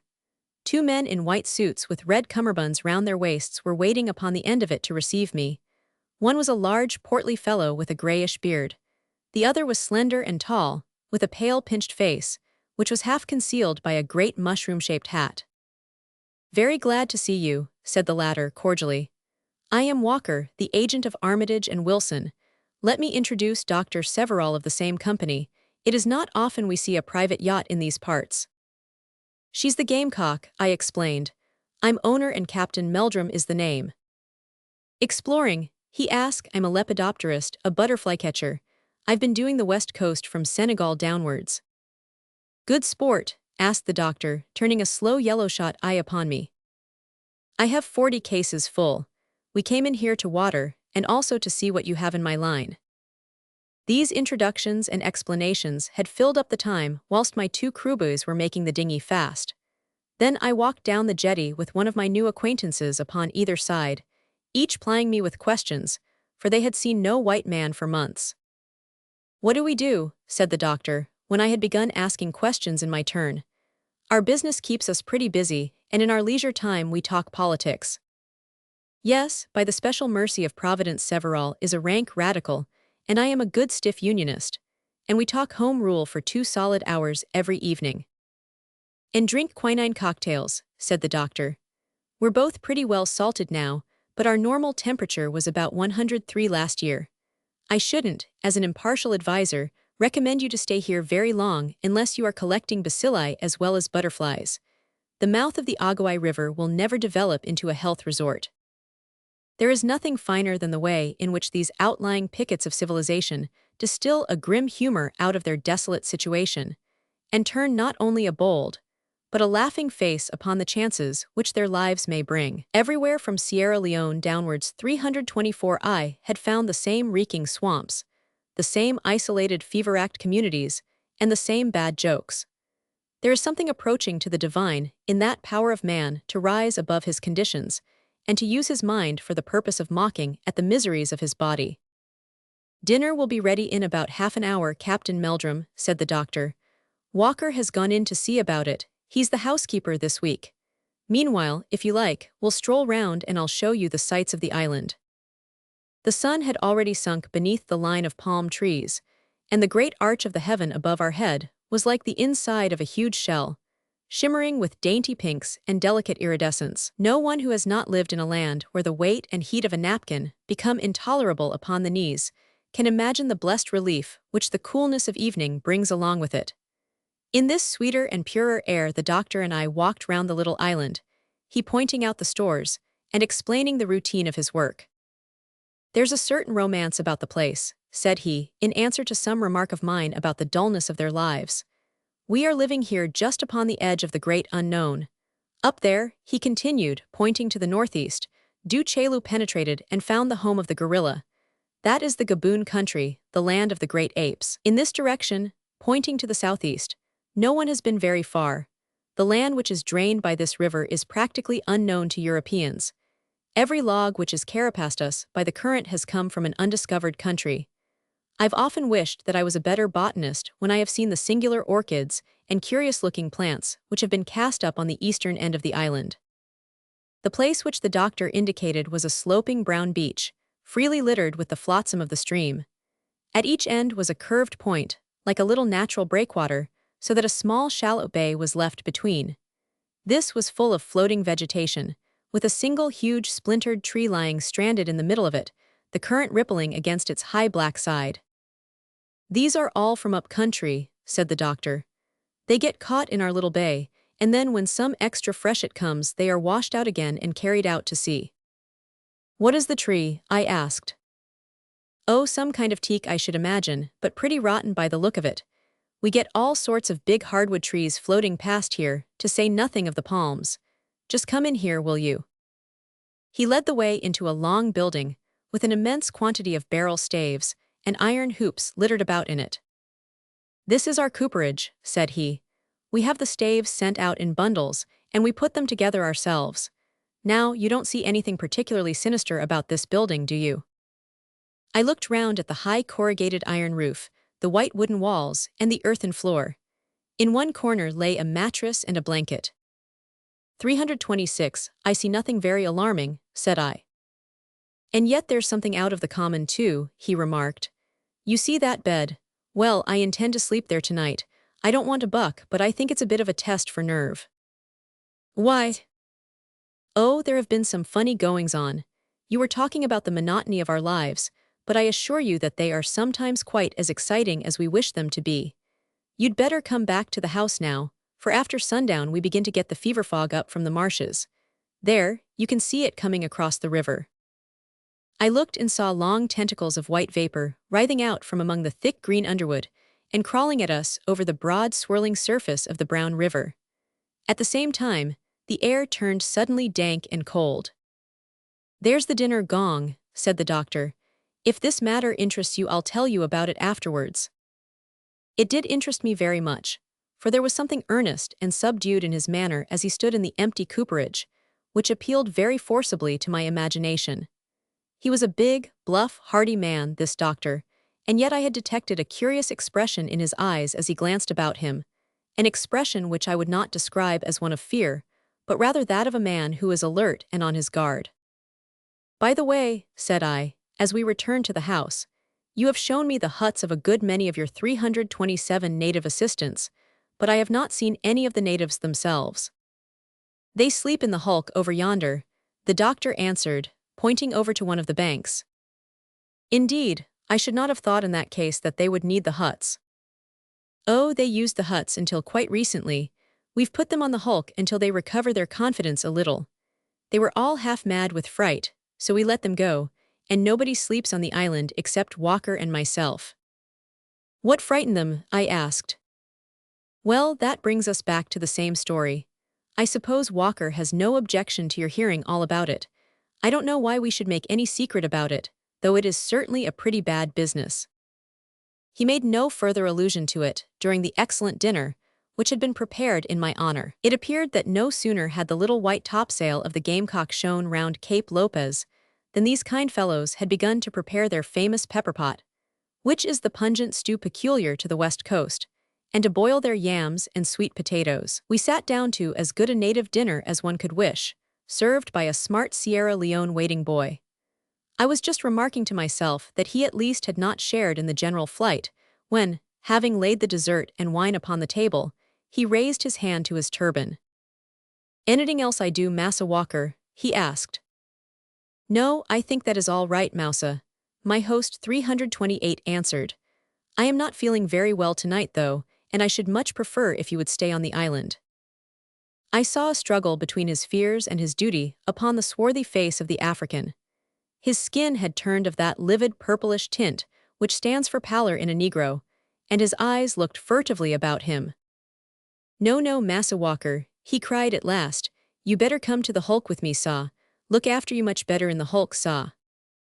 "That won't do, Mousa. White men don't run away from the posts where they are placed."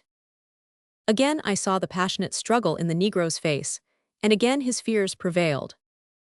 "No use, Massa Walker, saw," he cried. "Help me, I can't do it. If it was yesterday or if it was tomorrow, but this is the third night, saw, and it's more than I can face." Walker shrugged his shoulders. "Off with you then," said he. "When the mail boat comes you can get back to Sierra Leone, for I'll have no servant who deserts me when I need him most. I suppose this is all mystery to you, or has the doctor told you, Captain Meldrum?" "I showed Captain Meldrum the cooperage, but I did not tell him anything," said Dr. Severall. "You're looking bad, Walker," he added, glancing at his companion. "You have a strong touch coming on you." "Yes, I've had the shivers all day, and now my head is like a cannonball. I took 10 grains of 329 quinine, and my ears are singing like a kettle. But I want to sleep with you in the cooperage tonight." "No, no, my dear chap. I won't hear of such a thing. You must get to bed at once, and I am sure Meldrum will excuse you. I shall sleep in the cooperage, and I promise you that I'll be round with your medicine before breakfast." It was evident that Walker had been struck by one of those sudden and violent attacks of remittent fever, which are the curse of the West Coast. His sallow cheeks were flushed, and his eyes shining with fever, and suddenly as he sat there, he began to croon out a song in the high-pitched voice of delirium. "Come, come, we must get you to bed, old chap," said the doctor, and with my aid he led his friend into his bedroom. There we undressed him, and presently, after taking a strong sedative, he settled down into a deep slumber. "He's right for the night," said the doctor, as we sat down and filled our glasses once more. "Sometimes it is my turn and sometimes his, but fortunately we have never been down together. I should have been sorry to be out of it tonight, for I have a little mystery to unravel. I told you that I intended to sleep in the cooperage." "Yes, you said so." "When I said sleep I meant watch, for there will be no sleep for me. We've had such a scare here that no native will stay after sundown, and I mean to find out tonight what the cause of it all may be. It has always been the custom for a native watchman 330 to sleep in the cooperage, to prevent the barrel hoops being stolen. Well, 6 days ago the fellow who slept there disappeared, and we have never seen a trace of him since. It was certainly singular, for no canoe had been taken, and these waters are too full of crocodiles for any man to swim to shore. What became of the fellow, or how he could have left the island, is a complete mystery. Walker and I were merely surprised, but the blacks were badly scared, and queer voodoo tales began to get about amongst them. But the real stampede broke out 3 nights ago, when the new watchman in the cooperage also disappeared." "What became of him?" I asked. "Well, we not only don't know, but we can't even give a guess which would fit the facts. The niggers swear there is a fiend in the cooperage who claims a man every 3rd night. They wouldn't stay in the island, nothing could persuade them. Even Mousa, who is a faithful boy enough, would, as you have seen, leave his master in a fever rather than remain for the night. If we are to continue to run this place, we must reassure our niggers, and I don't know any better way of doing it than by putting in a night there myself. This is the 3rd night, you see, so I suppose the thing is due, whatever it may be." "Have you no clue?" I asked. "Was there no mark of violence, no bloodstain, no footprints, nothing to give a hint as to what kind of danger you may have to meet?" "Absolutely nothing. The man was gone and that was all. Last time it was old Ali, who has been 331 wharf tender here since the place was started. He was always as steady as a rock, and nothing but foul play would take him from his work." "Well," said I really don't think that this is a one-man job. Your friend is full of laudanum, and come what might he can be of no assistance to you. You must let me stay and put in a night with you at the cooperage." "Well now, that's very good of you, Meldrum," said he heartily, shaking my hand across the table. It's not a thing that I should have ventured to propose, for it is asking a good deal of a casual visitor, but if you really mean it. Certainly I mean it. If you will excuse me a moment, I will hail the gamecock and let them know that they need not expect me. As we came back from the other end of the little jetty, we were both struck by the appearance of the night. A huge blue-black pile of clouds had built itself up upon the landward side, and the wind came from it in little hot pants, which beat upon our faces like the draft from a blast furnace. Under the jetty, the river was swirling and hissing, tossing little white spurts of spray over the planking. "Confound it," said Dr. Severall. "We are likely to have a flood on the top of all our troubles. That rise in the river means heavy rain up country, and when it once begins you never know how far it will go. We've had the island nearly covered before now. Well, we'll just go and see that Walker is comfortable, and then if you like we'll settle down in our quarters." 332. The sick man was sunk in a profound slumber, and we left him with some crushed limes in a glass beside him, in case he should awake with the thirst of fever upon him. Then we made our way through the unnatural gloom thrown by that menacing cloud. The river had risen so high that the little bay which I have described at the end of the island had become almost obliterated through the submerging of its flanking peninsula. The great raft of driftwood, with the huge black tree in the middle, was swaying up and down in the swollen current. "That's one good thing a flood will do for us," said the doctor. "It carries away all the vegetable stuff which is brought down on to the east end of the island. It came down with the freshet the other day, and here it will stay until a flood sweeps it out into the main stream. Well, here's our room, and here are some books, and here is my tobacco pouch, and we must try and put in the night as best we may." By the light of our single lantern, the great lonely room looked very gaunt and dreary. Save for the piles of staves and heaps of hoops, there was absolutely nothing in it, with the exception of the mattress for the doctor, which had been laid in the corner. We made a couple of seats and a table out of the staves, and settled down together for a long vigil. Severall had brought a revolver for me, and was himself armed with a double-barreled shotgun. We loaded our weapons, and laid them cocked within reach of our hands. The little circle of light and the black shadows arching over us were so melancholy that he went off to the house, and returned with 2 candles. 333. One side of the cooperage was pierced, however, by several open windows, and it was only by screening our lights behind staves that we could prevent them from being extinguished. The doctor, who appeared to be a man of iron nerves, had settled down to a book, but I observed that every now and then he laid it upon his knee, and took an earnest look all round him.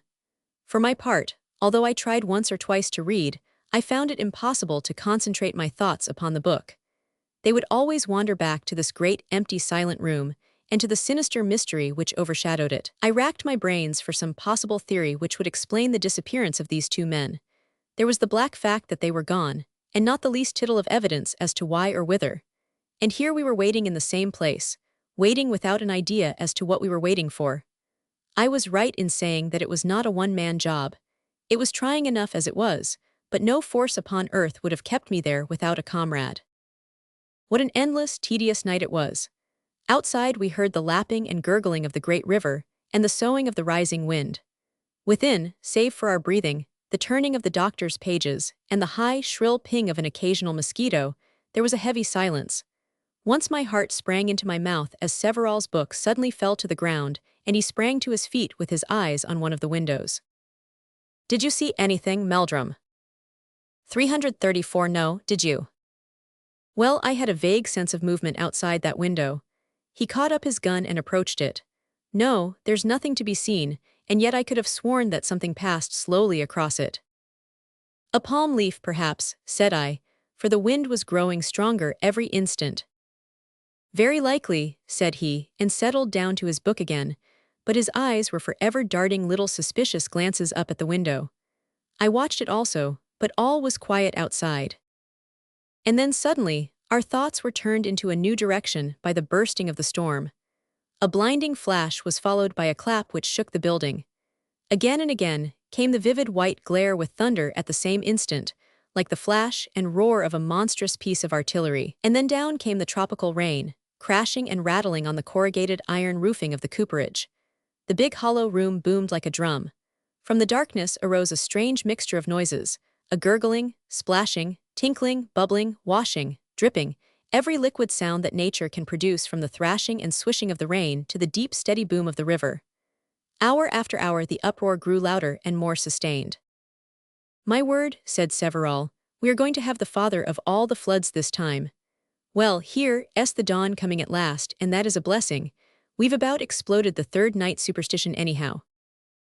A gray light was stealing through the room, and there was the day upon us in an instant. The rain had eased off, but the coffee-colored river was roaring past like a waterfall. Its power made me fear for the anchor of the gamecock. "I must get aboard," said I. "If she drags, she'll never be able to beat up the river again." "The island is as good as a breakwater," the doctor answered. "I can give you a cup of coffee if you will come up to the house." I was chilled and miserable, so the suggestion was a welcome one. We left the ill-omened cooperage with its mystery still unsolved, and we splashed our way up to the house. "There's the spirit lamp," said Several. "If you would just put a light to it, I will see how Walker feels this morning." He left me, but was back in an instant with a dreadful face. "He's gone," he cried hoarsely. The words sent a thrill of horror through me. I stood with the lamp in my hand, glaring at him. "Yes, he's gone," he repeated. "Come and look." I followed him without a word, and the first thing that I saw as I entered the bedroom was Walker himself lying huddled on his bed, in the gray flannel sleeping suit, in which I had helped to dress him on the night before. "Not dead, surely," I gasped. The doctor was terribly agitated. His hands were shaking like leaves in the wind. "He's been dead some hours." 336, was it fever? "Fever, look at his foot." I glanced down, and a cry of horror burst from my lips. One foot was not merely dislocated, but was turned completely round in a most grotesque contortion. "Good God," I cried, "what can have done this?" Several had laid his hand upon the dead man's chest. "Feel here," he whispered. I placed my hand at the same spot. There was no resistance. The body was absolutely soft and limp. It was like pressing a sawdust doll. "The breastbone is gone," said Several in the same odd whisper. "He's broken to bits. Thank God that he had the laudanum. You can see by his face that he died in his sleep." "But who can have done this?" "I've had about as much as I can stand," said the doctor, wiping his forehead. "I don't know that I'm a greater coward than my neighbors, but this gets beyond me. If you're going out to the gamecock." "Come on," said I, and off we started. If we did not run, it was because each of us wished to keep up the last shadow of his self-respect before the other. It was dangerous in a light canoe on that swollen river, but we never paused to give the matter a thought. He bailing and I paddling, we kept her above water, and gained the deck of the yacht. There, with 200 yards of water between us, 337, and this cursed island, we felt that we were our own men once more. "We'll go back in an hour or so," said he. "But we need a little time to steady ourselves. I wouldn't have had the niggers see me as I was just now for a year's salary." "I've told the steward to prepare breakfast." "Then we shall go back," said I, "but in God's name, Dr. Several, what do you make of it all?" "It beats me clean. I've heard of voodoo devilry and I've laughed at it with the others. But that poor old Walker, a decent, God-fearing 19th century Primrose League Englishman, should go under like this without a whole bone in his body. It's given me a shake, I won't deny it. But look there, Meldrum, is that hand of yours mad or drunk, or what is it?" Old Patterson, the oldest man of my crew, and as steady as the pyramids, had been stationed in the bows with a boathook to fend off the drifting logs which came sweeping down with the current. Now he stood with crooked knees, glaring out in front of him, and one forefinger stabbing furiously at the air. "Look at it," he yelled, "look at it." And at the same instant we saw it. A huge black tree trunk was coming down the river, its broad glistening back just lapped by the water. And in front of it, about 3 feet in front, arching upwards like the figurehead of a ship, there hung a dreadful face, swaying slowly from side to side. It was flattened, malignant, as large as a smabeer barrel, of a faded fungoid color, but the neck which supported it was mottled with a dull yellow and black. As it flew past the gamecock in the swirl of the waters, I saw 2 immense coils roll up out of some great hollow in the tree, and the villainous head rose suddenly to the height of 8 or 10 feet, looking with dull, skin-covered eyes at the yacht. An instant later the tree had shot past us, and was plunging with its horrible passenger towards the Atlantic. What was it? I cried. It is our fiend of the cooperage, said Dr. Severall, and he had become in an instant the same bluff, self-confident man that he had been before. Yes, that is the devil who has been haunting our island. It is the great python of the Gaboon. I thought of the stories which I had heard all down the coast of the monstrous constrictors of the interior, of their periodical appetite, and of the murderous effects of their deadly squeeze. Then it all took shape in my mind. There had been a freshet the week before. It had brought down this huge hollow tree with its hideous occupant. Who knows from what far distant tropical forest it may have come? It had been stranded on the little east bay of the island. The cooperage had been the nearest house. Twice, with the return of its appetite, it had carried off the watchman. Last night it had doubtless come again, when Severall had thought he saw something move at the window, but our lights had driven it away. It had writhed onwards, and had slain poor Walker in his sleep. 339. Why did it not carry him off? I asked. The thunder and lightning must have scared the brute away. There's your steward, Meldrum.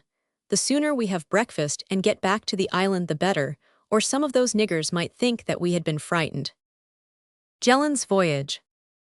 Well, said our Anglo-Jap as we all drew up our chairs round the smoking-room fire, it's an old tale out yonder, and may have spilt over into print for all I know.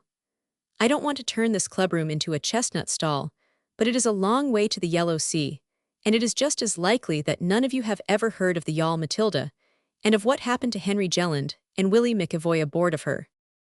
The middle of the 60s was a stirring time out in Japan. That was just after the Shimonoseki bombardment, and before the daimyo affair. There was a Tory party, and there was a Liberal party among the natives, and the question that they were wrangling over was whether the throats of the foreigners should be cut or not. I tell you all, politics have been tame to me since then. If you lived in a treaty port, you were bound to wake up and take an interest in them. And to make it better, the outsider had no way of knowing how the game was going. If the opposition won, it would not be a newspaper paragraph that would tell him of it, but a good old Tory in a suit of chain mail, with a sword in each hand, would drop in and let him know all about it in a single uppercut. Of course it makes men reckless when they are 341, living on the edge of a volcano like that. Just at first, they are very jumpy, and then there comes a time when they learn to enjoy life while they have it. I tell you, there's nothing makes life so beautiful as when the shadow of death begins to fall across it. Time is too precious to be dawdled away then, and a man lives every minute of it. That was the way with us in Yokohama. There were many European places of business which had to go on running, and the men who worked them made the place lively for 7 nights in the week. One of the heads of the European colony was Randolph Moore, the big export merchant. His offices were in Yokohama, but he spent a good deal of his time at his house up in Jeddo, which had only just been opened to the trade. In his absence, he used to leave his affairs in the hands of his head clerk Jelland, whom he knew to be a man of great energy and resolution. But energy and resolution are two-edged things, you know, and when they are used against you, you don't appreciate them so much. It was gambling that set Jelland wrong. He was a little dark-eyed fellow with black curly hair, more than 3/4 Celt, I should imagine. Every night in the week you would see him in the same place, on the left-hand side of the croupier at Matheson's Rouge et Noir table. For a long time he won, and lived in better style than his employer. And then came a turn of luck, and he began to lose so that at the end of a single week his partner and he were stone broke, without a dollar to their names. 342. This partner was a clerk in the employ of the same firm, a tall, straw-haired young Englishman called McAvoy. He was a good boy enough at the start, but he was clay in the hands of Jelland, who fashioned him into a kind of weak model of himself. They were forever on the prowl together, but it was Jelland who led and McAvoy who followed. Lynch and I and 1 or 2 others tried to show the youngster that he could come to no good along that line, and when we were talking to him, we could win him round easily enough, but 5 minutes of Jelland would swing him back again. It may have been animal magnetism or what you like, but the little man could pull the big one along like a 60-foot tug in front of a full-rigged ship. Even when they had lost all their money, they would still take their places at the table and look on with shining eyes when anyone else was raking in the stamps. But one evening they could keep out of it no longer. Red had turned up 16 times running, and it was more than Jelland could bear. He whispered to McAvoy, and then said a word to the croupier. "Certainly, Mr. Jelland, your check is as good as notes," said he. Jelland scribbled a check and threw it on the black, The card was the King of Hearts, and the croupier raked in the little bit of paper. Jelland grew angry and McAvoy white. Another and a heavier check was written and thrown on the table. The card was the 9 of diamonds. McAvoy leaned his head upon his hands and looked as if he were faint. "By God," growled Jelland, "I won't be beat," and he threw on a check that covered the other two. The card was the deuce of hearts. A few minutes later they were walking down the Bund, with the cool night air playing upon their fevered faces. "Of course you know what this means," said Jelland, lighting a cheroot. "We'll have to transfer some of the office money to our current account. There's no occasion to make a fuss over it. Old Moore won't look over the books before Easter. If we have any luck, we can easily replace it before then." "But if we have no luck," faltered McAvoy. "Tut, man, we must take things as they come. You stick to me and I'll stick to you, and we'll pull through together.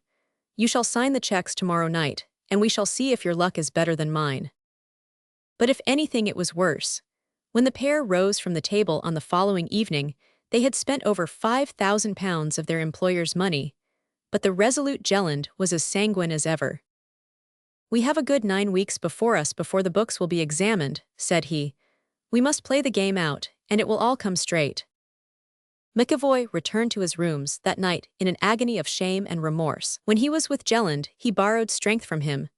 But alone he recognized the full danger of his position, and the vision of his old white-capped mother in England, who had been so proud when he had received his appointment, rose up before him to fill him with 344 loathing and madness. He was still tossing upon his sleepless couch when his Japanese servant entered the bedroom.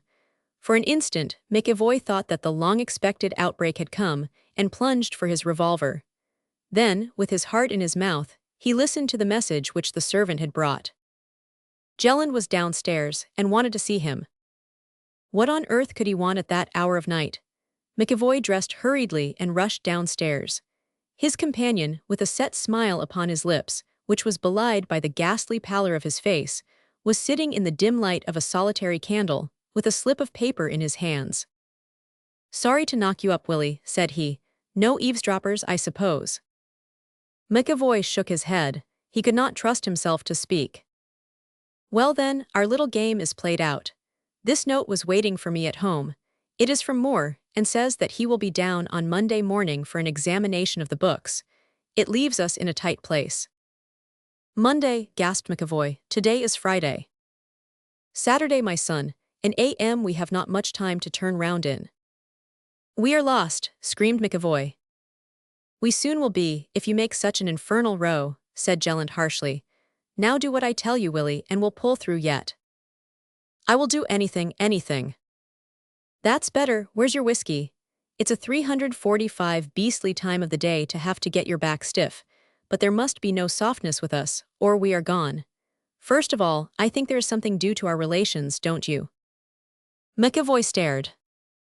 "We must stand or fall together, you know. Now I, for one, don't intend to set my foot inside a felon's dock under any circumstances. 500 you see, I'm ready to swear to that. Are you?" "What do you mean?" asked McAvoy, shrinking back. "Why, man, we all have to die, and it's only the pressing of a trigger. I swear that I shall never be taken alive. Will you? If you don't, I leave you to your fate." "All right, I'll do whatever you think best." "You swear it?" "Yes." "Well, mind, you must be as good as your word. Now we have 2 clear days to get off in. The yawl Matilda is on sale, and she has all her fixings and plenty of tinned stuff aboard. We'll buy the lot tomorrow morning, and whatever we want, and get away in her. But first we'll clear all that is left in the office. There are 5,000 sovereigns in the safe. After dark we'll get them aboard the yawl and take our chance of reaching California. There's no use hesitating, my son, for we have no ghost of a look-in in any other direction. It's that or nothing." "I'll do what you advise." "All right, and mind you get a bright face on you tomorrow, for if Moore gets the tip, and comes 346 before Monday, then—" He tapped the side pocket of his coat and looked across at his partner with eyes that were full of a sinister meaning. All went well with their plans next day. The Matilda was bought without difficulty, and though she was a tiny craft for so long a voyage, had she been larger 2 men could not have hoped to manage her. She was stocked with water during the day, and after dark, the 2 clerks brought down the money from the office and stowed it in the hold. Before midnight, they had collected all their own possessions without exciting suspicion, and at 2 in the morning they left their moorings and stole quietly out from among the shipping. They were seen, of course, and were set down as keen yachtsmen who were on for a good long Sunday cruise. But there was no one who dreamed that that cruise would only end either on the American coast or at the bottom of the North Pacific Ocean. Straining and hauling, they got their mainsail up and set their foresail and jib. There was a slight breeze from the southeast, and the little craft went dipping along upon her way. 7 miles from land, however, the wind fell away and they lay becalmed, rising and falling on the long swell of a glassy sea. All Sunday they did not make a mile, and in the evening Yokohama still lay along the horizon. On Monday morning down came Randolph Moore from Jeddo, and made straight for the offices. He had had the tip from someone that his clerks had been spreading themselves a bit, and that had made him come down out of his usual routine. But when he reached his place, and found the 3 juniors waiting 347 in the street, with their hands in their pockets, he knew that the matter was serious.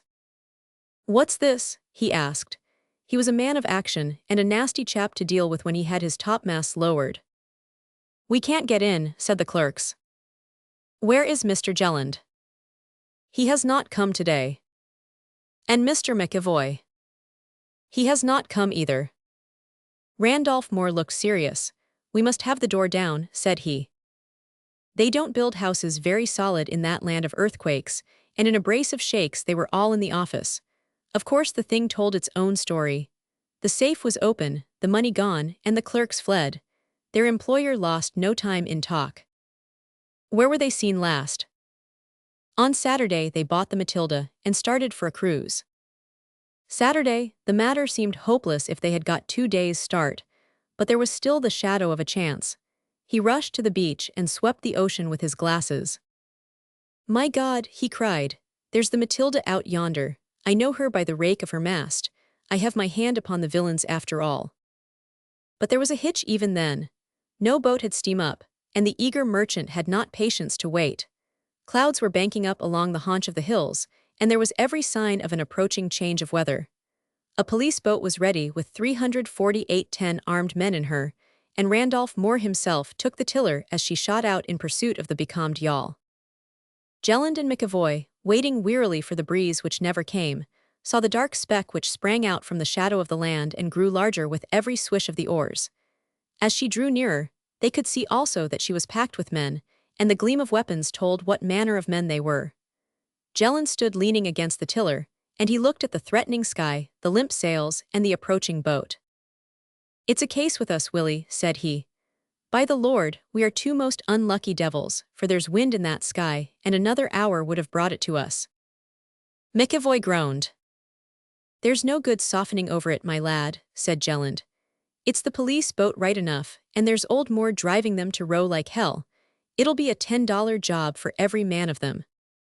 Willie McAvoy crouched against the side with his knees on the deck. "My mother, my poor old mother," he sobbed. "She'll never hear that you have been in the dock anyway," said Jelland. "My people never did much for me, but I will do that much for them. It's no good, Mac, we can chuck our hands. God bless you, old man, here's the pistol." He cocked the revolver and held the butt towards the youngster, but the other shrunk away from it with little gasps and cries. Jelland glanced at the 349 approaching boat. It was not more than a few hundred yards away. "There's no time for nonsense," said he. "Damn it, man, what's the use of flinching? You swore it." "No, Jelland." "Well, anyhow, I swore that neither of us should be taken. Will you do it?" "I can't, I caw." "Then I will for you." The rowers in the boat saw him lean forwards. They heard 2 pistol shots. They saw him double himself across the tiller. And then, before the smoke had lifted, they found that they had something else to think of. For at that instant the storm broke, one of those short sudden squalls which are common in these seas. The Matilda heeled over, her sails bellied out, she plunged her lee rail into a wave, and was off like a frightened deer. Jelland's body had jammed the helm, and she kept a course right before the wind, and fluttered away over the rising sea like a blown piece of paper. The rowers worked frantically, but the yawl still drew ahead, and in 5 minutes it had plunged into the storm rack never to be seen again by mortal eye. The boat put back, and reached Yokohama with the water washing halfway up to the thwarts. And that was how it came that the yawl Matilda, with a cargo of 5,000 pounds and a crew of 2 dead young men, set sail across the Pacific Ocean. What the end of Jellin's voyage may have been no man knows. He may have foundered in that gale, or 350 he may have been picked up by some canny merchantman, who stuck to the bullion and kept his mouth shut, or he may still be cruising in that vast waste of waters, blown north to the Bering Sea, or south to the Malay Islands. It's better to leave it unfinished than to spoil a true story by inventing a tag to it. B24. I told my story when I was taken, and no one would listen to me. Then I told it again at the trial, the whole thing absolutely as it happened, without so much as a word added. I said it all out truly, so help me God, all that Lady Mannering said and did, and then all that I had said and done, just as it occurred. And what did I get for it? The prisoner put forward a rambling and inconsequential statement, incredible in its details, and unsupported by any shred of corroborative evidence.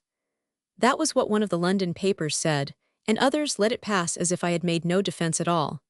And yet, with my own eyes I saw Lord Mannering murdered, and I am as guiltless of it as any man on the jury that tried me. Now, sir, you are there to receive the petitions of prisoners. It all lies with you. All I ask is that you read it, just read it, and then that you make an inquiry or two about the private character of this Lady Mannering, if she still keeps the name that she had 3 years ago, when to my sorrow and ruin I came to meet her. You could use a private inquiry agent or a good lawyer, and you would soon learn enough to show you that my story is the true one. Think of the glory it would be to you, to have all the 352 papers saying that there would have been a shocking miscarriage of justice if it had not been for your perseverance and intelligence. That must be your reward, since I am a poor man and can offer you nothing. But if you don't do it, may you never lie easy in your bed again. May no night pass that you are not haunted by the thought of the man who rots in jail because you have not done the duty which you are paid to do. But you will do it, sir, I know. Just make 1 or 2 inquiries, and you will soon find which way the wind blows. Remember, also, that the only person who profited by the crime was herself, since it changed her from an unhappy wife to a rich young widow. There's the end of the string in your hand, and you only have to follow it up and see where it leads to. Mind you, sir, I make no complaint as far as the burglary goes. I don't whine about what I have deserved, and so far I have had no more than I have deserved. Burglary it was, right enough, and my 3 years have gone to pay for it. It was shown at the trial that I had had a hand in the Merton Cross business, and did a year for that, so my story had the less attention on that account. A man with a previous conviction never gets a really fair trial.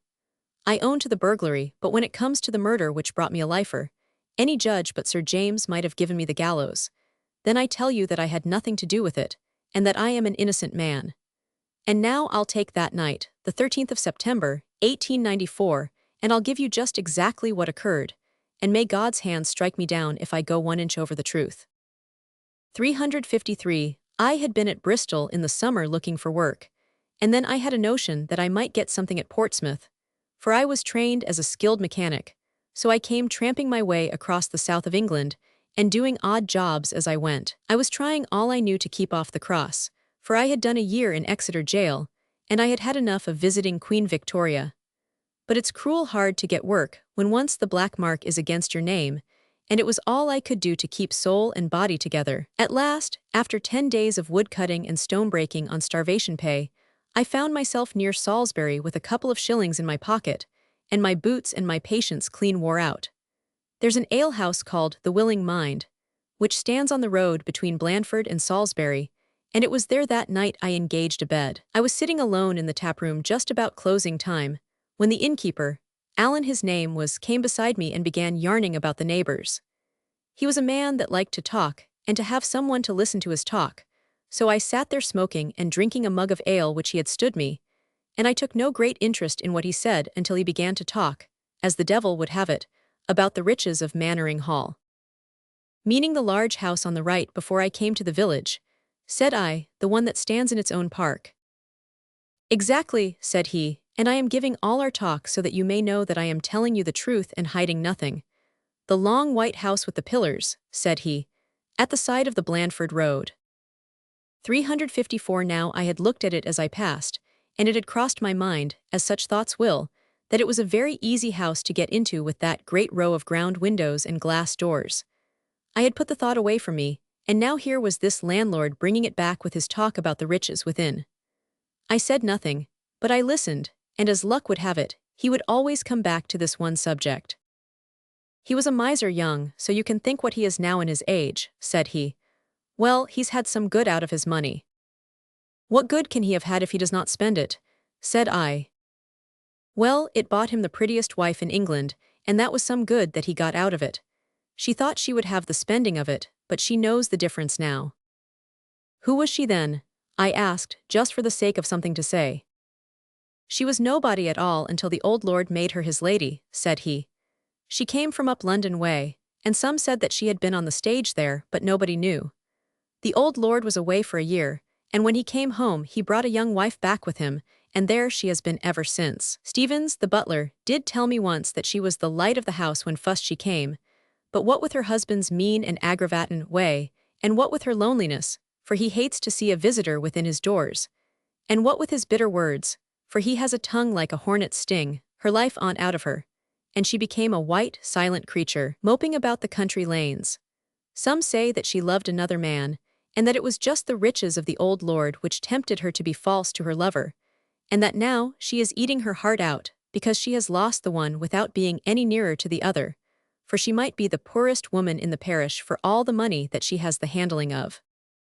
Well, sir, you can imagine that it did not interest me very much to hear about the quarrels between a lord and a lady. What did it matter to me if she hated the sound of his voice, or if he put every indignity upon her in the hope of breaking her spirit, and spoke to her as he would never have dared to speak to one of his servants? The landlord told me of these things, and of many more like them, but they passed out of my mind, for they were no concern of mine. But what I did want to hear was the form in which Lord Mannering kept his riches. Title deeds and stock certificates are but paper, and more danger than profit to the man who takes them. But metal and stones are worth a risk. And then, as if he were answering my very thoughts, the landlord told me of Lord Mannering's great collection of gold medals, that it was the most valuable in the world, and that it was reckoned that if they were put into a sack, the strongest man in the parish would not be able to raise them. Then his wife called him, and he and I went to our beds. I am not arguing to make out a case for myself, but I beg you, sir, to bear all the facts in your 356 mind, and to ask yourself whether a man could be more sorely tempted than I was. I make bold to say that there are few who could have held out against it. There I lay on my bed that night, a desperate man without hope or work and with my last shilling in my pocket. I had tried to be honest, and honest folk had turned their backs upon me. They taunted me for theft, and yet they pushed me towards it. I was caught in the stream and could not get out. And then it was such a chance. The great house all lined with windows, the golden medals which could so easily be melted down. It was like putting a loaf before a starving man and expecting him not to eat it. I fought against it for a time, but it was no use. At last I sat up on the side of my bed, and I swore that that night I should either be a rich man and able to give up crime forever, or that the irons should be on my wrists once more. Then I slipped on my clothes, and having put a shilling on the table, for the landlord had treated me well, and I did not wish to cheat him, I passed out through the window into the garden of the inn. There was a high wall round this garden, and I had a job to get over it, but once on the other side it was all plain sailing. I did not meet a soul upon the road, and the iron gate of the avenue was open. No one was moving at the lodge. The moon was shining, and I could see the great house glimmering white through an archway of trees. I walked up it for a quarter of a mile or so, until I was at the edge of the drive, where it ended in a broad, gravelled space before the main door. There I stood in the shadow and looked at the long building, with a full moon shining in every window and silvering the high stone front. I crouched there for some time, and I wondered where I should find the easiest entrance. The corner window of the side seemed to be the one which was least overlooked, and a screen of ivy hung heavily over it. My best chance was evidently there. I worked my way under the trees to the back of the house, and then crept along in the black shadow of the building. A dog barked and rattled his chain, but I stood waiting until he was quiet, and then I stole on once more until I came to the window which I had chosen. It is astonishing how careless they are in the country, in places far removed from large towns, where the thought of burglars never enters their heads.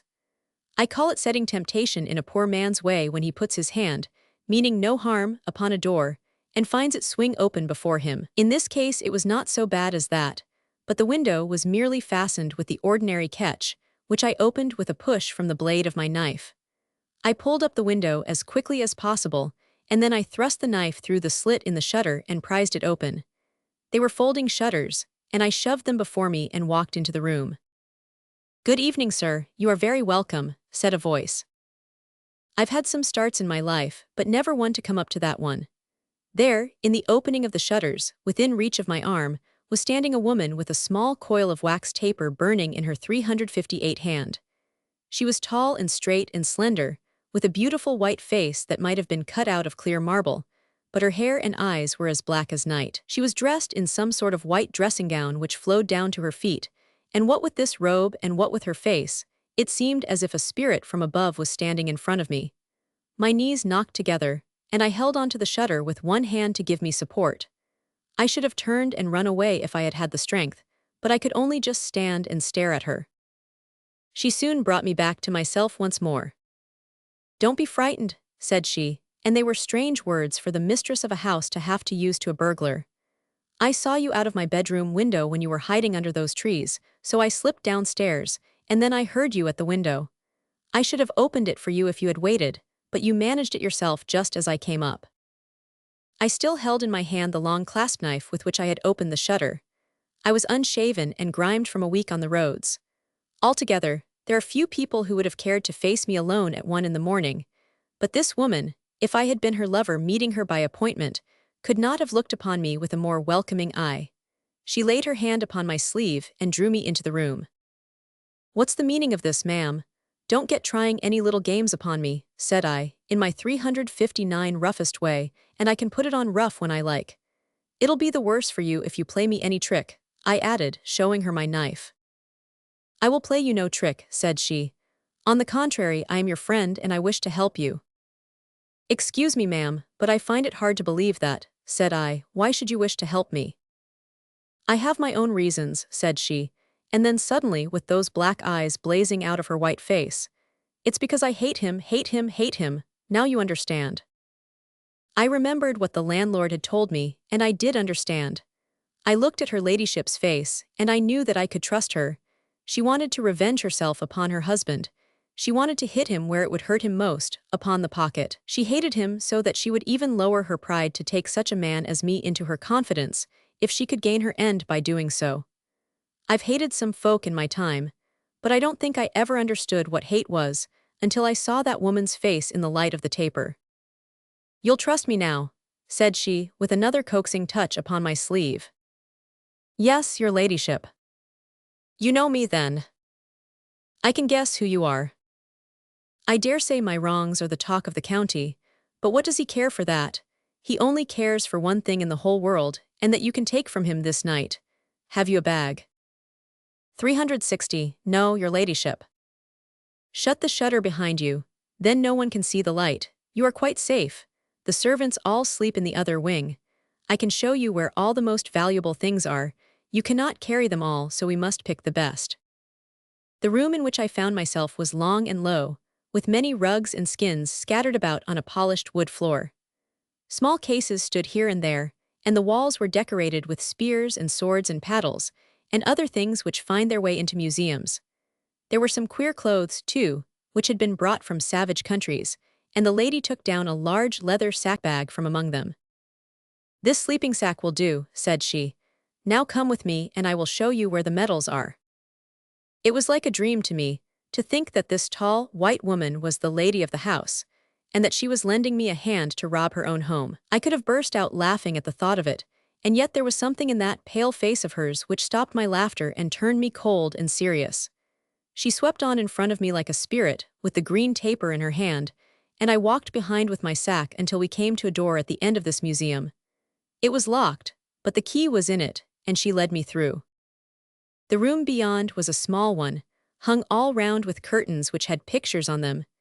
It was the hunting of a deer that was painted on it, as remember, and in the flicker of that light, you'd have sworn that the dogs and the horses were streaming round the walls. The only other thing in the room was a row of cases made of walnut, with brass ornaments.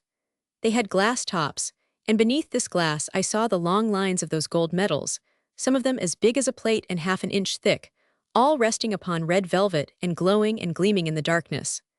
My fingers were just itching to be at them, and I slipped my knife under the lock of one of the cases to wrench it open. Wait a moment, said she, laying her hand upon my arm. You might do better than this. I am very well satisfied, ma'am, said I, and much obliged to your ladyship for kind assistance. You can do better, she repeated. Would not golden sovereigns be worth more to you than these things? Why, yes, said I, that's best of all. Well, said she, he sleeps just above our head. It is but one short staircase. There is a tin box with money enough to fill this bag under his bed. How can I get it without waking him? What matter if he does wake? She looked very hard at me as she spoke. You could keep him from calling out. No, no, ma'am, I'll have none of that. Just as you like, said she. I thought that you were a stout-hearted sort of man by your appearance, but I see that I made a mistake. If you are afraid to run the risk of one old man, then of course you cannot have the gold which is under his you are the best judge of your own business, but I should think that you would do better at some other trade. I'll not have murder on my conscience. You could overpower him without harming him. I never said anything of murder. The money lies under the bed, but if you are faint-hearted, it is better that you should not attempt it. She worked upon me so, partly with her scorn and partly with this money that she held before my eyes, that I believe I should have yielded and taken my chances upstairs, had it not been that I saw her eyes following the struggle within me in such a crafty, malignant fashion, that it was evident she was bent upon making me the tool of her revenge, and that she would leave me no choice but to do the old man an injury or to be captured by him. She felt suddenly that she was giving herself away, and she changed her face to a kindly, friendly smile, but it was too late, for I had had my warning. I will not go upstairs, said I have all I want here. She looked her contempt at me, and there never was a face which could look it plainer. Very good, you can take these medals. I should be glad if you would begin at this end. I suppose they will all be the same value when melted down, but these are the ones which are the rarest, and therefore the most precious to him. It is not necessary to break the locks. If you press that brass knob you will find that there is a secret spring. So, take that small one first, it is the very apple of his eye. 363 She had opened one of the cases, and the beautiful things all lay exposed before me. I had my hand upon the one which she had pointed out, when suddenly a change came over her face, and she held up one finger as a warning. Hist, she whispered. What is that? Far away in the silence of the house, we heard a low, dragging, shuffling sound, and the distant tread of feet. She closed and fastened the case in an instant. It's my husband, she whispered. All right, don't be alarmed, I'll arrange it. Here, quick, behind the tapestry. She pushed me behind the painted curtains upon the wall, my empty leather bag still in my hand. Then she took her taper and walked quickly into the room from which we had come. From where I stood, I could see her through the open door. Is that you, Robert? She cried. The light of a candle shone through the door of the museum, and the shuffling steps came nearer and nearer. Then I saw a face in the doorway, a great, heavy face, all lines and creases, with a huge curving nose, and a pair of gold glasses fixed across it.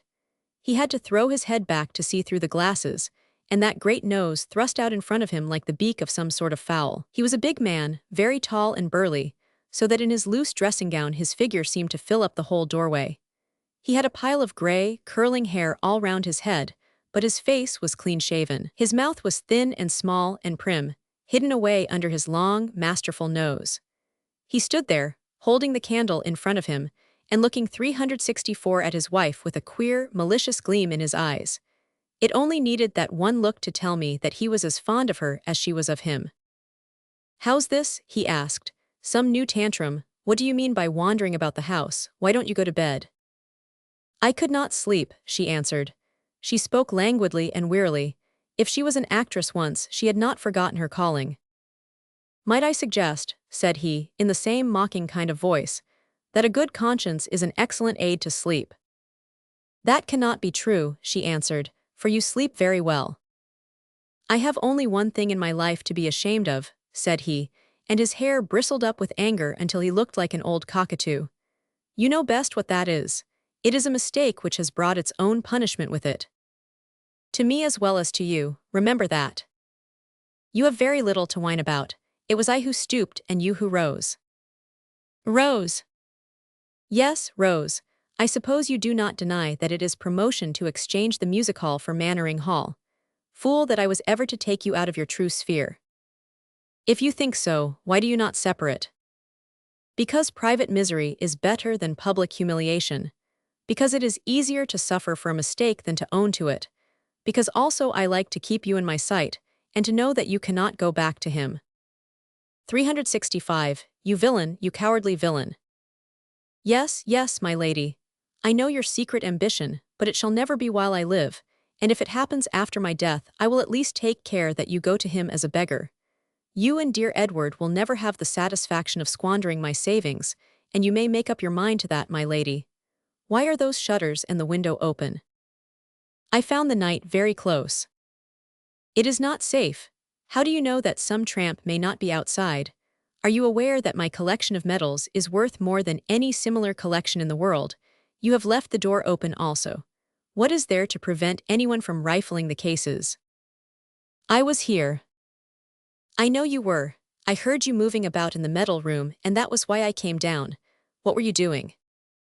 Looking at the medals. What else should I be doing? This curiosity is something new.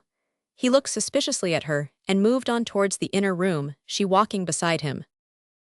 It was at this moment that I saw something which startled me. I had laid my clasp knife open upon the top of one of the cases, and there it lay in full view. She saw it before he did, and with a woman's cunning, she held her taper out so that the light of it came between Lord Mannering's eyes and the knife. Then she took it in her left hand and held it against her gown out of his sight. He looked about from case to 366 case. I could have put my hand at one time upon his long nose, but there was nothing to show that the medals had been tampered with, and so, still snarling and grumbling, he shuffled off into the other room once more. And now I have to speak of what I heard rather than of what I saw, but I swear to you, as I shall stand some day before my Maker, that what I say is the truth. When they passed into the outer room, I saw him lay his candle upon the corner of one of the tables, and he sat himself down, but in such a position that he was just out of my sight. She moved behind him, as I could tell from the fact that the light of her taper threw his long, lumpy shadow upon the floor in front of him. Then he began talking about this man whom he called Edward, and every word that he said was like a blistering drop of vitriol. He spoke low, so that I could not hear it all, but from what I heard I should guess that she would as soon have been lashed with a whip. At first she said some hot words in reply, but then she was silent, and he went on in that cold, mocking voice of his, nagging and insulting and tormenting, until I wondered that she could bear to stand there in silence and listen to it. Then suddenly I heard him say in a sharp voice, "Come from behind me, leave go of my collar, what would you dare to strike me?" There was a sound like a blow, just a soft sort of thud, and then I heard him cry out, "My God, it's blood." He shuffled with his feet as if he was getting up, and then I heard another blow, and he cried out, "Oh, you she-devil." 367 and was quiet, except for a dripping and splashing upon the floor. I ran out from behind my curtain at that, and rushed into the other room, shaking all over with the horror of it. The old man had slipped down in the chair, and his dressing gown had rucked up until he looked as if he had a monstrous hump to his back. His head, with the gold glasses still fixed on his nose, was lolling over upon one side, and his little mouth was open just like a dead fish. I could not see where the blood was coming from, but I could still hear it drumming upon the floor. She stood behind him with the candle shining full upon her face. Her lips were pressed together and her eyes shining, and a touch of color had come into each of her cheeks. It just wanted that to make her the most beautiful woman I had ever seen in my life. "You've done it now," said I. "Yes," said she in her quiet way, "I've done it now." "What are you going to do?" I asked. "They'll have you for murder as sure as fate." "Never fear about me. I have nothing to live for and it does not matter. Give me a hand to set him straight in the chair. It is horrible to see him like this." I did so, though it turned me cold all over to touch him.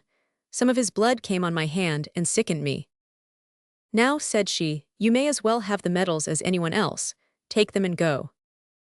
"I don't want them. I only want to get away." 368 I was never mixed up with a business like this before. "Nonsense," said she. "You came for the medals and here they are at your mercy. Why should you not have them? There is no one to prevent you." I held the bag still in my hand. She opened the case, and between us we threw 100 or so of the medals into it.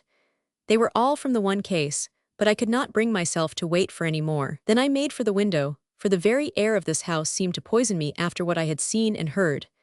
As I looked back, I saw her standing there, tall and graceful, with the light in her hand, just as I had seen her first. She waved goodbye, and I waved back at her and sprang out into the gravel drive. I thank God that I can lay my hand upon my heart and say that I have never done a murder, but perhaps it would be different if I had been able to read that woman's mind and thoughts. There might have been two bodies in the room, instead of one if I could have seen behind that last smile of hers. But I thought of nothing but of getting safely away, and it never entered my head how she might be fixing the rope round my neck. I had not taken 5 steps out from the window skirting down the shadow of the house in the way that I had come, when I heard a scream that might have raised the parish, and then another and another. "Murder," she cried. "Murder, murder, help!" And her voice rang out in the quiet of the nighttime and sounded over the whole countryside. It went through my head, that dreadful cry. In an instant 369 lights began to move and windows to fly up, not only in the house behind me, but at the lodge and in the stables in front. Like a frightened rabbit, I bolted down the drive, but I heard the clang of the gate being shut before I could reach it. Then I hid my bag of metals under some dry faggots, and I tried to get away across the park, but someone saw me in the moonlight, and presently I had 6 of them with dogs upon my heels. I crouched down among the brambles, but those dogs were too many for me, and I was glad enough when the men came up and prevented me from being torn into pieces. They seized me, and dragged me back to the room from which I had come. "Is this the man, your ladyship?" asked the oldest of them, the same whom I found out afterwards to be the butler. She had been bending over the body, with her handkerchief to her eyes, and now she turned upon me with the face of a fury. Oh, what an actress that woman was! "Yes, yes, it is the very man," she cried. "Oh, you villain, you cruel villain, to treat an old man so." There was a man there who seemed to be a village constable. He laid his hand upon my shoulder. "What do you say to that?" said he. "It was she who did it," I cried, pointing at the woman whose eyes never flinched before mine. "Come, come, try another," said the constable, and one of the men servants struck at me with his fist. 370, I tell you that I saw her do it. She stabbed him twice with a knife. She first helped me to rob him, and then she murdered him. The footman tried to strike me again, but she held up her hand. "Do not hurt him," said she. "I think that his punishment may safely be left to the law." "I'll see to that, your ladyship," said the constable. "Your ladyship actually saw the crime committed, did you not?" "Yes, yes, I saw it with my own eyes. It was horrible. We heard the noise and we came down. My poor husband was in front. The man had one of the cases open and was filling a black leather bag which he held in his hand. He rushed past us and my husband seized him. There was a struggle and he stabbed him twice. There you can see the blood upon his hands. If I am not mistaken, his knife is still in Lord Mannering's body." "Look at the blood upon her hands," I cried. "She has been holding up his lordship's head, you lying rascal," said the butler. "And here's the very sack her ladyship spoke of," said the constable, as a groom came in with the one which I had dropped in my flight. "And here are the medals inside it. That's good enough for me. We will keep him safe here tonight, and tomorrow the inspector and I can take him into Salisbury." "Poor creature," said the woman. "For my own part, I forgive him any injury which he has done me. Who knows what temptation may have driven to crime? His conscience and the law will give him punishment enough without any reproach of mine rendering it more bitter." I could not answer. I tell you, sir, I could not answer, so taken aback was I by the assurance of the woman. And so, seeming by my silence to agree to all that she had said, I was dragged away by the butler and the constable into the cellar, in which they locked me for the night. There, sir, I have told you the whole story of the events, which led up to the murder of Lord Mannering by his wife upon the night of September the 14th, in the year 1894. Perhaps you will put my statement on one side, as the constable did at Mannering Towers, or the judge afterwards at the county assizes, or perhaps you will see that there is the ring of truth in what I say, and you will follow it up, and so make your name forever as a man who does not grudge personal trouble where justice is to be done. I have only you to look to, sir, and if you will clear my name of this false accusation, then I will worship you as one man never yet worshipped another. But if you fail me, then I give you my solemn promise that I will rope myself up, this day month, to the bar of my window, And from that time on I will come to plague you in your dreams if ever yet one man was able to come back and to haunt another. What I ask you to do is very simple. Make inquiries about this woman, watch her, learn her past history, find out what use she is making of the money which has come to her, and whether there is not a man Edward as I have stated. If from all this you learn anything 372, which shows you her real character, or which seems to you to corroborate the story which I have told you, then I am sure that I can rely upon your goodness of heart to come to the rescue of an innocent man. The end.